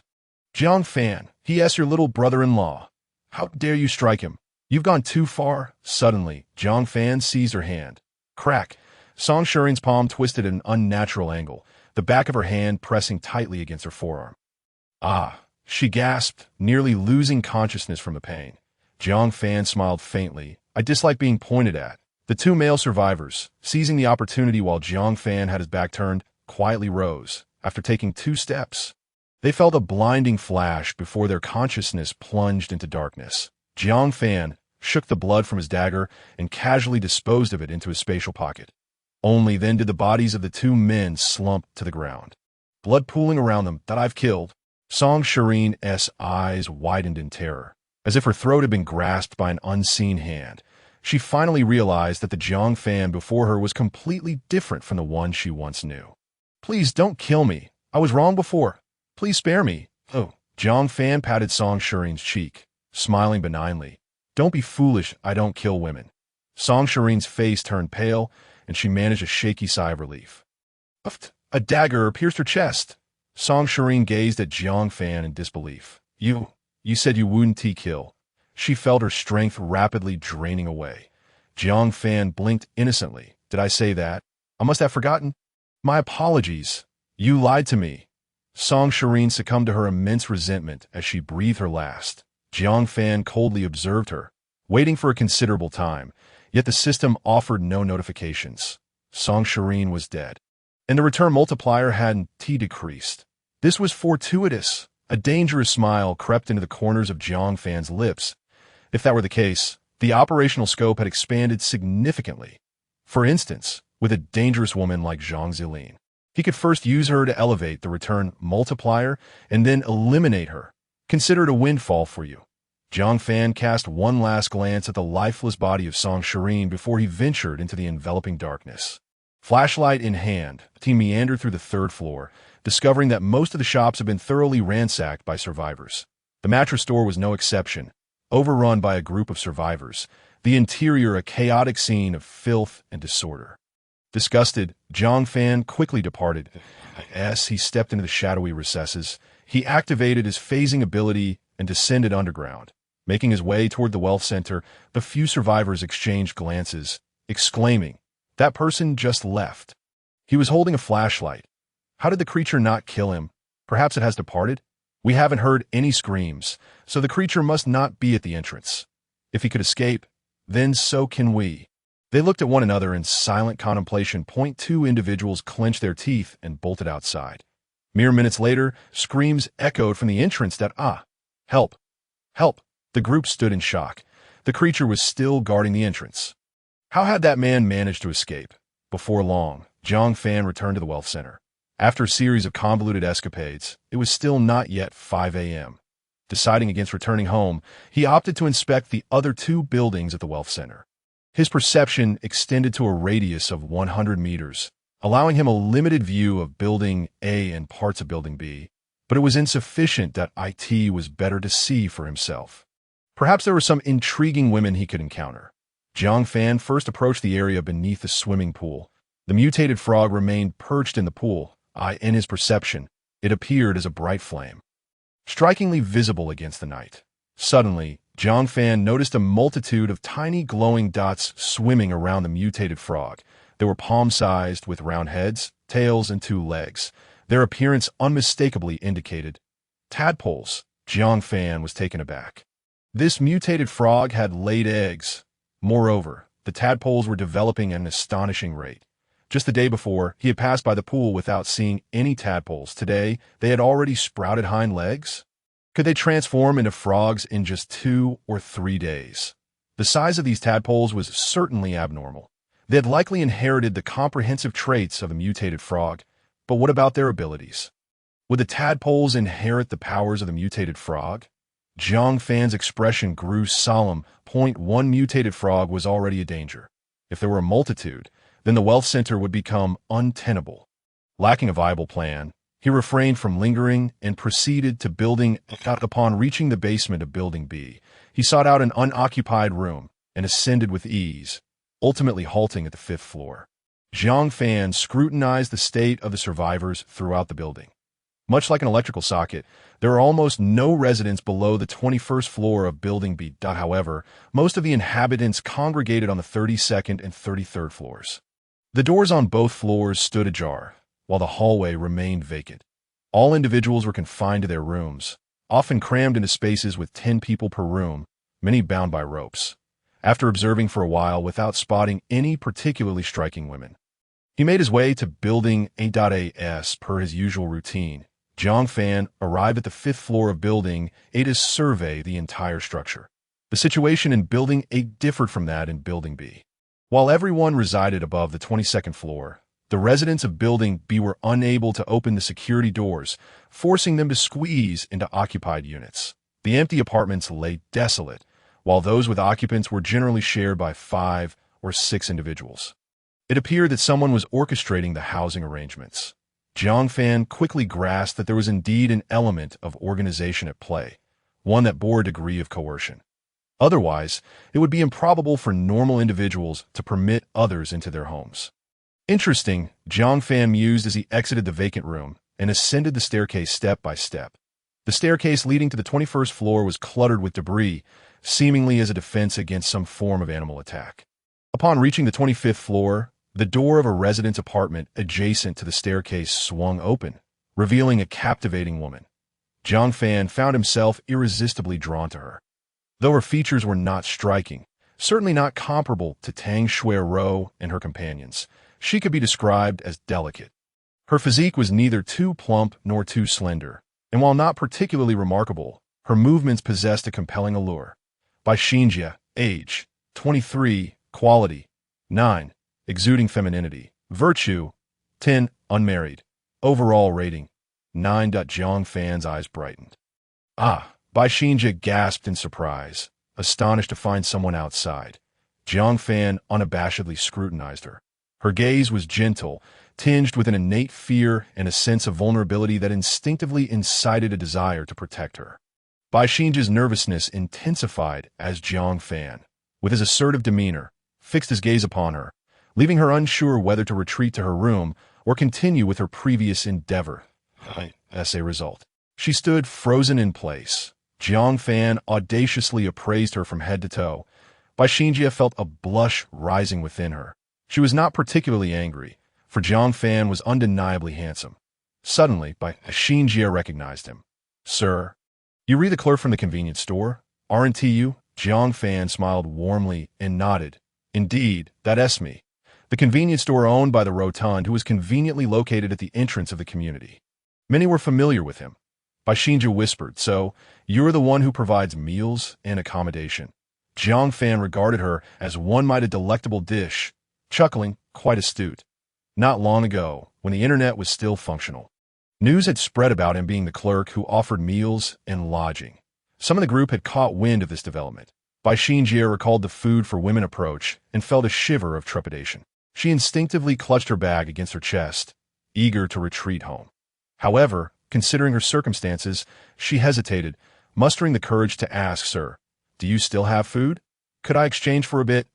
Jiang Fan replied with a smile. "Oh, what do you propose as an exchange?" Bai Xinjia glanced around, then quietly stated, "A black lychee. I saw you acquiring them in the group, that I've come across one, but I'm unsure if it's the type you're referring to." Black lychee? Jiang Fan instantly adopted a serious demeanor, fixating on Bai Xinjia. She radiated a yellow glow, appearing harmless, not resembling someone attempting deceit. "Where is it?" Bai Xinjia promptly made her demands. "I want instant noodles, sausages, and chocolate." Upon hearing about the enlightenment fruit, Jiang Fan regained his composure. "No problem. I will give you 3 packets of instant noodles, 3 sausages, and 3 pieces of chocolate." Bai Xinjia hesitated before adding, "I also need fever-reducing and anti-inflammatory medication. My brother is ill." Jiang Fan scoffed. "Bai Xinjia, Don't push your luck. In truth, Jiang Fan was indifferent to what she sought. His priority was securing the enlightenment fruit first. After all, she couldn't escape. Bai Xinjie felt a pang of fear, but thinking of her ailing brother, she set aside her apprehension and resolutely stated, I can forego the food, but I must have the medicine. Although her brother had not treated her well, he was still her in their current situation. With no men left at home, she was uncertain how to survive. Jiang Fan feigned contemplation, his gaze drifting toward Bai Xinjie's residence. In his perception, 5 individuals occupied her home. The master bedroom housed an elderly woman watching over a man lying in bed, his condition faintly glowing, clearly unwell, most likely Bai Xinjie's brother. The secondary bedroom was occupied by 3 individuals, likely survivors forcibly relocated. Bai Xinjie, you seem quite anxious. Someone at home must be severely ill, Jiang Fan remarked. Bai Xinjie's expression dimmed, tacitly confirming his observation. Wait, how do you know my name? She asked, a bit slow to catch on. Jiang Fan chose not to explain, stating directly, I need to obtain the black lychee before providing you with anything. Bai Xinjie, trembling with fear, replied, It's in the community, but on the ground that I'm too afraid to go out. If I tell you the location, could you retrieve it yourself? Outside? Jiang Fan refused. No, you must accompany me. In this desolate world, fraught with peril and uncertainty, one cannot help but question the intentions of others. Who knows whether this woman might dig a pit for herself? He must take Bai Xinjie along to seek the black lychee. Should danger arise, having her in his control could serve as leverage. Bai Xinjie bit her crimson lip, steeling herself as she declared, All right, I will only show you, but we must not get too close. Jiang Fan furrowed his brow, sensing the imminent danger. Where exactly is it? Bai Xinjie shook her head, resolutely stating, You must first give me something before I can tell you. Jiang Fan chuckled softly. If he gave it to her, how could he reclaim it afterward? What could a woman possibly do? Fine, he replied. Then I shall take you to see it. Bai Xinjie clenched her teeth, insisting, You must give me what you promised, and there will be no tricks. Otherwise, I will make sure you give it to me. After pondering for a long moment, she found herself at a loss for how to threaten Jiang Fan, ultimately conceding awkwardly. Jiang Fan nearly burst into laughter. This woman's mind seemed rather slow. Let us head downstairs, he remarked dismissively, gesturing towards the staircase. Bai Xinjie led the way, with Jiang Fan following closely behind. Her waist was remarkably supple, moving in a manner that was quite pleasing to the eye. Jiang Fan calmly admired her. Sensing his gaze, Bai Xinjie blushed and quickened her pace, as if trying to distance herself from him. Jiang Fan made no effort to stop her, following her with a cheerful demeanor. Though he appeared calm, he remained vigilant, ensuring that no one lurked nearby to ambush him. They soon arrived at the 21st floor, but a crimson mist swirled slowly in the stairwell. Bai Xinjie, feeling a surge of fear, slowed her steps and instinctively drew closer to Jiang Fan. He chuckled. Why are you so close? Are you not afraid I might eat you? Bai Xinjie stammered. Why, you're saying nonsense, recalling Jiang Fan's comments in their group chat. She began to regret her decision to follow him downstairs. What if he harbored ill intentions? Suddenly, Jiang Fan stomped heavily on the ground. Bai Xinjie jumped, her eyes wide with terror, as she exclaimed, What's wrong? Jiang Fan calmly raised his foot, stating, I stepped on a bug. A palm-sized cockroach lay squashed beneath his foot. Bai Xinjie grew even more frightened and quickened her pace. They entered the hall. The effects of the herbicide were nearly invisible. The plants had entirely reclaimed their former glory, with brambles and wild grass growing waist-high, creating numerous tripping hazards. Bai Xinjie checked her pant cuffs to ensure they were securely tucked in before cautiously stepping outside. Jiang Fan focused intently on detecting the presence of the mutated frog, always ready to enter a phasing state. They had now entered the frog's attack range. If danger were to present itself, Jiang Fan would undoubtedly retreat underground without a second thought. As for Bai Xinjie, she could only rely on her own fortune. Struggling through the throng of insects, Bai Xinjie covered several meters. It was then that Jiang Fan noticed an unfamiliar variety of peculiar purple mushroom sprouting throughout the community. Their caps as large as the sunshades found at barbecue joints, towering as high as 3 meters. Enormous fireflies flitted among the purple mushrooms, adding an air of mystery to the area. Jiang Fan frowned and carefully skirted around the mushrooms. The diversity of plant life was increasing, and it was wise to keep a safe distance from anything unfamiliar. Moreover, these were mushrooms. Who could say if they were toxic? He certainly had no desire to end up incapacitated. Yet Baixinjia stepped onto a mushroom that stood half a meter tall, pointing towards the swimming pool and saying, "It's right there beside the pool, underneath a public bench. I saw it that day after the herbicide was sprayed." However, there was a large frog sleeping in the pool, and I didn't dare to approach. Baixinjia still possessed a measure of cleverness. After her discovery, she had not divulged it to anyone, choosing instead to keep it to herself. She had initially intended to contact the supply group to trade for some food for her family. However, power outages and internet disruptions had halted her plans. At the mutated frog's location, Jiang Fan found himself convinced if it were anywhere else, it might have been claimed by other survivors long ago. However, no one dared approach the mutated frog, or perhaps someone had, only to end up as its meal. Jiang Fan meticulously scanned the area towards the swimming pool with his senses. Soon, he spotted the black lychee beneath the bench beside the pool. The black lychee resembled a ping-pong ball, now obscured by the surrounding vegetation, something Jiang Fan had never noticed before. Furthermore, the bench was quite low, surrounded by dense foliage, and the large frog, being so tall, had failed to notice it right beneath its nose. Of course, it was also possible that the frog's static vision was poor. Jiang Fan speculated quietly. If the mutated frog could not discern stationary objects, perhaps this weakness could be exploited against it. He retrieved 2 boxes of antibiotics and some instant noodles, handing them to Baixinjia. "All right, you may go back now." Baixinjia was taken aback. "But you haven't seen the black lychee yet. Aren't you afraid I might deceive you?" Jiang Fan flashed a charming smile, earnestly replying, "I trust you." Baixinjia felt an inexplicable surge of emotion. Neither her mother nor her brother had ever placed such faith in her. They constantly doubted her, suspecting her of stealing food. She gazed at Jiang Fan's handsome face, her heart racing inexplicably. "Then I shall return. You can rest assured, I won't tell anyone about the black lychee." With that, she hurriedly fled. Jiang Fan watched Baixinjia's retreating figure, noticing a faint green glow emanating from her. This woman was far too gullible. Baixinjia ascended the stairs. Jiang Fan withdrew his gaze. Immediately casting aside thoughts of her, he descended underground, swiftly approaching the black fruit. In this apocalyptic world, strength far outweighed the presence of women. As Jiang Fan neared the swimming pool, approximately 10 meters away, the mutated frog suddenly stood upright and leapt onto the ground above Jiang Fan's head. "Croak! Croak!" The mutated frog croaked loudly, as if issuing a warning. Jiang Fan promptly sank into the ground, descending several dozen meters. The frog finally calmed down, returning to the swimming pool for a nap. Jiang Fan frowned. Was this creature's perception so acute? This could spell trouble. He glanced at the black lychee, realizing he had no choice but to temporarily abandon the pursuit. Without absolute certainty, he would not take the risk. Returning home, he found Mengqian already awake and preparing breakfast. Upon seeing Jiang Fan, she beamed. "Brother Jiang, you're back. Breakfast will be ready shortly. Please wait a moment." This woman seemed oblivious to her own self-deception, her radiance glowing as green as jade.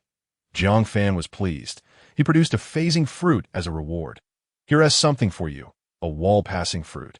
Go on, eat it." Just in time, he had nearly exhausted his supply of phasing fruits and needed to replenish. For Mengqian, the surprise was utterly unexpected. She thanked him profusely before consuming the phasing fruit. Ding! Mengqian consumed 1 phasing fruit, returning 700. It has been added to her portable space. Jiang Fan guided her through another experiment with wall passing, and Mengqian looked at him with eyes filled with admiration. Her green glow becoming even purer, Jiang Fan settled onto the sofa, habitually munching on some enlightenment fruits. "Woof, woof, woof!" The husky, Shiyin, suddenly began barking. Jiang Fan turned to see it wagging its tail at the hole in the wall of the adjacent room. Since its mutation, it seemed to have become quite astute. Jiang Fan forbade it from entering this room, and it complied. Initially, the women had been frightened, but as they realized Shiyin was obedient, they relaxed considerably. "Woof, woof, woof!" Bai Yin fixed its gaze on the enlightenment fruit in Jiang Fan's hand, bouncing eagerly as if seeking Jiang Fan's approval. Jiang Fan chuckled. You want some too? Woof! After pondering for a moment, he decided that Bai Yin had performed admirably over the past few days, beckoning it over. Come here. Bai Yin dashed through the hole in the wall, leaping in front of Jiang Fan. Fixated on the enlightenment fruit in his hand, drool pooling at its feet. Jiang Fan was also curious about how animals underwent mutation. Did they consume enlightenment fruits as well? He placed a phasing fruit on the ground. Go ahead. Eat. Bai Yin lowered its head.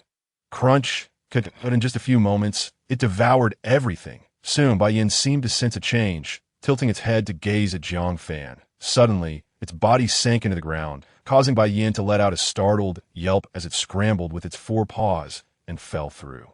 Indeed, the enlightenment fruit was effective on animals, Jiang Fan mused, following suit through the floorboards and landing on the 31st floor. Bai Yin stood there, bewildered, staring at Jiang Fan and then at its own paws. It appeared somewhat perplexed by the events, attempting to paw at the ground, quickly discovering that its claws could pass through the floor. Perhaps it was instinctual for animals. Bai Yin swiftly mastered the technique of phasing through walls, charging headfirst into a barrier and passing straight through. Woof, woof, woof. I'm amazing. Bai Yin's excited barks echoed from the adjacent room, after being cooped up in a single room for days. It felt nearly driven to madness and immediately began to dash through walls in a frenzy. Jiang Fan called out, "Play on this floor. Don't go downstairs." He wondered if Bai Yin could comprehend him. It mattered little if it didn't. After all, there were no other people above the 28th floor that, if anyone else saw, well, they would see. Who could possibly contend with such a creature? Minutes later, Bai Yin returned, panting heavily, collapsing in front of Jiang Fan, its tongue lolling out. Phasing through walls consumed a considerable amount of energy, and even the stamina of a mutated husky could not endure it. Jiang Fan produced a generous handful of phasing fruits and sensory fruits. Placing them on the ground, Bai Yin eagerly began to gobble them up. Upon finishing the sensory fruits, Bai Yin immediately sensed a difference that it looked blankly at Jiang Fan, puzzled as to why its master was glowing. Jiang Fan affectionately stroked its head before phasing through the ceiling to return home. Bai Xinjie excitedly arrived home. Her brother, Bai Yongxin, lay on the bed, his face pale. Their mother, Zheng Hongxia, scolded, "You went out for a wild run early in the morning. What were you thinking? Your brother's in such a state, and you're off gallivanting." Bai Yongxin weakly glared at his sister, too ill to speak. Bai Xinjie, feeling wronged, replied, "I want to find something to eat." Zheng Hongxia slammed her hand on the bed. "Don't you dare lie to me. Where could you possibly find food at a time like this?" Tears welled in Bai Xinjie's eyes as she bit her lip. Saying, "Look," she opened her bag to reveal food. Not only was there something to eat, but also medicine. Zheng Hongxia paused. "What medicine?" Bai Xinjie replied, "Cephalosporin. It might help brother's illness." Zheng Hongxia exclaimed in delight. "Quick, quick, give it to your brother." Bai Yongxin seemed to muster some strength, struggling to say, "Give me the medicine. Hurry." Bai Xinjie assisted her brother in taking the medicine and then produced a pack of instant noodles. "Hurry, give it to me." Bai Yongxin's eyes sparkled as he snatched it and began to eat. He made quite a mess, crumbs scattering all over the bed. Zheng Hongxia looked at her son with tenderness. "Eat up. The more you eat, the quicker you'll recover." Bai Xinjie felt a pang of heartache. Food was so precious now. How could it be wasted like this? She carefully picked up the noodle crumbs from the sheets, gathering them into a bowl. After consuming the instant noodles and medicine, Bai Yongxin managed to regain a modicum of energy and lay back down, asking, "What did you trade for this?" This Bai Xinjie faltered. She had promised Jiang Fan not to mention the black lychee. Bai Yongxin frowned. "What is so difficult to say?" "Who gave it to you?" Zheng Hongxia's suspicion grew. With food being so scarce, who would share it with outsiders? She opened Bai Xinjie's bag and saw 2 packs of instant noodles, 3 sausages, 3 bars of chocolate, and 2 boxes of cephalosporin. These supplies were worth a fortune. Bai Xinjie didn't know how to explain. Her head bowed in silence. Zheng Hongxia's expression turned serious. "Speak. Who gave this to you?" Bai Xinjie bit her lip tightly. "You don't need to worry. There's food. That's enough." Bai Yongxin scrutinized her, suddenly saying, "Did you sell yourself?" Bai Xinjie froze, indignantly replying, "Brother, what are you talking about? Bai Yongxin scoffed. You have nothing to offer. Why would anyone give you food and medicine? Don't you know how precious food is right now? Bai Xinjie felt a jolt in her heart. Say, Mom, look at what brother is saying about me. Zheng Hongxia stared at Bai Xinjie for a long moment, then said quietly, if you sold yourself, then why not admit it? What a disgraceful thing. What else could a daughter offer besides her body in exchange for supplies? Zheng Hongxia thought to herself, no matter what, her son was the priority. The sole heir of the Bai family must be preserved. Women would eventually marry out and become outsiders if she could trade her daughter's life for her son's. She wouldn't hesitate. Bai Xinjie could hardly believe her ears. Mommy, Zheng Hongxia had always favored her son over her daughter, prioritizing Bai Yongxin for any treats or joys. Yet Bai Xinjie still believed her mother cared for her. This statement, however, was utterly unacceptable. Silent tears streamed down Bai Xinjie's face as she clutched her bag tightly. She had never anticipated that her perilous descent with a stranger would lead to such doubts from her own family. Zheng Hongxia forcefully snatched the bag from her, spitting as she said, You have a wild man supporting you. Don't waste the food at home. Bai Xinjie cried out, I didn't tea. Zheng Hongxia pointed to the door, sternly ordering, Go sleep in the living room. Don't disturb your brother's recovery. Bai Yongxin, smug, looked at his sister. With her out of the way, the food would last for 4 to 5 days. Bai Xinjie felt utterly despondent. Despairing, she retreated to the living room, curling up on the sofa and weeping silently. The indifference of her closest family left her heartbroken, and she had nowhere else to turn. She couldn't help but think of Jiang Fan. Jiang Fan had been searching for women in the group. If I were to seek refuge with him? Bai Xinjie quickly shook her head, feeling shame wash over her.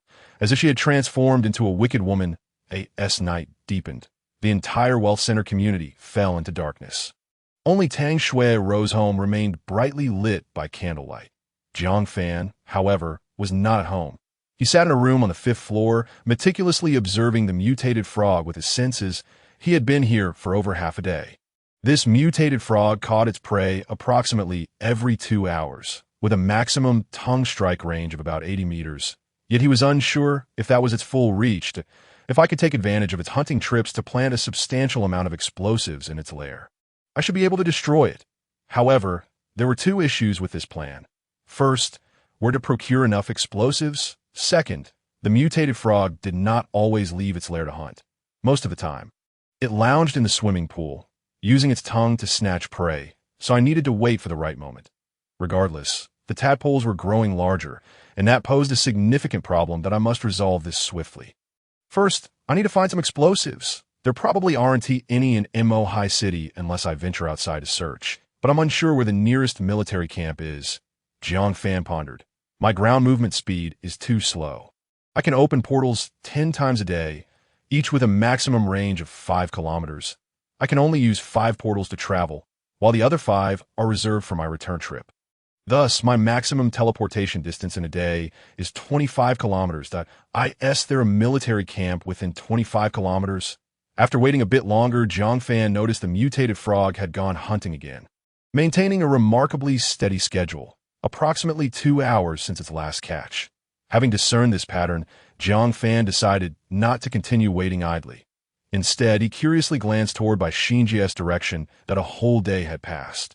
And that woman remained curled up on the sofa, crying, refusing to eat or drink.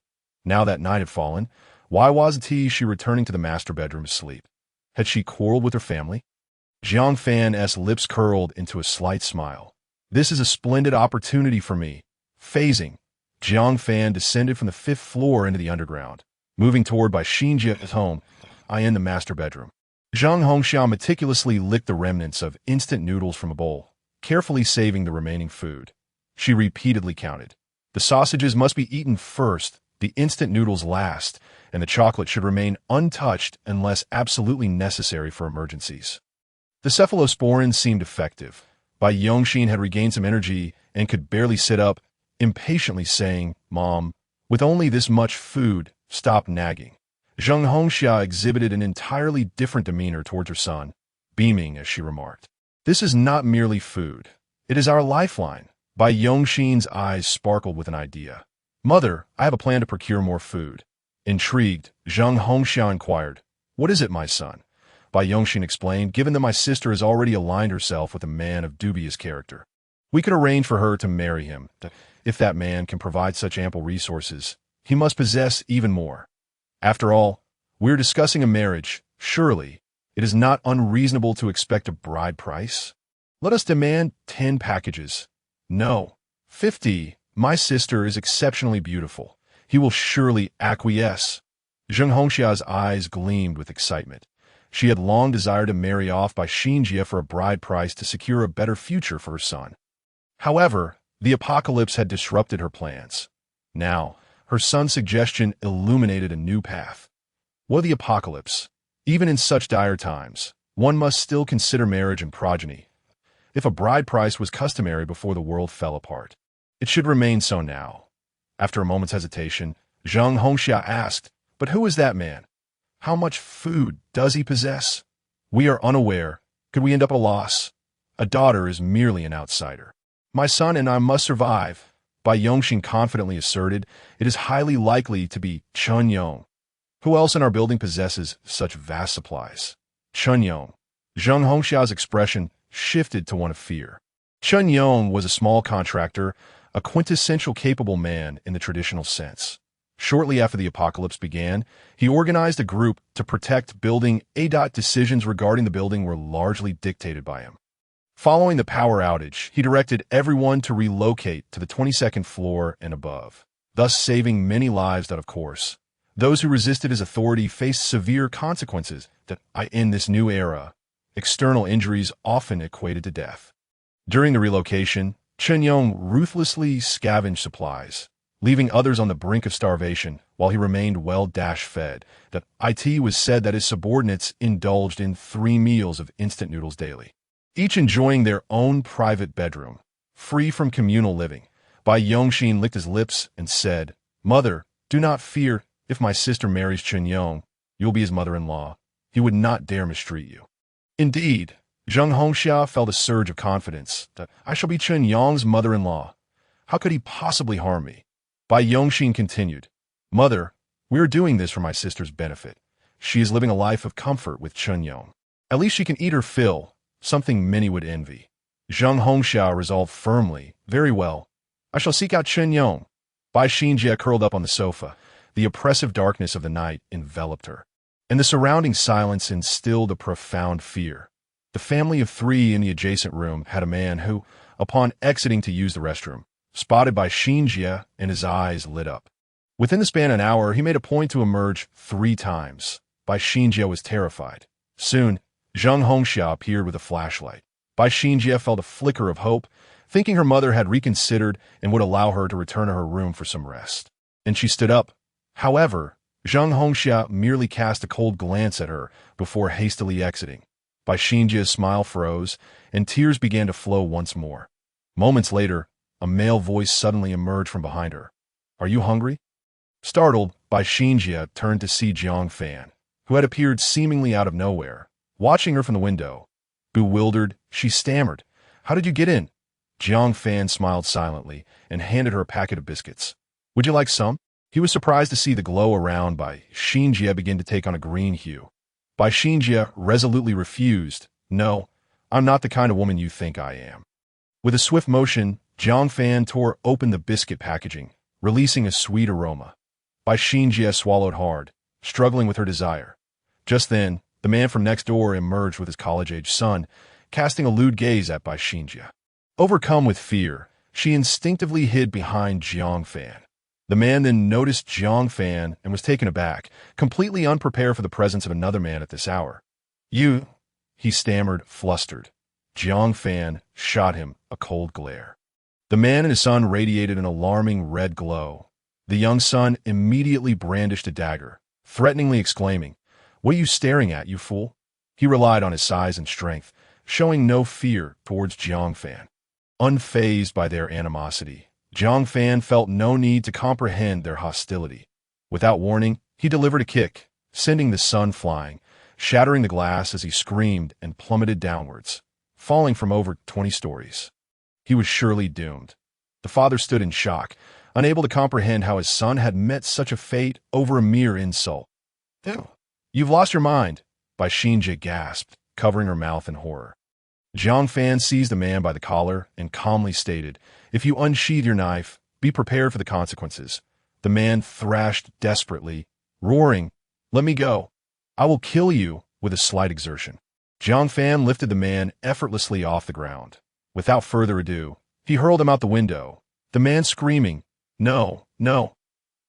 Moments later, a heavy thud resonated below. Silence enveloped the surroundings once more. The man's wife, hearing the anguished cries of her husband and son, rushed out, only to witness Jiang Fan casting her husband out the window. "Dada! I will fight you," she shrieked, lunging at Jiang Fan with a swift slap. Jiang Fan struck her face, spinning at a full 180 degrees and twisting her neck grotesquely. He casually discarded her out the window as well, turning back to find Bai Xinjie in a state of shock. "Do not be afraid," he smiled, gently patting her head. "A family should be united, right?" Bai Xinjie's teeth chattered in terror, on the verge of tears. "Why you?" Jiang Fan produced another packet of bread, grinning, "Come with me, and I promise you will be well fed." Bai Xinjie gazed at Jiang Fan in confusion, utterly baffled by the man's intentions. How could he remain so composed after taking lives? In the back of her mind, she sensed that a person like Jiang Fan could survive longer in this bleak world. In recent days, she had witnessed much bloodshed, but why had the world transformed into this? Lost in thought, Bai Yongxin heard the commotion outside and cautiously made his way out. He immediately spotted Jiang Fan stroking Bai Xinjie's head, a surge of anger igniting within him. Who is this man? Could he be my sister's secret lover? Panic surged through Bai Yongxin. He had intended to offer Bai Xinjie to Chunyong in exchange for food, but this scene was catastrophic. If Chunyong learned of this, their food supply would vanish. Gritting his teeth, Bai Yongxin seethed, "You are indeed secretly meeting a man of ill repute." Bai Xinjie pleaded, "I am not. Jiang Fan is." At that moment, the door was violently thrust open. A grim-faced, middle-aged man strode in, flanked by two burly men. Zheng Hongxia followed closely behind, smiling obsequiously. "Yongge, this is my daughter. Take a look." Upon entering, Chunyong's gaze fixated on Bai Xinjie, completely disregarding Jiang Fan and Bai Yongxin. In truth, he had long coveted this beautiful woman, but had been too preoccupied with moving and gathering supplies to act. Now that he had a moment of respite, he was contemplating how to acquire Bai Xinjie, only to find that her mother had delivered her right to him. Chunyong grinned maliciously. "Not bad. I'm quite pleased. Young lady, come here and let me have a look." Bai Xinjie quivered, hiding behind her brother. Trembling, "I do not want to go. What do you want?" Yet Bai Yongxin forcefully pushed his sister forward, urging, "Hurry, sister. Following Yongge is a stroke of good fortune. Go now." He envisioned a bright future. If Bai Xinjie truly married Chunyong, he would be Chunyong's brother-in-law. What could be better than that? Far superior to being with that wretched boy beside her. Chunyong harbored intentions of abduction. Zheng Hongxia hastily grasped Chunyong's hand and, with a sheepish smile, said, "Brother Yong, we agreed that I would marry my daughter to you in exchange for instant noodles." Chunyong, growing impatient, retorted, "Old Wu, give her 1 pack of instant noodles and tell her to scram. Today, I shall be the groom."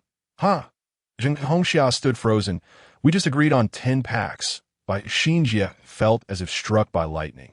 Her mother had actually sold herself for 10 packs of instant noodles. Old Wu, exasperated, remarked, "You foolish woman, 1 pack is already generous. 10 packs. Bai Yongxin, in a state of urgency, interjected, "Mom, didn't we agree on 5? How did it turn into 10? Bai Xinjie, her expression vacant, slowly turned to her brother. "You actually negotiated this?" She thought, her heart heavy with despair. "Brother, I took risks to find medicine for you, and this is how you repay me." Bai Yongxin forcefully pushed Bai Xinjie's hand away. "Get lost. You've already sold yourself. What difference does it make who you sell to?" Bai Xinjie's heart sank further. She gazed at her mother and brother, feeling an unfamiliar estrangement. 10 packs of instant noodles. Was she truly worth only that? She felt like a mockery in her mother's and brother's eyes. She was merely equivalent to 10 packs of instant noodles. Bai Yongxin, with great difficulty, approached Chunyong, earnestly stating, "Brother Yong, my sister is so beautiful. 10 packs is far too little." Slap. Chunyong struck Bai Yongxin down to the ground, sneering, What right do you have to negotiate with me? Qinyang's subordinates immediately advanced, unleashing a barrage of punches and kicks on by Yongxin. Still feverish, he lacked the strength to resist and could only cry out in agony. Zheng Hongxia, in a frantic attempt to shield her son, cried out with a trembling voice, "Stop, please. We don't want instant noodles anymore. Don't hurt my son. Bai Xinjie is given to you willingly." The two henchmen glanced at Qinyang. He seized a wooden stool and brought it crashing down upon Zheng Hongxia's head. Bellowing, "You can't just decide to stop. I'll lose face. Beat them to death." The henchman immediately swung the stool, delivering a relentless assault until both were silent, blood pooling around them. Bai Xinjie, expressionless, watched as her mother and brother lay motionless, an unexpected sense of vindication creeping into her heart. Qinyang, brandishing the stool, turned to Bai Xinjie, his face smeared with blood as he grinned menacingly. "Come here." Bai Xinjie's hands trembled slightly. Jiang Fan began to applaud. "Very good, quite ruthless. I like it." Only then did Qinyang notice the unremarkable man beside him. In disbelief, he exclaimed, "Kid, are you talking to me?" Qinyang's subordinates erupted into laughter. "Huh, this kid has lost his mind. Kneel before Brother Yang. He might spare your life." Jiang Fan's expression turned icy as he casually picked up a stool. "I'm in a good mood today. I'll give you a chance to commit suicide." "Do it yourself." Qinyang erupted into laughter, as if he had heard the most ridiculous thing in the world. "Huh." A leg of the stool was instantly broken by Jiang Fan and swiftly thrust into Qinyang's mouth. Crunch! His teeth shattered under the pressure. Qinyang had no time to scream. Jiang Fan applied more force, driving the leg down onto Qinyang's head with tremendous force. Bang! It pierced through the back of his skull, pinning him to the ground. The smiles of Qinyang's henchmen froze. Yet Jiang Fan did not afford them a moment to react. One punch sent one flying, a kick dispatched the other. They crashed against the wall, blood spurting from their mouths as they perished in the blink of an eye.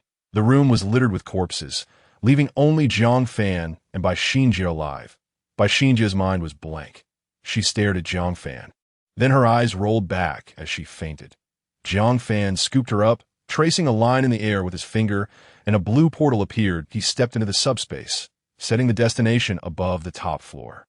As long as precise positioning was required, opening the door was quite swift. The door opened 7 or 8 meters above the rooftop. Jiang Fan adjusted Bai Xinjie into a princess carry and leaped down, landing heavily. Bai Xinjie jolted awake. Bewildered, she surveyed her surroundings. "Where am I?" Jiang Fan smiled lightly. "We're going to my home." Bai Xinjie suddenly recalled the events that had just transpired. In a brief moment, her mother and brother were dead, leaving her with no relatives in the world. She succumbed again to despondency. Jiang Fan observed her coldly, understanding her sorrow but refraining from offering comfort. If she could adjust her emotions, she should. If not, then so be it.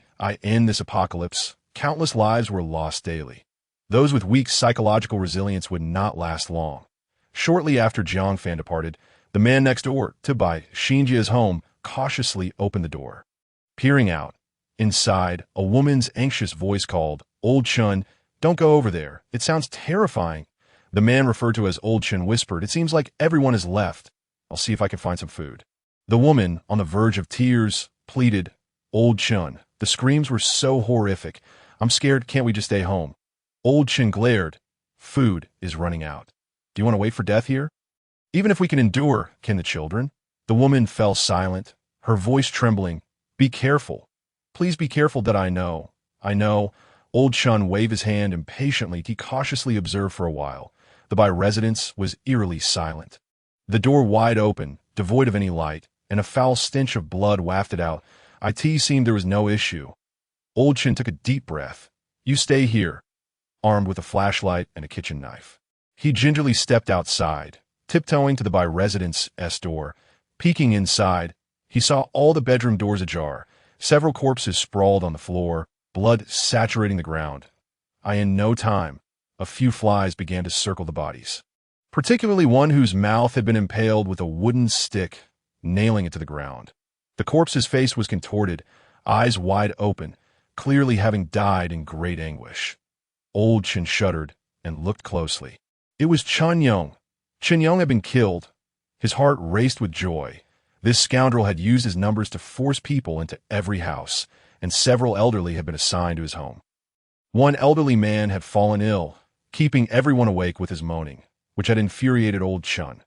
Now, good riddance. Chen Yong was dead. Old Chen gathered his courage and kicked the corpse with gusto, feeling an immense sense of relief. After releasing his pent-up anger, he wasted no time and hurried to scavenge for food. Before long, he stumbled upon the provisions Shiyin had brought back, his eyes lighting up. Instant noodles, sausages, and chocolate. Old Chun was overjoyed. He failed to notice a shadow silently emerging behind him, but a man slowly raised a club and struck Old Chun hard on the back of the head. Bang! Old Chun collapsed without a sound, blood pooling around him. The man chuckled sinisterly, snatching Old Chun's bag and fleeing without a moment's hesitation. Just a few minutes later, several more groups arrived at the Bai residence. Upon seeing Chun Yong's corpse, they rejoiced and then recklessly began looting the provisions. Soon, disputes over the spoils erupted into violence. A building, room 33, a 1.4 tattooed men gathered, drinking together. They had no snacks, only a few packs of instant noodles, which they crushed to make do. Mixed with the seasoning, it was surprisingly flavorful. After a while, one man with a mouth full of gold teeth wondered, "Where's Brother Yong?" Another bald man shrugged. What else could he be doing? Probably with that girl named Bai. Damn it. Old Wu and Old Wolf are surely getting taste too. That woman named Zheng Hongxia isn't bad either, tender and delicate. Damn, your tastes are quite heavy. Every time there's such a good opportunity, Brother Yong takes Old Wu and Old Wolf along. When will it be my turn? The four men, consumed by jealousy, began to curse and complain. Nevertheless, no one dared to express too much dissatisfaction. In this era of peace, they had long been accustomed to following Chun Yong's commands. Having spent their days in his company to speak frankly, Chun Yong treated his brothers quite well, as long as there was food and drink. They were never neglected. The only minor grievance was his reluctance to share women, which left them slightly disgruntled. Currently, there were two beautiful women in Chun Yong's room, both the most outstanding in Block A. They were forbidden even a fleeting glance at them. However, their complaints were merely complaints that it is only natural, which man would willingly share women with others. At that moment, a piercing scream echoed through the air. The four men, alert and on guard, quickly drew their weapons and scanned their surroundings. It seemed to be coming from downstairs. Damn!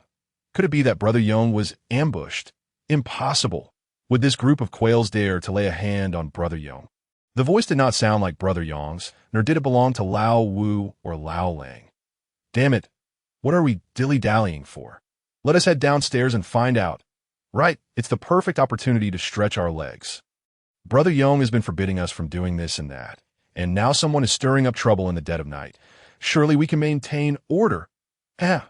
If someone is causing a ruckus at this hour, I'll show that fool what. The four men grinned wickedly as they descended the stairs, weapons in hand. They searched as they made their way down to the 29th floor, where they were met with a pungent scent of blood. They could hear loud curses and screams. Their hearts sank, and they hurried downstairs, reaching the 25th floor, where they were taken aback by the sight before them. A group of survivors was fighting desperately for their lives, the entire corridor in chaos. With so many people engaged in a brawl, the four men hesitated to charge in recklessly. Jiang shouted in panic. "Where's Brother Yong? Brother Yong! Brother Yong!" An ordinarily meek, bespectacled man smashed someone's skull, then lifted his head, blood-soaked and laughing maniacally. "Chun is dead." Huh? Bang! The bespectacled man had his throat slashed by another. Upon hearing that Chun Yong had died, the bald man and his two companions grew anxious and forced their way through the crowd, rushing towards the Bai family. Jiang, however, had a sudden realization. With the chaos ensuing, Chun Yong was likely truly dead. All the supplies they had previously collected were at Chun Yong's place. If he was dead, who would claim those possessions? And then there were those two women. The thought of the women's figures ignited a fire within Jiang, and he swiftly turned to ascend the stairs. Everything is now mine. The bald man and his companions finally broke into the Bai residence, only to find Chun Yong's corpse. The body was beyond recognition, utterly mangled, its face almost unidentifiable. Yet the clothing and watch confirmed the identity. Lao Wu and Lao Lang lay dead nearby. The entire Bai residence was littered with bodies. Damn, it's over. Brother Yong is indeed dead. Huh. Where's that little bastard Jinya? Why hasn't he come over? Is he blocked outside? I was the last one. It seems he didn't follow us. The bald man and his companions were not fools. They quickly deduced that Jinya was likely attempting to seize the supplies from Chen Yong's home. Damn. I always thought that guy was up to no good. Quickly, let us head upstairs. Let us hurry back. As they cursed, each of them harbored their own ulterior motives. Upon reaching Chen Yong's door, they discovered that Jinya had indeed locked it from the inside. Remaining silent and refusing to open up, their patience wore thin. Kill Jinya. That little bastard is the most treacherous. I've never liked him. Damn. The food inside belongs to the brothers, and he dares to hoard all. How do we get in? We can climb in from the rooftop. The 33rd floor should allow us access from above. There are no iron bars on Brother Yong's windows, while Chen Yong was around. He could at least maintain some semblance of order. With his death, Block A had descended into utter chaos as the four men clashed. Others also set their sights on the supplies Chen Yong had amassed, and the carnage quickly spread. Throughout the night, the anguished cries resonated from Block A survivors in the other two buildings of the Fortune Center community, huddled in corners, trembling, unsure of what had transpired. Jiang Fan, however, could perceive the events unfolding on various floors of Block A through his senses. Scenes of slaughter unfolded before him. Yet he merely observed with indifference, occasionally snacking on a few enlightenment fruits. He was not picky about the fruits, simply taking whatever he could find, eating whatever came his way. Bai Yin, having feasted and filled himself, lay sprawled on the ground, sound asleep, occupying a generous space. The women, frightened and anxious, sat closely around Jiang Fan, too afraid to rest. Jiang Gu, what is happening? Jiang Fan replied nonchalantly. The leader of Block A has been killed by me, and the entire building is now out of control. They are currently fighting over food, women, and property. TSK, how thrilling. Just then, Jiang Fan heard a notification. Ding! Subspace Traversal has upgraded to 9 stars, max level, no further upgrades. His teleportation skill had actually leveled up. A smile crept onto Jiang Fan's lips that he immediately opened his status panel. Subspace Traversal, 9 stars, max level, no further upgrades. You can now open a subspace portal to any location within 51,000 meters, up to 12 times a day. You can create subspace anchor points with no range limit, up to 3 times a day, maintaining a maximum of 3 anchor points simultaneously. You can disregard distance when designating a landing point as space anchor. You can attach subspace anchor points to any object. Damn, this is a divine skill. The subspace anchor points now have no range limitations, and you can directly teleport to them without regard for distance. This means I've gained the ability to return home at infinite distances. This is a godsend for long journeys. Moreover, being able to place anchor points on any object, would it work on a moving one? What about animals? Jiang Fan called out Bai Yin. Bai Yin jolted awake, tilting his head at Jiang Fan. An idea struck Jiang Fan, and he placed a subspace anchor point on the dog's head. Tico the naked eye. There was no indication of anything amiss. Those without subspace abilities could not see the anchor point. Only Tian looked on in astonishment. You can place anchor points on animals? Jiang Fan did not explain, but took out a box of brand new dog food from his spatial storage. Bai Yin immediately perked up, his big eyes fixated on the can, drooling profusely. Jiang Fan tossed it casually, and Bai Yin dashed forward like a whirlwind. Catching it midair, crunched, he effortlessly bit through the can's exterior and began to feast joyfully. Jiang Fan could sense that the subspace anchor point was firmly secured on the dog's head. Jiang Fan then sliced open a blue membrane and peered into the subspace. Sure enough, he saw the subspace anchor point clearly resting atop Bai Yan's head. It truly works. Jiang Fan chuckled with satisfaction. The bloody night passed. As dawn broke, the Fortune Center community returned to a semblance of tranquility. Yet, the toll of lives lost remained unknown. Jiang Fan did not concern himself with it in the slightest. Bai Xinjie had rested through the night, barely recovering from the trauma of losing her relatives. Jiang Fan, however, had no time to spare on the women's feelings, and instead went downstairs to continue observing the mutated frogs, While also practicing his shooting, he made his way to a fifth-floor room, which provided a perfect vantage point over the swimming pool. The mutated frogs were still asleep in the pool. Jiang Fan was in no rush. He set up a high-end sofa in the room, took out a basin, and began munching on a pile of enlightenment fruits. After waiting for more than half an hour, the mutated frogs finally leaped out of the pool, likely off to hunt for prey. Jiang Fan's perception penetrated the layers of red mist, allowing him to see everything clearly. He immediately stood up and walked to the windowsill, opening one of the windows. Jiang Fan retrieved a police rifle from his spatial storage, aiming it at the swimming pool. The red mist obscured his view, rendering everything invisible. However, perception could completely substitute for sight. He focused intently on a rapidly swimming tadpole. The sensation of time slowing down returned. Jiang Fan pondered. Could this be an additional effect of physical enhancement? He didn't dwell on it. After aiming, he gently pressed the trigger. Bang! Missed the shot. Jiang Fan remained unperturbed and continued firing. After all, this round had another purpose: to practice his marksmanship. Bang! Bang! After a few shots, Jiang Fan began to sense the rhythm of using the gun.it was an indescribable, peculiar sensation, and he inexplicably felt that his next shot would hit its mark. He held his breath and steadily pressed the trigger. Bang! The tadpole shattered into pieces. Ha! I am a marksman, Jiang Fan boasted casually before resuming his observation of the swimming pool. His companion was dead. The other tadpoles continued to swim about, seemingly unbothered, displaying no signs of fear. Much like that mutated frog, they appeared to possess a rather low intelligence.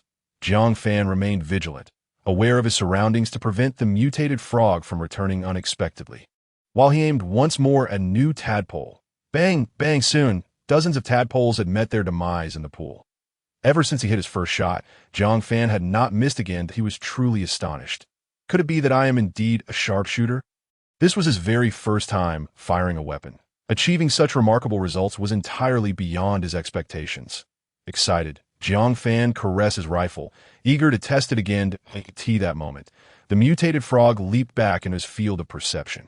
Jiang Fan promptly closed the window softly and crouched low. Upon seeing the pool, the mutated frog was furious to find the tadpoles had perished in droves. Ribbit!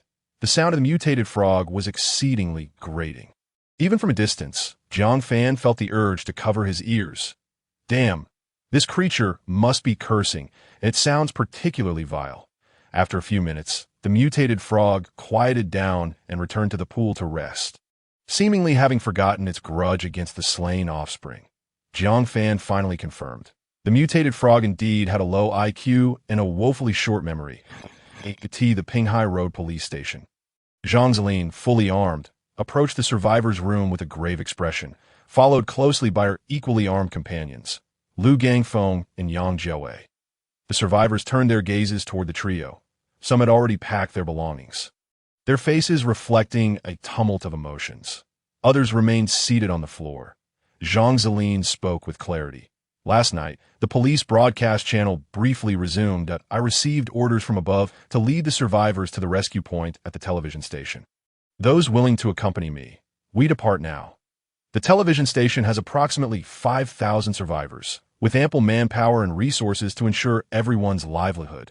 For those who choose to stay, I do not wish to compel you. You may remain at the police station. The higher-ups have authorized the survivors to utilize all resources of the station without incurring any legal liabilities. Liu Gangfeng rolled his eyes in resignation. Yang Jiawei anxiously glanced around. Seemingly torn about whether to leave, he was acutely aware of the horrors outside. Staying at the police station seemed preferable, yet he lacked confidence in surviving there without Zhang Zilin. Without her strength, the survivors were merely sheep awaiting slaughter. An elderly man suddenly shouted, "Officer Zhang, what will we do if you leave?" Zhang Zilin paused for a moment. "I apologize. I have received orders and must comply." "You must fend for yourselves," another individual exclaimed. "Fend for ourselves? That's easy for you to say. You're an ability user. You have the power. How are we supposed to survive on our own?" "Indeed, this is a deliberate abandonment of the lives of the masses. We have paid so many taxes, and this is how you protect us? Officer Zhang, please don't go. I beg you don't leave. If I die, it will be your fault. I will haunt you even in death." As the words flowed, the crowd's emotions escalated. None were foolish. Among the three ability users, only Zhang Zilin was the most reliable. Many of the survivors owed their lives to her. If she departed, survival would become exceedingly difficult.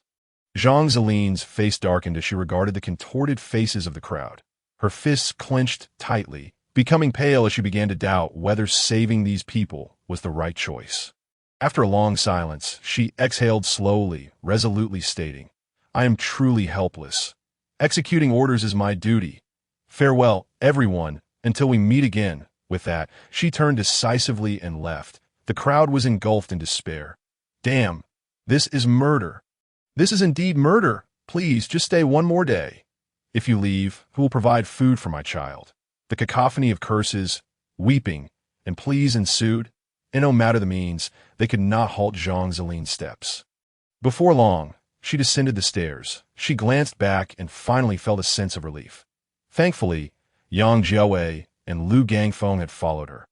Additionally, through the red mist, over 30 survivors stood dimly, willing to accompany Zhang Zilin to the television station's rescue point. All were fantasizing about life at the rescue center. With over 5,000 people gathered, surely there would be water and food. It was better than starving to death here. Zhang Zilin decisively stated, "A total of 15 kilometers. We will walk 5 kilometers today, expecting to arrive in 3 days. That I will lead the way, Liu Gangfeng will cover the rear, and Yang Jiawei will be in the middle, maintaining vigilance. Report any issues immediately. Visibility in the red mist is only 5 meters. Stay close together and do not lag behind. Let us move." Zhang Zilin drew a fire axe and took one last look at the police station before leading the way into the impenetrable forest. In the corridor, Jiang Fan stood before a group of survivors. After enduring days of hardship in the corridor, their physical condition had deteriorated significantly. In the beginning, many had been willing to descend and cut grass. And Jiang Fan had kept his promise, providing food and water to those who succeeded. However, when it became clear that reaching the daily target of 100 genes was exceedingly difficult, most lost their motivation. Today, only one tall man had met the 100 gene requirement. Jiang Fan produced a packet of instant noodles, a sausage, and a bottle of purified water, stating calmly, "Old Meng, you are the only one who met the requirement today. Here is your reward." The tall man, Old Meng, gratefully accepted the food. Thank you, Brother Jiang." He clutched the purified water tightly to his chest, reluctant to drink even amidst the parching thirst that consumed him. In this dire moment, the scarcity of clean water surpassed that of food. With the cessation of running water and natural gas, boiling water had become an impossibility, leaving many without access to any water at all. Some resorted to drinking their own urine, while others chose to extract moisture from newly discovered purple mushrooms. It remained a mystery who had first made this discovery, but these purple fungi were surprisingly rich in water content. Yet, they were not without risks. The juices of some mushrooms could induce hallucinations or even result in death, while others posed no threat. And no one could discern which varieties were safe for consumption. The frequent descents to squeeze moisture from the mushrooms led to numerous injuries. Some were cut by sharp leaves, others bitten by mosquitoes, and a few even suffered from a bizarre incident where bird droppings landed on their skin, resulting in painful swelling and inflammation. The variety of ailments was appalling that Qingchuan navigated through the crowd with a small medical kit, busily tending to the wounded that he utilized some herbal plants from downstairs, combined with the high-proof liquor provided by Jiang Fan to barely sustain the lives of the afflicted. Jiang Fan observed quietly, his true intention in supplying the liquor being to test remedies on these individuals, preparing for any potential injuries he himself might encounter. For any effective treatments Li Qingchuan discovered, such as pine needles, he instructed others to gather more, exchanging them for food. Through this method, Jiang Fan had already amassed several hundred pounds of novel herbs. Primarily 3 types. One was a mutated pine needle effective for treating wounds, another was a black variant of cocklebur that could reduce fevers, and the last, a newly emerged herb, was the most remarkable. This herb bore red flowers, roughly the size of an infant's fist, resembling the rose of yesteryears, but with thornless stems. Qingchuan named it rose herb. While the flowers seemed of little use, the stems possessed extraordinary medicinal properties. Whether for fevers, colds, diarrhea, or wounds, the stems of the rose herb could cure some individuals entirely, while proving ineffective for others. The reason for this variability eluded Li Qingchuan, who had grown indifferent to such discrepancies. He was well aware that many traditional Chinese remedies varied from person to person in stark contrast to the despair of other survivors. Li Qingchuan felt a surge of excitement. The evolution of nature had birthed an array of new herbs, bestowing upon him a renewed sense of purpose. With Jiang Fan providing sufficient living conditions and numerous patients for him to experiment on, he found himself exceedingly satisfied with his current life and increasingly loyal to Jiang Fan. After examining all the patients, he reported to Jiang Fan, "The quantity of rose herb is limited. Today we only managed to collect 30 pieces. I gave him 3 bottles of purified water in exchange." Jiang Fan accepted the rose herbs with satisfaction, saying, "Well done. I will replenish your supply of purified water." He placed the 30 pieces into his backpack, which was actually a personal storage space that he was aware that some individuals might attempt to hoard the rose herb. However, it mattered little, for the freshness of the harvested herbs was fleeting, deteriorating within half a day. After suffering losses once, they would not engage in such fruitless endeavors again. Aside from Jiang Fan, no one could consistently preserve fresh herbs. After Jiang Fan and Li Qingchuan departed, the atmosphere among the survivors eased somewhat. Old Meng approached a corner of the stairs, happily sharing his harvest with his wife and child. In this era, it was an extraordinary stroke of luck for a family of 3 to remain alive. They joyfully shared a quickly perishable sausage, saving the instant noodles for Old Meng's breakfast the following morning, most of which he would consume. Only in this way could he muster the strength to venture downstairs to gather grass for additional food. Purified water was even more precious, carefully stored by his wife in the safest place. Beneath the child's pillow, while the child was placed in the innermost position against the wall, as night fell. The survivors succumbed to sleep, save for the injured who groaned in pain. And no one knew if they would survive the night. Nor did anyone cared. In the darkness, 3 men, starved and sleepless, envied the position of Old Meng's family. Their stomachs growled, throats parched, eyes filled with a ravenous glint. Damn it! Why does the Meng family get to eat? That brat Jiang Fan, relying on his food supply, forces us to go downstairs to gather grass, completely disregarding our lives. Isn't Jiang Fan just a damn convenience store clerk? I used to earn more in a single day than he does in a month. And now he's the one with the upper hand. Damn it, he has so much food but won't share a morsel with us. This life is unbearable. We should just rob Jiang Fan. Shh, keep your voice down. It's easy for you to say, but can you take him on? He could snap Zhou Tianhao's neck with a single hand. He must have some kind of special ability. If we confront him, we're just walking into a slaughter. Humph. No matter how powerful he is, he has to sleep. We could take advantage of his slumber to launch a surprise attack. Jiang Fan is done for. Yes, that Jiang has taken so many beautiful women. He must be indulging every night and sleeping soundly. Jiang Fan doesn't allow us above the 28th floor. Who knows where he lives? How can we get in? Haha, I know where that brat lives. He mentioned it once while delivering room 3202. The eyes of the group brightened as, oh, how do we get in? We can climb from the rooftop to the 33rd floor, then make our way to the 32nd. I have climbing ropes. We need to reach the rooftop. If Jiang Fan catches us trying to ascend beyond the 28th floor, we're finished. Huffed in the dead of night, while Jiang Fan is nestled with fragrant women.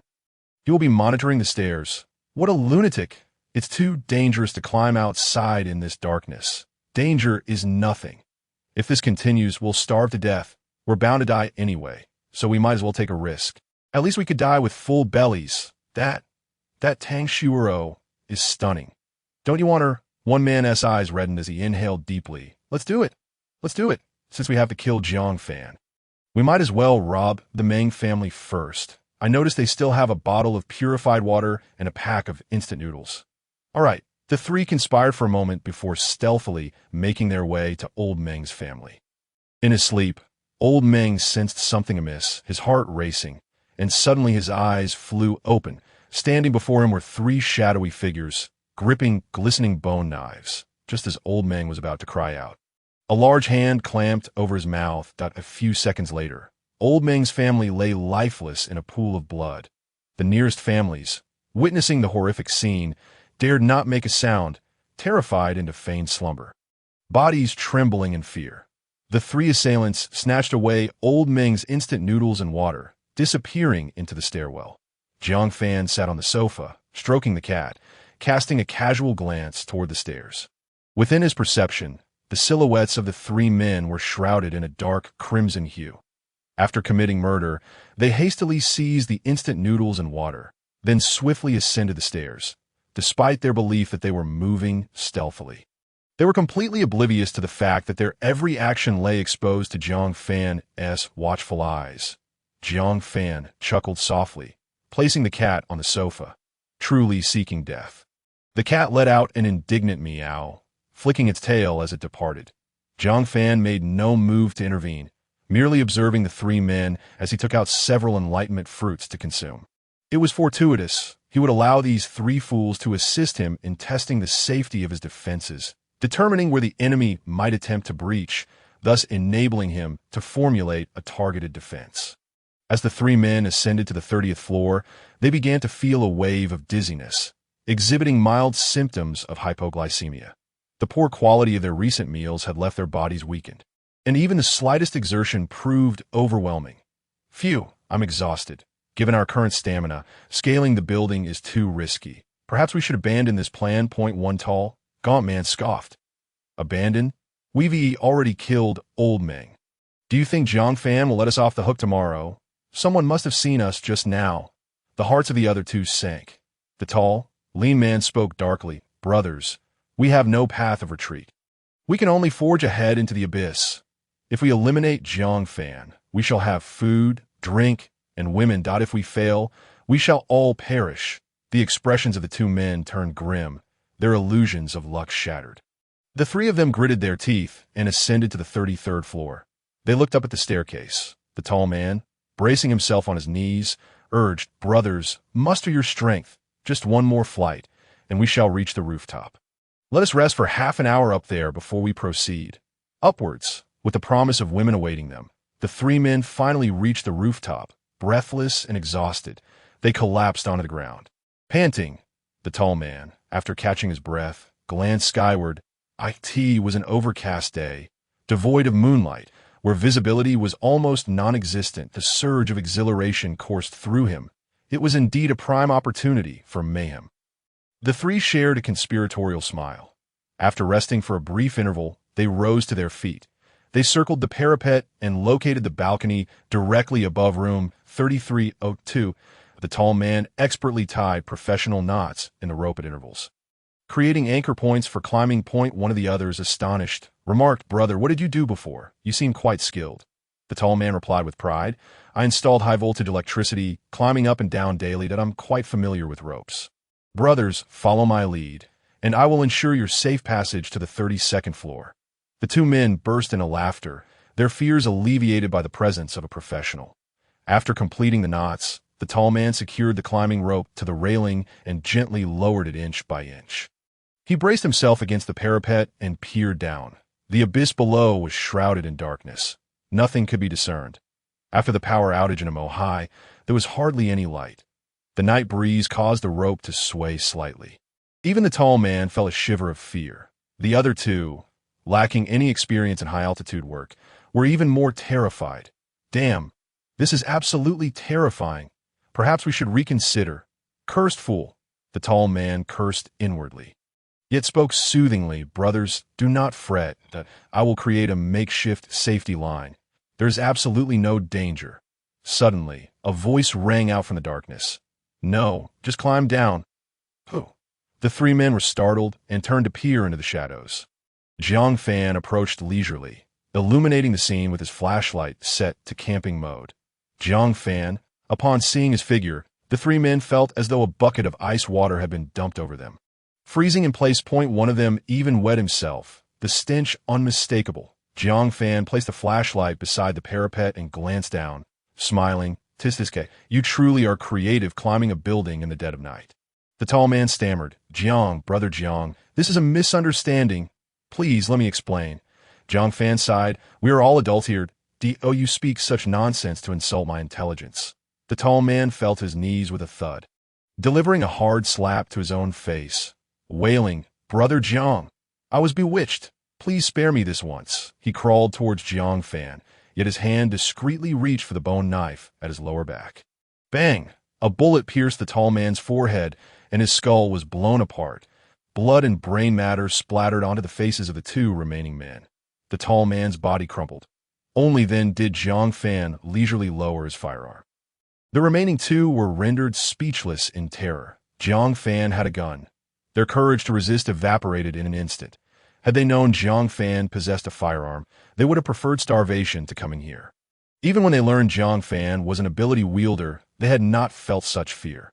The threat of a firearm, despite being less formidable than Jiang Fan himself, struck a primal fear deep within them.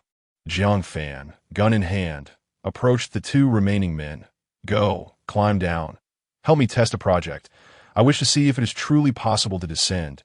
The two men frantically waved their hands. "No, we daren't. We truly daren't. Brother Jiang, spare us." Bang! One of them was shot dead. Jiang Fan fixed his gaze on the last man. Enunciating each word, I said, "Climb down." The man's mind went blank, and in a panic, he began to climb the parapet. Upon peering below, he felt dizzy, his hands and feet trembling, in tears. He pleaded, "Brother Jiang, I truly cannot climb. I cannot." Bang! A shot landed at the man's feet, sending fragments of stone flying and startling him. Jiang Fan, expressionless, aimed his gun at him. The man, filled with despair, gritted his teeth and began to descend the rope. Jiang Fan calmly lay against the parapet, watching as the man inched his way down. Whether by sheer luck or desperation, the man actually reached the space between the 32nd and 33rd floors. The rope began to sway violently, and he clung to it, sobbing uncontrollably, too terrified to move further. Jiang Fan smirked. "So you can indeed climb down." He drew a dagger and began to cut the rope. Snip, snip, snip. The man looked on in horror. "No, no, don't cut it. Please don't." Snip. The rope severed. With a scream, the man plummeted downwards. Moments later, a heavy thud echoed from below. Jiang Fan let out a cold snort. Soon after, he returned to the room, pulling the ear of Bai Yin, who rolled her eyes and commanded, "From now on, you will sleep on the rooftop, keeping watch and ensuring no one else's sins." Outside the MO High Film Academy, at a day's inn on the 4th floor, Zhang Zilin sat wearily in a corner. Survivors sprawled haphazardly around her.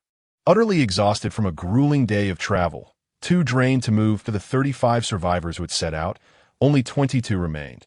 The other 13 had either succumbed to exhaustion and vanished into the red mist or fallen prey to lurking beasts and plants.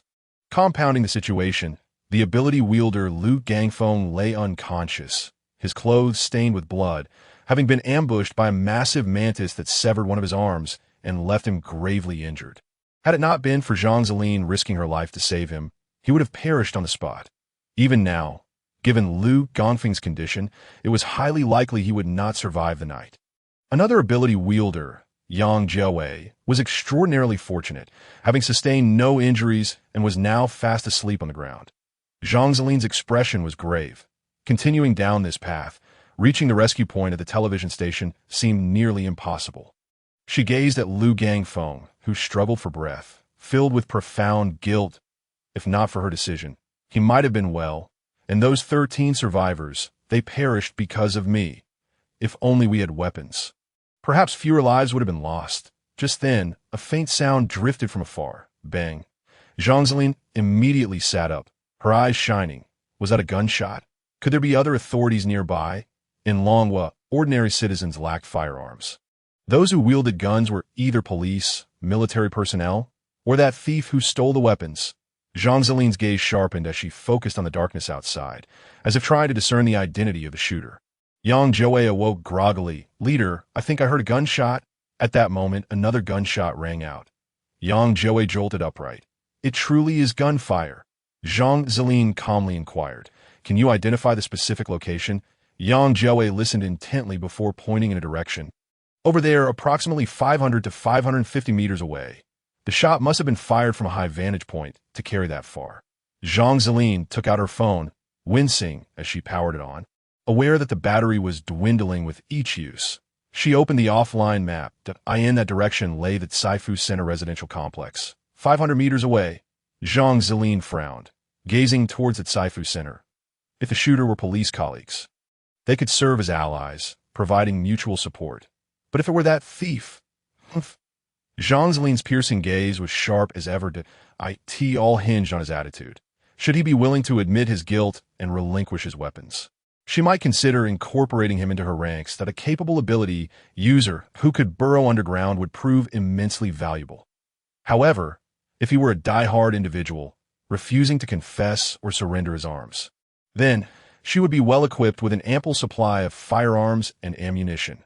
Zhang Zilin calmly switched off her phone and commanded, "Let us rest here for now. Tomorrow, our first destination will be the Wealth Center." Morning dawned and gunfire echoed through the Wealth Center residential complex. Bang, bang, bang. Suddenly, Jiang Fan halted, stowing his rifle into his spatial pocket. The mutated frogs had returned. Upon arriving at the swimming pool, the mutated frog's body swelled in rage. Quack, quack, quack. In a matter of mere minutes, the remaining tadpoles had almost entirely perished. While it may not have been the brightest, it could roughly deduce that the earlier thunderous sounds were linked to the demise of the tadpoles. Unfortunately, it could not pinpoint where the enemy lay hidden, leaving it to seethe in impotent fury within the pool, venting its wrath with loud croaks. Jiang Fan smirked slightly.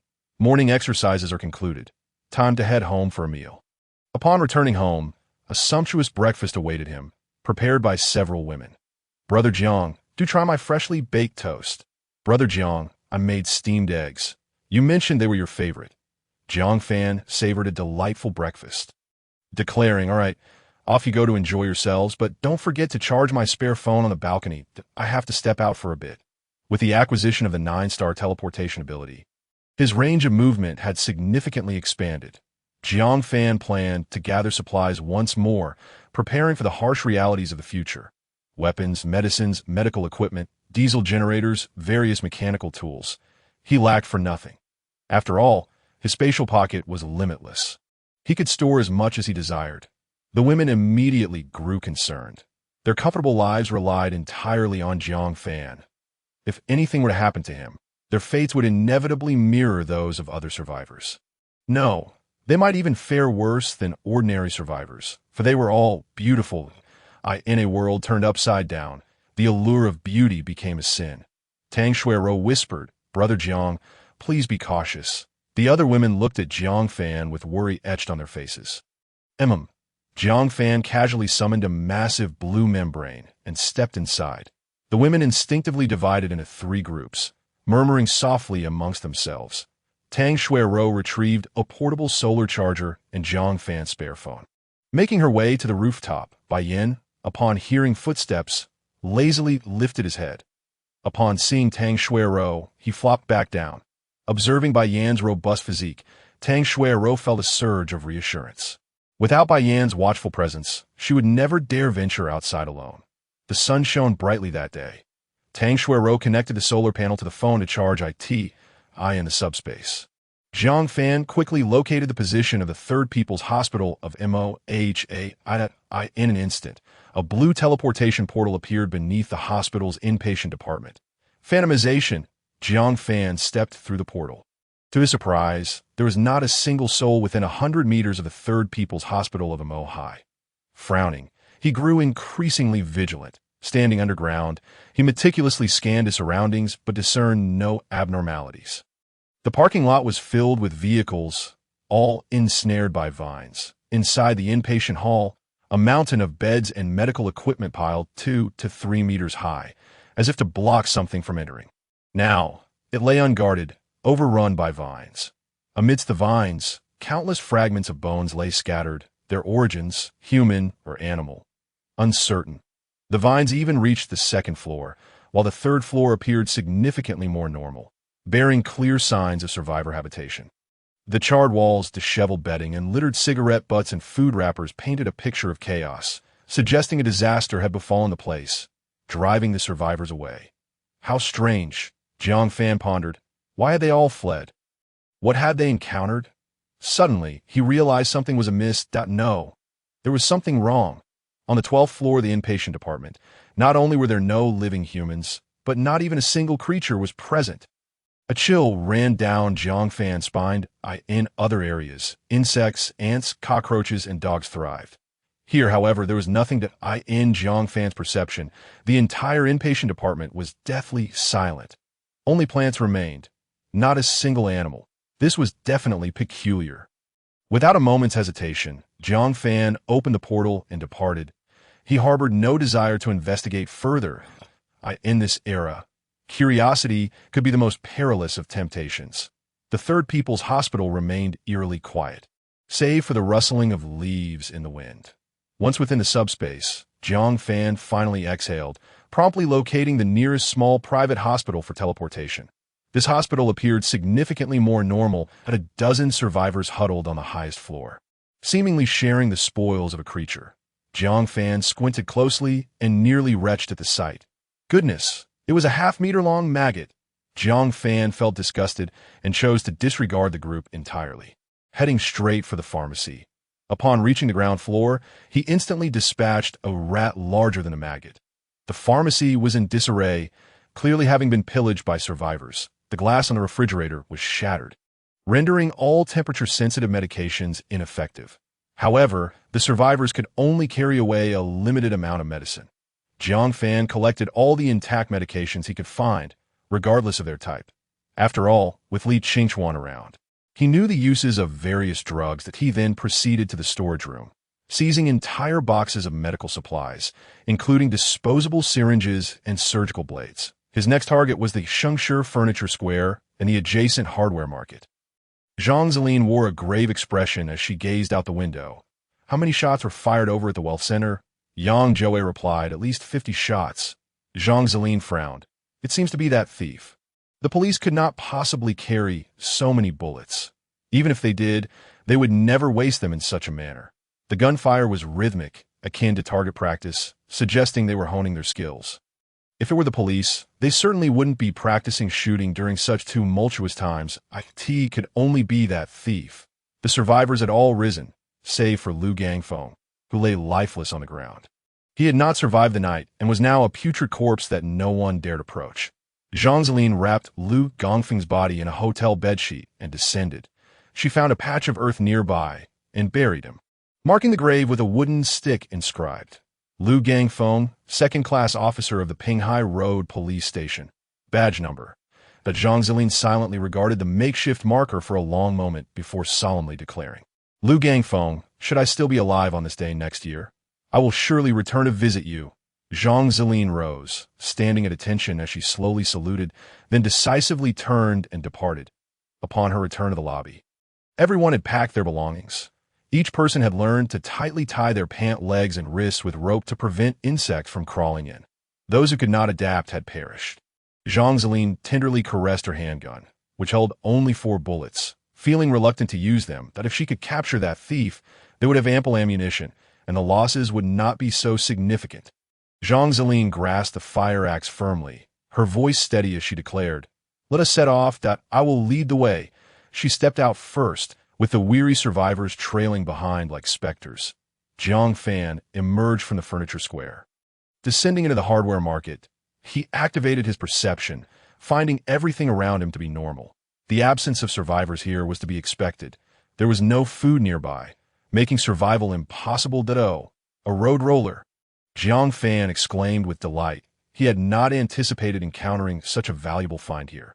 While other vehicles were inoperable, a road roller could certainly be used. Disregarding the trivial matters, the iron roller crushed everything in its path, flattening it entirely. Jiang Fan, filled with enthusiasm, walked beneath the road roller and stored it in his personal space. Only then did he ascend to the surface and make his way towards the hardware market. He collected an array of tools from angle grinders, electric drills, motors, and water pumps, to pliers, wrenches, hammers, light bulbs, and various types of pipes, aluminum alloys, stainless steel, paint, and waterproof tarpaulin. Jiang Fan, undeterred by the chaos, gathered all of these items into his personal space. With these supplies, he would not have to worry about basic tools for a considerable time. Subsequently, he visited a nearby public tertiary hospital, the second maternal and child health hospital of Amohai. The previous small private hospital had insufficient medications and equipment. Standing on the rooftop of the outpatient building, Jiang Fan observed with keen perception.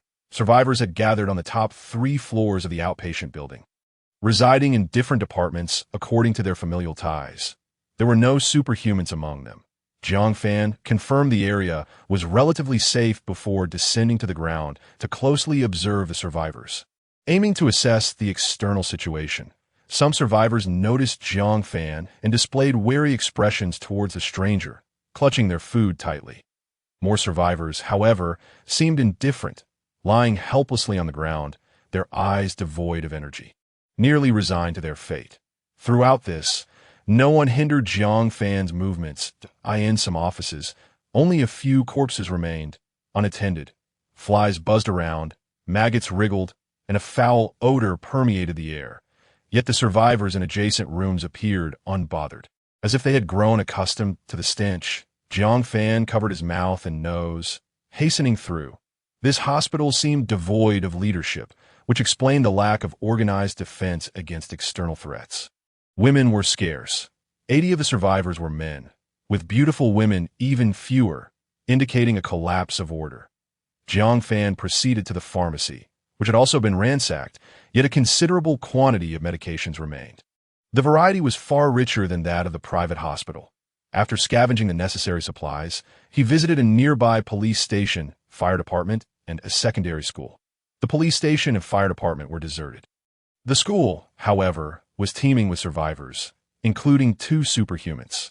Yet, the female students had nearly all perished, leaving predominantly male students. After visiting 7 or 8 locations, he found no signs of organized authority. Could it be that the government was unable to control the situation? Jiang Fan furrowed his brow. Logically, that should not be the case. Given modern society's technological capabilities, even if disaster struck unexpectedly, there should have been a significant chance of securing critical areas. Why was there no response at all? Where had the powerful gone? Unable to comprehend, Jiang Fan sliced through the blue membrane and returned to the rooftop of the wealth center. Yin looked up at him, tail wagging excitedly. Jiang Fan fed it some meat, gently stroking its head while silently gazing at Mo High City. Above him blazed the sun, while below lay an endless expanse of red mist. Skyscrapers emerged from the fog like sparse trees in a sea of clouds. The pines, ravaged by herbicides, revitalized and grew taller than before. When Tang Xuerou saw Jiang Fan return, she joyfully nestled beside him. Just then, a loud bang resonated from the red mist. Bang! Gunfire!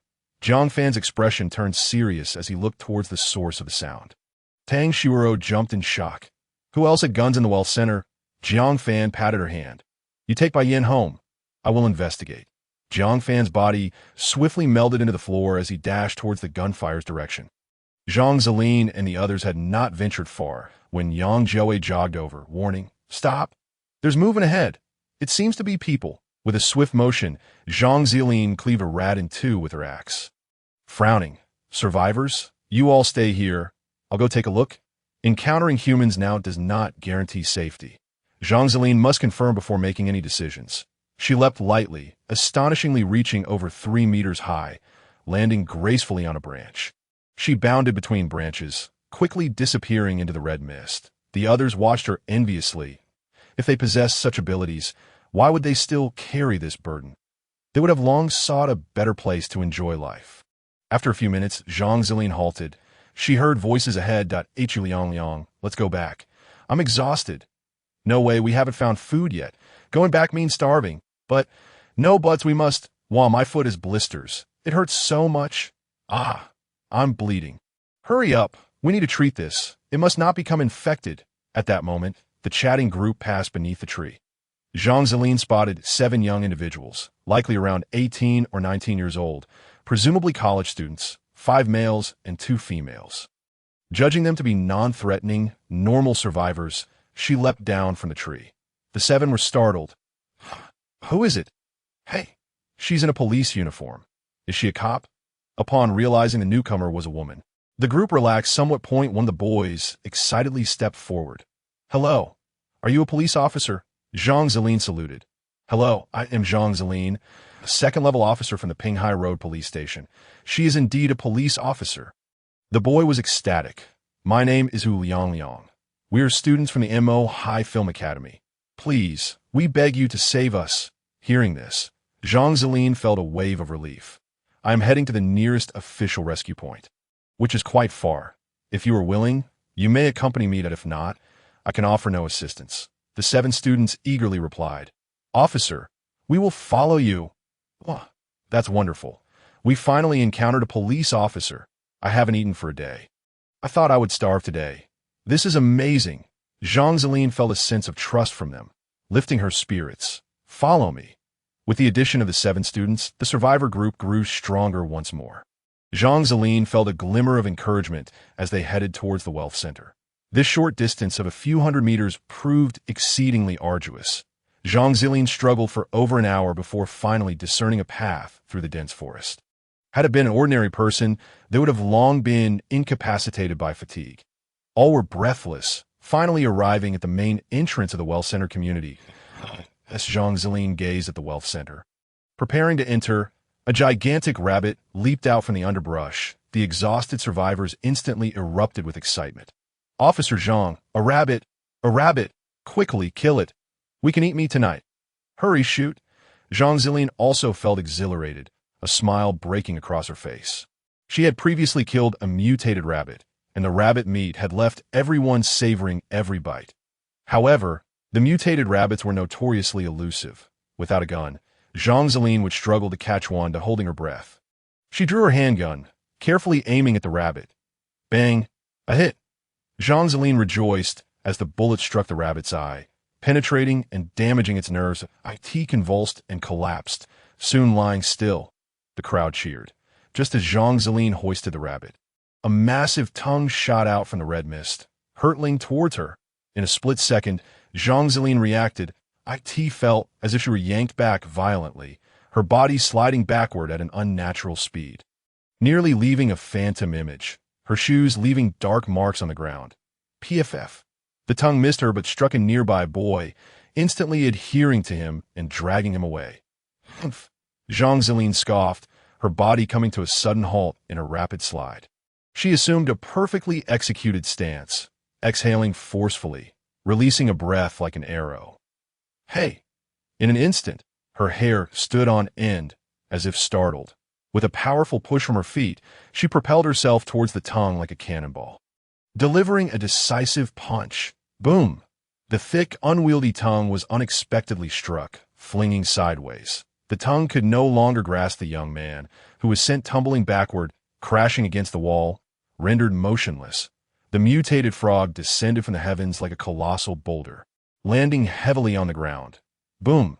Its body was roughly the size of a bus in the crimson mist that obscured visibility to less than 5 meters. The survivors could only discern its head, while the rest of its body remained shrouded in the fog, amplifying their terror. Ribbit! It croaked loudly twice, its voice resounding like thunder. The survivors were paralyzed with fear. What on earth is that? Is it truly a frog? Can frogs grow this large? They scrambled en masse toward the wealth center community.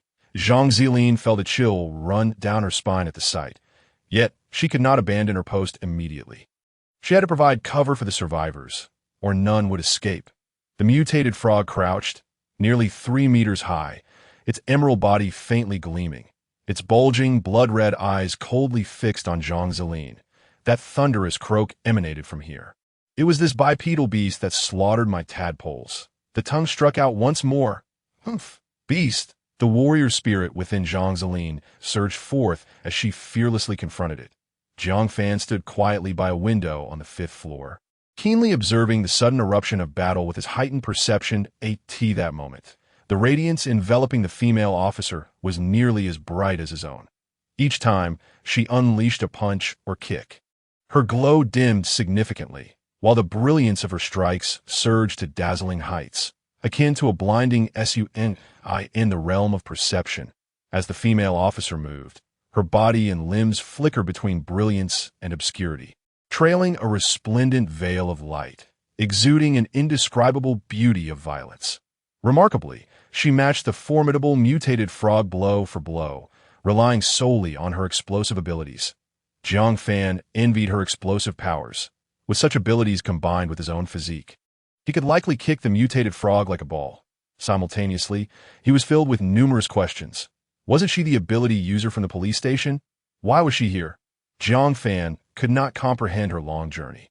If the police station was no longer viable, with her strength, finding a supermarket or similar resource-gathering place would be a cinch, far safer than running about outside. Unless, Jiang Fan's gaze sharpened. She had a clear destination. The female officer was evidently affiliated with the authorities. Did she know the whereabouts of their forces?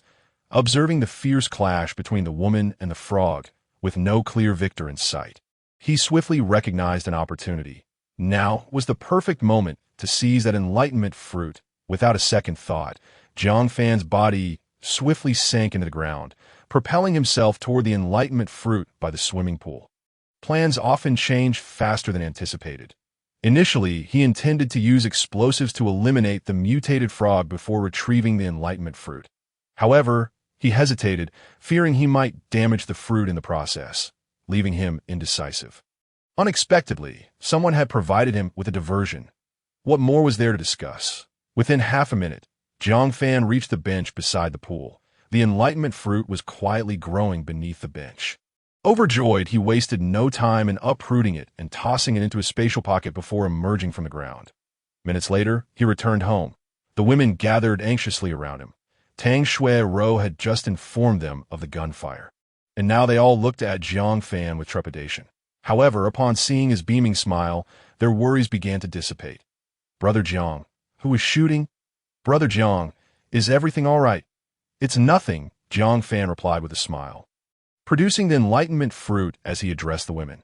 Who should receive this fruit? In the presence of the ability fruit, the women immediately forgot about the gunfire, gazing at Jiang Fan with eager anticipation. They all knew the fruit's significance. Only by Shiyin, who had just arrived, had yet to consume an enlightenment fruit. Curiously, she asked, "Isn't this the black lychee I told you about?" "You have more?" Jiang Fan chuckled softly. "This is called the enlightenment fruit. Consuming it grants one abilities. They were all aware of its effects. By Shiyin was taken aback. So, this is how abilities are obtained. Regret washed over her. Had she consumed the enlightenment fruit, perhaps her brother and mother would not have perished. Yet as she pondered, she thought those who would sell their daughter for instant noodles were better off dead. Remembering this, her eyes grew red again. Jiang Fan contemplated who to give the fruit to. So far, Tang Xuerou had consumed the most enlightenment fruits, acquiring the most abilities. 3 in total: perception 1 star, phasing 2 stars, and physique enhancement 1 star. Next was Mengqian, with perception 1 star and phasing 2 stars. Then came Lili and Liu Ruyan, both with perception 1 star.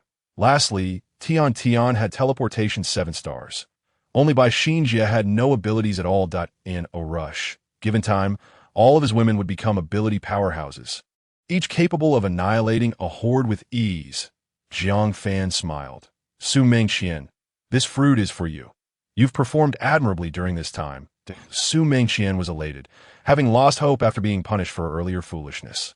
Jiang Fan had not shown her kindness in ages. Fearful that she would be abandoned, she was overwhelmed with joy upon hearing Jiang Fan's words, tears streaming down her face. "Brother Jiang, thank you." "Thank you." Sob, sob, sob. Jiang Fan handed her the enlightenment fruit. "Go ahead and eat." His choice of Mengqian stemmed from her vibrant green aura, even more so than Tang Xuerou's. It was unclear how she had managed to impress him so significantly. Tang Xuerou already possessed 3 abilities, so Jiang Fan would refrain from granting her a new one for now. The others had only one. Granting excessive rewards could lead Tang Xuerou to misunderstand his intentions, making her overly complacent. Furthermore, the auras of Lili, Tian, and Liu Ruyan were not sufficiently green. Jiang Fan had no knowledge of the abilities conferred by this new enlightenment fruit. If it turned out to be excessively powerful, it might provoke unnecessary thoughts among them. Thus, considering everything, Mengqian was the most suitable recipient. Under the envious gazes of the other women, Mengqian consumed the enlightenment fruit. Jiang Fan immediately received a notification. Ding! Mengqian consumed 1 enlightenment fruit. Will link, returning 700. It has been placed in the spatial pocket. Enlightenment fruit will link 1 star. Consuming it grants the ability to establish a will link. Repeated consumption of the same fruit may increase its star level. Will link. What kind of ability is this? Jiang Fan also took out one and consumed it. Bai Xinjie was even more confused. How could there be more? Were enlightenment fruits so common? Will link. 1 star, you can establish a will link with any living being within your field of vision, allowing for communication within consciousness, up to 10 meters. The maximum number of simultaneous will links. 1. Will increases by 1. Ding. More attributes unlocked. The attribute panel has been updated. Jiang Fan was secretly astonished. What is this? A private communication line. As long as it's a living being, can I communicate? What about animals, plants? Moreover, what is the purpose of this will attribute? Jiang Fan opened the attribute panel. Indeed, a new line had appeared. Host, Jiang Fan comprehensive physique. 90, average of ordinary adults. 10, 11, average of ordinary adults. 10. The increase in will was only by 1, and Jiang Fan felt no discernible difference from before. Mengqian, who had just consumed the will link fruit, looked bewildered. Brother Jiang, what is the function of this ability? Function. Jiang Fan felt a spark of inspiration and activated the will link that he saw himself and the women enveloped in translucent, iridescent bubbles. Even the black cola was included. The bubbles were irregularly spherical, gently vibrating like soap bubbles. The size of everyone's iridescent bubbles was roughly similar, but Jiang Fan's bubble appeared thicker. Could this be the external manifestation of biological will? Jiang Fan instinctively grasped how to utilize his abilities. By gently touching the vibrant membrane surrounding the other party's consciousness, he could establish a connection. He lightly tapped the colorful membrane enveloping Mengqian's body. Mengqian seemed to sense something amiss and began to glance around. Jiang Fan refrained from speaking, instead calling out to her mentally. Can you hear me? Mengqian paused momentarily, then innocently inquired. Brother Jiang, did you call me? The other women looked on in confusion. When did he call you? Jiang Fan conveyed in his mind. You need not speak. Try communicating with me through your consciousness. Come, give my shoulders a gentle squeeze. Mengqian adjusted to this new form of interaction and replied mentally, All right, Brother Jiang. Obediently, she moved behind Jiang Fan and began to knead his shoulders. Indeed, even a passive party could communicate through consciousness. Jiang Fan chuckled softly. Under his guidance, Mengqian quickly learned how to actively establish a link. She tested the connection with Tang Xuerou and Bai Xinjie, both of whom were filled with envy. Especially Bai Xinjie, who exclaimed, So extraordinary powers are truly marvelous. Jiang Fan then experimented to see if he could use perception in conjunction with the will link to communicate through walls. The outcome remained positive. Jiang Fan felt a surge of delight. Although perception lacked combat capability, its utility was immense. Both phasing and will linkage relied on the visual field provided by perception to exert their full potential. Of course, the enhancement of physical attributes played a significant role as well. The energy consumption of will linkage was astonishing, and Mengqian could only endure for a few minutes if she attempted to engage both perception and will linkage simultaneously. The energy expenditure would not simply add up, but would double.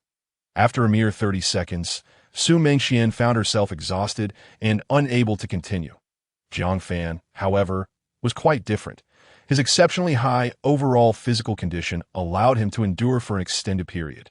Soon after, Jiang Fan cast his gaze upon the black cola lying on the ground.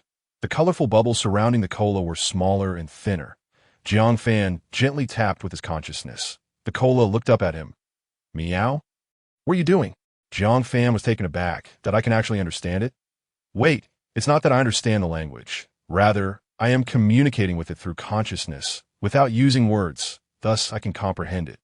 Jiang Fan, filled with excitement, attempted to ask mentally, Are you hungry? The cola slowly raised its head, staring intently at Jiang Fan for a long moment. Meow, meow, meow, meow. Oh, how interesting. Even bipedal creatures can speak now. Jiang Fan felt a wave of exasperation. What a haughty little feline. The cola approached Jiang Fan's feet and licked his pant leg as a sign of gratitude. Jiang Fan was speechless and tried to establish a will link with several plants. The will bubbles of the plants were exceedingly faint and nearly imperceptible. Succulent plant. Water water, ivy, sunlight, growth, upward, upward, pine tree. There are bugs. There are bugs. It hurts. The intelligence of the plants was quite low. They could not respond to Jiang Fan's inquiries or articulate complete sentences, only instinctively repeating simple words. Jiang Fan ceased the testing and took out a handful of wool-link fruits to eat. As he munched, he pondered. What could this ability be used for? To his delight, after consuming just the third fruit, he heard a notification. Ding! Wool-link upgraded to 2 stars. Range increased to 20 meters. Wool increased by 2. Jiang Fan glanced at it, but did not pay much heed. Perhaps this upgrade was merely due to good fortune. After finishing one handful, he took a second. Before he could finish the second handful, he heard another notification. Ding! Wool-link upgraded to 3 stars. Range increased to 50 meters. Wool increased by 4. Jiang Fan finally took notice. Why is it so easy to level up? I've only consumed around 10 fruits and have reached 3 stars. Previously, when I consumed perception fruits, I had to eat over 100 to reach 3 stars. Could it be that my physique is more suited for wool-link fruits? Without hesitation, Jiang Fan took out another handful to eat. Ding! Wool-link upgraded to 4 stars. By Shiyin, standing nearby, was left in awe. How does Jiang Fan possess so many extraordinary fruits? If he had so many, why did he previously ask me where to buy that one extraordinary fruit? It must not hold any value for him. Was he merely trying to help me, finding a convenient excuse to make it easier for me to accept? Bai Shiyin gently bit her red lip, her gaze towards Jiang Fan softening. Jiang Fan remained oblivious, his eyes sparkling with joy as he observed the notification. Ding! Wool-link upgraded to 6 stars. Wool-link, 6 stars. You can establish a wool-link with any creature within your field of vision, communicating through consciousness with a range of 50 kilometers, maximum simultaneous wool-links. 10. Will increase by 15.50 kilometers. Jiang Fan's eyes shone with excitement. Perhaps I will soon possess my second 9-star extraordinary power. Unfortunately, after rapidly reaching 6 stars, I was utterly full that I even felt a bit nauseous at the thought of the enlightening fruit and had to pause for the time being. Jiang Fan burped while checking his attributes. His will had already reached 25, yet he felt no different. What exactly is the function of will? In just a few minutes, Zhang Zilin was drenched in sweat, her breathing becoming erratic. She noticed that the surrounding survivors had all fled, and without further delay, she struck the mutated frog's tongue with a punch and turned to run. Zhang Zilin fled. The mutated frog pursued relentlessly. The enmity of a slain offspring could not be overlooked, especially with so many offspring involved. The mutated frog could not allow this to stand. Zhang Zilin lamented inwardly, desperately rushing into the nearest building. Boom! The mutated frog followed closely, its massive form crashing through the hall's glass doors. Ribbit! Ribbit! The cold-blooded creature's eyes fixated mercilessly on Zhang Zilin. Cold sweat streamed down her face. Despite her earlier bravery, she was now nearly exhausted, struggling to hold on. The mutated frog showed no signs of fatigue whatsoever. She needed to evade its onslaught, or she would surely perish. Yet, the red mist obscured her vision, and the interior was dim, making it nearly impossible to discern her direction. Just then, from the depths of the red mist, a flashlight beam flickered into view that a familiar voice shouted, "Over here! Over here! Officer Zhang! This way!" It was Ding Zhengli. Zhang Zilin's eyes brightened. Ding Zhengli was one of the first survivors she had rescued, and he was among the rare few with a kind heart. When others were unwilling to undertake tasks, it was often Ding Zhengli who volunteered. Zhang Zilin sprinted towards Ding Zhengli. Soon, she spotted his figure. Ding Zhengli cautiously peeked out from behind the stairwell wall, anxiously calling, "This way! Hurry!" Zhang Zilin dashed into the stairwell, finally feeling a sense of relief. Ding Zhengli smiled with a simple-hearted grin. "It's all right. The corridor is narrow. That big frog can't—" Boom! Before he could finish his sentence, the mutated frog's tongue shattered the stairwell's fire door, with splinters and metal shards flew everywhere. Thud! The doorknob of the fire door shattered and struck Ding Zhengli in the abdomen, blood instantly soaking his clothes. Ding Zhengli gasped, "Well, what kind of terrible luck is this?" He collapsed weakly to the ground. Old Ding! Zhang Zilin's heart raced with urgency. Disregarding her exhaustion, she gritted her teeth and hoisted Ding Zhengli onto her back. Calling out frantically, someone help me carry him, Ding Zhengli is injured." The mutated frog could not enter, furious as it croaked incessantly. Zhang Zilin reached the landing between the first and second floors when Yang Jiawei rushed down to help in a fluster. However, he was too old and lacked strength. Zhang Zilin snapped. "Where are the others?" Yang Jiawei awkwardly replied. Zhang Zilin frowned, carrying Ding Zhengli as she huffed and puffed her way up to the second floor. The dimly lit hallway was cluttered with survivors sprawled all over the floor in a group of 20 or 30 people. Not a single one descended to lend assistance. Zhang Zilin's eyes blazed with fury as she carefully laid Ding Zhengli on the ground and stood up to glare coldly at the crowd. Taking a deep breath to stabilize her emotions, she addressed them. "Why aren't you going down to help? The injured ones can be disregarded. But what about you? Are you all not well?" The crowd's gaze flickered. Evading Zhang Zilin's scrutiny that a man in his 50s murmured, "We are not superhumans. How can we possibly deal with that frog?" With the first voice speaking up, others joined in, exclaiming, "Indeed, Officer Zhang, it's not that we don't want to go down. We genuinely can't muster the courage. We are not like you, who could be gravely injured with just a touch from that frog." Zhang Zilin retorted angrily. "That frog is so large it can't even enter the corridor. What are you afraid of?" A moment of silence fell over the group. Hu Liang, who had recently joined the team, scoffed. "Then how did he get hurt?" Zhang Zilin found herself at a loss for words. Subsequently, a woman in her 40s huffed indignantly, "Officer Zhang, what do you think all the taxes we pay are for? Isn't it to ensure that people like you protect us? You are the police. It's your innate duty to safeguard us. Yes, we trusted you and followed you. Look at how few of us are left now." Indeed. Our old Wang was also injured. Why aren't you concerned about him? Focusing solely on that Ding? Officer Zhang, enough of this. Hurry and find us something to eat. We lost all our food while fleeing." The crowd chimed in, each voice layering over the other, even as they noticed Zhang Zilin's darkening expression. None of them felt fear. They were certain that she would not harm them. Zhang Zilin clenched her fists, her fingers turning pale that a pang of grievance washed over her. It was not as if she had forced them to come. They had volunteered. At the same time, a flicker of anger surged within her. Why should she be the one to continuously save them? She longed to abandon them to their fate, yet her conscience would not allow such a thing. Just then, Ding Zhengli groaned in pain. Zhang Zilin snapped back to reality and urgently called out, Dr. Du, please take a look at him." A gaunt woman stepped forward in silence, examined the wound.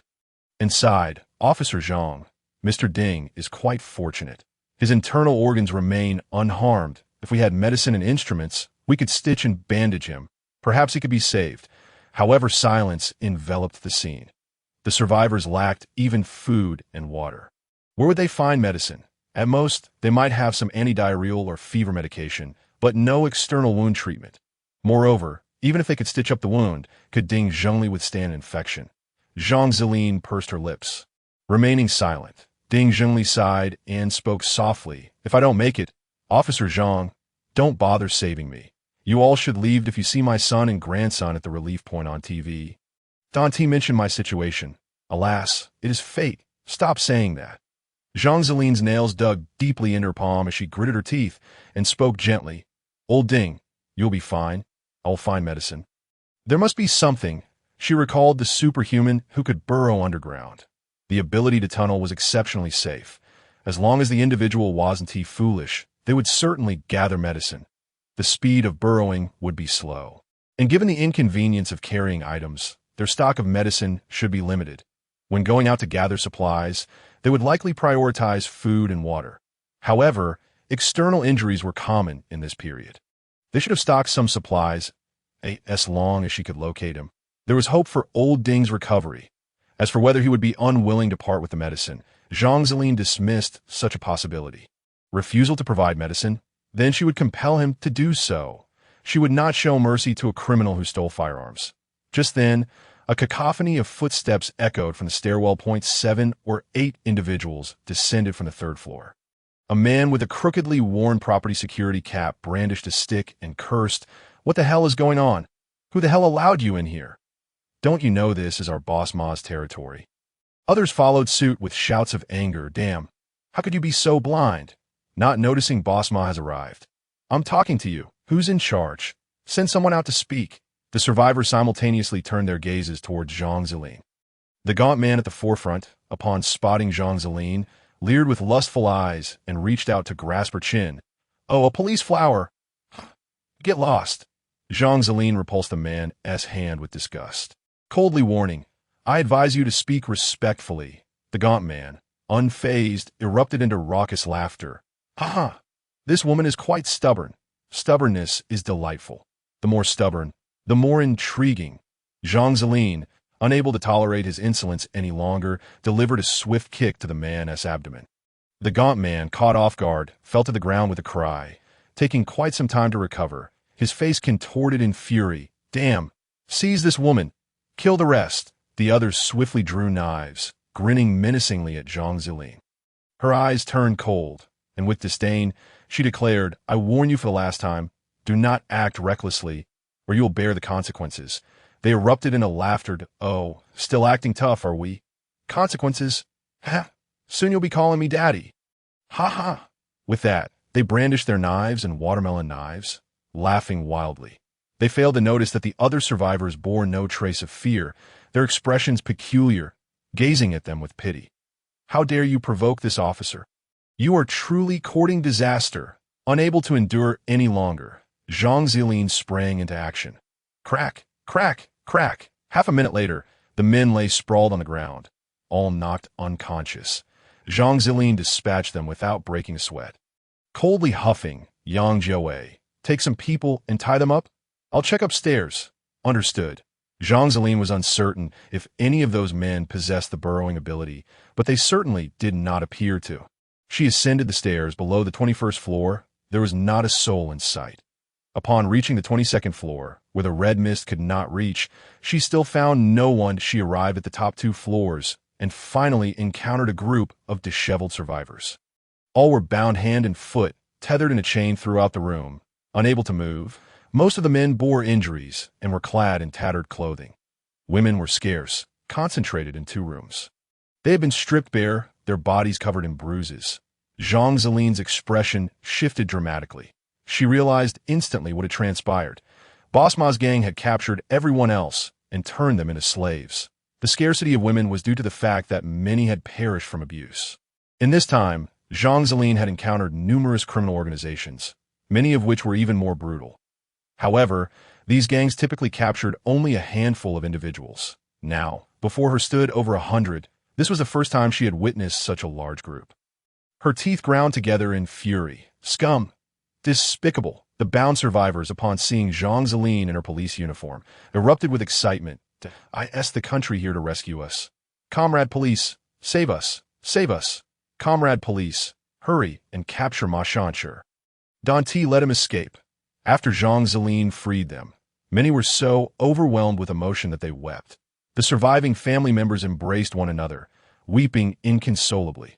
The women who had been rescued clutched their families and cried out in anguish. Some were too weak to stand, while others, due to prolonged bindings, faced limb necrosis and could only undergo amputation. However, in such circumstances, there were no conditions to perform amputations. They could only await death. The scene was chaotic. Jiang Fan selected a few individuals in better condition and called the survivors from downstairs to come up. Those that Jiang Fan had brought had been trapped in low buildings for some time. It was their first time reaching a higher floor, standing above the red mist. They gazed in awe at the boundless sky, feeling their spirits lift. Even the most mundane sights now captivated them. The survivors in the building, upon seeing Ma Shancher and his gang, could no longer contain their emotions and began to lash out. Damn! My parents were killed by these bastards. Did you think you wouldn't have your day of reckoning? You Ma, how dare you touch my wife? I'll castrate you. Eugene, we used to get along well. How could you treat me this way? You stole all my food and let my son starve to death. I will kill you. You, a mere property security manager, have audaciously detained a homeowner. Is there no semblance of law left? Before long, Ma Shancher and others lay in a pool of their own blood.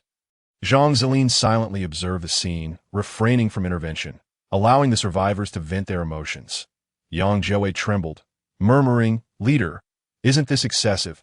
Zhang Zilin was acutely aware that this constituted extrajudicial punishment, an act devoid of legality. Yet, what could she do? Was she capable of controlling this mob of enraged citizens? No, did she possess the means to judge and incarcerate Ma Shanshi and his ilk, bestowing upon them the legal retribution they deserved? No, Zhang Zilin sighed. In chaotic times, harsh measures are necessary. A murderer must pay with their life. Yang Jiawei offered an awkward smile. The survivors who had followed Zhang Zilin felt an unspoken relief. Had they not accompanied such a powerful and righteous ability user, their fates would not have differed greatly from those before them. After their emotional outburst, the survivors soon fell silent. Their hunger had rendered them weak, and they had expended considerable energy in their earlier frenzy. Now lying feebly upon the ground, all eyes turned to Zhang Zilin, hoping she would lead them towards survival. Zhang Zilin felt a headache coming on. She was not concerned about food. Ma Shanshi's group had certainly hoarded a substantial supply, sufficient to last several days. Her true concern lay in the myriad of trivial matters: distributing food, organizing the survivors, and attempting to tend to the mildly ailing. I could see that moment. A middle-aged couple approached with forced smiles. The man, bowing slightly, introduced himself. "Officer, I am Sun Jianmin, the director of the street office for this community. This is my wife, Li Ailing." Street office personnel. Zhang Zilin breathed a sigh of relief and promptly instructed, "Yang Jiawei, you and Director Sun are responsible for organizing manpower to retrieve the resources hoarded by the nefarious elements and distribute them evenly amongst everyone." Yang Jiawei nodded. "Understood, leader." Sun Jianmin beamed with delight. This was indeed a lucrative task. Li Ailing's eyes sparkled, and she even unconsciously licked her lips. Other rescued survivors expressed their dissatisfaction. Why should he be the one to allocate resources? However, having just been saved, they were unaware of Zhang Zilin's character, and none dared to openly challenge her authority. Sun Jianmin eagerly bent to shake Yang Jiawei's hand. "Director Yang, it's a pleasure. You lead, and I will execute." Yang Jiawei awkwardly waved his hands. "Please don't call me director. I am merely an ordinary citizen." Sun Jianmin, internally dismissive, replied, "No worries, no worries. Past titles mean little. It's a new era with new methods." Zhang Zilin cast a glance at Ding Zhengli. Noting his deteriorating condition, Dr. Du had administered a basic bandage to stop the bleeding. But the wound was too filthy. An infection was all but certain. They needed to find medicine immediately. Without further delay, Zhang Zilin inquired, "Director Sun, I have a question." Sun Jianmin quickly responded, "Leader, please, do not call me leader." "I am Zhang Zilin," she interjected, waving her hand and asking directly, "Do you know who fired a gun in this community?" "Well," Sun Jianmin stammered, "we have been locked up and truly do not know." Zhang Zilin frowned and pressed on, "Then do you know who in the community possesses an abundance of food?" Sun Jianmin eagerly nodded. "I do. There's a particularly unscrupulous convenience store clerk in our community. He has a lot of food and even trades it for women. Alas, the morals of humanity have decayed." As he spoke, he recalled the pictures of girls Jiang Fan had shared in their group chat, feeling a pang of jealousy. Li Ailing chimed in, embellishing, "Yes, that guy has deceived several dubious women into following him. A bunch of shameless women, feasting on meat and rice every day. And if they can't finish, they simply throw it away. They deserve divine retribution." Other survivors echoed her sentiments. "Yes, yes, they are living fabulously." "What do you mean by living fabulously?" "Wasn't that Jiang Fan? That rascal used to be our community's convenience store clerk, earning a mere 3,000 yuan a month, and now he is thriving. Bah, we don't even have buns to eat. I've seen him post hot pot videos before the power outage. What is hot pot? He even eats steak. Jiang Fan has so much food that he would rather waste it than share it with everyone. Utterly disgraceful. In these dire times, food belongs to all survivors. Why should he consume it all? Extravagance and waste are crimes." The crowd vented their frustrations toward Jiang Fan. Zhang Zilin disregarded their envy, extracting valuable intelligence from their clamor. Steak, hot pot, trading food for women, wasting food. This fellow clearly lacked for nothing that I in this era. Who could possibly be without food? Could it be anyone other than the ability user who can burrow underground? He can dig, allowing him to venture out in search of sustenance. While others hesitate to act, he likely raided a nearby supermarket. Emboldened by the abundance he had hoarded, Li ailing, her phone still charged, powered it on to show Jiang Fan the historical messages from their group. Jiang Fan viewed the messages about all-inclusive meals, accompanied by images of sumptuous food and beautiful women, solidifying her suspicions that it had to be him. Jiang Fan was undoubtedly that burrowing ability user. That he traded food for women filled Jiang Fan with disdain. Yet she noted that the women in the pictures appeared rosy-cheeked and radiant, clearly not mistreated. Jiang Fan's animosity diminished significantly. This Jiang Fan seemed not inherently malevolent. Perhaps the sudden acquisition of power had led him astray. I must save him. I'm certain I can persuade him to join my ranks. He could assist me in rescuing more survivors and lead us to the rescue point at the television station. Jiang Fan rose, declaring, Dr. Du, I will seek out Jiang Fan for some medicine and supplies. Please prepare a list at Dr. Du was taken aback. Does he have any? Sun Jianmin interjected maliciously. Even if Jiang Fan does possess them, he may not be inclined to share with us. He is not a good man. Jiang Fan discerned Sun Jianmin's insidious insinuations and felt displeased, but refrained from showing not worry. Dar, I do. Prepare the list that I will ensure he provides it. Dr. Du recognized Jiang Fan's intent to wield force, feeling reassured. The strength of Officer Jiang was well known among those who had followed the group for some time. Even that enormous frog from earlier had been no match for her. What could a mere convenience store clerk do?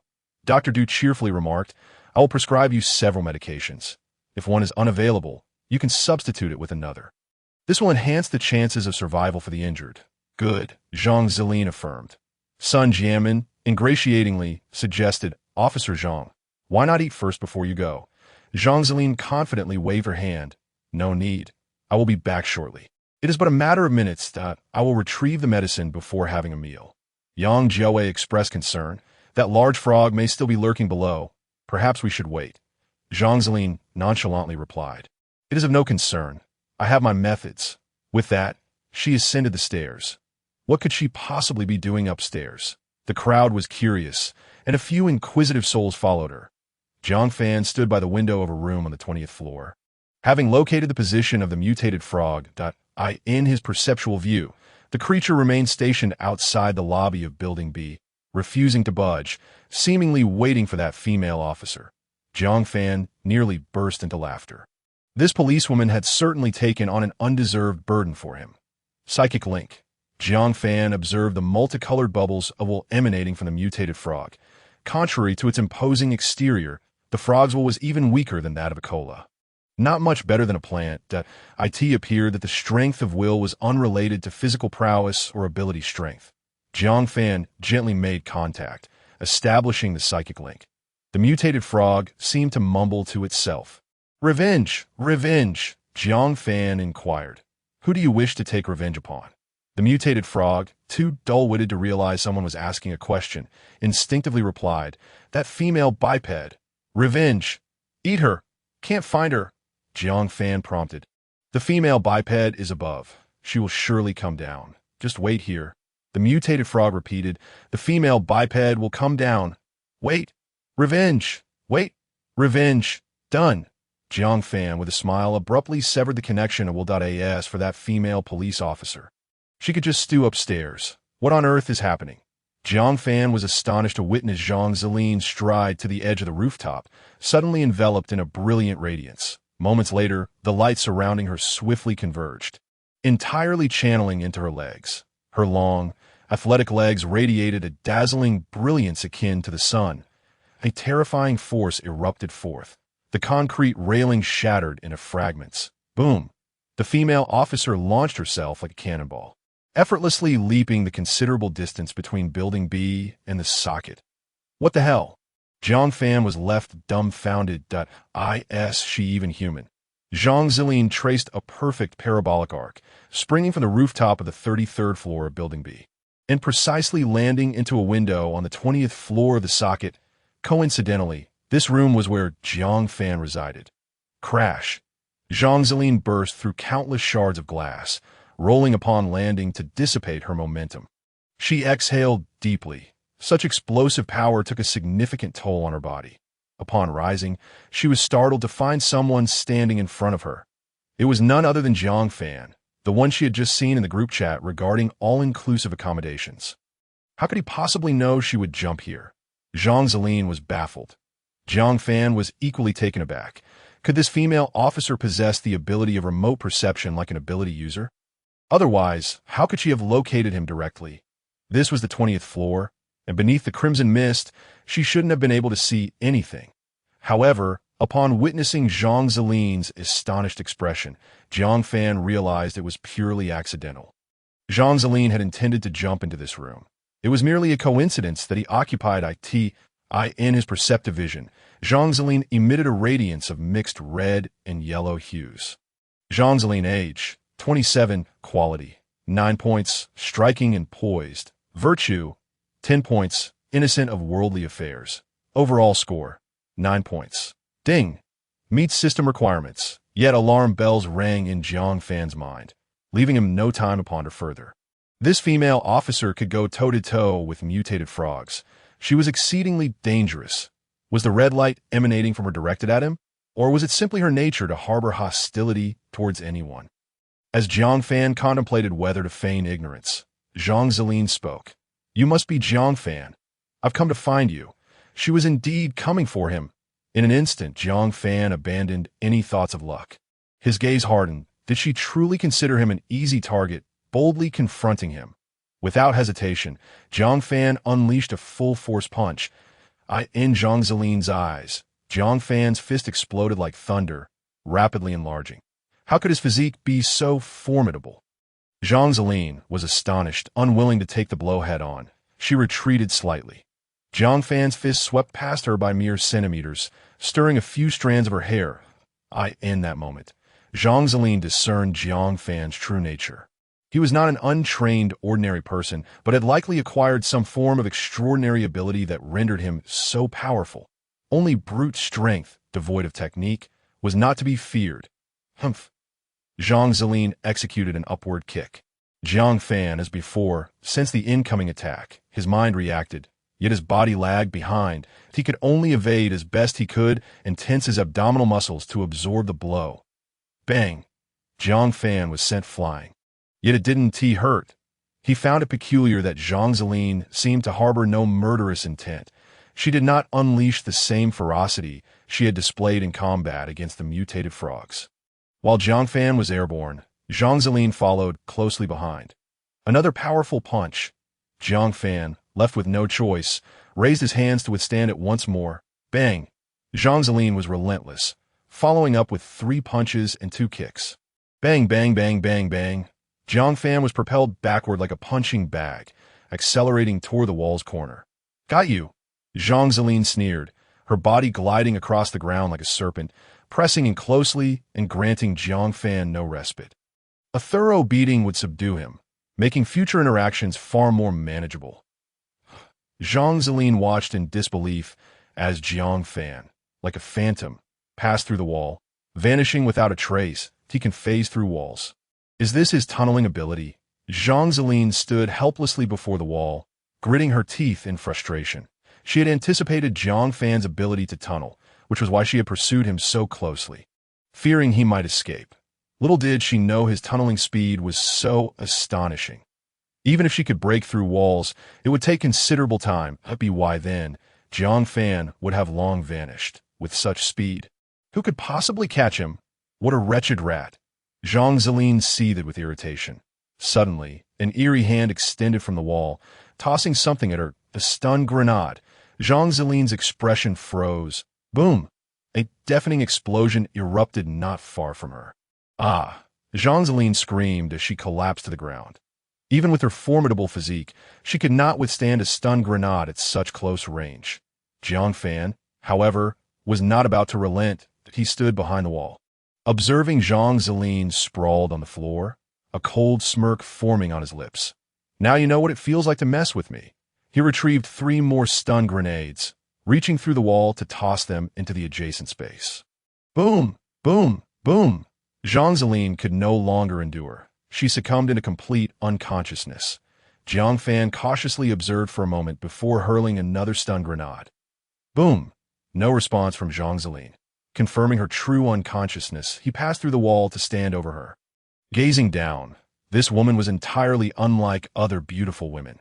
Her face bore an indescribable aura of heroism. She possessed a fit physique, her limbs long and exuding the vitality of an athlete. She was a dangerous yet beautiful woman. Jiang Fan dared not lower his guard. He promptly produced a bundle of steel wire, binding her hands and feet tightly together before finally relaxing. With a mischievous glint in his eyes, he regarded Zhang Zilin. "What exactly is your ability?" "I am most eager to find out." Ding! 1 day ago, Zhang Zilin consumed a pack of biscuits, returning 800 packs, already stored in the personal space. Ding! 2 days ago, Zhang Zilin consumed a sausage, returning 800 sausages, already stored in the personal space. Ding! 3 days ago, Zhang Zilin consumed a pack of instant noodles, returning 800 packs, already stored in the personal space. Ding! 9 days ago, Zhang Zilin consumed a fruit of enlightenment, Qi bloodburst, returning 800 fruits, already stored in the personal space. Jiang Fan's eyes brightened. Qi bloodburst. This must be Zhang Zilin's explosive ability. He finally had a respectable combat ability. Without hesitation, Jiang Fan took out a Qi bloodburst fruit and consumed it. Qi bloodburst. 3 stars. You expend a substantial amount of stamina to briefly unleash your vital energy, enhancing overall physique by 100-500. The more you enhance, the more stamina you expend. Overall physique increased 5-fold. Jiang Fan's eyes sparkled. This fruit was exceptionally effective for someone with an already high overall physique like him. A thought crossed Jiang Fan's mind. The Qi bloodburst. 100 state. In an instant, Jiang Fan felt an overwhelming surge of power coursing through his body. Simultaneously, his stamina began to deplete rapidly. Even remaining still would lead to continuous exhaustion. At this rate, I can maintain this state for about an hour. Jiang Fan assessed his condition, opening the attribute panel. Host. Jiang Fan overall physique. 90+90, average for ordinary adults is 10. Will, 25, average for ordinary adults is 10. Total overall physique. 180. Jiang Fan swung his fist with vigor. Boom! The wall's surface shattered, and some of the bricks within crumbled as well. His fingers remained unscathed. During combat, stamina consumption skyrockets. Jiang Fan carefully gauged the stamina expenditure during his punches. He estimated he could throw a maximum of 100 punches before exhausting himself. Let us test 500. A thought crossed Jiang Fan's mind. Boom! Overall physique. 90+450. A staggering 510 points of overall physique transformed Jiang Fan's body. He grew an astounding 20 centimeters taller, his physique expanding significantly, and a slight distortion appeared in the air surrounding him. With every breath, the powerful airflow began to influence the movement of the air around him. His heart pounded like a drum. Thump, thump, thump. Blood surged through his veins, each cell brimmed with unparalleled strength. Clenching his fist, he felt like a deity, capable of annihilating any adversary. This state intoxicated Jiang Fan. He unleashed a punch with fervor. Rumble! The entire wall collapsed. In just a few breaths, Jiang Fan found himself utterly exhausted, hastily exiting the 500 state. With a sigh, his height reverted to normal, and the surrounding air settled into tranquility. Even after relinquishing the 500 state, Jiang Fan's breath remained labored, refusing to normalize for an extended period. His entire body ached, bones and muscles protesting as if he had endured a brutal beating. Weary, he slumped into a chair, yet his heart brimmed with uncontainable joy, despite the significant side effects. This state was undoubtedly a lifesaver. With the power of 500, I could treat the mutated frogs like mere balls to kick. Jiang Fan procured another burst fruit and consumed IT and O-star ascension. He tried again, yet still no star ascension. Jiang Fan consumed a total of 50 fruits, but the stars remained out of reach. Having recently indulged in a plethora of willpower-linked fruits, he felt nauseated and knew he could eat no more today. Forcing him a halt. Pondering, he mused, 3 willpower-linked fruits yield a star ascension, yet 50 burst fruits do not. The slow ascension from physique enhancement fruits must correlate with physical adaptability. My physique seems more suited to willpower fruits and less compatible with physique-based ones. There remained many intricate techniques for Jiang Fan to practice regarding the burst ability. The technique employed by Zhang Zilin, marked by a brief yet explosive force followed by an immediate cessation, could significantly extend combat duration and conserve stamina. Furthermore, Zhang Zilin's ability to control localized bursts rather than a full-body eruption naturally reduced energy expenditure. Reflecting on the woman before him, Jiang Fan contemplated, should I eliminate her? A flicker of hesitation crossed his mind. Zhang Zilin still lay unconscious, and judging by the glow surrounding her, her composite physique appeared to be merely between 20 and 30, even during their previous encounter. Her brilliance was inferior to his 12, yet, despite this, she had managed to contend with him. She was undoubtedly a martial arts prodigy, too dangerous. Recalling her battle against the mutated frogs sent chills down his spine. With a composite physique in the low 20s, she had held her ground against the mutated frogs. This woman's combat talent is astonishing. He could not afford to keep such a woman nearby. Should Zhang Zilin suddenly unleash her full power, the likelihood of her killing him was alarmingly high. It was either to kill her or to distance himself. Jiang Fan caressed the cold handgun. His gaze turning steely as he made his decision, he loaded a bullet and disengaged the safety. Just then, Zhang Zilin stirred awake. Jiang Fan halted his movements, silently observing her. Zhang Zilin blinked her long lashes a few times before slowly opening her beautiful eyes. A look of confusion crossed her face as she surveyed her surroundings, seeming disoriented until she spotted Jiang Fan. Startled, she sprang to her feet, only to find herself immobile, bound tightly by layers of steel wire. Upon noticing the marks on her body and her disheveled clothing, she was momentarily stunned. It took her a while to comprehend what had transpired. Zhang Zilin felt a mix of shock, anger, and embarrassment. Her heart racing as she finally raised her head, glaring at Jiang Fan with reddened eyes, exclaiming, "Shameless!" Jiang Fan was taken aback. The glow enveloping her was not red but a blend of yellow, even tinged with a hint of green. How perplexing! Jiang Fan could not fathom it, yet he was profoundly shaken. Did this woman have some sort of ailment? She didn't wish to kill him. After a moment of silence, Jiang Fan probed, "Stop pretending. You're hardly angry." Zhang Zilin's expression briefly faltered before she regained her composure, coldly retorting, "Humph. If you give me the chance, I will definitely kill you." Jiang Fan regarded her with curiosity. The glow surrounding her was a mix of yellow and green, devoid of any red. Jiang Fan frowned. Is this a disguise? Highly unlikely. Even if it were, she should at least wear a facade of friendliness while secretly wishing to harm him. Yet, Zhang Zilin was not acting in such a manner. She could not possibly know that he could sense the hostility within her. Narrowing his eyes, Jiang Fan inquired, "Why have you come to find me?" It was then that Zhang Zilin remembered her purpose, her concern for Ding Zhengli surfacing. With a hint of urgency, she replied, "I need medicine." Jiang Fan nodded, "I have medicine, but why should I give it to you?" Zhang Zilin scoffed, "If you don't give it to me, I'll make you." "Thief!" Jiang Fan was at a loss for words. "What give you the right to say such things? You haven't defeated me, yet here you are." "Captured." Zhang Zilin's cheeks flushed with anger as she retorted, "You didn't dare confront me head-on. That doesn't make you a man."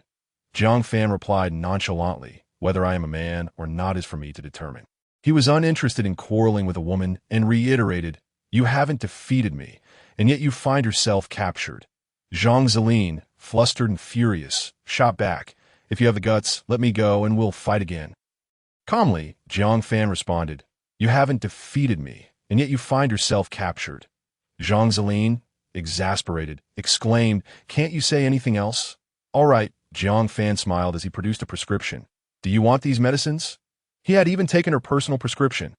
Zhang Zilin's face flushed as she turned away, unwilling to engage with Jiang Fan any further. "Humph." Jiang Fan laid out a collection of medicines on the ground. "The medicine is yours, but you must answer some questions first." Faced with the prospect of life-saving medication, Zhang Zilin had no choice but to lower her head, taking a deep breath. "What do you wish to know?"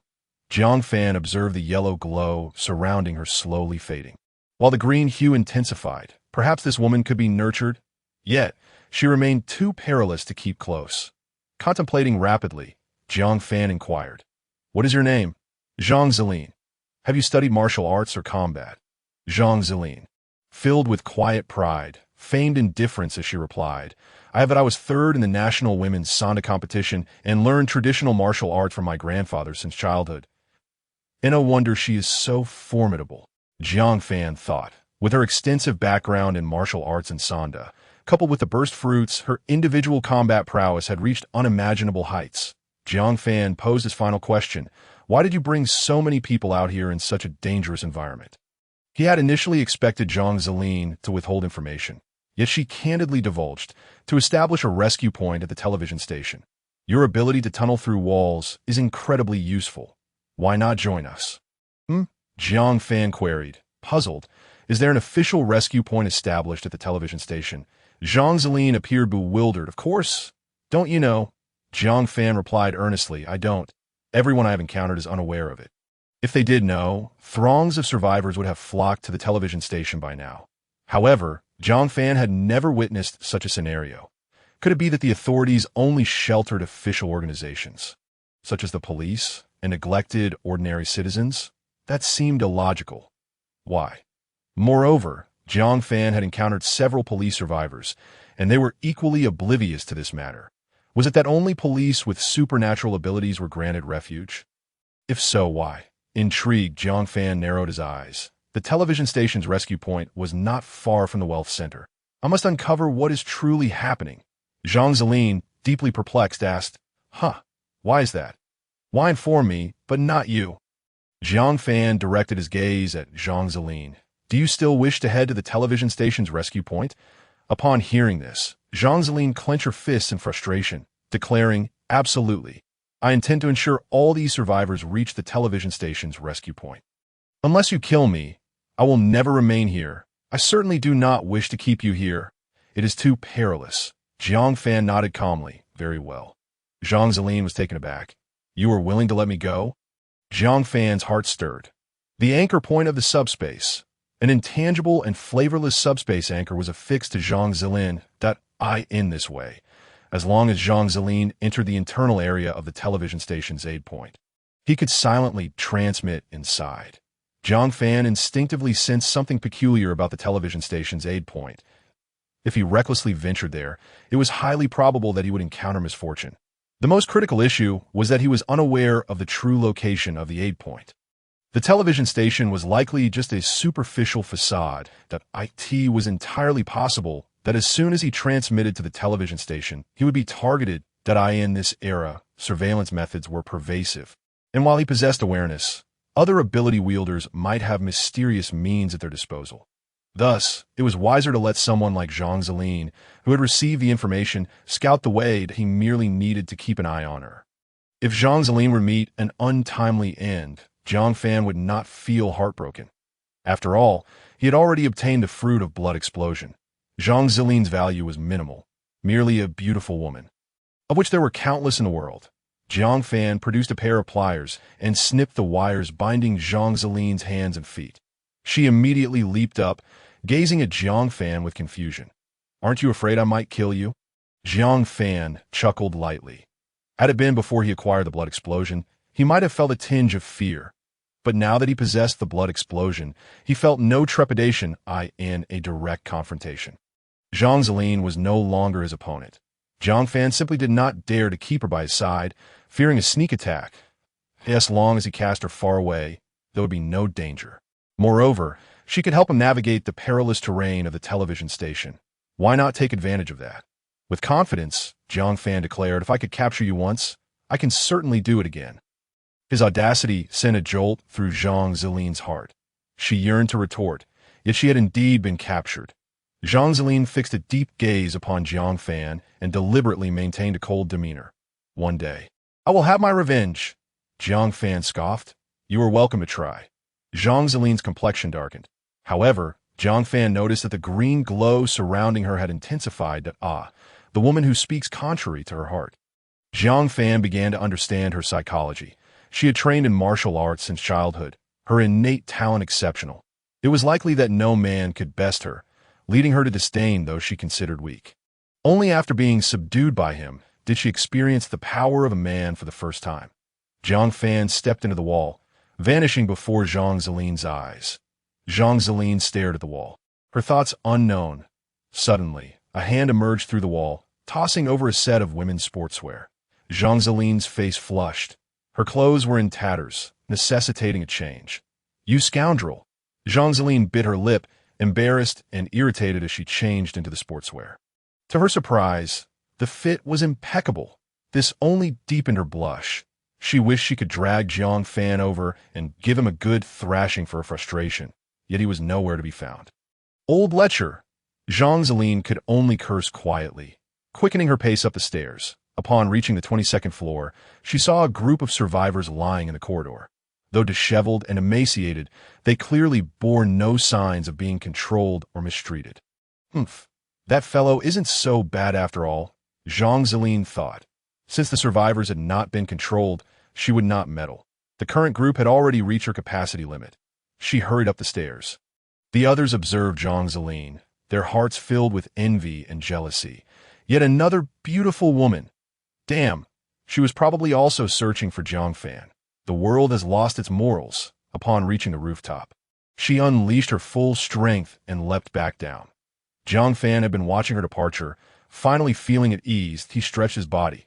The after effects of the 500 blood explosion were yet to subside, and his muscles ached. Jiang Fan grimaced and made his way home to rest. Yang Jiaowei stole glances at his watch, anxiously pacing. Whereas Officer Zhang? The survivors who had come with Jiang Fan were growing anxious as well. She had merely gone to fetch medicine, promising to return promptly, yet over an hour had passed. Where was she? If Jiang Fan were to perish, what would they eat in the future? If it weren't for Jiang Fan's repeated efforts to procure supplies, they would have starved long ago. What should they do now? I had warned against going for medicine. How could one possibly survive after being injured? Alas, that Jiang Fan is not easy to deal with. The few students Jiang Fan had rescued exchanged glances, their expressions uncertain. They huddled in a corner, whispering furtively about their next course of action. Sun Jianmin fidgeted restlessly. He had just distributed the food, and many were dissatisfied with the allocation that if Jiang Fan did not return, he feared he would bear the brunt of their discontent. Sun Jianmin muttered softly, "Do you think Officer Zhang might have been captured by that Jiang Fan? That guy is notorious for his lecherous ways." "Impossible," Yang Jiaowei interjected firmly. "Officer Zhang is incredibly capable. You have no idea how strong she is. How could a convenience store clerk possibly defeat her?" Sun Jianmin could only force a smile to approach his wife, Li Ailing, his expression revealing his grave concern. "I have a bad feeling about that female officer. Should we distribute those few boxes of instant noodles we've hidden?" Li Ailing replied anxiously, "Old son, you mustn't distribute them. Right now, we each have enough food for 3 days. What will happen after 3 days? Are we to starve?" Ma Shan's stockpile of food was indeed substantial, but it could not suffice for so many people sharing it equally. Sun Jianmin devised a clever plan and secretly stashed away 5 boxes of instant noodles. He was quite astute. 3 boxes belonged to Jiang Fan. However, with her absence, he grew apprehensive. If discovered, he would surely face dire consequences. As Jiang Fan's prolonged absence troubled the group, anxiety began to spread. What if Jiang Fan were dead? What if she had been captured by Jiang Fan? What if she were gravely injured? Just then, footsteps echoed from the stairwell. Jiang Fan returned, her complexion unusually rosy, showing no signs of injury. She had changed into a clean set of sportswear, looking remarkably vibrant. The group collectively sighed in relief as Sun Jianmin and Yang Jiaowei rushed over. "Officer Zhang is back. Officer Zhang has finally returned. Officer Zhang, did you manage to get the medicine?" Jiang Fan produced a plastic bag filled with medicine. Du rejoiced. "So much. This is fantastic." The injured, Ding Zhongli and others, were equally thrilled. They felt a surge of hope. The crowd began to shower her with praise. "Officer Zhang is truly formidable. She really brought back the medicine. Officer Zhang, you are a true success. Officer Zhang must have given Jiang Fan a good thrashing and snatched this from him." Jiang Fan's cheeks flushed slightly.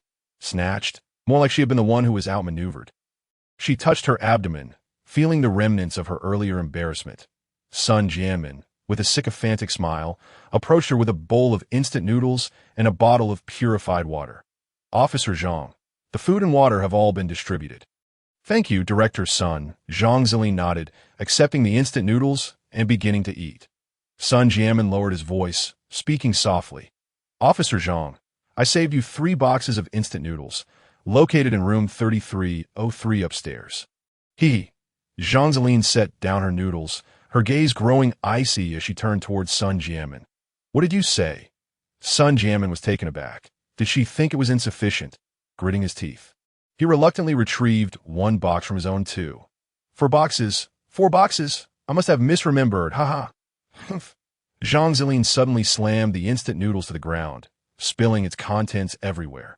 Sun Jianmin's heart raced. Sensing impending doom, the situation was entirely different from what he had anticipated. Jiang Ziling shouted, Yang Jiawei. Yang Jiawei hurriedly approached. Leader, what is it? Jiang Ziling inquired. How many boxes did you distribute?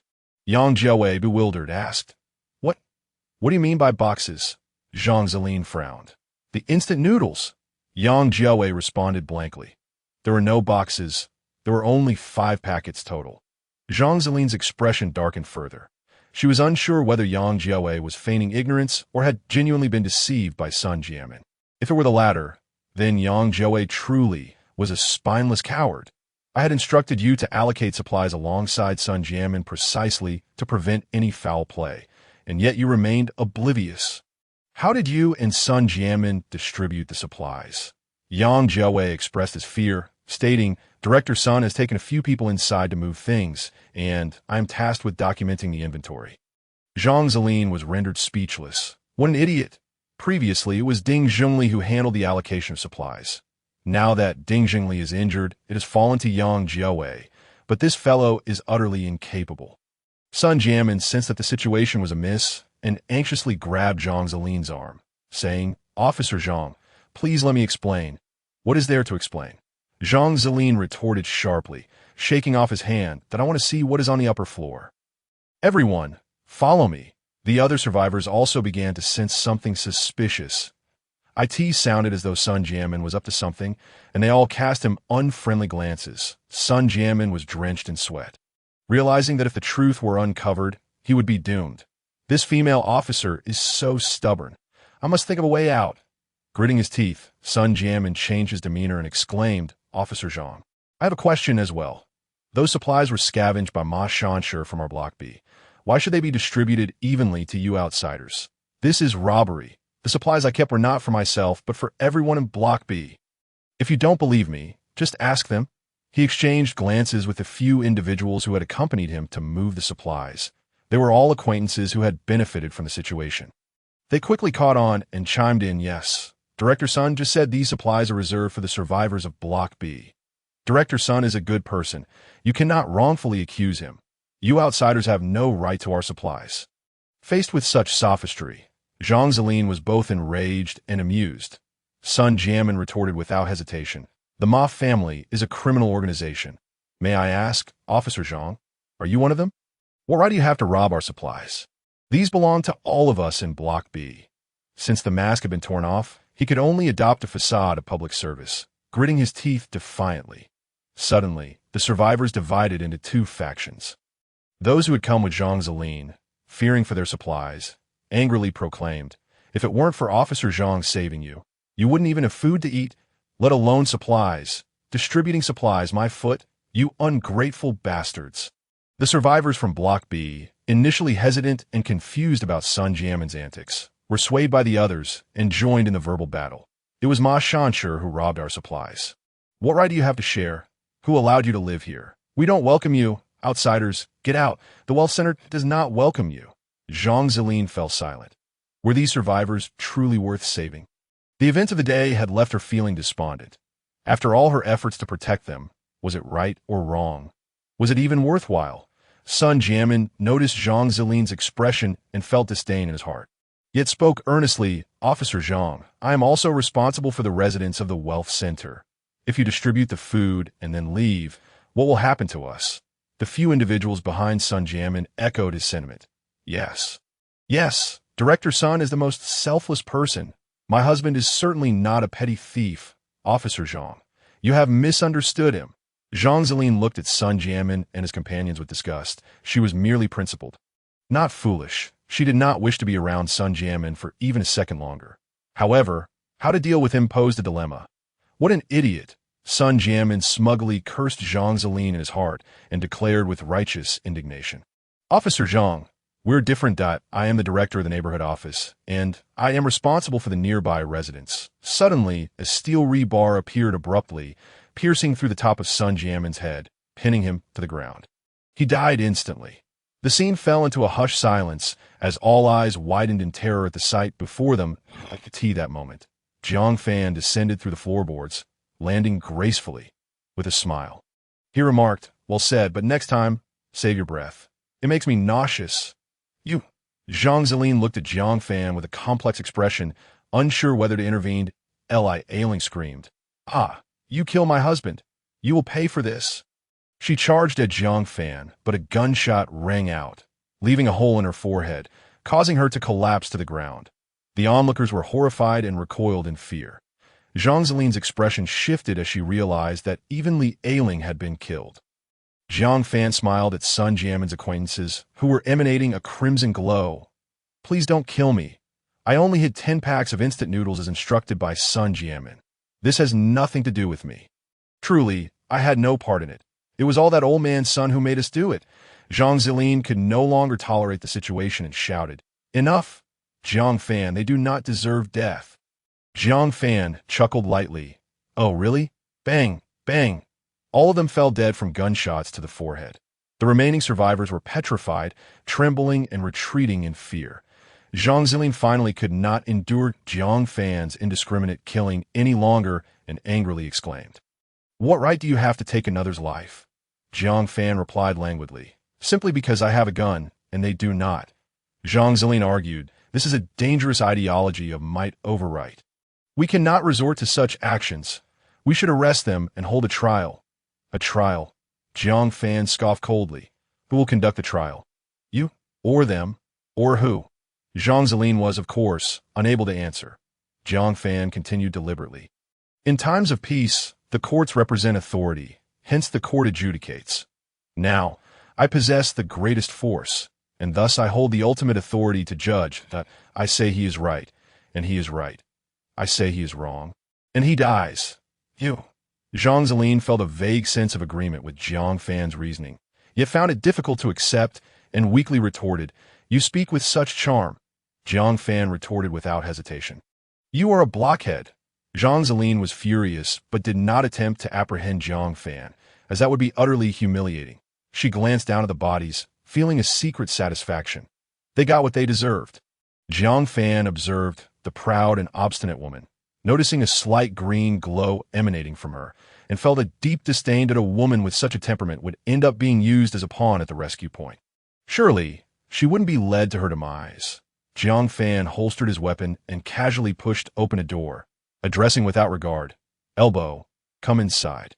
Zhang Zilin's face flushed, and she crossed her arms defensively, warily saying, "What do you intend to do?" "Coming again." The onlookers were taken aback, exchanging shocked glances. Are they former lovers? The medicine Zhang Zilin retrieved earlier wasn't stolen, but rather reclaimed? Jiang Fan must have an abundance of supplies, even possessing medicines. But from where? The survivors from Block B began to piece together Jiang Fan's earlier entrance, suspecting he might possess some form of ability to walk through walls to gather such an impressive stockpile. It dawned on them that Jiang Fan's ability to amass so many supplies stemmed from his capacity to traverse walls. The survivors who had managed to endure until now were certainly no fools. No wonder Jiang Fan had so much food. It turned out he could simply walk through walls to plunder. Irritated, Jiang Fan said, "I forgot to ask something earlier. Coming already, and stop dawdling." Zhang Zilin exhaled in relief, yet felt inexplicably disappointed, noticing the expressions of those around her as her cheeks flushed. "I'm not afraid of him. If he dares to force himself, I will. I will hit him." With newfound courage, Zhang Zilin followed Jiang Fan into the room. Bang. Jiang Fan closed the door behind him. Zhang Zilin jumped, startled like a frightened rabbit, and darted to the side. Jiang Fan chuckled, "Is it really necessary to be that skittish? Weren't you quite brave just now?" Zhang Zilin, defiantly holding her head high, replied, "Who is afraid of you?" Jiang Fan, uninterested in further banter, directly inquired, "The fruit of your ability." That black lychee, where did you obtain it? Upon hearing a serious question, Zhang Zilin relaxed considerably and did not hesitate to respond, from the rose bushes on the wall of the police station. Roses, another type, Jiang Fan then asked, what about that old man in your team? Where did he get his? Zhang Zilin was taken aback.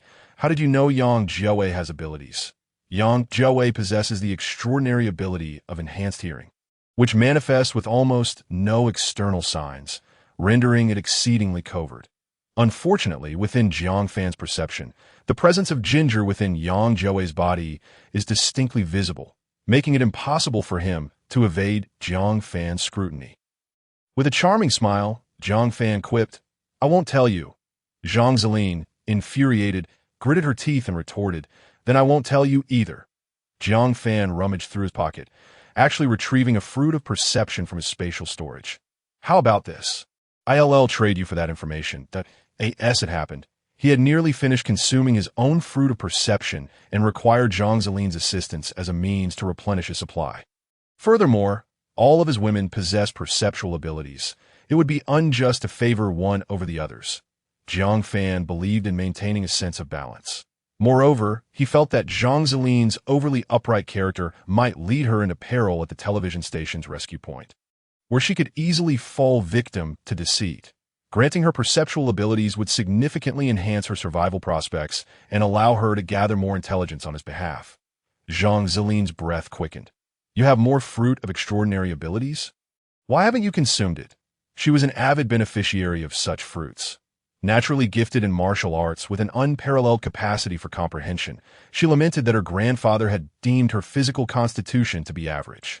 Even among women, she was merely of mediocre quality, which severely limited her combat prowess. The explosive fruit she had previously consumed had greatly compensated for her weaknesses and had proven immensely beneficial. If only she could acquire another. Jiang Fan inquired once more about the source of his fruit of extraordinary abilities. Zhang Zilin promptly replied, It's grown on my family's balcony. Jiang Fan frowned. He was aware that the extraordinary fruits he had encountered all grew on different plants, seemingly devoid of any connection. Succulents, wild grasses, roses, green onions, and climbing ivy. What tenuous link could there be? Could the growth patterns of these fruits be unrelated to the plants themselves? If so, what was the underlying factor? Was it tied to the location? Jiang Fan found himself utterly perplexed and could only abandon the matter for the time being. Zhang Zilin extended her hand. Give it to me. Jiang Fan retracted his hand. Zhang Zilin, incredulous, widened her eyes. Are you actually trying to cheat me? Cheating is such an unflattering term, Jiang Fan replied with a grin. The price is insufficient. Surely, you don't believe that a single piece of information is worth an extraordinary fruit. Do you possess anything else of value? Zhang Zilin fell silent. She too felt that it was inadequate. The extraordinary fruit was worth its weight in gold. But what else did she have to barter with? Did he expect? Zhang Zilin's expression darkened. I refuse to stay here with you. You can forget about it. Jiang Fan was a loss for words. He had never wished for her to linger. The idea of such a dangerous woman as a close companion was far too thrilling. It was better to keep her at a distance. Without uttering a word, Jiang Fan calmly regarded Zhang Zilin. You're overthinking it. Reflect on what valuable assets you possess. If there are none, I shall reclaim it. Zhang Zilin grew anxious, hesitating before finally conceding. Very well. I can teach you a breathing technique that, if luck is on your side, you might cultivate a sense of qi, but I cannot guarantee it. Qigong. Jiang Fan scoffed. What a childish notion. Do you take me for a fool? Zhang Zilin replied earnestly. I was skeptical too, until the crimson mist descended. I suddenly sensed a profound energy here. This breathing technique was taught to me by my grandfather.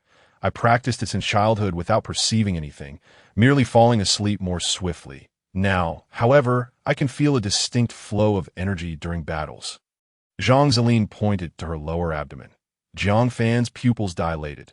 The location she indicated was precisely where the ginger resided. How could she pinpoint it so accurately without perceptual abilities? Was she not speaking the truth?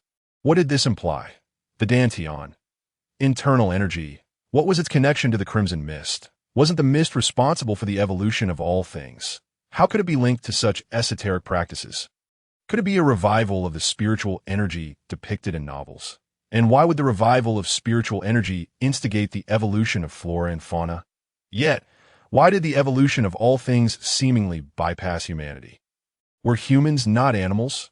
Furthermore, the powers of the Enlightenment fruit appear to bear little relation to the revival of spiritual energy. Jiang Fan's thoughts spiraled into confusion. The true cause of global evolution grew ever more enigmatic. What capabilities could this energy flow manifest? He inquired solemnly. Like this, Zhang Zilin stated.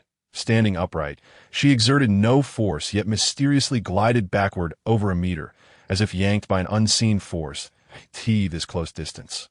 Jiang Fan clearly observed the ginger within Zhang Zilin radiating a luminous energy, which surged throughout her body before vanishing in an instant.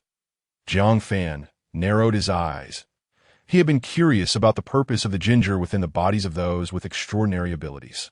He initially believed it was linked to their powers, yet he had never perceived any activity from the ginger during his own use of abilities. Now, he had witnessed someone harnessing the energy contained within the ginger. For this reason alone, Jiang Fan could not dismiss the breathing technique. Very well. The breathing technique in exchange for this fruit of extraordinary abilities. Zhang Zilin queried, what does this fruit of extraordinary abilities do?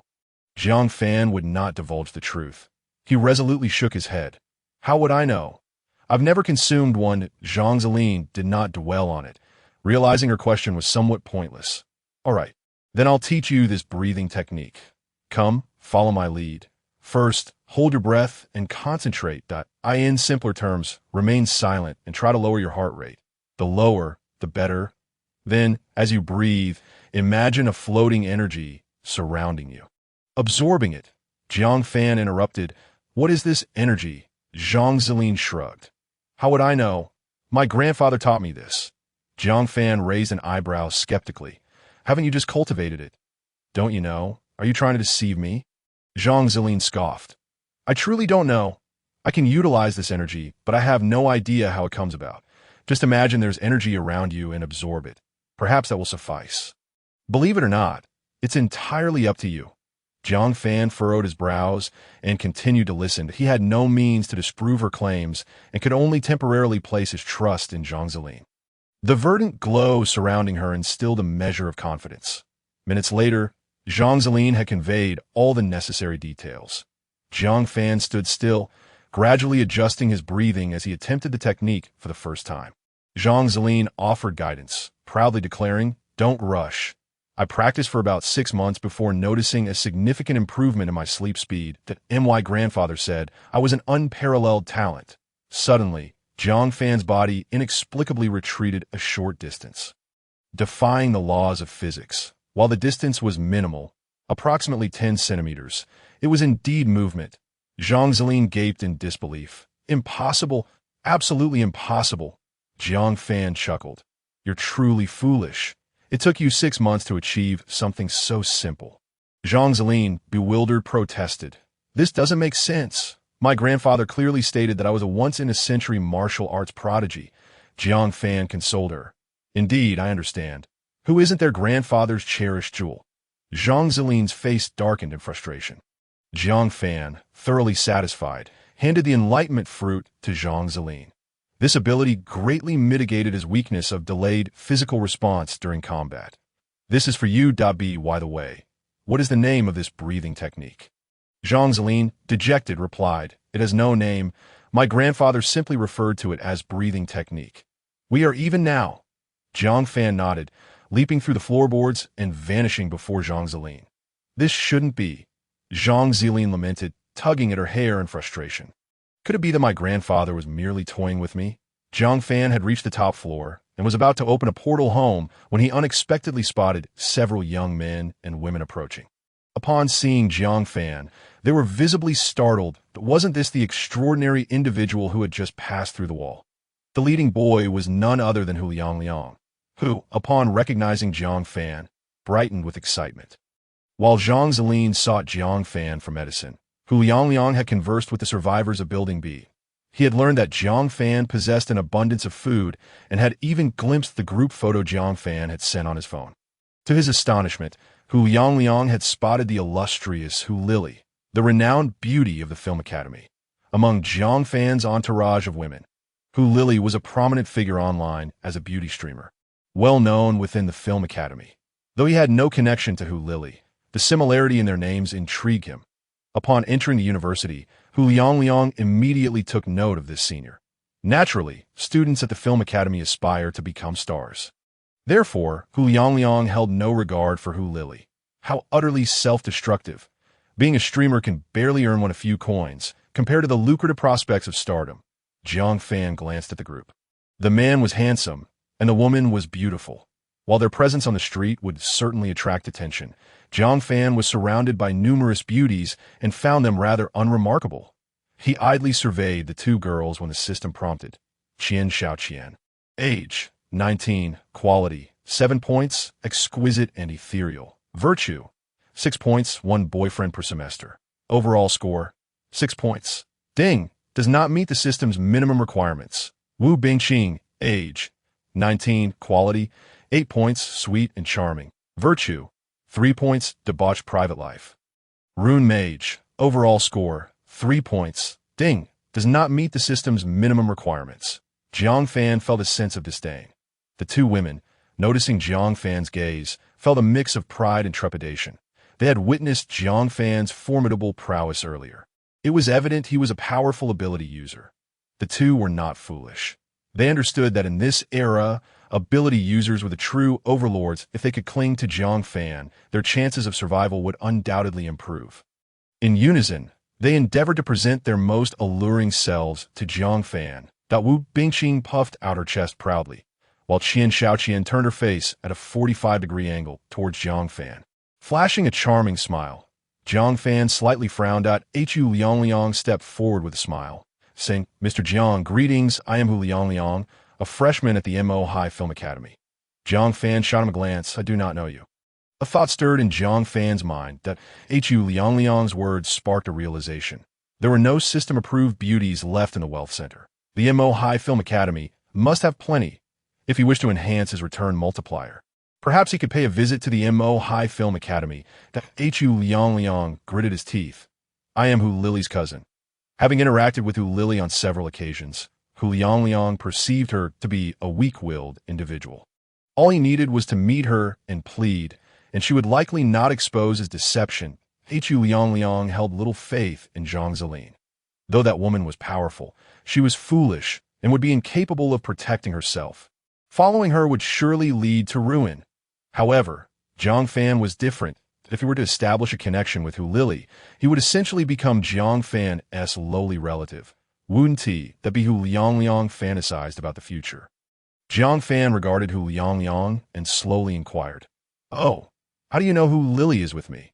Hu Liang, caught off guard by Jiang Fan's gaze, stammered, someone just told me."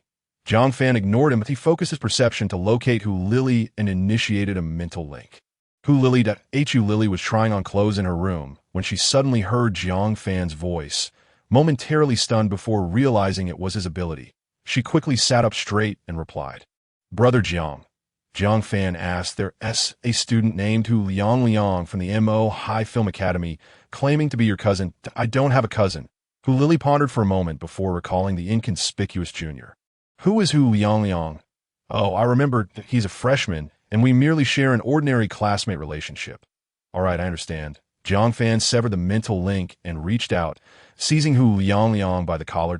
Hu Liang jumped in fright. "Mr. Jiang, what are you doing?"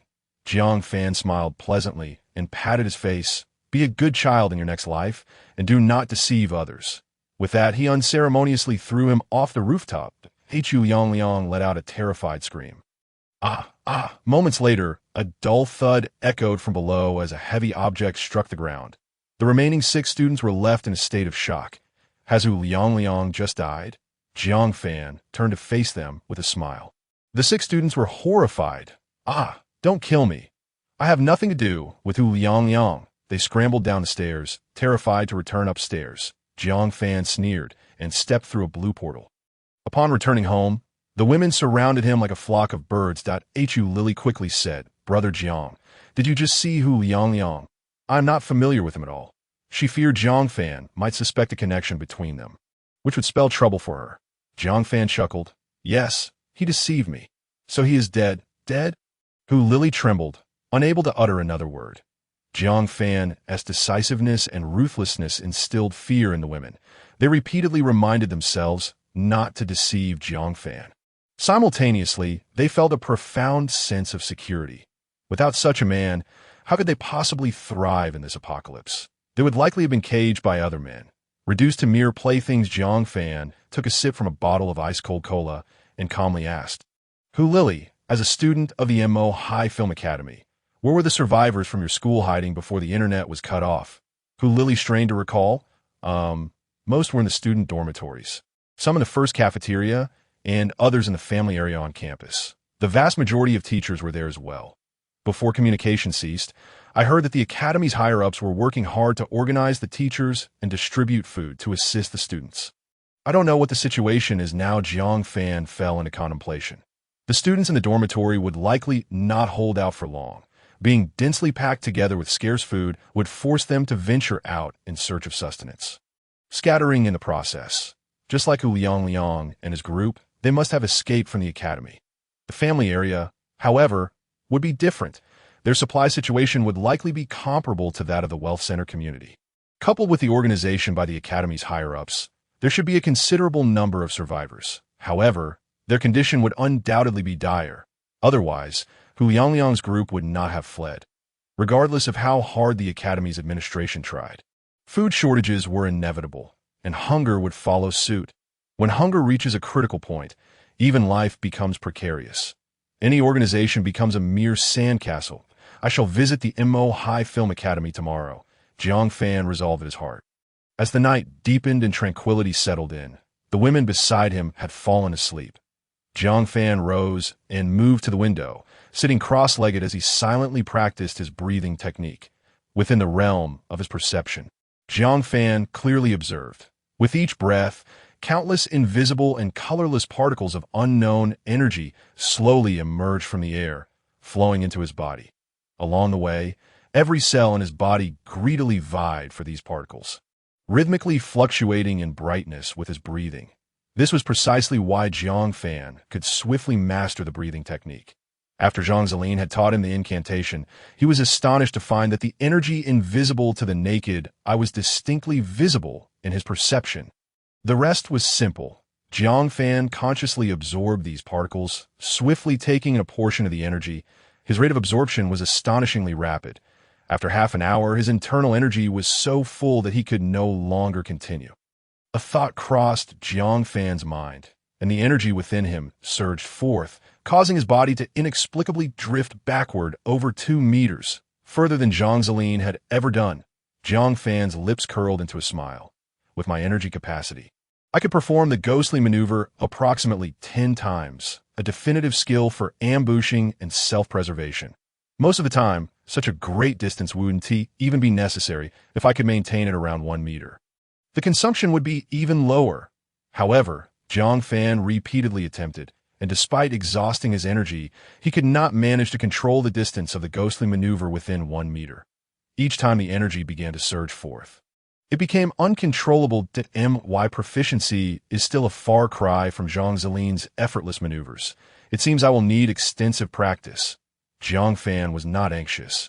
Zhang Zilin had trained for 20 years. While he had only just begun, this was already quite commendable.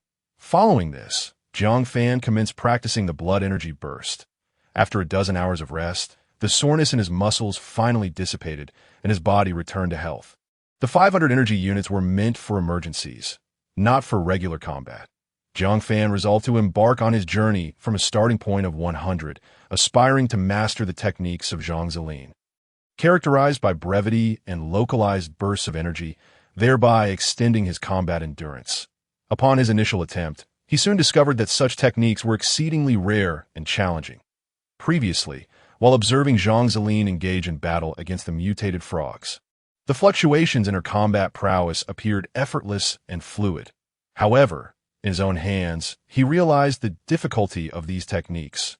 After 2 arduous hours of practice, he despondently paused, unable to claim any significant progress.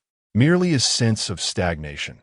Since the onset of the Crimson Mist, it had been merely a fortnight, yet Zhang Ziyin had reached an enviable level of mastery akin to an extension of her own limbs. How long must I train to achieve that? Could it be that Zhang Ziyin is truly a prodigy of martial arts? Jiang Fan furrowed his brow. Presently, he discerned only two possible paths forward, either to continue enhancing his overall physique, thereby prolonging the duration of his 500-point bursts while simultaneously accelerating his recovery, or to further amplify his physical attributes to a level where achieving bursts of 100 or 200 would allow him to overwhelm all adversaries. Thus, his objective became exceedingly clear: to augment his overall constitution. Curse it! If the technique does not suit me, then I shall simply bolster my attributes with brute force, rather than laboring to strengthen my weaknesses. I shall fortify my advantages to a level that others cannot hope to reach. Lacking in technique, I shall compensate with sheer numbers. Jiang Fan proceeded to consume a handful of physique-enhancing fruits and willpower-linking fruits. 1 handful, 2 handfuls, 3. At last, ding! His willpower link ascended to 7 stars. Jiang Fan's eyes sparkled with excitement as he promptly opened the description of the willpower link. Willpower link, 7 stars. You can establish a willpower link with any creature within your line of sight, facilitating communication within your consciousness up to a distance of 100 kilometers, with a maximum of 20 simultaneous links. You can create a consciousness space through willpower, drawing all linked individuals into it for interaction, with a maximum of 1 simultaneous consciousness space. Willpower 20. A consciousness space. Jiang Fan immediately activated his willpower link ability, once again perceiving the willpower bubbles. Within his sensory range, all living beings were enveloped in colorful bubbles of various sizes, creating a truly fantastical scene. The vibrant willpower bubbles shimmered like delicate soap bubbles, quivering gently, as if they would burst with the slightest touch. However, Jiang Fan's own colorful bubble stood out as the most resilient, remaining virtually unyielding and remarkably stable. Could this be the effect of increased willpower? How do I establish a consciousness space? After some contemplation, Jiang Fan swiftly separated a small, colorful bubble, roughly the size of a quail's egg. From his willpower bubble, he immersed his consciousness within. This was an infinitely vast expanse of pure blackness. A thought crossed Jiang Fan's mind, and the space transformed according to his will. Instantly, an endless pure white floor emerged beneath him, while above, the ceiling morphed into a starry night sky, glittering with brilliance. A faint smile graced Jiang Fan's lips. How intriguing to construct a virtual world of my own, where I can also draw others in. This is akin to a consciousness BBS. Jiang Fan continued to refine this space with his consciousness that a pristine golden mist began to materialize above the white floor, cascading upward until it reached a height of 100 meters.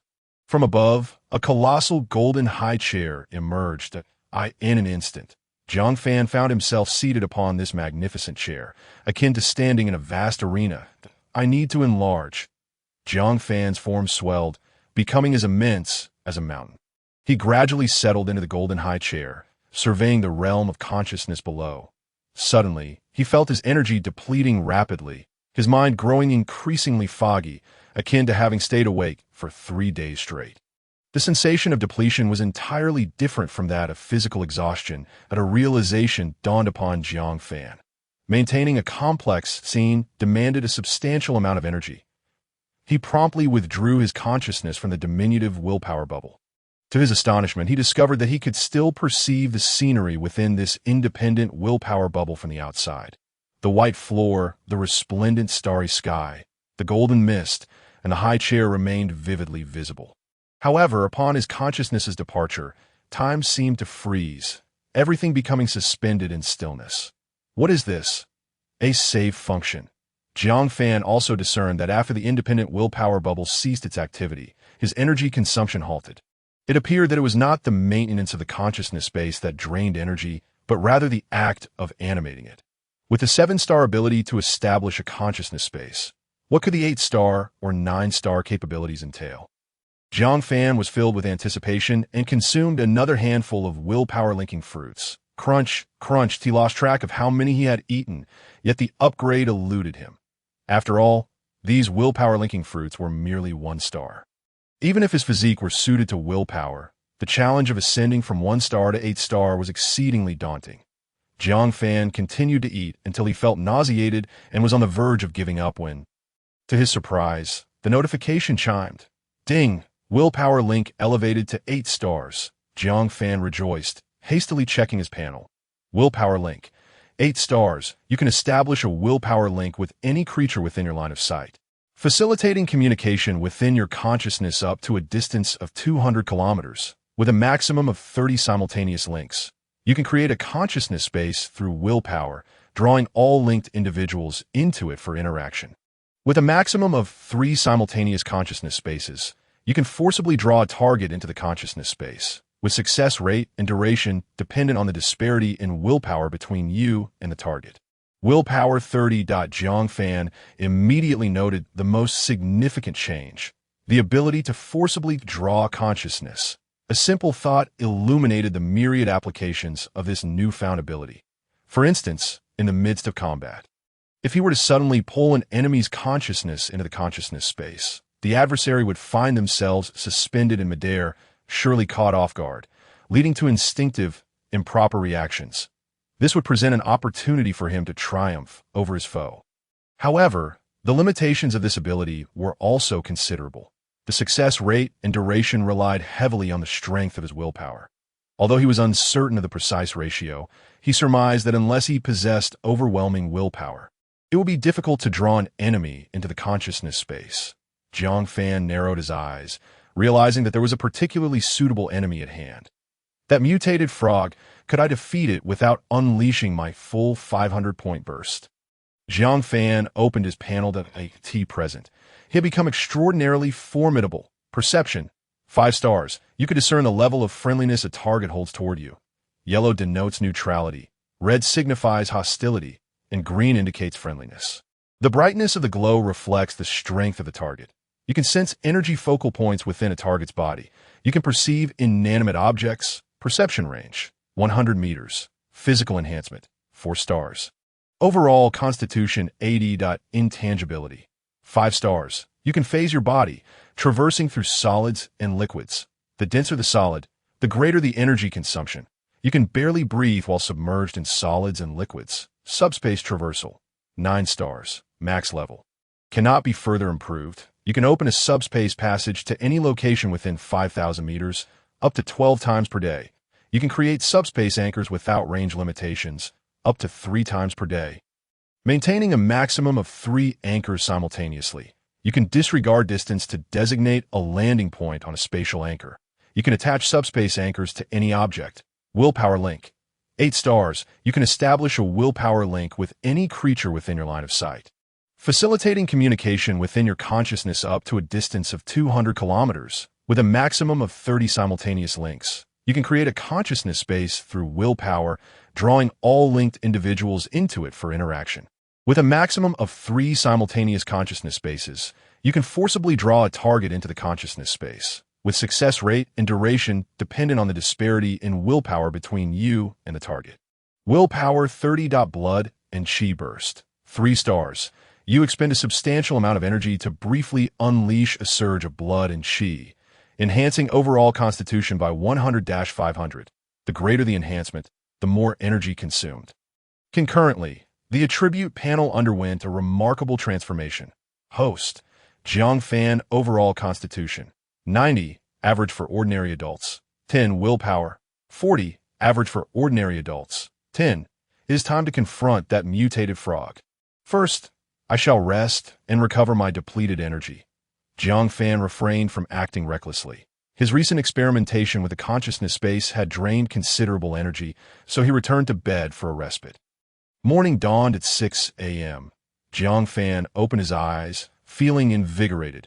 His expended energy had fully replenished. He entered the living room with a smile, finding that the women had all risen. The power was out. And if Jiang Fan did not accompany them in the evening, there would be no other entertainment available, forcing them to retire early to bed. Thus, the women were up exceedingly early.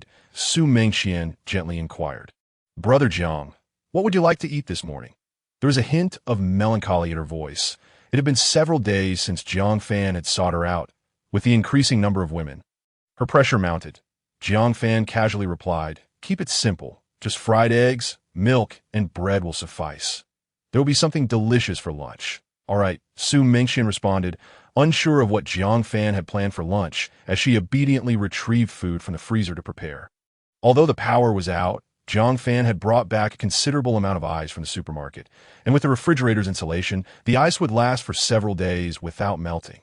Therefore, Jiang Fan merely needed to take out some food daily for the women to use at their convenience, simplifying matters so he did not have to fetch food for every meal. After finishing the meal, Jiang Fan immediately sprang into action. He traversed the layers of the building, swiftly descending the stairs. Frog meat was edible, but what about that of the mutated frog? Would it be beneficial to consume? Zhang Zilin savored the instant noodles, devouring 3 blocks of noodle cake and washing it down with a sip of purified water, which she struggled to swallow. "I'm so full." It had been several days since she had enjoyed such a bountiful meal. Were it not for the supplies scavenged from Mengqian, Zhang Zilin would not have dared to indulge so extravagantly. She couldn't help but recall the rabbit from yesterday. If it hadn't been for the ambush by the mutated frog, she could have feasted on roasted rabbit meat last night. A pang of regret washed over her as she swallowed hard. "And I wasted a bullet on that." Zhang Zilin gulped down the remaining purified water, holding the bottle upside down, extending her tongue as she waited for the last drop to fall. Reluctantly, she licked the bottle's mouth once it was completely drained. Clean water was becoming increasingly scarce, and no one wanted to waste it. She wondered how many supplies Jiang Fan possessed, and if he could spare a little. However, Zhang Zilin realized she had little of value to offer in exchange, and she could only sigh in resignation. Knock, knock, knock. The door was rapped upon. Zhang Zilin clapped her hands and stood up, saying, "Come in." Yang Jiawei entered the room, biting into a noodle cake.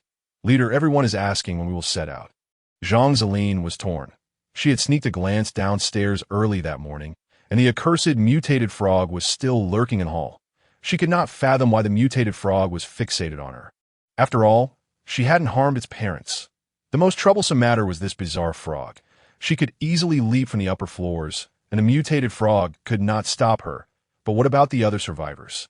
The mutated frog would never allow her to take others away. Moreover, she could not simply abandon them. With the mutated frog stationed below, if she left, the others would be trapped here. Zhang Zilin would not permit herself to act in such a manner. Feeling dejected, Zhang Zilin replied, "Let's wait a bit longer." Should she seek Jiang Fan's assistance? The thought of him brought a blush to her cheeks as she recalled yesterday's events, mingled with a tinge of anger. Damn it, I felt nothing, and yet it was all over on the first try, but to say she harbored hatred would be an exaggeration. Jiang Fan had been quite generous, providing her with a rare ability fruit, a treasure worth its weight in gold. In truth, she could not clarify her emotions. After a moment's hesitation, Zhang Zilin decided, "Let's wait another day. If the mutated frog is still downstairs tomorrow, I will find a way to lure it away. If it remains, I will have to ask Jiang Fan for help. With his ability to traverse through walls, he should be able to safely divert the mutated frog." Yang Jiawei smiled brightly. He was actually reluctant to go to the television station for assistance. The journey was too perilous and far.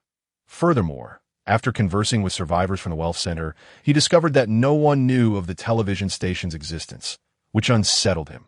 Yet he could not articulate his unease to Zhang Zilin. "Mutated frog, stay put down there." Once Yang Jiawei had departed, Zhang Zilin closed her eyes and continued to practice her newly acquired sensing ability. This skill was exceedingly practical, and she was grateful to Jiang Fan for it. Zhang Zilin found her thoughts drifting back to Jiang Fan. Magic Sea Film Academy, the Family District, Building 16. This was the final gathering point for the remaining survivors in the Family District, with over 200 survivors clinging to life within this building. Building 16 stood atop a low hill, comprising 20 floors. Its elevation allowed the upper floors to peak above the crimson mist. Room 1803. Eugene gazed fearfully at the floor, with the crimson mist rising. It had already enveloped the 18th floor. She yearned to relocate upstairs, yet the upper levels housed school leaders and several formidable ability users, leaving her feeling unworthy, were it not for her healing ability and her position as an associate professor. She would not have qualified for the 18th floor at all. Oh dear. What to do? Su Jin sat forlornly at the table, propping her delicate face with her hands. She recalled the whispers she had overheard yesterday. Rumors of an invisible monster within the school that devoured people without leaving a trace, dragging survivors away daily. As of yet, no one had glimpsed the true form of the enemy. Eugene shivered. Who can come to my rescue? Before long, Jiang Fan arrived a few meters beneath the mutated frog. The creature detected his presence and croaked loudly, issuing a clear warning. Jiang Fan remained unfazed, his gaze fixed coldly on the mutated frog. First, he unleashed a surge of vitality. 100. In an instant, his entire being radiated brilliance within his perceptive field. Come on, let us fight. Jiang Fan drew a rebar and erupted from the ground with ferocity. The rebar pierced the earth, striking the soft underbelly of the mutated frog. Puff! The rebar slid off the frog's skin, failing to penetrate. Its skin was too slick, coated in mucus. Jiang Fan's expression shifted slightly. Nevertheless, even without a sharpened tip, the rebar was akin to a spear in Jiang Fan's powerful grip. Despite not breaking the skin, it still inflicted considerable pain. Croak! The mutated frog cried out in agony. Unable to reach its opponent below the abdomen, Ikati leaped several meters away, retreating into the crimson mist, silent, and observing Jiang Fan with mysterious means that in its experience, this distance rendered it invisible to the enemy. Little did it know that, in Jiang Fan's perception, it shone like a beacon. Jiang Fan sneered. Clever beast. Suddenly, the mutated frog opened its mouth, and its tongue shot forth. The distance was too short for Jiang Fan to react, and in a flash he instinctively raised the rebar to block himself. Bang! The tongue collided with the rebar, bending it into a U shape. Simultaneously, the tongue exerted immense adhesive force, yanking the rebar back with ferocity, causing Jiang Fan to be dragged uncontrollably towards it. Before him loomed the mutated frog's gaping maw. You want to eat me? Jiang Fan's eyes narrowed, and a supermarket shelf materialized within the creature's wide mouth. Crunch! The mutated frog bit down hard, jolting in pain as it immediately spat out the bloodied shelf, releasing the rebar in the process. Jiang Fan glanced at the U-shaped rebar in his hand, tossing it into his storage space before retrieving a massive construction hammer. If a sharp weapon won't do, then I'll use a blunt one. If 100 won't suffice, then let's go for 200. Unleash in an instant. Jiang Fan was brimming with power. The mutated frog glared at him with hatred, stomping down. Jiang Fan nimbly retreated 2 meters. Boom! The frog's webbed foot struck the ground, missing entirely. The hammer followed closely behind. Bang! It struck the mutated frog's foot with tremendous force. Bones shattered and flesh tore, the hammerhead sinking deep into the blood and tissue.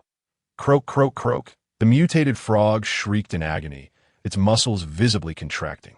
In pain, it lifted its foot abruptly. A tremendous force surged, sending Jiang Fan, along with the hammer, flying several meters away. Boom! Jiang Fan crashed against the outer wall of the building, feeling a sharp pain in his chest as his vital energy surged. Fueled by determination, Jiang Fan activated a higher level of vitality, explosion point 400. Unleash! He forcefully kicked off the wall, propelling himself back through the air like a bolt of lightning. The wall was directly punctured beneath his feet. Die, you bastard! Jiang Fan growled, wielding his iron hammer and bringing it down with tremendous force. The mutated frog immediately lashed out its tongue, striking the hammer with a resounding metallic clang. Duong! Get down! Jiang Fan exerted himself once more. The thick tongue could not withstand the immense power being pushed down towards the ground, along with the mutated frog, which was forced to lie flat. Bang! The mutated frog, struck by fear, turned and fled, leaping like a cannonball to a distance of several meters, its speed far surpassing that of Jiang Fan's sprint. Thinking of escaping? Not a chance. Willpower link. Activate. Jiang Fan's consciousness forcibly broke through the mutated frog's mental barrier, dragging its awareness into a blank realm of thought. Just as the mutated frog was about to leap again, it suddenly found itself suspended in a void, panic-stricken and flailing its limbs. Its physical body fell to the ground with a thud. Jiang Fan felt his energy rapidly depleting. Even the weak will of the mutated frog consumed a tremendous amount of effort to pull its consciousness. He hastily severed the willpower link and simultaneously caught up with the mutated frog, bringing the hammer crashing down upon it. Bang! Bang! The mutated frog was disoriented by the blows, whimpering helplessly on the ground. After delivering dozens of strikes, Jiang Fan realized that its tough skin and thick flesh, coated with a slippery mucus, rendered the hammer's impact less effective, causing it to slide off and lose much of its force. Without hesitation, he produced a stun grenade. Vaporize! Jiang Fan, expending massive physical strength, thrust his arm through the mutated frog's skin and skull. Inserting the grenade into its brain, he quickly withdrew his arm. Boom! A muffled explosion ensued. The mutated frog's eyes bulged, blood oozed from its 7 orifices, and its body convulsed violently. Moments later, thud! The mutated frog collapsed onto the ground. Finally lifeless. Phew! Jiang Fan deactivated his blood burst, breathing heavily. The brief skirmish had drained a significant portion of his stamina. This explosive combat was exceedingly taxing on the body. Fortunately, the outcome was favorable. He had finally slain the mutated frog. A faint smile graced Jiang Fan's lips as he stored the creature's corpse in his spatial pocket. Zhang Zilin remained silent. Ding Zhengli was still dead. The other injured individuals had also perished. Only one young man, who had been bitten by a giant mosquito, managed to survive the night. However, he was now running a high fever, and no one knew how much longer he would last. Du, filled with guilt, apologized. "I'm sorry, Officer Zhang." Zhang Zilin sighed, shaking her head. "It's not your fault. The virus has evolved too rapidly, rendering previous medications somewhat ineffective." The onlooking survivors felt a chill in their hearts. The outside world was perilous. Even with medicine and doctors, injury often led to death. The thought of the television station being over 10 kilometers away filled them with dread. They had barely traveled short distance, and half of them were already dead. Even that ability user, Liu Gangfeng, had perished. How many would remain by the time they reached the television station? Doubt began to take root in the minds of the crowd, when considering their previous entrapment in the Pinghai Road police station. Shrouded in the ominous red mist, they felt that the Wealth Center was a far more appealing option. The expansive view from the heights of the Wealth Center made them question the significance of heading to the television station. Moreover, even if they did reach the station, would there be sufficient food? Absolutely not. The atmosphere of the room was stifling. Just then, Yang Jiawei suddenly looked up and said, "Boss, it seems like the mutated frog downstairs is fighting." Soon, the air was filled with the intense croaking of the mutated frog. It sounded as though the mutated frog was at a disadvantage. Zhang Zilin, taken aback, hurried downstairs, cautiously checking on the 3rd floor. The mutated frog was nowhere to be found. She observed carefully for several minutes before descending to the 1st floor. The ground was littered with blood, debris, and crushed vegetation. It appeared that the mutated frog had engaged in a battle with some other creature and had suffered losses. Zhang Zilin felt a shiver of fear. What kind of mutated creature could it be that even the formidable mutated frog could not overcome? However, she did not dwell on it, taking advantage of the frog's absence. She resolved to leave immediately. Zhang Zilin hurriedly ascended the stairs, addressing the survivors. "The mutated frog is currently absent. I plan to leave. Those who wish to join me, gather your belongings. We will depart in 10 minutes." Were they really leaving? The group that had followed Zhang Zilin exchanged glances. The survivors in Building B merely watched with indifference. Such a time, walking over 10 kilometers to the television station? That would be courting death. They had no intention of going. Only 6 students from the MO High Film Academy had firmly decided to leave. Liang had offended Jiang Fan. It was only a matter of time before Jiang Fan sought revenge. They hurried to distance themselves from that formidable figure. Zhang Zilin surveyed the crowd. Noticing that only about 10 individuals began to prepare their belongings, she felt a twinge of disappointment, but also a sense of relief. There had been too many survivors before. She truly could not protect them all. Fewer people meant a greater chance of survival, she hoped. After some contemplation, Zhang Zilin decided to bid farewell to Jiang Fan and ascended to the rooftop, gathering her strength before leaping once more. Jiang Fan had expended immense effort to sever one of the mutated frog's legs, from which he cut off several chunks of meat that a group of women gathered around. exclaiming, "Wow, this frog is enormous. Brother Jiang is truly impressive to have killed such a giant creature. Can a mutated frog be eaten?" Jiang Fan was uncertain. He cut the meat into egg-sized portions, the peculiar aroma wafting through the air. Bai Yin and Ku Lu stared intently at the frog meat, their mouths watering uncontrollably. Jiang Fan tossed 2 pieces to the dogs. Bai Yin and Ku Lu immediately devoured them with delight. Once they finished, they gazed at Jiang Fan, seemingly hoping for more. After waiting a few minutes without any signs of poisoning, he concluded that at least there were no lethal toxins. Should he descend and find a survivor to test it? He skewered the meat on a steel stick and began roasting it, seasoning it with cumin, chili, and salt, slathering it with lamb fat, the fire crackling and sizzling. Before long, the meat was cooked, its aroma surpassing that of raw flesh. The women watched curiously, unable to suppress their saliva, yet none dared to voice their desire to eat. Just as Jiang Fan was about to take the roasted meat downstairs to find someone to test it on, he suddenly spotted Zhang Zilin jumping over again, landing in the same room on the 20th floor. An idea struck him. Why not let Zhang Zilin try it? If she were poisoned well, that was of no concern to Jiang Fan. After all, Zhang Zilin was merely a pawn he had sent out, and he was well prepared for her potential demise.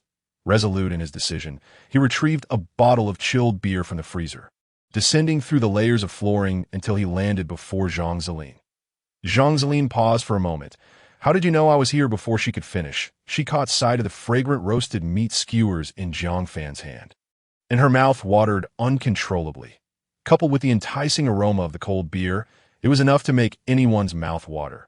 Fresh meat was a rare and invaluable commodity in these times. She wondered how Jiang Fan had managed to preserve it. Jiang Fan smiled warmly. "I'm currently roasting meat and happen to see you coming by. Would you like some?" Zhang Zilin quickly shook her head, politely declining. "No, thank you." Having not eaten meat for several days, she found it hard to resist swallowing her saliva, her cheeks flushing with embarrassment. Jiang Fan pressed a skewer of meat and the chilled beer into her hands, enthusiastically urging her, "Go on, eat up." Zhang Zilin stared intently at the roasted meat, struggling to refuse. "Isn't this inappropriate?" Jiang Fan chuckled. "Not at all. I have plenty at home." All right then. Zhang Zilin could no longer suppress her craving for the delicious food. Quickly devouring in just a few minutes, 10 skewers of meat disappeared into her stomach. Ding! Zhang Zilin consumed 5 pounds of mutated frog meat, returning 4,000 pounds, having been placed in her personal space. Jiang Fan watched with a smile as Zhang Zilin's face turned slightly red, feeling a bit embarrassed. However, having already indulged, she soon let go of her reservations and gulped down the beer with gusto. The cool beverage rushed down her throat, sending a delightful chill from her mouth to her stomach, causing her eyes to squint in pleasure. Ding! Zhang Zilin consumed 1 bottle of chilled Chihuahua beer, returning 800 bottles. It has been stored in her personal space as the weather gradually shifted towards summer, becoming increasingly sultry day by day. Barbecues paired with ice-cold beer were undoubtedly the epitome of earthly bliss. Reflecting on the mundane fare she typically consumed, Zhang Zilin felt a flicker of uncertainty. Should I not stay? Perhaps living beside Jiang Fan wouldn't be so bad after all. Yet, she swiftly dismissed such thoughts. No, I must head to the official rescue point. Only then can I save more survivors in the future. Thank you. What kind of meat is this? It's delicious, Jiang Fan replied with a smile. It's marinated lamb, quite tender. He was pleased to see that after eating the meat, the yellow glow surrounding Zhang Zilin had completely vanished, and the green light became even more vibrant, surprised that Jiang Fan had used her to test the poison. Zhang Zilin nodded and said, "Thank you for your hospitality. If the opportunity arises, I shall repay you in the future. However, I must take my leave now." Jiang Fan inquired with a grin, heading to the television station. Zhang Zilin, satisfied, rubbed her full stomach and replied, "Yes, that mutated frog, having fought with someone, is not downstairs at the moment, so I must seize this chance to leave. You must be cautious while remaining in this neighborhood." "Mutated frog? It has already entered your belly," Jiang Fan said, opting not to elaborate further. Merely smiling, "I will be careful." Zhang Zilin cast a deep glance at Jiang Fan, the first and only man in her life. Anger, it was hard to say, as she had sought trouble herself, If she couldn't defeat others, she had to accept it. Affection? That was even less likely. They had only known each other for 2 days, lacking any emotional foundation. Moreover, this man had a lecherous reputation, harboring a horde of women in his home. Jiang Zilin hesitated. Jiang Fan produced several boxes of ammunition and handed them to Jiang Zilin. This should be useful to you. Jiang Zilin acknowledged that living longer would allow her to gather more information. With an increase in her green aura, she thanked him. Thank you. I shall take my leave now. Goodbye. Jiang Zilin nodded and turned to depart. She ascended the stairs to the rooftop, glancing back at the stairway entrance. Jiang Fan had not followed her. Sigh. A twinge of disappointment washed over Jiang Zilin as she sighed. In this era, a farewell might very well be eternal. However, she quickly rallied, collected her emotions, and prepared to leap back. For some reason, after consuming the meat, she felt an influx of strength coursing through her body. Perhaps it had been a long time since she last ate meat. Jiang Zilin thought little of it. A few minutes later, she descended with a group of fewer than 10 individuals, plunging into the dense forest. Jiang Fan, having sensed her departure, finally felt at ease. He returned home and instructed Su Mengqian to grill 20 kilograms of mutated frog meat. He then distributed it among the survivors downstairs, proclaiming, "Everyone has had a tough time. This round of lamb skewers is on me." The crowd was filled with delight. Most had already resorted to consuming the Li Qingchuan brand of excrement-flavored shepherd's purse to stave off starvation. Having finally tasted real meat, they were overwhelmed with emotion, tears of joy brimming in their eyes. Everyone eagerly devoured their portions. Only a few remained cautious, refraining from immediate consumption. Could Jiang Fan be so kind-hearted? Once they observed others eating without any adverse effects, they too could no longer resist. The aroma of grilled meat was simply too tantalizing. Moreover, with everyone's eyes gleaming green, they were fixated on the skewers in their hands. If Jiang Fan had not been present to maintain order, a robbery might have ensued. They had no choice but to hastily indulge. Jiang Fan felt satisfied as he watched everyone eat before departing. He would not feel secure with only Jiang Zilin as a test subject. After all, she might be an exception that a sufficient number of test samples were necessary to ensure comprehensive safety. Only when everyone remained unharmed would he dare to try the mutated frog meat. Finding an unoccupied room, he passed through the wall and opened a portal, stepping into the subspace. The MO High Film Academy was situated here. Jiang Fan casually designated a landing point. Upon exiting the portal, he found himself somewhat off target. He was over 100 meters away from the MO High Film Academy, in a commercial street outside a nearby residential area. Shops lined both sides of the road, now enveloped by layers of dense vegetation, with only the signs of the stores faintly visible.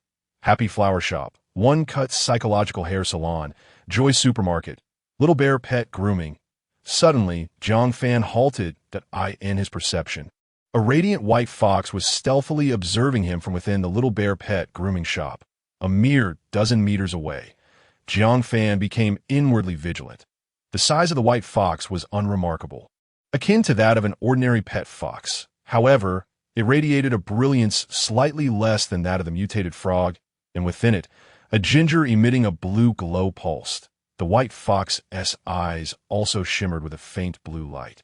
Utilizing some form of ocular technique to scrutinize Jiang Fan through the thick red mist, Jiang Fan refrained from turning back, feigning ignorance of the white fox's presence as he continued forward, keeping his perception firmly fixed on it. Ultimately, the white fox did not launch an attack, instead retreating into a hole to vanish. Jiang Fan breathed a sigh of relief and promptly sank underground. Making his way towards the MO High Film Academy, bang! The door to Su Jin's room was knocked on urgently. "Su teacher. Su teacher. Open the door quickly. Teacher Chui may not last much longer. Please save him." Su Jin rushed to the door, her heart racing, as a group entered, carrying a blood-soaked male teacher. It was none other than Professor Chui Yang from the biology department. Chui Yang's face was ashen, unconscious, with a thick insect claw embedded in his chest, blood gushing forth. Su Jin was taken aback. What happened? One individual quickly explained. A giant beetle-like creature ambushed Teacher Chui. It was at least a meter tall and could fly. Thankfully, we were quick on our feet, Otherwise, as he spoke, he was suddenly shoved aside. Step aside, step aside. Can't you see I'm injured? A squat, portly woman pushed her way to the front, glaring at everyone. What are you all staring at? Do you have any sense? The crowd felt indignant but dared not speak. This woman was Ding Yuxiu, the wife of Principal Liu Ping. She was also the most powerful ability user among the survivors of the school. Unlike Su Jin's healing abilities, Ding Yuxiu possessed formidable combat skills. She could transform her entire bulk into muscle during battle, her skin becoming as tough as pigskin, making her an incredibly fierce fighter. With this ability, Ding Yuxiu, alongside Liu Ping, firmly held the leadership of the Mo High Film Academy survivors. She boldly sat before Su Jin, revealing arms as thick as a man's calf, a 1-inch superficial scratch martyr arm, barely bleeding. Ding Yuxiu impatiently exclaimed, Su Jin, hurry and heal me. It hurts terribly. Su Jin glanced at her, feeling speechless. If she had arrived any later, the wound would have healed on its own. However, knowing Ding Yuxiu's domineering nature, Su Jin dared not refuse and timidly suggested, perhaps, Teacher Ding, you could wait a moment while I treat Teacher Cui first. He is in critical condition. A male teacher chimed in. Yes, let Su Teacher attend to Teacher Cui first. Teacher Ding, you seem fine, so please wait, fine? Ding Yuxiu glared fiercely, her face contorted with rage. What if I get infected? The viruses are rampant. It's not like you're the one getting hurt. Wait for what? Hurry up and treat me. As she spoke, she slammed her hand down on the table. Bang! Su Jin flinched in fright, shrinking her neck in fear. Okay, I'll treat you first. Ding Yuxiu smugly extended her hand, fully aware that Su Jin's stamina would struggle to sustain treatment for both individuals consecutively. If Cui Yang is treated first, when will it be her turn? What if she gets infected? She has no intention of taking even the slightest risk as for Cui Yang's life or death. It is of no concern to her. The crowd was filled with silent resentment. This woman, relying on her formidable combat prowess, alongside the ruthless Liu Ping, had always acted with impunity. What further incensed the others was that although Ding Yuxiu was strong, she was invariably the first to flee when danger arose, rarely contributing anything of value. Yet upon returning from a food search, she would leverage her status as an ability user to claim that without her protection, it would be impossible to gather so much food, promptly seizing the finest spoils for herself. No one dared to voice their disapproval of Ding Yuxiu's actions. When she unleashed her abilities, she became as strong as an ox, not someone an ordinary person could contend with, and the other two ability users dared not oppose her. Just then, a voice rang out. Make way. The crowd turned to see a tall, slender man in black clothing. The principal, Liu Ping, feigned a glance at Cui Yang before saying, Teacher Su, please treat Teacher Ding first. She was injured while protecting Teacher Cui, and she's also our strongest combat force in case of danger. We will need Teacher Ding to safeguard everyone, right? The crowd internally scoffed. Protecting Ding Yuxiu always fled first during crises. Didn't she? However, under Liu Ping's cold gaze, no one dared to speak out. Su Jin timidly replied, All right, fine. She was reluctant to delay, eager to treat Ding Yuxiu and then attend to Cui Yang. Cui Yang's complexion was growing increasingly dire. She could not hold on much longer. Su Jin placed her hand on Ding Yuxiu's arm, a green glow emanating gently as the wound healed rapidly. Within mere seconds, it was as if it had never existed. Not even a scar remaining. Ding Yuxiu wiped away the blood, her skin showing no trace of injury, and she finally stepped aside with satisfaction. Su Jin felt drained, her complexion paling slightly. The crowd looked on with envy at Su Jin. Her ability was astonishingly powerful. Liu Ping quickly changed his expression, urging, Teacher Su, please treat Teacher Cui without delay. She is on the brink. Su Jin gasped for breath, darkness clouding her vision. She realized she was experiencing symptoms of low blood sugar. Let me rest for a moment. The exertion from the treatment had been immense, and her poor nutrition during this time made it difficult to sustain continuous healing. The crowd offered words of comfort to Su Jin. Teacher Su, if you're tired, take a break. Teacher Su, here SA candy. Just found it outside. Everyone was eager to appease Su Jin, as no one knew when they might need her life-saving abilities. Liu Ping, with a righteous demeanor, said, Teacher Su, please hold on a little longer. You are our only doctor. If something happens to Teacher Chui, her partner will inevitably. Su Jin felt a deep sense of injustice. That wasn't it you who insisted I treat Ding Yuxiu first. Now you are blaming me? Yet, she could not bear to see Chui Yang perish. They were colleagues, and Chui Yang was a decent person. As Eugene steadied herself against the table, feeling a bit unsteady, prompting a female teacher to quickly reach out and support her. Ding Yuxiu, who had always disliked the beautiful Su Jin, scoffed disdainfully. Humph. What are you trying to portray, a delicate flower? Su Jin felt a surge of anger, but could do nothing but bite her lip. Take a few deep breaths, and then press her hand against Chui Yang's chest and take tea that moment. Chui Yang's breathing ceased as Eugene panicked, checking for a pulse at Chui Yang's neck, shaking her head in despair. The room fell into an eerie silence. Ding Yuxiu's face darkened. Damn it! How could Chui die? She was no fool. She understood that with Chui Yang's death, everyone would direct their grievances toward her. Indeed, all eyes turned to Ding Yuxiu with discontent, their gazes sharp and accusatory. Ding Yuxiu, flustered, exclaimed, Why are you looking at me? This is not my fault. It was Su Jin who was too slow in her treatment. The crowd's disdain deepened. They were not fools and could see the situation clearly. Lu Ping's expression shifted slightly, and he hastily added, Alas, once a life is lost, it cannot be revived. Teacher Su, please do not blame yourself. His words covertly shifted the blame onto Su Jin, as Eugene felt deeply aggrieved. But her timid nature prevented her from voicing any protest. Clapping echoed through the room. Marvelous, simply marvelous. The crowd turned to see a handsome young man with a sunny disposition stepping into the room. It was Jiang Fan, who entered with a smile, saying, Old man, you've orchestrated this disaster beautifully. Liu Ping's expression darkened as he retorted, Young man, how dare you speak like that? Which department are you from? I don't recall seeing you before.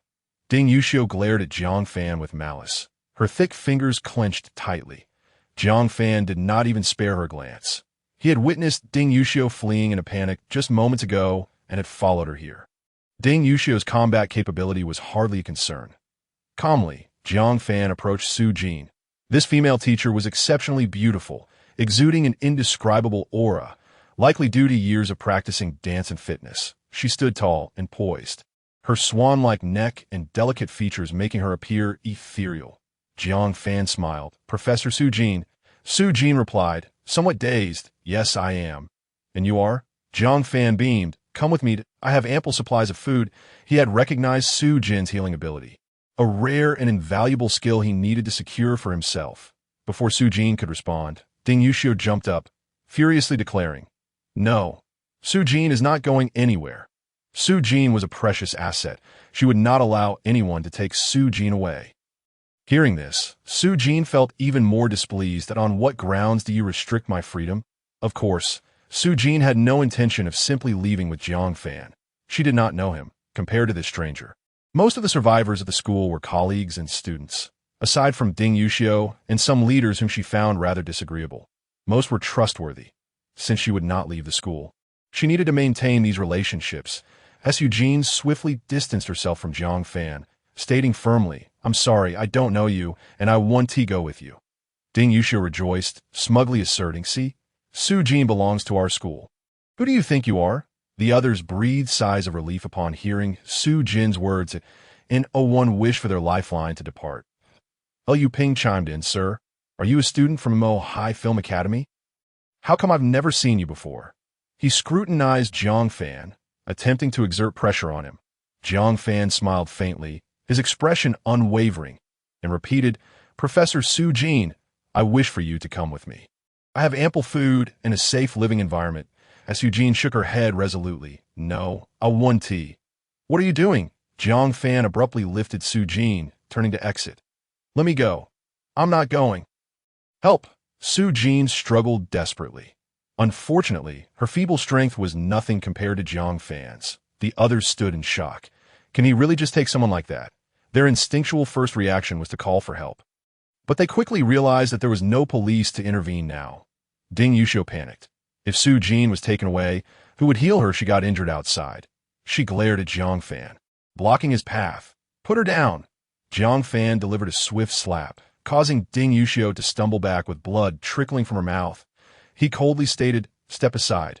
Ding Yuxiu was furious. "How dare you hit me? You actually dare to strike me? I'll fight you." In an instant, Ding Yuxiu's body transformed, her excess flesh morphing into solid muscle as she charged at Jiang Fan, throwing wild punches that you're asking for death. Jiang Fan's gaze turned icy, and with a quick counter, he struck Ding Yuxiu squarely in the face. Crack! Boom! Ding Yuxiu was sent flying, crashing hard against the wall before crumpling to the ground, defeated. What? Teacher Ding has been defeated? The crowd was struck with horror as they beheld Ding Yuxiu's entire face sunken in. Gasping for breath with more exhalations than inhalations, Shiyin was rendered utterly dumbfounded at the MO High Film Academy. Thanks to the early organization of the faculty for self-preservation by the school leadership, although they endured hunger and some perished for various reasons, such brutal slaughter had ultimately been averted. She could hardly fathom that the survivors outside had resorted to such murderous extremes. Jiang Fan, however, would not let the matter rest to eradicate the roots of the problem. Once violence was initiated, the enemy must perish, with abilities as diverse as they come. Who could tell if Ding Yuxiu could recover? He refused to leave any potential future threat. Jiang Fan advanced and delivered a fierce lateral kick. Bang! Crack! Ding Yuxiu's neck twisted at an unnatural angle of 90 degrees, resulting in instant death. Shiyin fainted on the spot in terror. A heavy silence enveloped the scene, allowing Jiang Fan to carry Shiyin out the door unimpeded. Liu Ping trembled in fear, not daring to utter a word at that moment. Two ability users rushed down from upstairs in a state of panic, shouting, "Who is causing trouble? Is it you, you little brat?" Before they could finish, they caught sight of Ding Yuxiu's lifeless body, causing them to shudder uncontrollably, speechless. Ding Yuxiu had been killed by him. In mere seconds? Despite their powers, they were unable to contend with Ding Yuxiu, so how could they dare confront Jiang Fan? Jiang Fan cast a calm glance in their direction. The two were nearly paralyzed with fear, willingly parting to create a path, not daring to obstruct him in the slightest. Wise decision, Jiang Fan remarked with satisfaction, carrying Shiyin downstairs, and with the attention of a throng of survivors upon him. He gracefully stepped into the crimson fog. Only after Jiang Fan departed did Liu Ping rush to Ding Yuxiu's corpse, his heart swelling with shock and rage, feeling as if the world were ending. He understood that his recent actions had incited public outrage, but as long as Ding Yuxiu was by his side, he felt unafraid. Now that she was dead, Liu Ping sensed impending doom, and in his fury, completely lost his composure, pointing an accusatory finger at the two ability users and shouting, "Why didn't you apprehend that brat? He killed Teacher Ding. He must be executed." The two exchanged puzzled glances. "What the hell? That's your wife. You expect us to take revenge while you sit back and do nothing? Dream on," the middle-aged ability user retorted with irritation. "Principal Liu, let us not put it that way. That guy is incredibly powerful. Even Teacher Ding couldn't defeat him. How could we possibly handle him?" The younger ability user's demeanor shifted, coldly fixing his gaze on Liu Ping. Previously, they had referred to him as Principal due to Ding Yuxiu's formidable prowess. But with her demise, what did his title matter? What school remained now? And execution. Not even a police officer could be found. What good was that? Liu Ping, his bravado crumbling, spat vehemently. "Nonsense. Just because you can't win doesn't mean you shouldn't try. Can't you at least put in some effort? Such thinking is perilous. As powerful ability users, you should lead by example. When faced with danger, one must rise to the challenge and resolutely protect the collective safety." The younger ability user found his disdain growing that he was merely a newly appointed lecturer, consistently relegated to the lowest tier of the ecological chain within the academy. He received no benefits, and all the dirty work fell upon him. After the crimson fog descended, he finally acquired abilities, only to be oppressed by Liu Ping and Ding Yuxiu through various means. Each time supplies were procured, he, as an ability user, received less than the older leaders. This had long since bred profound dissatisfaction within him. Now, with Liu Ping's unfounded tirade, flames of anger ignited in the young man's eyes. How absurd! I was bullied without powers, and now that I possess them, I am still bullied. What was the point of gaining these abilities? Liu Ping continued his hollow rhetoric, attempting to buy himself time for thought. Just yesterday, I convened a meeting to unify our thoughts. How can you all forget how the organization has educated you? He failed to notice that the young ability user's fists had quietly clenched that moment. A middle-aged woman rushed in, panic-stricken, throwing herself on a Chui Yang. Old Chui. Old Chui, how could you die? What will become of me and the child if you're gone? Woe is me. Liu Ping found himself halted, panic rising within. A kind-hearted female teacher, her eyes reddened, offered consolation. Teacher Wang. Dante grieves so. One cannot resurrect the dead. Please accept my condolences. Teacher Wang wailed. Where's Su Jin? Why didn't she save my old Chui? A female teacher, a close friend of Su Jin, chimed in. Just now, Teacher Ding sustained an injury, but Principal Liu insisted that Su Jin must save Teacher Ding first. You know Su Jin lacks the stamina to treat two persons consecutively. Teacher Wang gazed at Liu Ping in disbelief. Principal Liu, is what Teacher Sun said true? Liu Ping hesitated, stammering, Teacher Wang. Actually, Teacher Ding's injury was quite severe as well. The young ability user interjected coldly. Indeed, it was quite severe. Had we arrived any later, the wound would have healed on its own. Liu Ping's expression shifted. Teacher Wang could no longer contain herself. Lunging at Liu Ping. Liu Ping, you heartless bastard. Liu Ping recoiled in terror, shielding his head as Teacher Wang tackled him to the ground. In a fit of rage, she mounted Liu Ping, one hand gripping his hair, the other clawing vigorously. Screech! Liu Ping cried out in agony, blood streaming from his face. Someone pull her off? Quickly, my face is ruined. I need disinfectant. The onlookers feigned attempts to restrain Teacher Wang, but their efforts were lackluster. The young ability user, amid the chaos, discreetly delivered two brutal kicks, leaving Liu Ping gasping for breath, unable to articulate a word. Minutes later, Liu Ping succumbed to unconsciousness. At last, the crowd managed to pull Teacher Wang away. Upon glancing at Liu Ping, they beheld a pitiful sight. His face, arms, and neck marred with blood, a chunk of flesh bitten from his shoulder. The gathering exchanged glances, recognizing the severity of his injuries. He was surely doomed. The young ability user silently reveled in the unfolding drama. Jiang Fan did not rush home. Instead, he ambled through the academy, carrying Su Jin while utilizing his perception to observe the other groups of survivors within the institution. A sizable group of survivors was located in Building 16, indicating that the nearby dangers were likely minimal, providing him a chance to assess the condition of other survivors. Should he encounter attractive women, he would bring them all back. If danger arose, he would flee. If escape became impossible, he could always abandon Su Jin as a shield. Couldn't he? Before long, Jiang Fan discovered 6 clusters of survivors scattered throughout the buildings of the Mo High Film Academy. The largest group comprised over a dozen individuals, while the smallest consisted of 7 or 8. Males predominated, with females in the minority. Furthermore, Jiang Fan noted that 3 of these survivor groups contained 1 to 2 ability users each, coupled with the 4 ability users among the Academy's faculty. The total count of ability users at the Mo High Film Academy nearly reached 10. Jiang Fan pondered. Is the proportion of ability users at the Mo High Film Academy truly this high? Then it struck him. No. It wasn't that there were more ability users here. Rather, the survivor groups lacking abilities had gradually perished, leaving only those endowed with powers that it was evident that all survivor groups would undergo this transformation.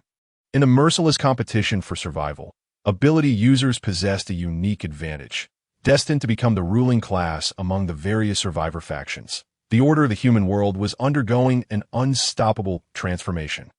At that moment, Su Jin stirred back to consciousness. She gazed around in terror, the surroundings shrouded in crimson fog, her vision severely limited. With a quivering voice, she cried out, Where are you taking me? Jiang Fan replied with a smile. I am taking you to enjoy a good life. Naturally, Su Jin was skeptical. Where could one enjoy life in such circumstances? Fearful, she pleaded, Can I not go? Please, let me be. Jiang Fan, with mischievous intentions, responded, What do you think? Su Jin's eyes brimmed with tears. Why are you forcing me? I'm just a foodie, incapable of anything else. I'll only waste your resources. Please, just let me go. I beg you. Big brother. This charming professor was quite endearing. Jiang Fan set Su Jin down, revealing a bag of beef jerky. Would you care for some? It's 5-spice flavored and mildly spicy. Quite delicious. Magic. Su Jin was momentarily bewildered, yet her mouth watered instinctively as she weakly replied, "Could I possibly have in satay flavor instead?" Jiang Fan was nearly in stitches, exclaiming, "All right." The 5-spice beef jerky vanished, only to be replaced by a bag of satay-flavored beef jerky. Su Jin looked on timidly, her throat continually swallowing in anticipation. Gulp! Jiang Fan tore open the packaging and handed it to Su Jin, saying, "Go on, eat." The delightful aroma of satay wafted through the air, unable to resist the temptation. Su Jin indulged herself, savoring the treat. Beef jerky was her favorite. Yet due to her years of dance practice and the need to maintain her figure, she had only dared to consume a tiny piece each day. Now, with the crimson mist enveloping them, even regular meals were a luxury, let alone indulging in beef jerky. The sudden appearance of the jerky left her utterly unable to restrain herself. Besides, there was no need to worry about her figure now.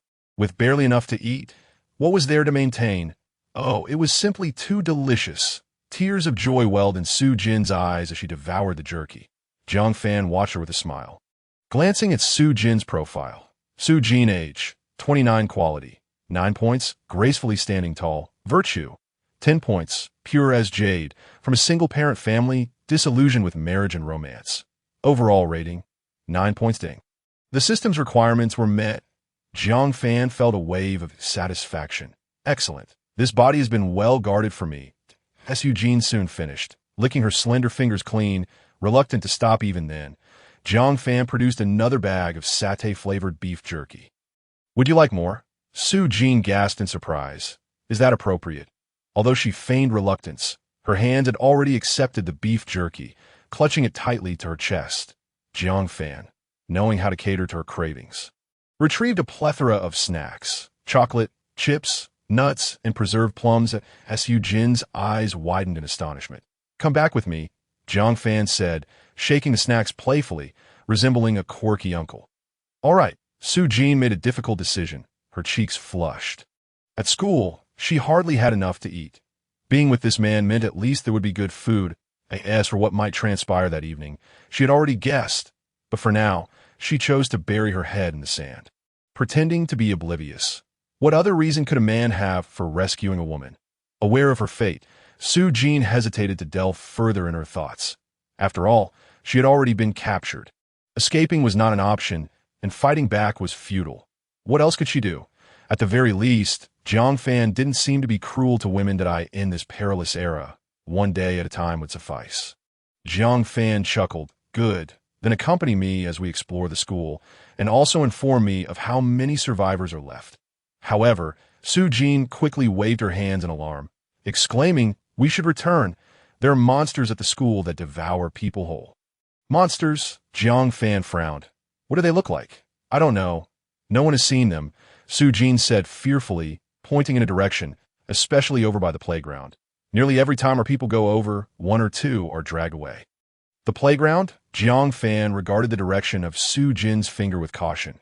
His perception spanned only 100 meters, and the playground was several dozen meters away, allowing him to see only its edges. Yet, he observed nothing unusual. Wait! Jiang Fan noticed an anomaly. The density of animals in the direction Su Jin pointed was markedly lower. Moreover, the closer one got to the playground, the fewer animals there were. Indeed, within the playground itself, the vegetation was lush, yet not a single animal could be found. Jiang Fan's skin prickled with unease. There was something decidedly strange afoot. He couldn't help but recall the eerie Third People's Hospital of Mo High. The situation at the playground bore a striking resemblance to that of the hospital's inpatient department.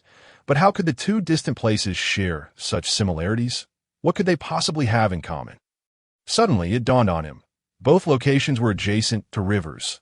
The Jinshiou River ran through Mo High City, with the Third People's Hospital and the Film Academy situated along its banks. The inpatient department of the Third People's Hospital was directly adjacent to the Jinshiou River. "Is the playground near the Jinshiou River?" Jiang Fan inquired swiftly as Eugene paused for a moment before nodding.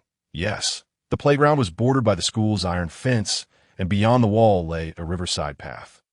On the other side was the Jiang River. That explains it. Jiang Fan was nearly certain that this anomaly was closely tied to the Jiang River. It must be that some creature from the river had crawled ashore. With the land animals and plants evolving so drastically, the creatures in the water would undoubtedly be no exception. On Earth, 70% of the surface was covered in water. Within the limitless ocean, some form of terrifying existence must surely arise. Jiang Fan declared decisively, "Let's go." With a swift motion, he tore open a blue membrane as Eugene stood there, dumbfounded. What? What is this?" Jiang Fan offered no explanation, pulling her through the blue membrane as Eugene stumbled in. Still bewildered, Jiang Fan didn't allow her to linger in the subspace. Quickly activating the anchor point at his home, as Eugene was pulled out again, still dazed, to her astonishment, she found herself in a luxuriously decorated room in the blink of an eye. A lavish feast adorned the table, the floor spotless, and the furniture impeccably clean. The room was also populated by several exceptionally beautiful women, all dressed in elegant attire, their exquisite makeup accentuating their diverse charms. Eugene was momentarily stunned. For a fleeting instant, she wondered if the apocalypse had ended and if she had returned to a civilized world. The women turned their curious gazes toward her. Suddenly, Lily exclaimed in surprise, "Teacher Su, what are you doing here?" Eugene replied in astonishment, "Lily, you're here too." Lily grasped Eugene's hand excitedly. "That's wonderful. Teacher Su, you're alive." She was the first familiar face Eugene had encountered since the apocalypse began. Coming from out of town, she had few friends in Mo High, and her parents and relatives had long since lost contact. Seeing her former teacher filled Lily with joy, Eugene felt a wave of relief wash over her upon seeing Lily. Encountering one of her students provided her with some comfort, though it also made her feel somewhat shy. Observing the room full of beauties, she realized the kind of person Jiang Fan truly was. Lily must have joined him as well. Would she too follow him in the future? Eugene's cheeks flushed crimson as she stole a glance at Jiang Fan. Unperturbed by the women's subtle thoughts, Jiang Fan began to scan the downstairs area for survivors. Thankfully, it appeared that no one had been poisoned thus far. This was indeed good news. What of Zhang Zeline? Jiang Fan planned to check on her condition later that evening and said, "Let's eat first, that's Mengqian," and the other women promptly responded, "All right, Brother Jiang." Jiang Fan took a seat at the head of the table, and the women arranged themselves in a circle according to their order of arrival. Eugene, feeling awkward and unsure of where to sit, looked around. Jiang Fan pointed to the last seat. "According to the order, you sit at the end." Bai Xinjia gently urged, "Teacher Su, come sit next to me." Eugene hesitantly took her seat. Only then did she carefully assess the abundance of food on the table. It was simply lavish: stir-fried shrimp, squid and sea cucumber soup, dompa pork, stir-fried peas, sweet and sour fish. There was an array of staple foods too, including noodles, steamed buns, rice, and dumplings. The beverages were equally plentiful, featuring cola, Sprite, green tea, purified water, beer, and liquor, all available. This feast in the pre-apocalyptic world would have easily cost over 2,000 yuan. In today's context, its value was immeasurable. Eugene gasped in shock, covering her mouth. She simply could not fathom that such delicacies were still available. Jiang Fan surveyed the gathering with satisfaction. Tang Xuerou, Mengqian, Lily, Liu Mengqian, Tian, Bai Xinjia, and Eugene. However, the table was nearly full, and the room felt somewhat cramped. Jiang Fan began to ponder that on this floor, aside from Tang Xuerou's family having a relatively well-decorated space, the others were rather ordinary. The issue of decor was secondary.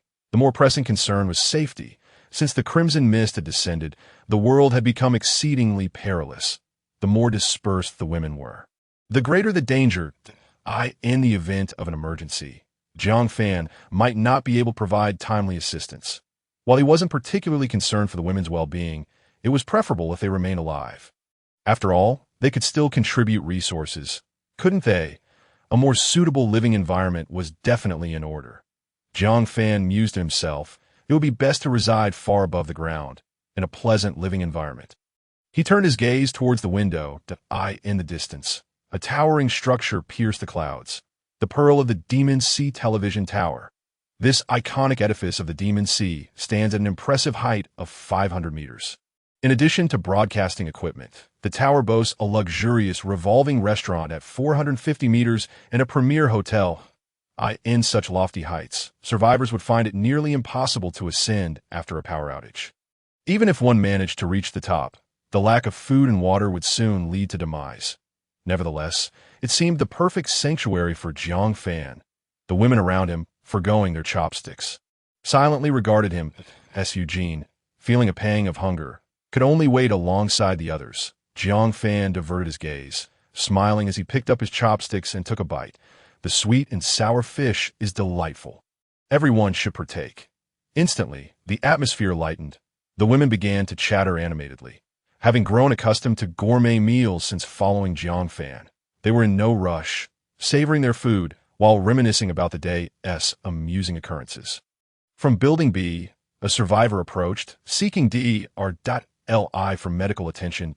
Dr. Li, a kind-hearted individual, informed him about the mutated shepherd's purse. Please, do not mention that repulsive thing during meals, he advised K. Liu had overeaten and was feeling unwell. Sister, Jiangge has given your lipstick. May I borrow it? Lily leaned closer to Su Jin, assisting her in picking up a few pieces of meat that Su Laosher. Do hurry, Su Jia's culinary skills are exceptional. Su Jin, feeling somewhat reserved, took a cautious bite, her appetite suppressed by her new surroundings. Lily paused after a couple of bites, sipping purified water while engaging Su Jin in conversation. Su Jin struggled to contain her urge to indulge, attempting to eat gracefully. Lily, why have you stopped eating? Oh, I've gained a pound. I cannot afford to gain more. Lily lamented, rubbing her abdomen. Look, Su Laosher, I've developed a little belly. It's all Su Jia's fault. Her cooking is simply too delectable. Su Jin was at a loss for words. Countless people outside are starving, and you're worried about gaining weight? She glanced at Jiang Fan, who was conversing with Su Mengqian, and cautiously inquired, Do you all eat like this every day? Lily casually replied, Pretty much that we're stuck here with nothing else to do, that a few of us sisters learned to cook from Su Mengqian. See, this braised carp is my creation. Su Jin gasped in surprise. So your food supply is plentiful? Lily chuckled. This is something we certainly cannot disclose to the survivors outside. However, since Jiangge has brought you here, you're one of us now, so I can share. Jiangge has a personal space. He foresaw the arrival of the red mist and prepared countless supplies in advance that we have enough provisions to sustain us for 10 lifetimes. So, you can enjoy your time here without worried. Su Jin's cheeks flushed. The student's blunt declaration of camaraderie made her feel somewhat uncomfortable. Simultaneously, she was astonished that Jiang Fan had known about the impending red mist. Why was that? As for the personal space, she was starting to believe it. Just earlier, Jiang Fan had magically produced a plethora of snacks, likely retrieved from this very space. I could see that moment. Su Jin observed Jiang Fan handing a black lychee to Su Mengqian, saying, Today's meal was splendid. This perceptive fruit is a reward for you. Su Mengqian beamed. Thank you, Jiangge. She cast a proud glance at the other women before savoring the black lychee, while the others offered congratulations. Jealousy simmered beneath the surface. What a vixen! Hussy! Imph! Just wait until I learn to cook. We shall see who revels next. Su Jin was astounded. Is that not the extraordinary fruit I consumed earlier? Such a coveted treasure, sought after by countless survivors, was so casually presented. Lily waved her hand dismissively. It's merely an extraordinary fruit. Jiangge has plenty.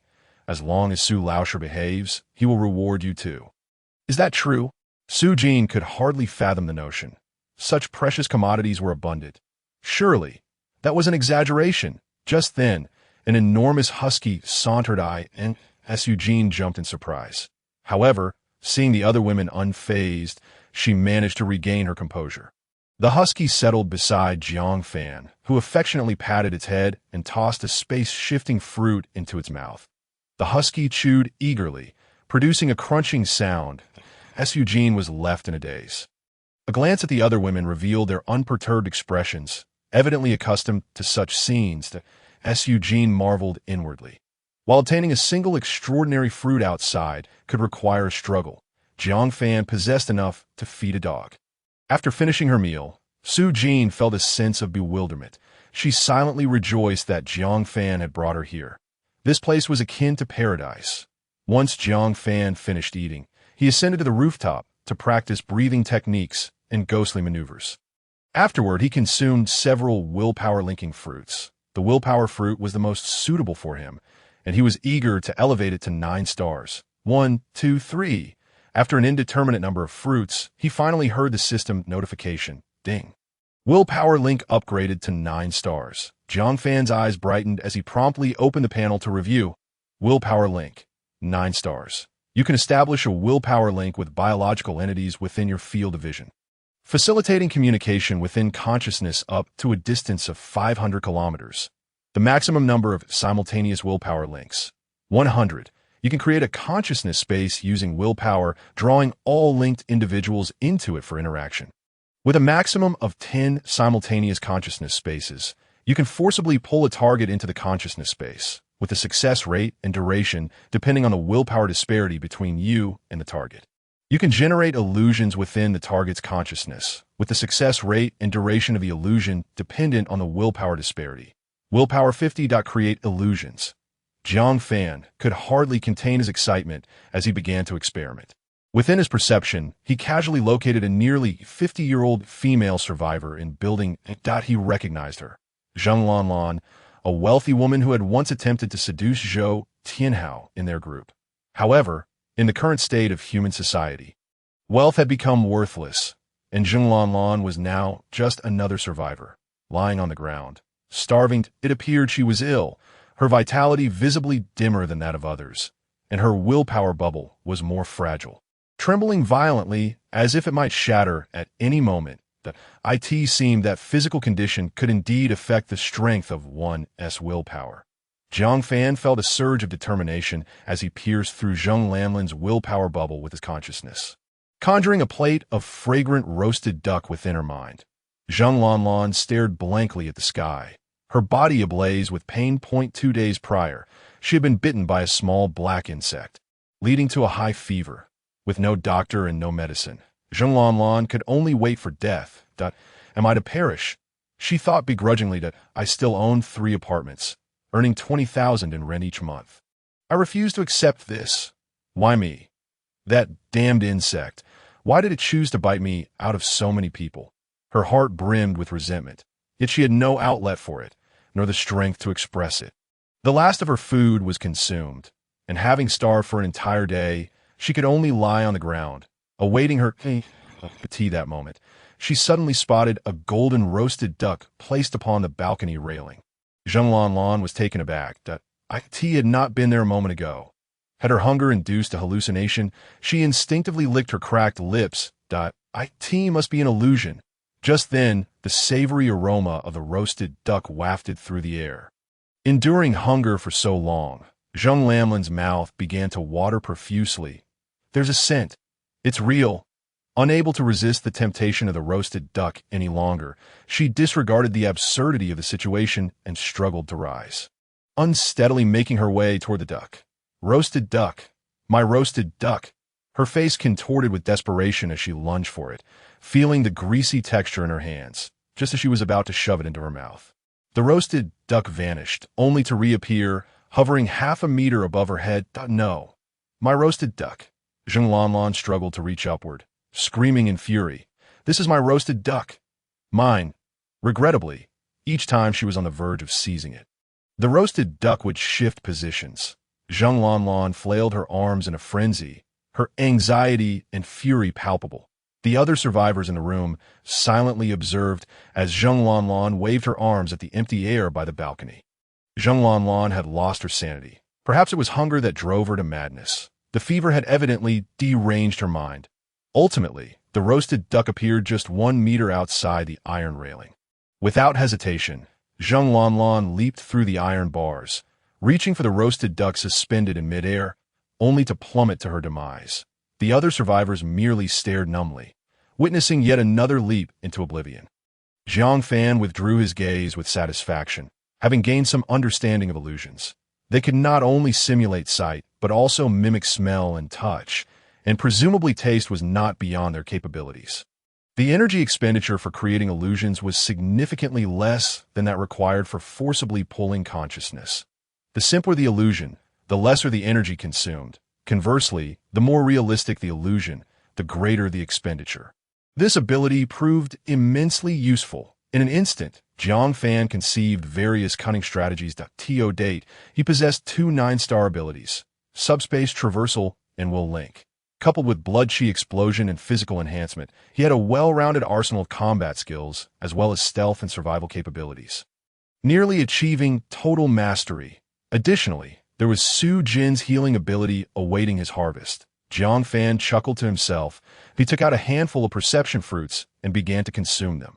Unfortunately, after a prolonged period of eating, he still did not ascend in rank. The sky gradually darkened. Jiang Fan prepared to practice his breathing technique a few more times before returning home to rest.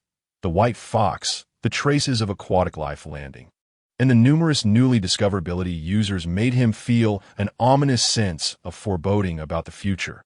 With increasingly formidable foes emerging, the world was becoming ever more perilous.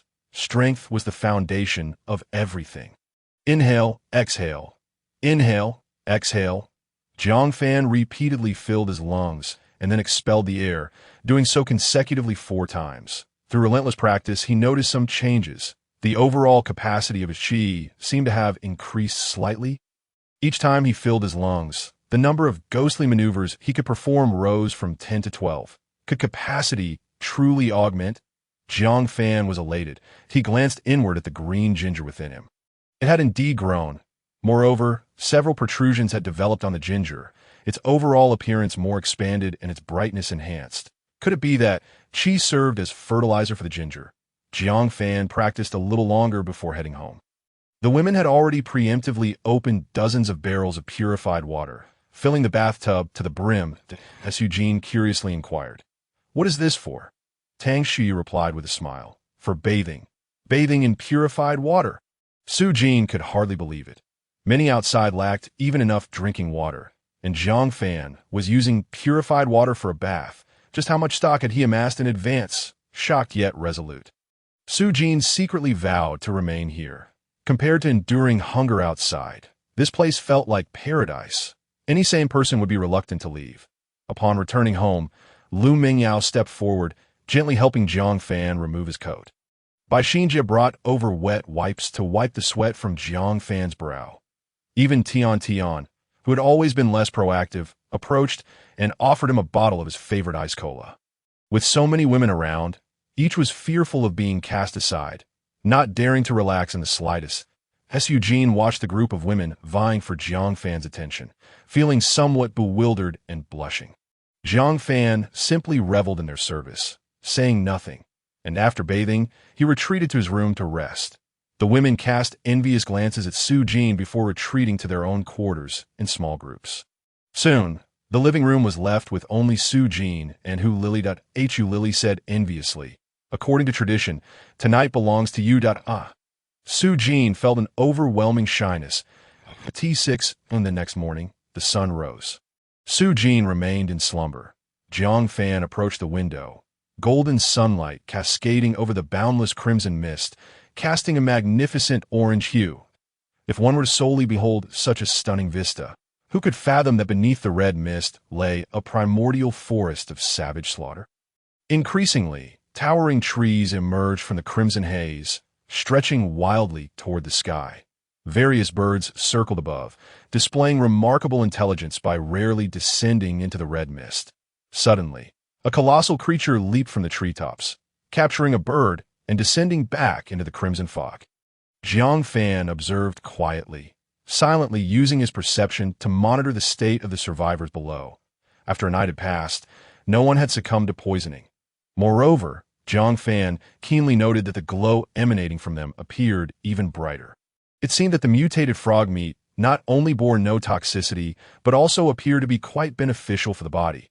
Jiang Fan inwardly rejoiced. How was Zhang Xiling faring? He opened a blue portal and stepped into the subspace. In the dim subspace, Zhang Xiling's anchor point shone like a beacon. Gazing at the anchor point, Jiang Fan discerned new applications for the subspace. Until now, Due to the 9-star subspace traversal ability, he could only teleport within a 5-kilometer radius. Thus, Jiang Fan could only perceive the subspace within that limit. Beyond 5 kilometers lay an infinite abyss of darkness. When Zhang Xiling ventured beyond that distance, she appeared to be enveloped in nothingness within the subspace. However, the anchor point on her illuminated a spherical area of approximately 100 meters radius, allowing Jiang Fan to see the landscape within that zone. Presently, Zhang Xiling's team was resting in an abandoned building. After a day had passed, 2 of the 10 individuals she had brought had vanished, presumably perishing along the way. The others remained asleep, and Zhang Xiling's glow appeared normal, seemingly showing no signs of poisoning. Wait, Jiang Fan suddenly realized he could actually see the glow of Zhang Xiling and her companions. This was the effect of his perception ability, and he was over 5 kilometers away from them. The range of perception was only 100 meters. Jiang Fan squinted, deep in thought. The perception range was 100 meters, and the illuminated spherical area of the anchor point was also roughly 100 meters in radius. Could it be that this illuminated range stemmed from perception? If so, could I interpret this way? The subspace does not count towards the perception distance. Perception could be transmitted and scathed through the subspace to the anchor point, and from there, extend 100 meters around the anchor point. In simpler terms, the anchor point functioned as a relay station, transmitting my perception ability to distant locations that a flash of insight struck Jiang Fan's mind. If the subspace did not factor into the distance, then the portal could also be considered a relay station. After all, while standing in the subspace, he could still perceive objects outside the portal. For instance, at this moment, he stood in the subspace, able to sense the women outside, as well as all objects within a 100-meter radius of the portal. In other words, the portal could indeed be regarded as a relay station for perception, transmitting the ability to any location within 5 kilometers.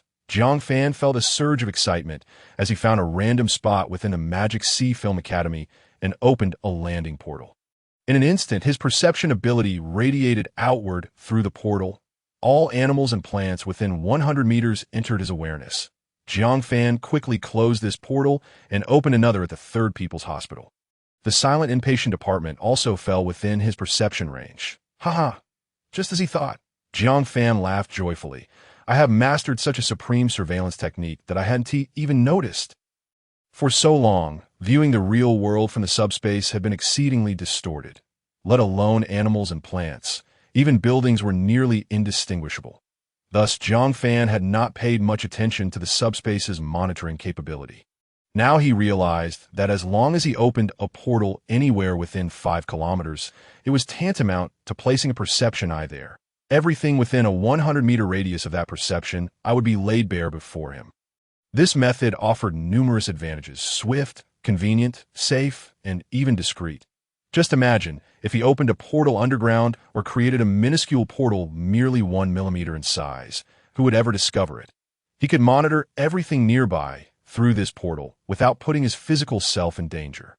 The only limitation lies in the number of times. The subspace traversal can only open doors 12 times a day. Jiang Fan was in high spirits as he stepped out of the subspace and returned to his room to review the gains from the previous night. Ding! 1 day ago, Su Jin consumed a pack of bread, returning 900 packs. It has already been placed into the portable space. Ding! 2 days ago, Su Jin consumed a pack of cookies, returning 900 packs. It has also been stored in the portable space. Ding! 3 days ago, Su Jin consumed a box of milk, returning 900 boxes. It has been added to the portable space. Ding! 13 days ago, Su Jin consumed a fruit of enlightenment. Life activation. Returning 900 fruits. It has been stored in the portable space. Fruit of enlightenment. Life activation 2 stars. Consuming it grants the ability of life activation. Repeated consumption of the same fruit may increase its star rating. Life activation. ISNT that akin to healing. Jiang Fan flipped his hand, revealing a black lychee, and without hesitation, consumed it. Life activation. 2 stars. You can consume the target's future vitality to quickly heal their current injuries.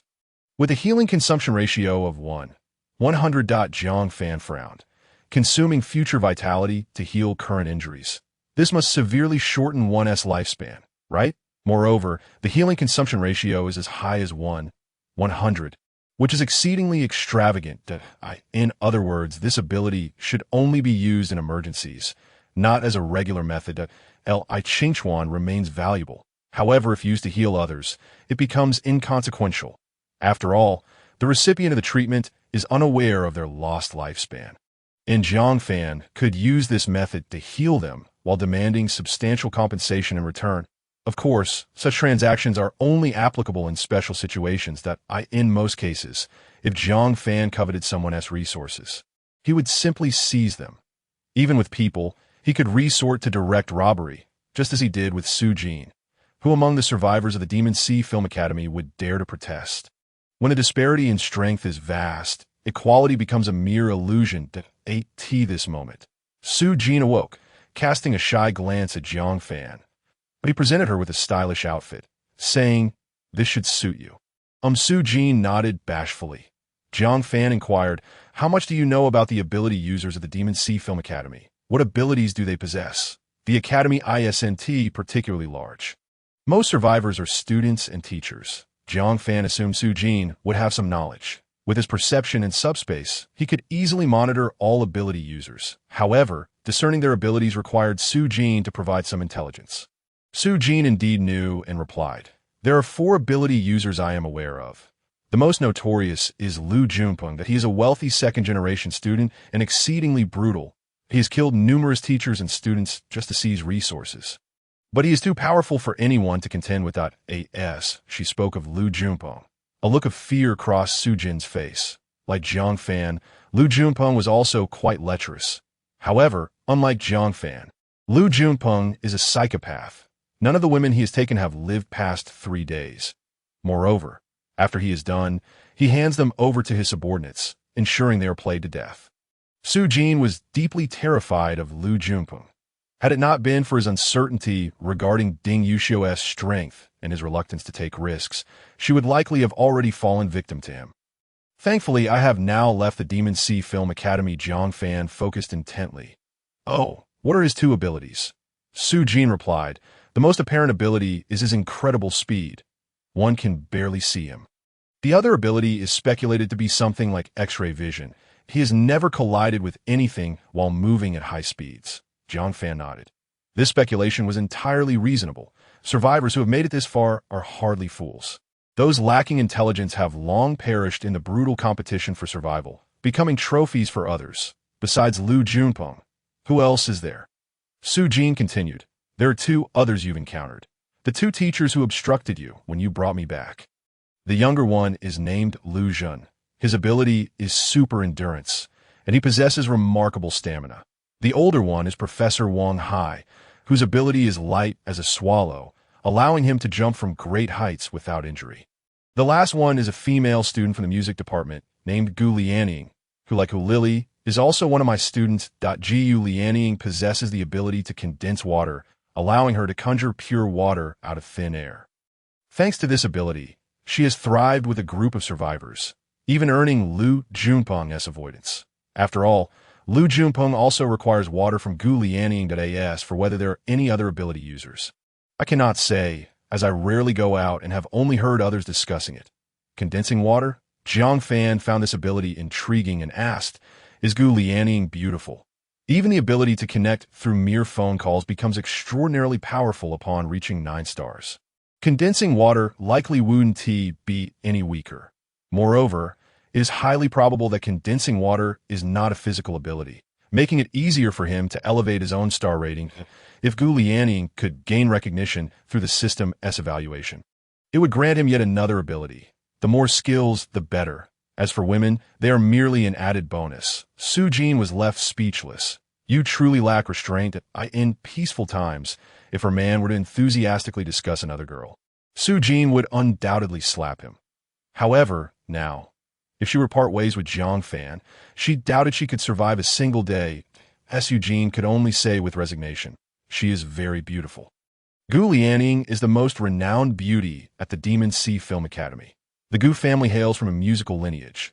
Her father is a master of the guzheng. The Gu Lianying plays the guzheng exceptionally well. And her mother is the principal of the national song and dance troupe. Excellent. Jiang Fan's eyes glimmered with delight, as he had initially been reluctant to return to the Demon Sea Film Academy, given the presence of aquatic monsters. Now, it seemed he must at least bring back Gu Lianing as for the other survivors. Jiang Fan was indifferent to whether they would perish without Gu Lianing's water. He also noted that, as time passed, the number of surviving beauties dwindled.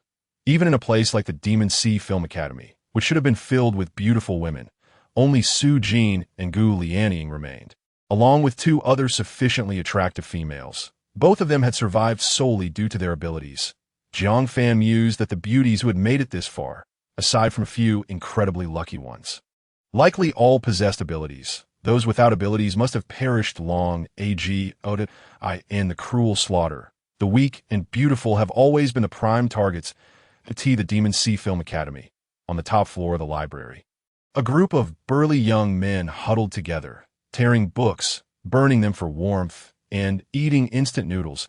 In a corner lay 3 female corpses, their bodies riddled with wounds that in the center, a pale-faced young man with sinister eyes. Sporting earrings and dressed in a once pristine designer suit now tattered and filthy, was Liu Junpeng. Liu Junpeng rolled up his sleeves, took a swig of alcohol, and exclaimed with delight, "Ding Yuxiu is really dead?" A dark-skinned young man affirmed, "Yes, I unexpectedly saw her and Liu Ping's bodies, discarded beneath Building 16. Ding Yuxiu's neck was broken." "Good." Liu Junpeng laughed maniacally, slamming his palm on the table. Bang! That group of foolish school leaders and teachers, hoarding the most resources, are all mine now. I've long wanted to taste a female teacher. Liu Junpeng leered, and the lovely teacher Su Jin, I've been thinking about her for quite a while. The group of young men's eyes glinted with excitement as they cheered. Ha ha ha. Without further ado, let us take action immediately. Yes, let us slaughter that bunch of foolish teachers so they don't waste food. These individuals, following Liu Junpeng, had long ceased to be students. Haha, Teacher Su is stunning in dance class. Can any beauty surpass Gu Lianing? Right, Brother Peng. Let us capture Gu Lianing as well. I'm sorry, but I can't assist with that. He reached out to grab her, only to be met with a sharp slap from Sun Qiyu across his face. Sun Qiyu screamed, "Shameless! Get away from me!" Liu Zhen, infuriated, decided to cast aside his burdens and roared, "You wretched woman! Come here!" Ha ha!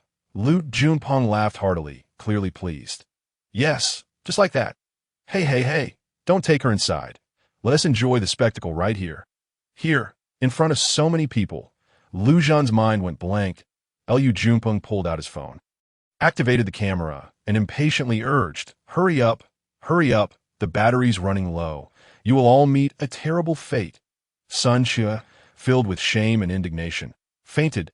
The crowd erupted into raucous laughter, and one noticed a minuscule blue portal appearing on the rooftop. Jiang Fan stood in the subspace, silently observing the tragic scene within the room, his heart devoid of any turmoil that he simply watched, meticulously analyzing Liu Junpeng's abilities to in the girls' dormitory building, when Yuan building .10th floor. Knock, knock, knock. The door was pounded upon, and an anxious voice called out from outside, "Gu Lianing, it's me." "Open the door." Gu Lianing cautiously peered through the peephole and saw 2 men and a woman. All familiar faces. They were members of the surviving students from the neighboring building. The tall young man at the forefront was Zhou Mingbo, the leader of this group of survivors. Zhou Mingbo was also an ability wielder, capable of rapid healing. Gu Lianing signaled to the girls inside, and they all stood up, brandishing makeshift weapons like mops and chair legs, nervously positioning themselves behind her. Taking a deep breath, Gu Lianing opened the door a crack and calmly inquired, "Zhou Mingbo, what brings you here today? Didn't we just exchange water yesterday?" Zhou Mingbo, visibly agitated, replied, "Liu Junpeng has gone mad. He killed all the teachers in Building 16. We need to come up with a plan." Gu Lianing's expression shifted slightly. The school was not large, and when Yuan building was not far from the residential area. She and the other girls had heard the continuous screams, initially thinking it was a team encountering monsters. They were shocked to learn it was Liu Junpeng committing murder, specifically targeting teachers. Due to their identities, many students were still hesitant to act against their teachers, while Gu Lianing and her group were not entirely obedient. They were still reluctant to provoke them. The surviving teachers were also hesitant to engage with students, constrained by the psychological habits formed during peacetime, which made them instinctively feel the need to protect the students. However, with food scarce, they could hardly look after themselves, let alone protect the students. In general, the relationship was one of respectful distance. Liu Junpeng, on the other hand, was completely different.